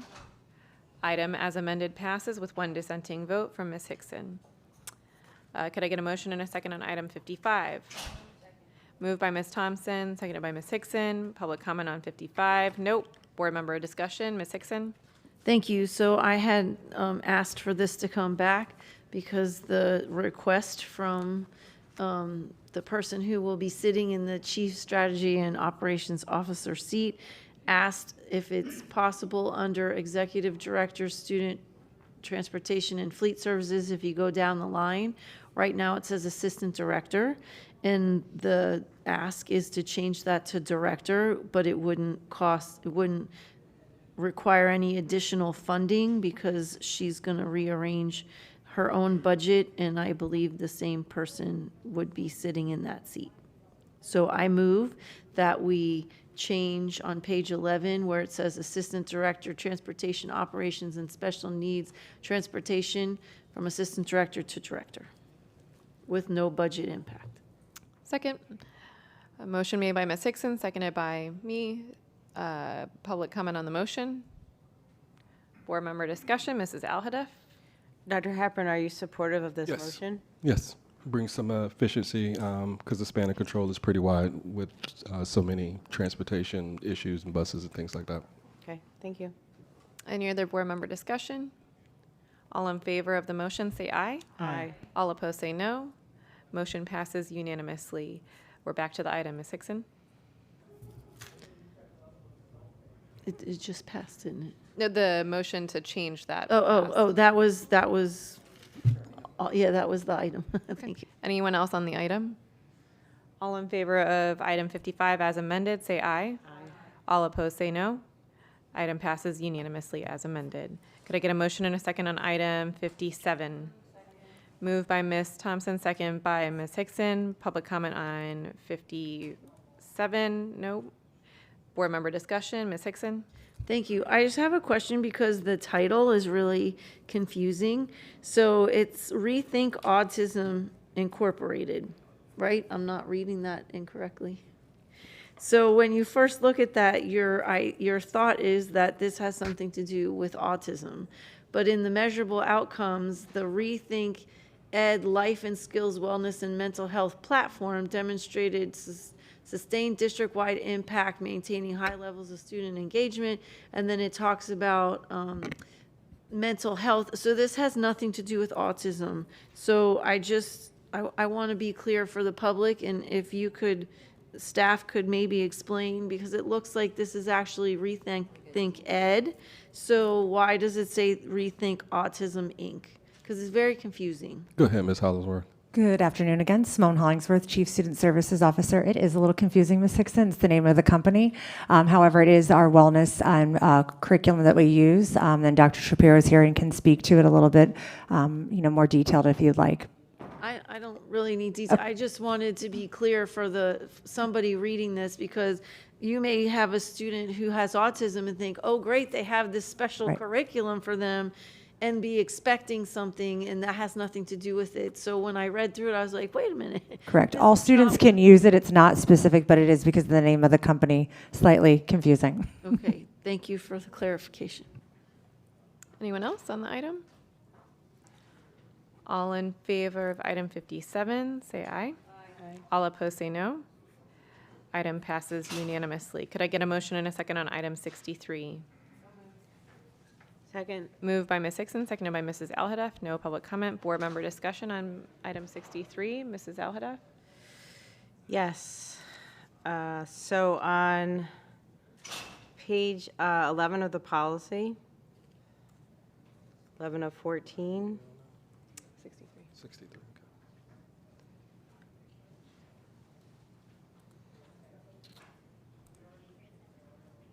Where it says, enable rapid communication and emergency notification through the district's safety systems. I move to then say, including the local PSAP, Public Safety Answering Point.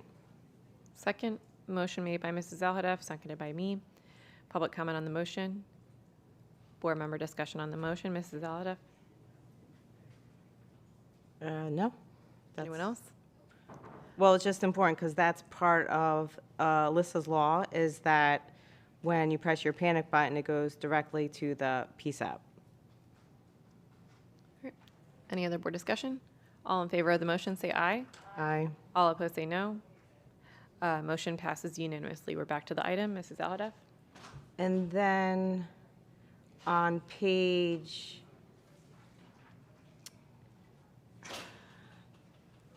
12, number 5, employee responsibilities, where it says, C, crisis alert badges must not be stored loose in bags. So my motion is to say loose in bags, comma, pockets, or desks while not being worn. Second. Motion made by Mrs. Alhadeff, seconded by me. Public comment on the motion. Board member discussion on the motion. Ms. Hickson? Just a quick question, why not in the desk? Because the teacher should always be wearing their panic button with them. So if, let's say, they're on the playground, they need to have their panic button with them. If a student passes out, they have to have their panic button on them and not at their desk in their room. But what if they leave it in their desk when they go home? Because you can't leave it in your car, maybe you don't want to forget it. So that's where my mind went with, if I left it in my desk, it would be because it's at the end of the day. I would ask Dr. Hepburn in regards to when a teacher comes into the school, do they have to have their ID or some type of scan?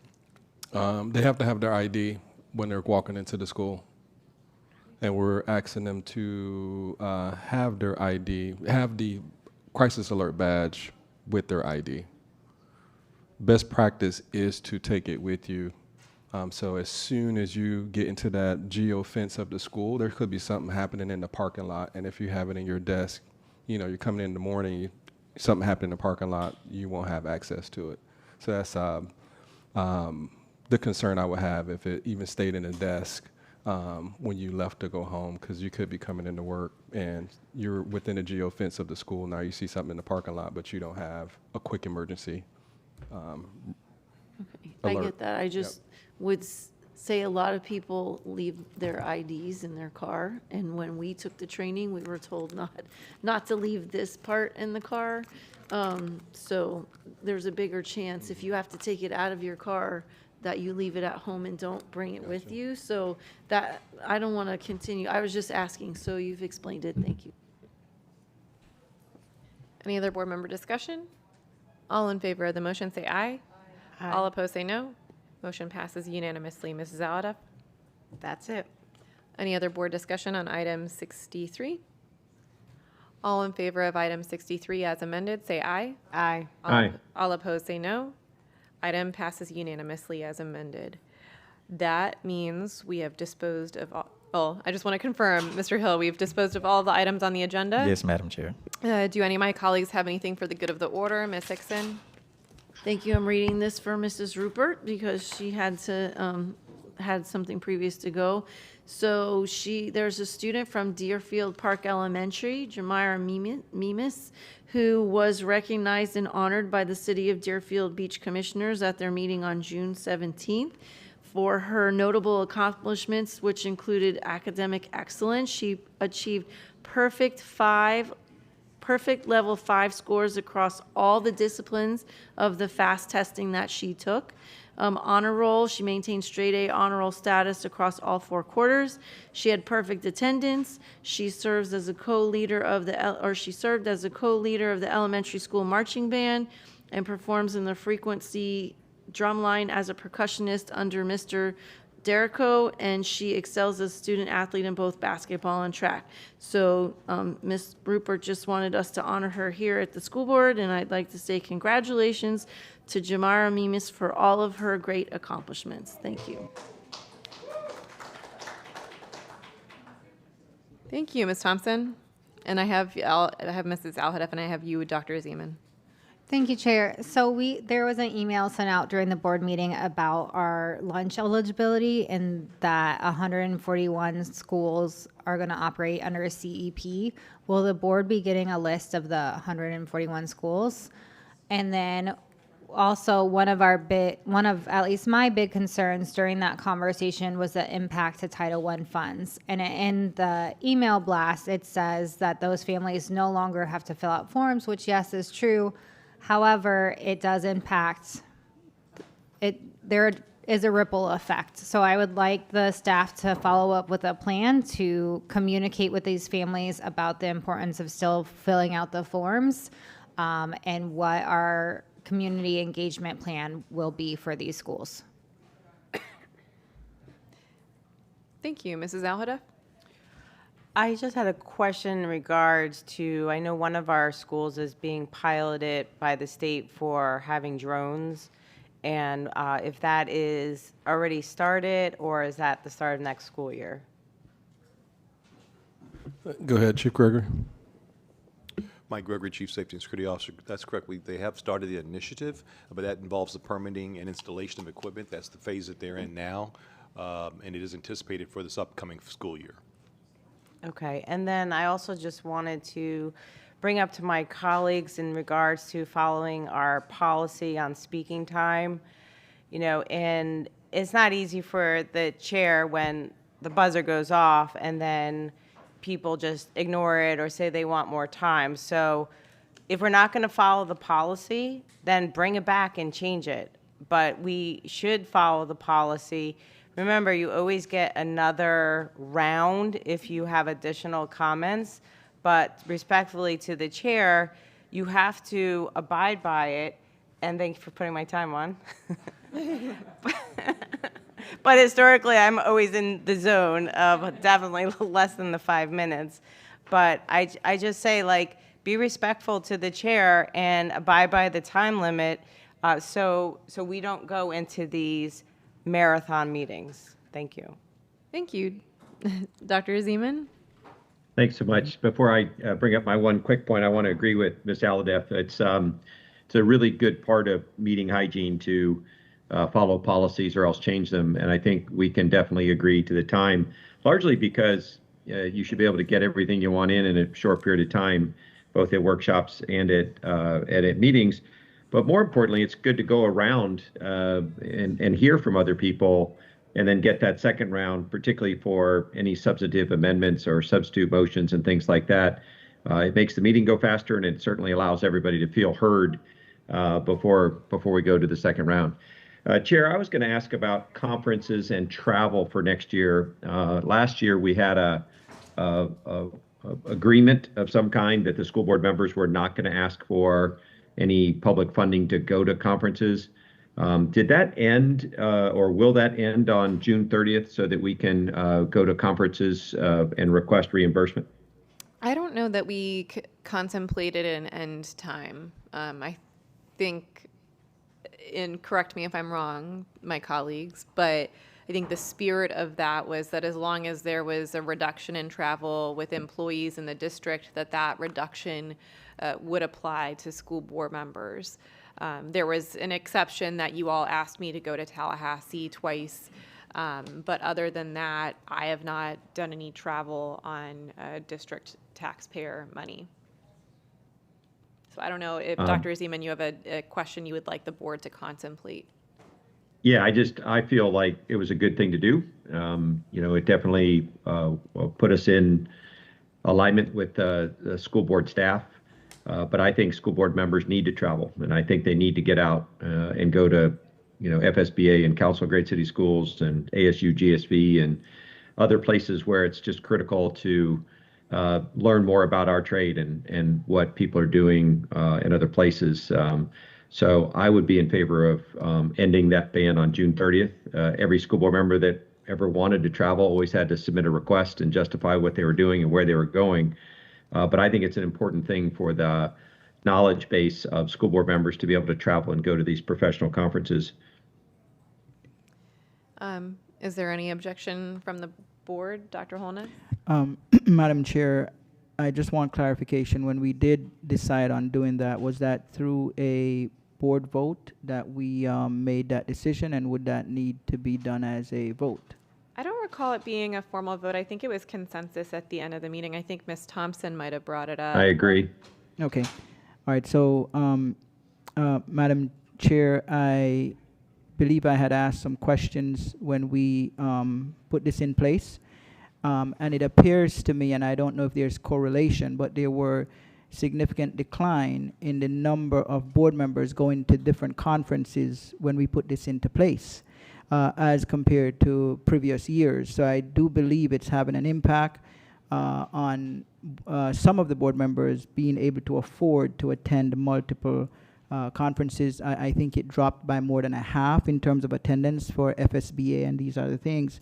So there's an impact, and I think it will impact governing as well, because we're going to be lacking training that is so essential in getting what we need done. So I am supportive of Dr. Zeman, that it is too important to ignore, and the facts are there that attendance has actually declined by, I believe, more than half for board members with these essential conferences. So I would certainly like to end that on June 30th. Thank you.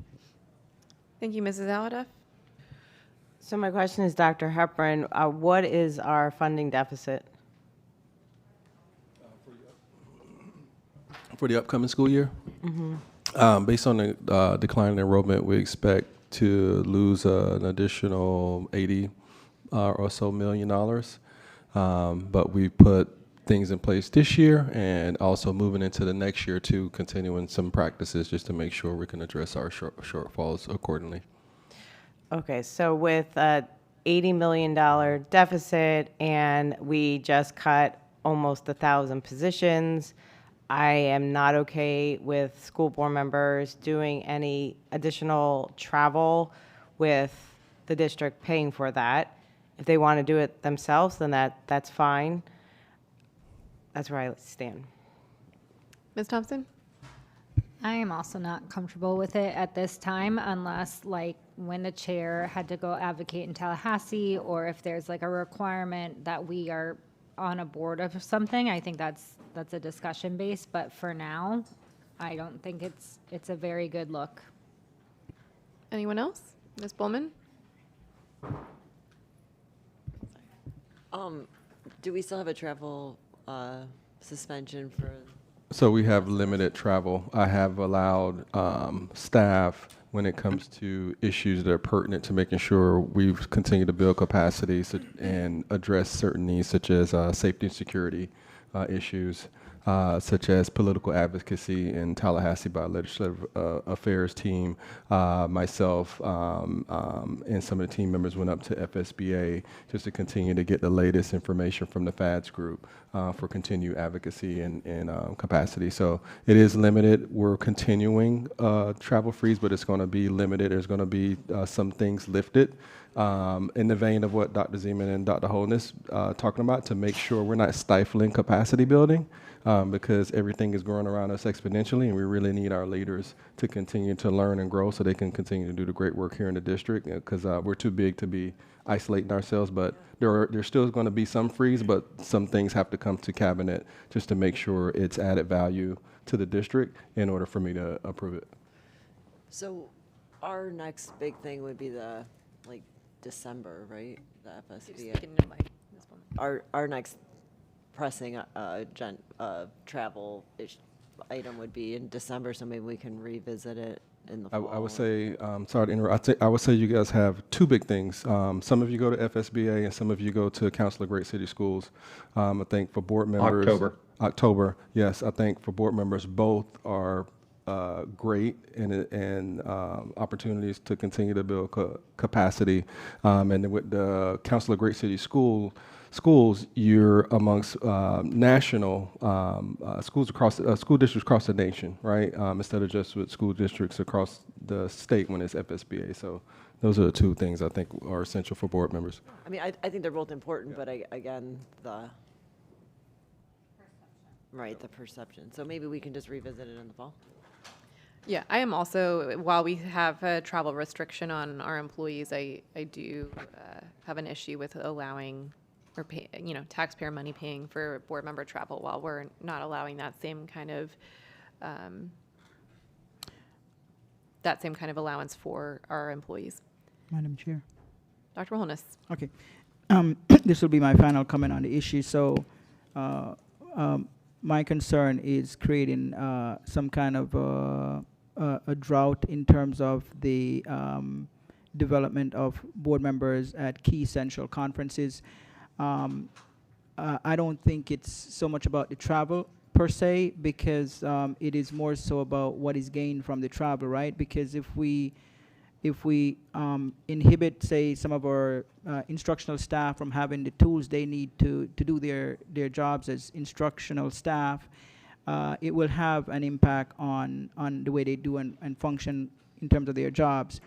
So I think it goes beyond just travel, because if a board member, and I'm not going to ask who can and cannot afford it, but if a board member just cannot afford it and they don't go, I think it becomes consequential for the school district, because that board member is not being developed in terms of the trends and the things that they need to be able to have to do their jobs. So Dr. Hepburn, I just have a couple of questions.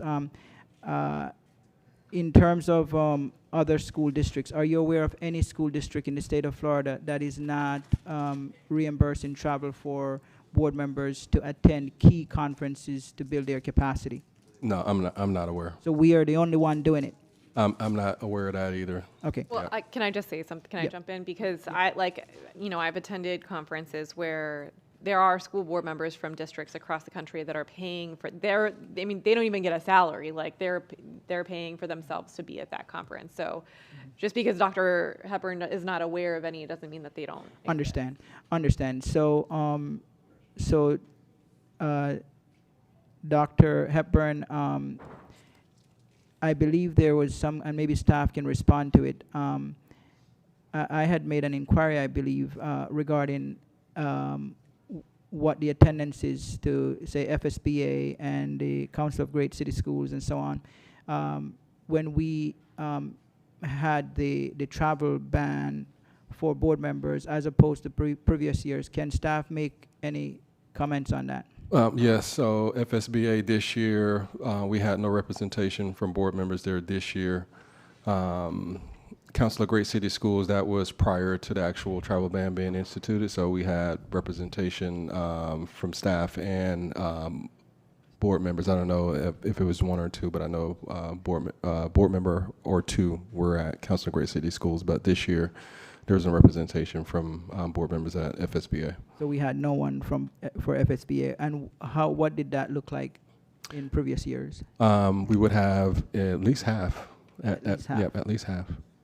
And you, since you've been here in, I forgot what year you came, but have you seen anything less than half attending as far as board members to, say, FSBA?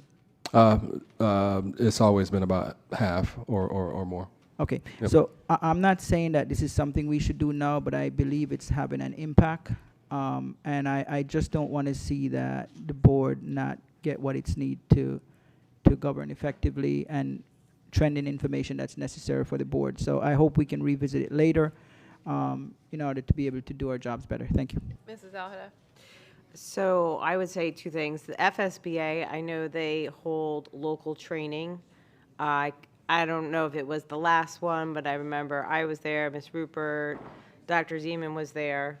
That was free. And then also FSBA has online training. And so maybe, Dr. Hepburn, staff can figure out from the organizations that we are a part of, what is free opportunities for the board to take? You know, I know there's the online ethics training that we take annually. Anyone else on this issue? So I think we will still maintain the travel restriction. Dr. Zeman, you still have the floor.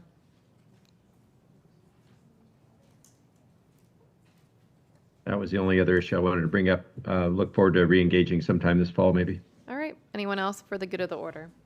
All right. Seeing no further business, I will now adjourn this meeting. We will recess for a brief minute to turn over to the DEFP meeting.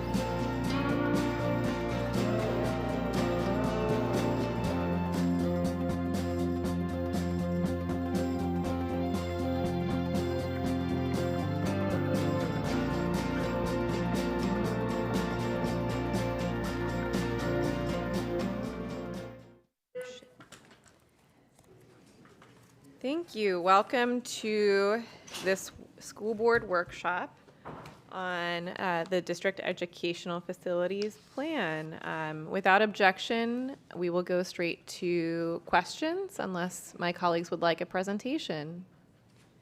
All right, first on the list I have Ms. Hickson. Thank you. I didn't know I was going to go first.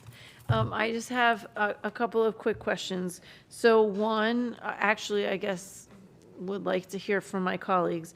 So some of, when we go to the schools, some of them have security huts where the security person that's at the front is in an air-conditioned space, and some of them, they have to sit in their car, and some of them, there's no one at the gate at all. So I would like to ask the superintendent, or I guess my colleagues, to, if they're interested in adding security huts where needed to this capital budget.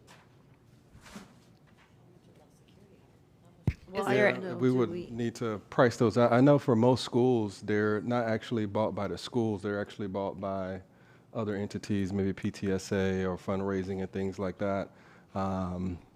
So we have to price them out because those security huts, they're not fixed. Right. They're, because some of them can be rolled away for a storm, but we have to price them out to see how much they actually So I cost. guess I like that information, and then we could discuss it Yeah. at the next one, but I would like to do that. Also, we've done a lot for the football fields, which I know also encompass flag football, soccer, all of those things. But there are a lot of baseball fields that have night games or would like to have night games, and they don't have lights on their fields. So I'd like to kind of poll my colleagues about looking at what that would cost and where it's needed to add to the DEFP. So any of my colleagues have a concern about? And if I may too, I think an additional step we would have to do is Bless you. communicate with those communities around it, because most of the time when schools were built, and I went through this as a high school principal, they were okay with the football field lights, they didn't want the baseball lights. And that wasn't so much the school district not putting in the lights. Most of the time it came from the surrounding community, says, okay, we'll put up with this, but we're not putting up with the additional lights. So we will have to check with the surrounding community for those high schools that maybe don't have that. I would just request, we still have several, I believe 7 schools that don't have lights on their football fields. One at least being West Broward, and that's something that they have, and another being Hollywood Hills, but West Broward has wanted lights for 20 plus years. And that's something I've been working on. So if we're going to include baseball fields in the DFP, I would like. That's fine, maybe lights in general, lights for athletic. So we'll price that, we'll Yeah. get a cost estimate, bring that back to the board so you can make an informed decision about it. Thank you. My third question, long-range facilities plan, it might be incorporated in this budget, but I don't see it like called out for us. So is there money in this capital budget for long-range facilities planning? Go ahead, Mr. Shim. Yes, there is. Okay, can you tell us where, like what line item that is? It's in the existing DFP, so it is already funded. On slide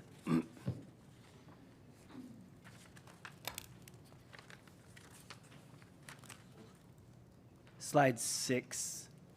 Wait, is it on slide 4? Yeah, on slide 6, we generally go over some of the things that are already funded in the DFP.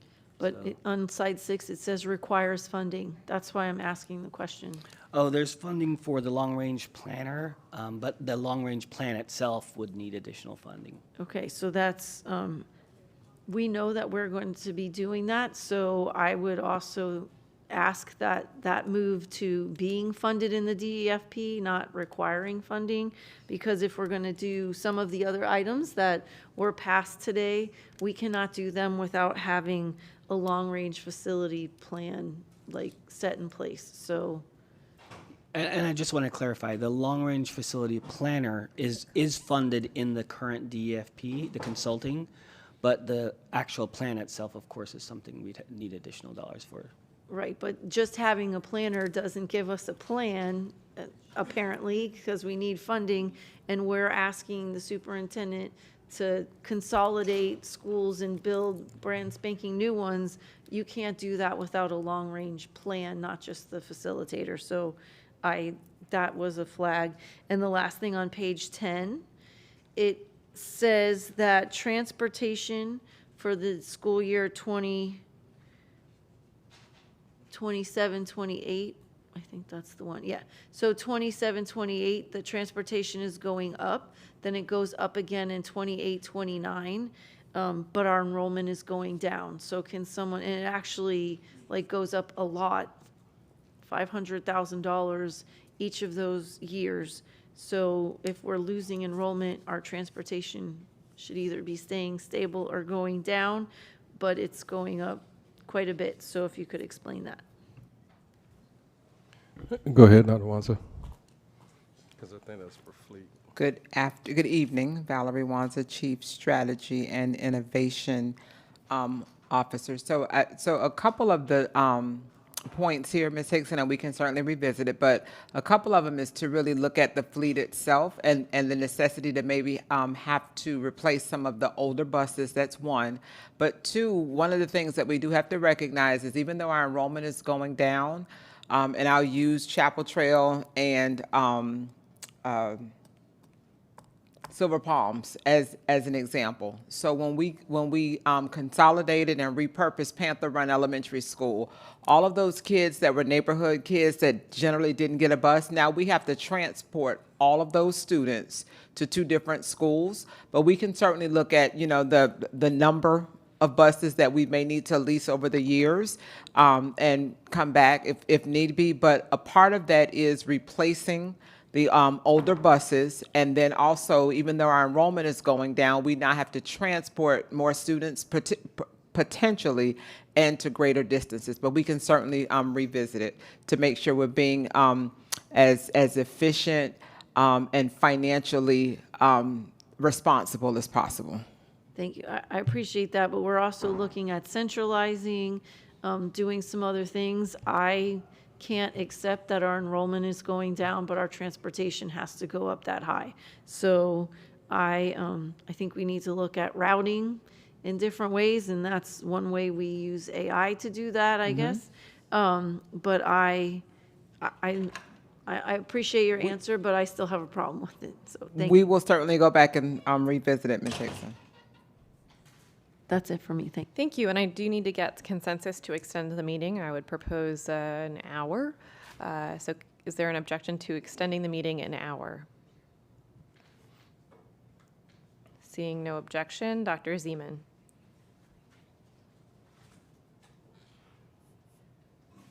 Thanks, Chair. A couple questions and then an idea that I just want to kind of continue to talk about in light of Dr. Holness's growing some schools while we're also doing some school repurposing. First, two technical questions. We just agreed today to sell trail ends in an earlier school board meeting. Is that $14 million accounted for in these tables? Dr. Hepburn? Mr. Shim. No, it is not. We typically would include it if they already have a contract, and since the contract was today, we will include it when we bring the tentative plan in July. I appreciate that. And it's nice to have $14 million for the good instead of for the bad, so that's great. Second question, what is the assumption over this period for property value increases? Dr. Hepburn? Mr. Shim. Yes, it's approximately 3%, 3.9%. But is that for 1 year or is that for all 5 years? You have 3.9 built in?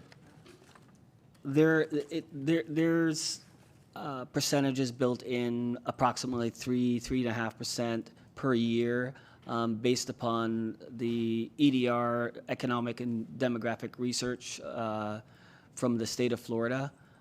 They do 5-year projections, and we typically use their values and kind of cross-reference it with our local property appraisers. Terrific, thank you.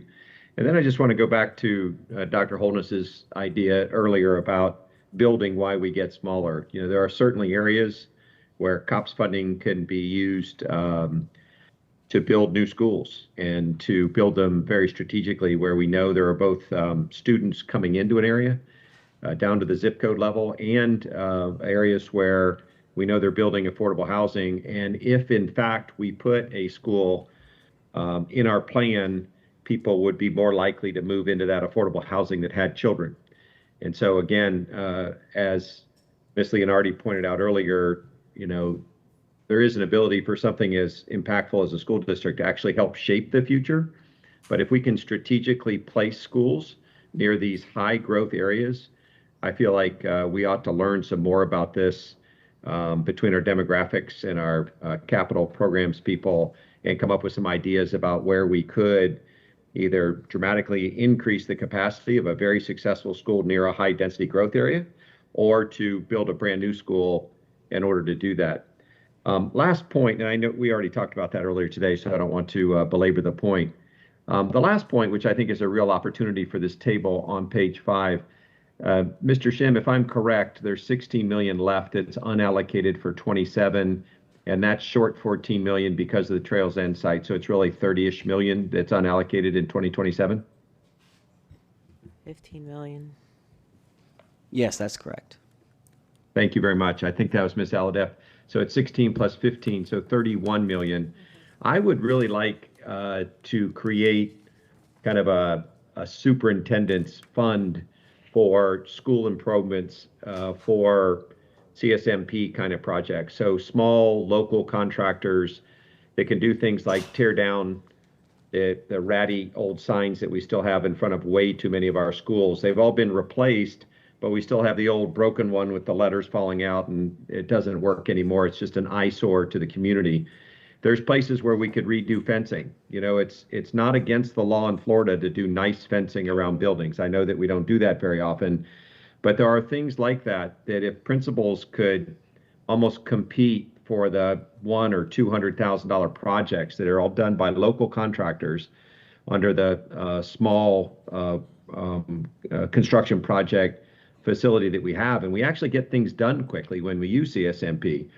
I would love to take half of that money, half of that $30 million, and put it into a superintendent's small project fund that could be used strategically in areas where we know we can win back students, but we have some facilities issues. Either the front of the building is not attractive, either it's got 4 concentric circles of odd-shaped chain link fences.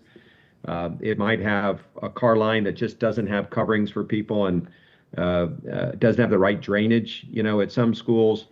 But in my mind, if we're going to really take an all y'all approach to winning back students, I'd love to give the superintendent, you know, the authority to come to us every month and identify a handful of projects where his principals and his staff have looked at it and said, look, for 150,000 here, for 250,000 there, we can do some dramatic changes in the appearance and the beautification of a site that would allow it to really make a significant change in the curb appeal and the functionality sometimes of the building. So, Chair, when would it be appropriate to make a motion to that? Is that something we do tonight, or is that something we propose tonight and bring it back later in July? I believe that would be something you propose because we're in a workshop, and then when it comes back to us, we would do motions, or it would come back to us changed. Yeah, what I'd like to do is just to ask the staff to prepare a document for us that describes the pros and cons of taking half of that $31 million and putting it into what I call the superintendent's, you know, small project with local firms fund that would allow him to work with his 224 principals and just come up with those brilliant ideas where just a very dated library needs, you know, new books and new furniture. And, you know, there's some, you know, schools, I just toured a school earlier this year that still has plastic windows from 1952. You know, it's $100,000 probably to replace them. But it's really embarrassing to have, you know, something like that. And the word gets out on the street pretty quick that we've under-invested in our schools. So I'd like to just see some staffing on that, Chair, so that we can make some decisions in July. Dr. Hepburn, are you able to do that? Yes, and capture that note. I know Mr. Shim and his team is capturing it too. Okay. Anything else? And if Dr. I could, Dr. Hepburn, and any thoughts about the general value of doing things like that? No, I think some of that is definitely needed. It's part of our discussion too when we're actually visiting schools. Some of the aesthetic things that, are at the frontage of our schools can sometimes win parents or lose a prospective parent. And I like the idea of CSMP contractors doing it because there's a whole group of local firms in Broward County that can get in and do projects of that scope, and they get it done quickly. And PPO is often overtasked just keeping up with all of the things that we ask them to do. So thank you very much, Chair. Thank you, Ms. Thompson.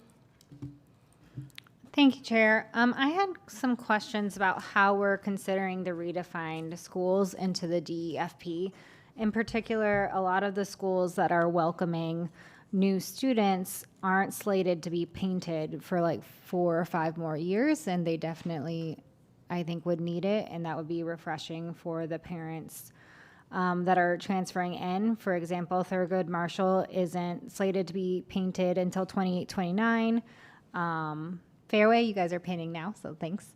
But Miramar High, which is going to be accepting kids from Hollandale, 29-30, Silver Palms, 29-30.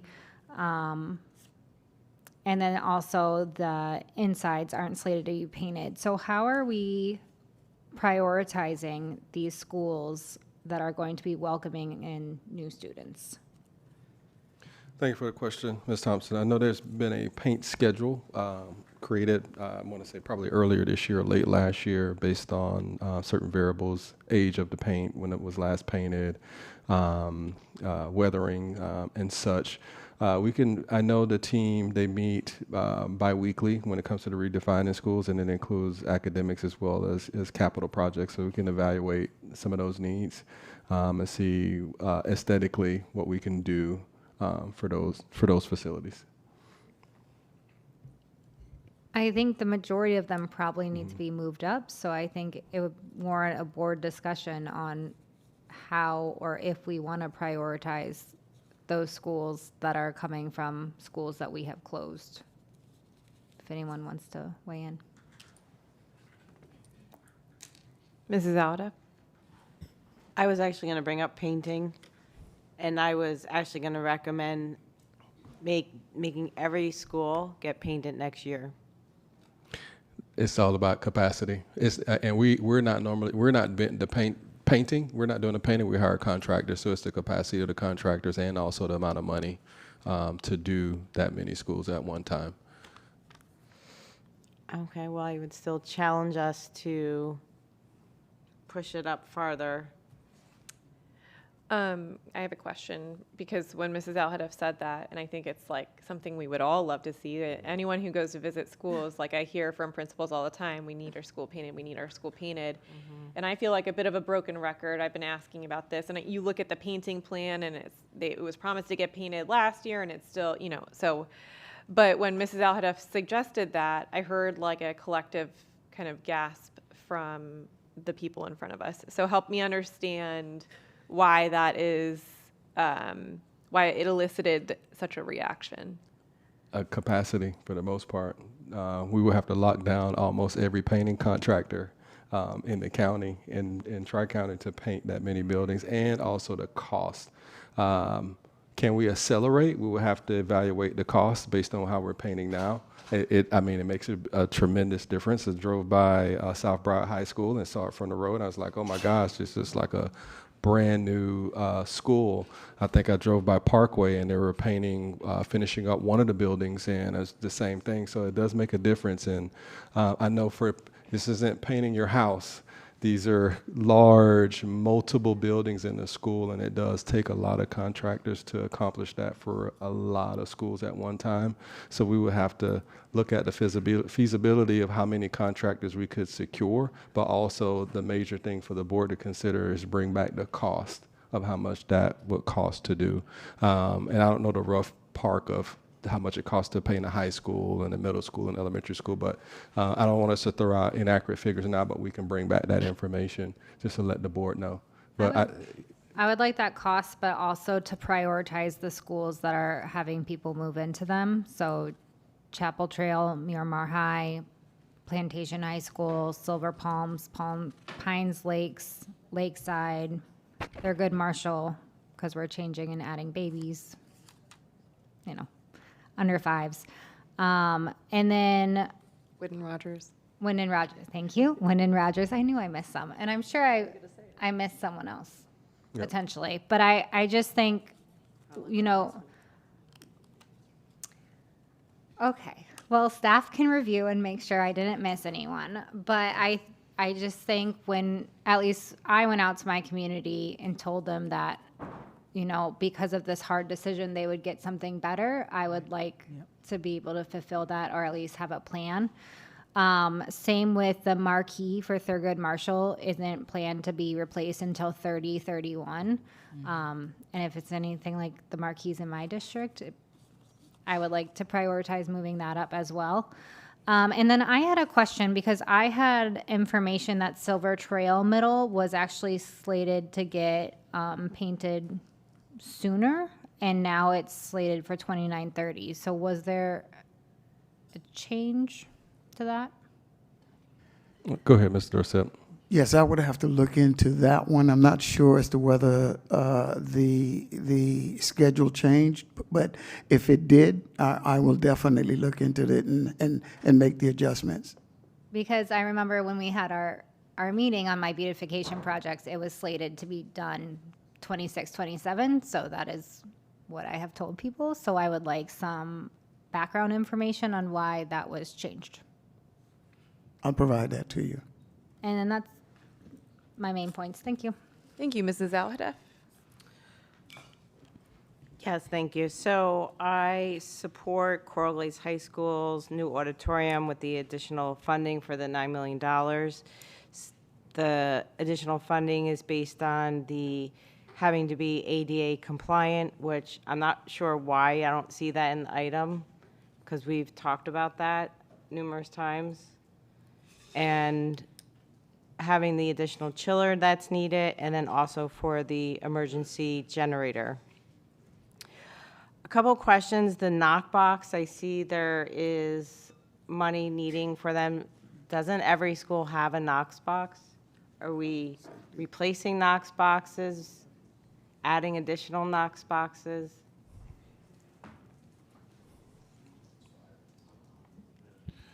Chief Mike Gregory, Chief Safety and Security Officer. I believe the Knox box situation was a capital project under fire for the fire marshal's maintenance. They primarily maintain those, and I think at this point all the schools do have them.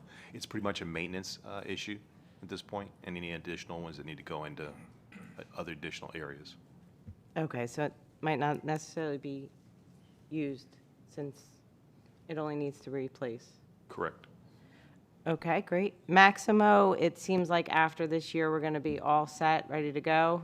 Yeah, the last update we had was that, I know it pushed back a month, but July is supposed to be it for the mobile modular. Okay, perfect. And then I do have a question regarding Beacon. I see a lot of funding going towards Beacon. I'm assuming that's the Beacon building. And just a thought, why don't we sell Beacon and then put Beacon into one of our empty schools? Maybe we could save money, get money.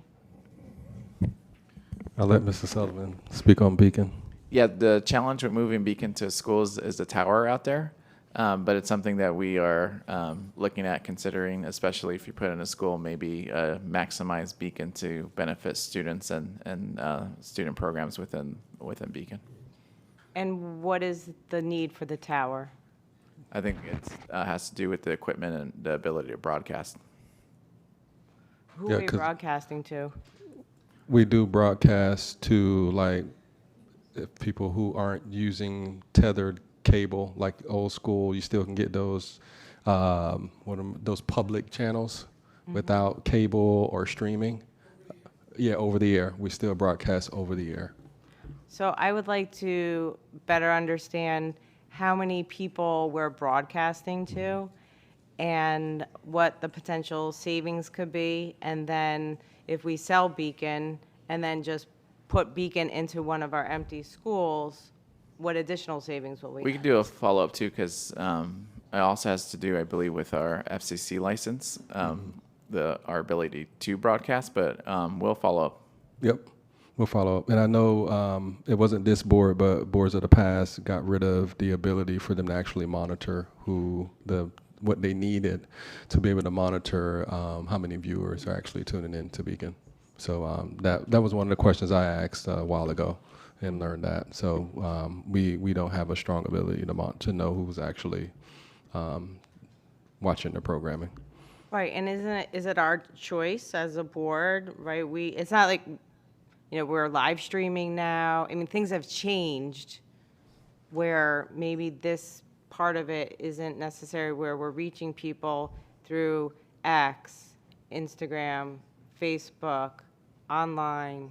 Yeah, I think it's a reasonable request, so we'll do a board follow-up, what the implications are as it relates to any possible move of Beacon into an existing underutilized or unused school. Okay, perfect. And the painting, I definitely think we can be more aggressive with moving the schools up to be painted. It is sometimes such an eyesore when I drive past some of our schools, and you definitely see a difference between the schools that are painted and not painted. And so I think we can do better, and that timeline for the painting needs to be pushed up. And I think we'll be surprised how many probably painters we have out there that would be so happy to come and paint our schools.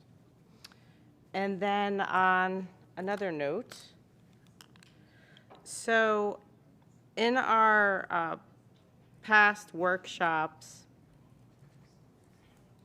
I was actually on April 28th, 2015, school board workshop agenda, item 1B. We have in there where, if sold, the city of Parkland's contribution will have to be reimbursed, encumbered by 2005 COPS. City of Parkland contributed $850,000 to the purchase price for the site. So, Mr. Bruno, Dr. Hepburn, please look into that. Thank you. Thank you. Any other board discussion? Dr. Holness? Thank you, Madam Chair. So I do support prioritizing painting as well. I think aesthetic appeal is very important, and painting is certainly very. It's very noticeable when a school needs painting, and it impacts, in my opinion, a parent who's on the fence as to whether or not they're going to go to that school or not. If it needs painting and it looks really bad, they're probably going to choose an alternative option. Fencing, I am strongly supportive of that as well. If we have old rusted fence breaking down, it doesn't say much as far as the impression it gives to the public. Another thing that I've noticed, Dr. Hepburn, and I don't know what the lawn maintenance schedule is, but sometimes I drive past schools and the grass is just significantly high.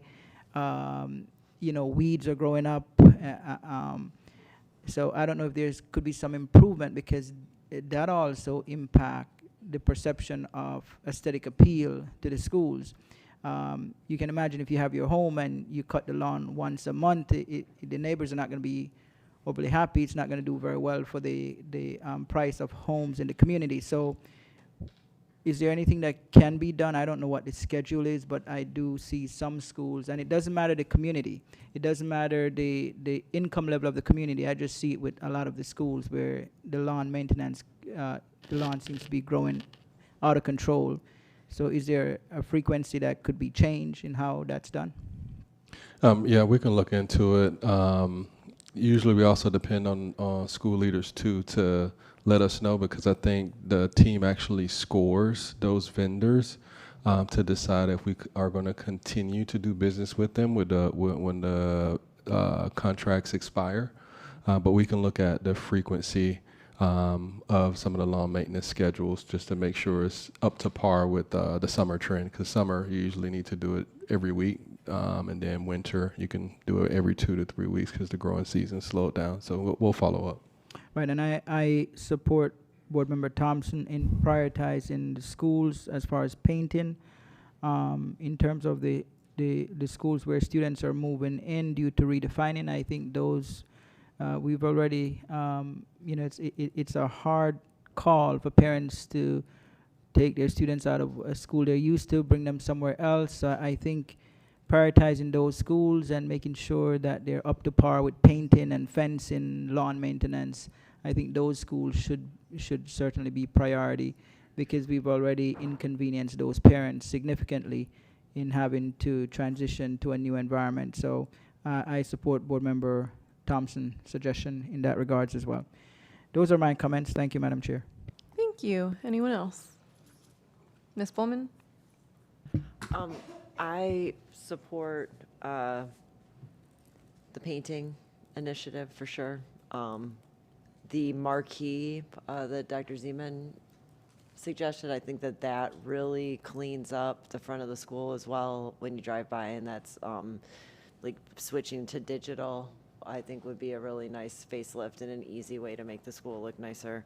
I support Member Thompson's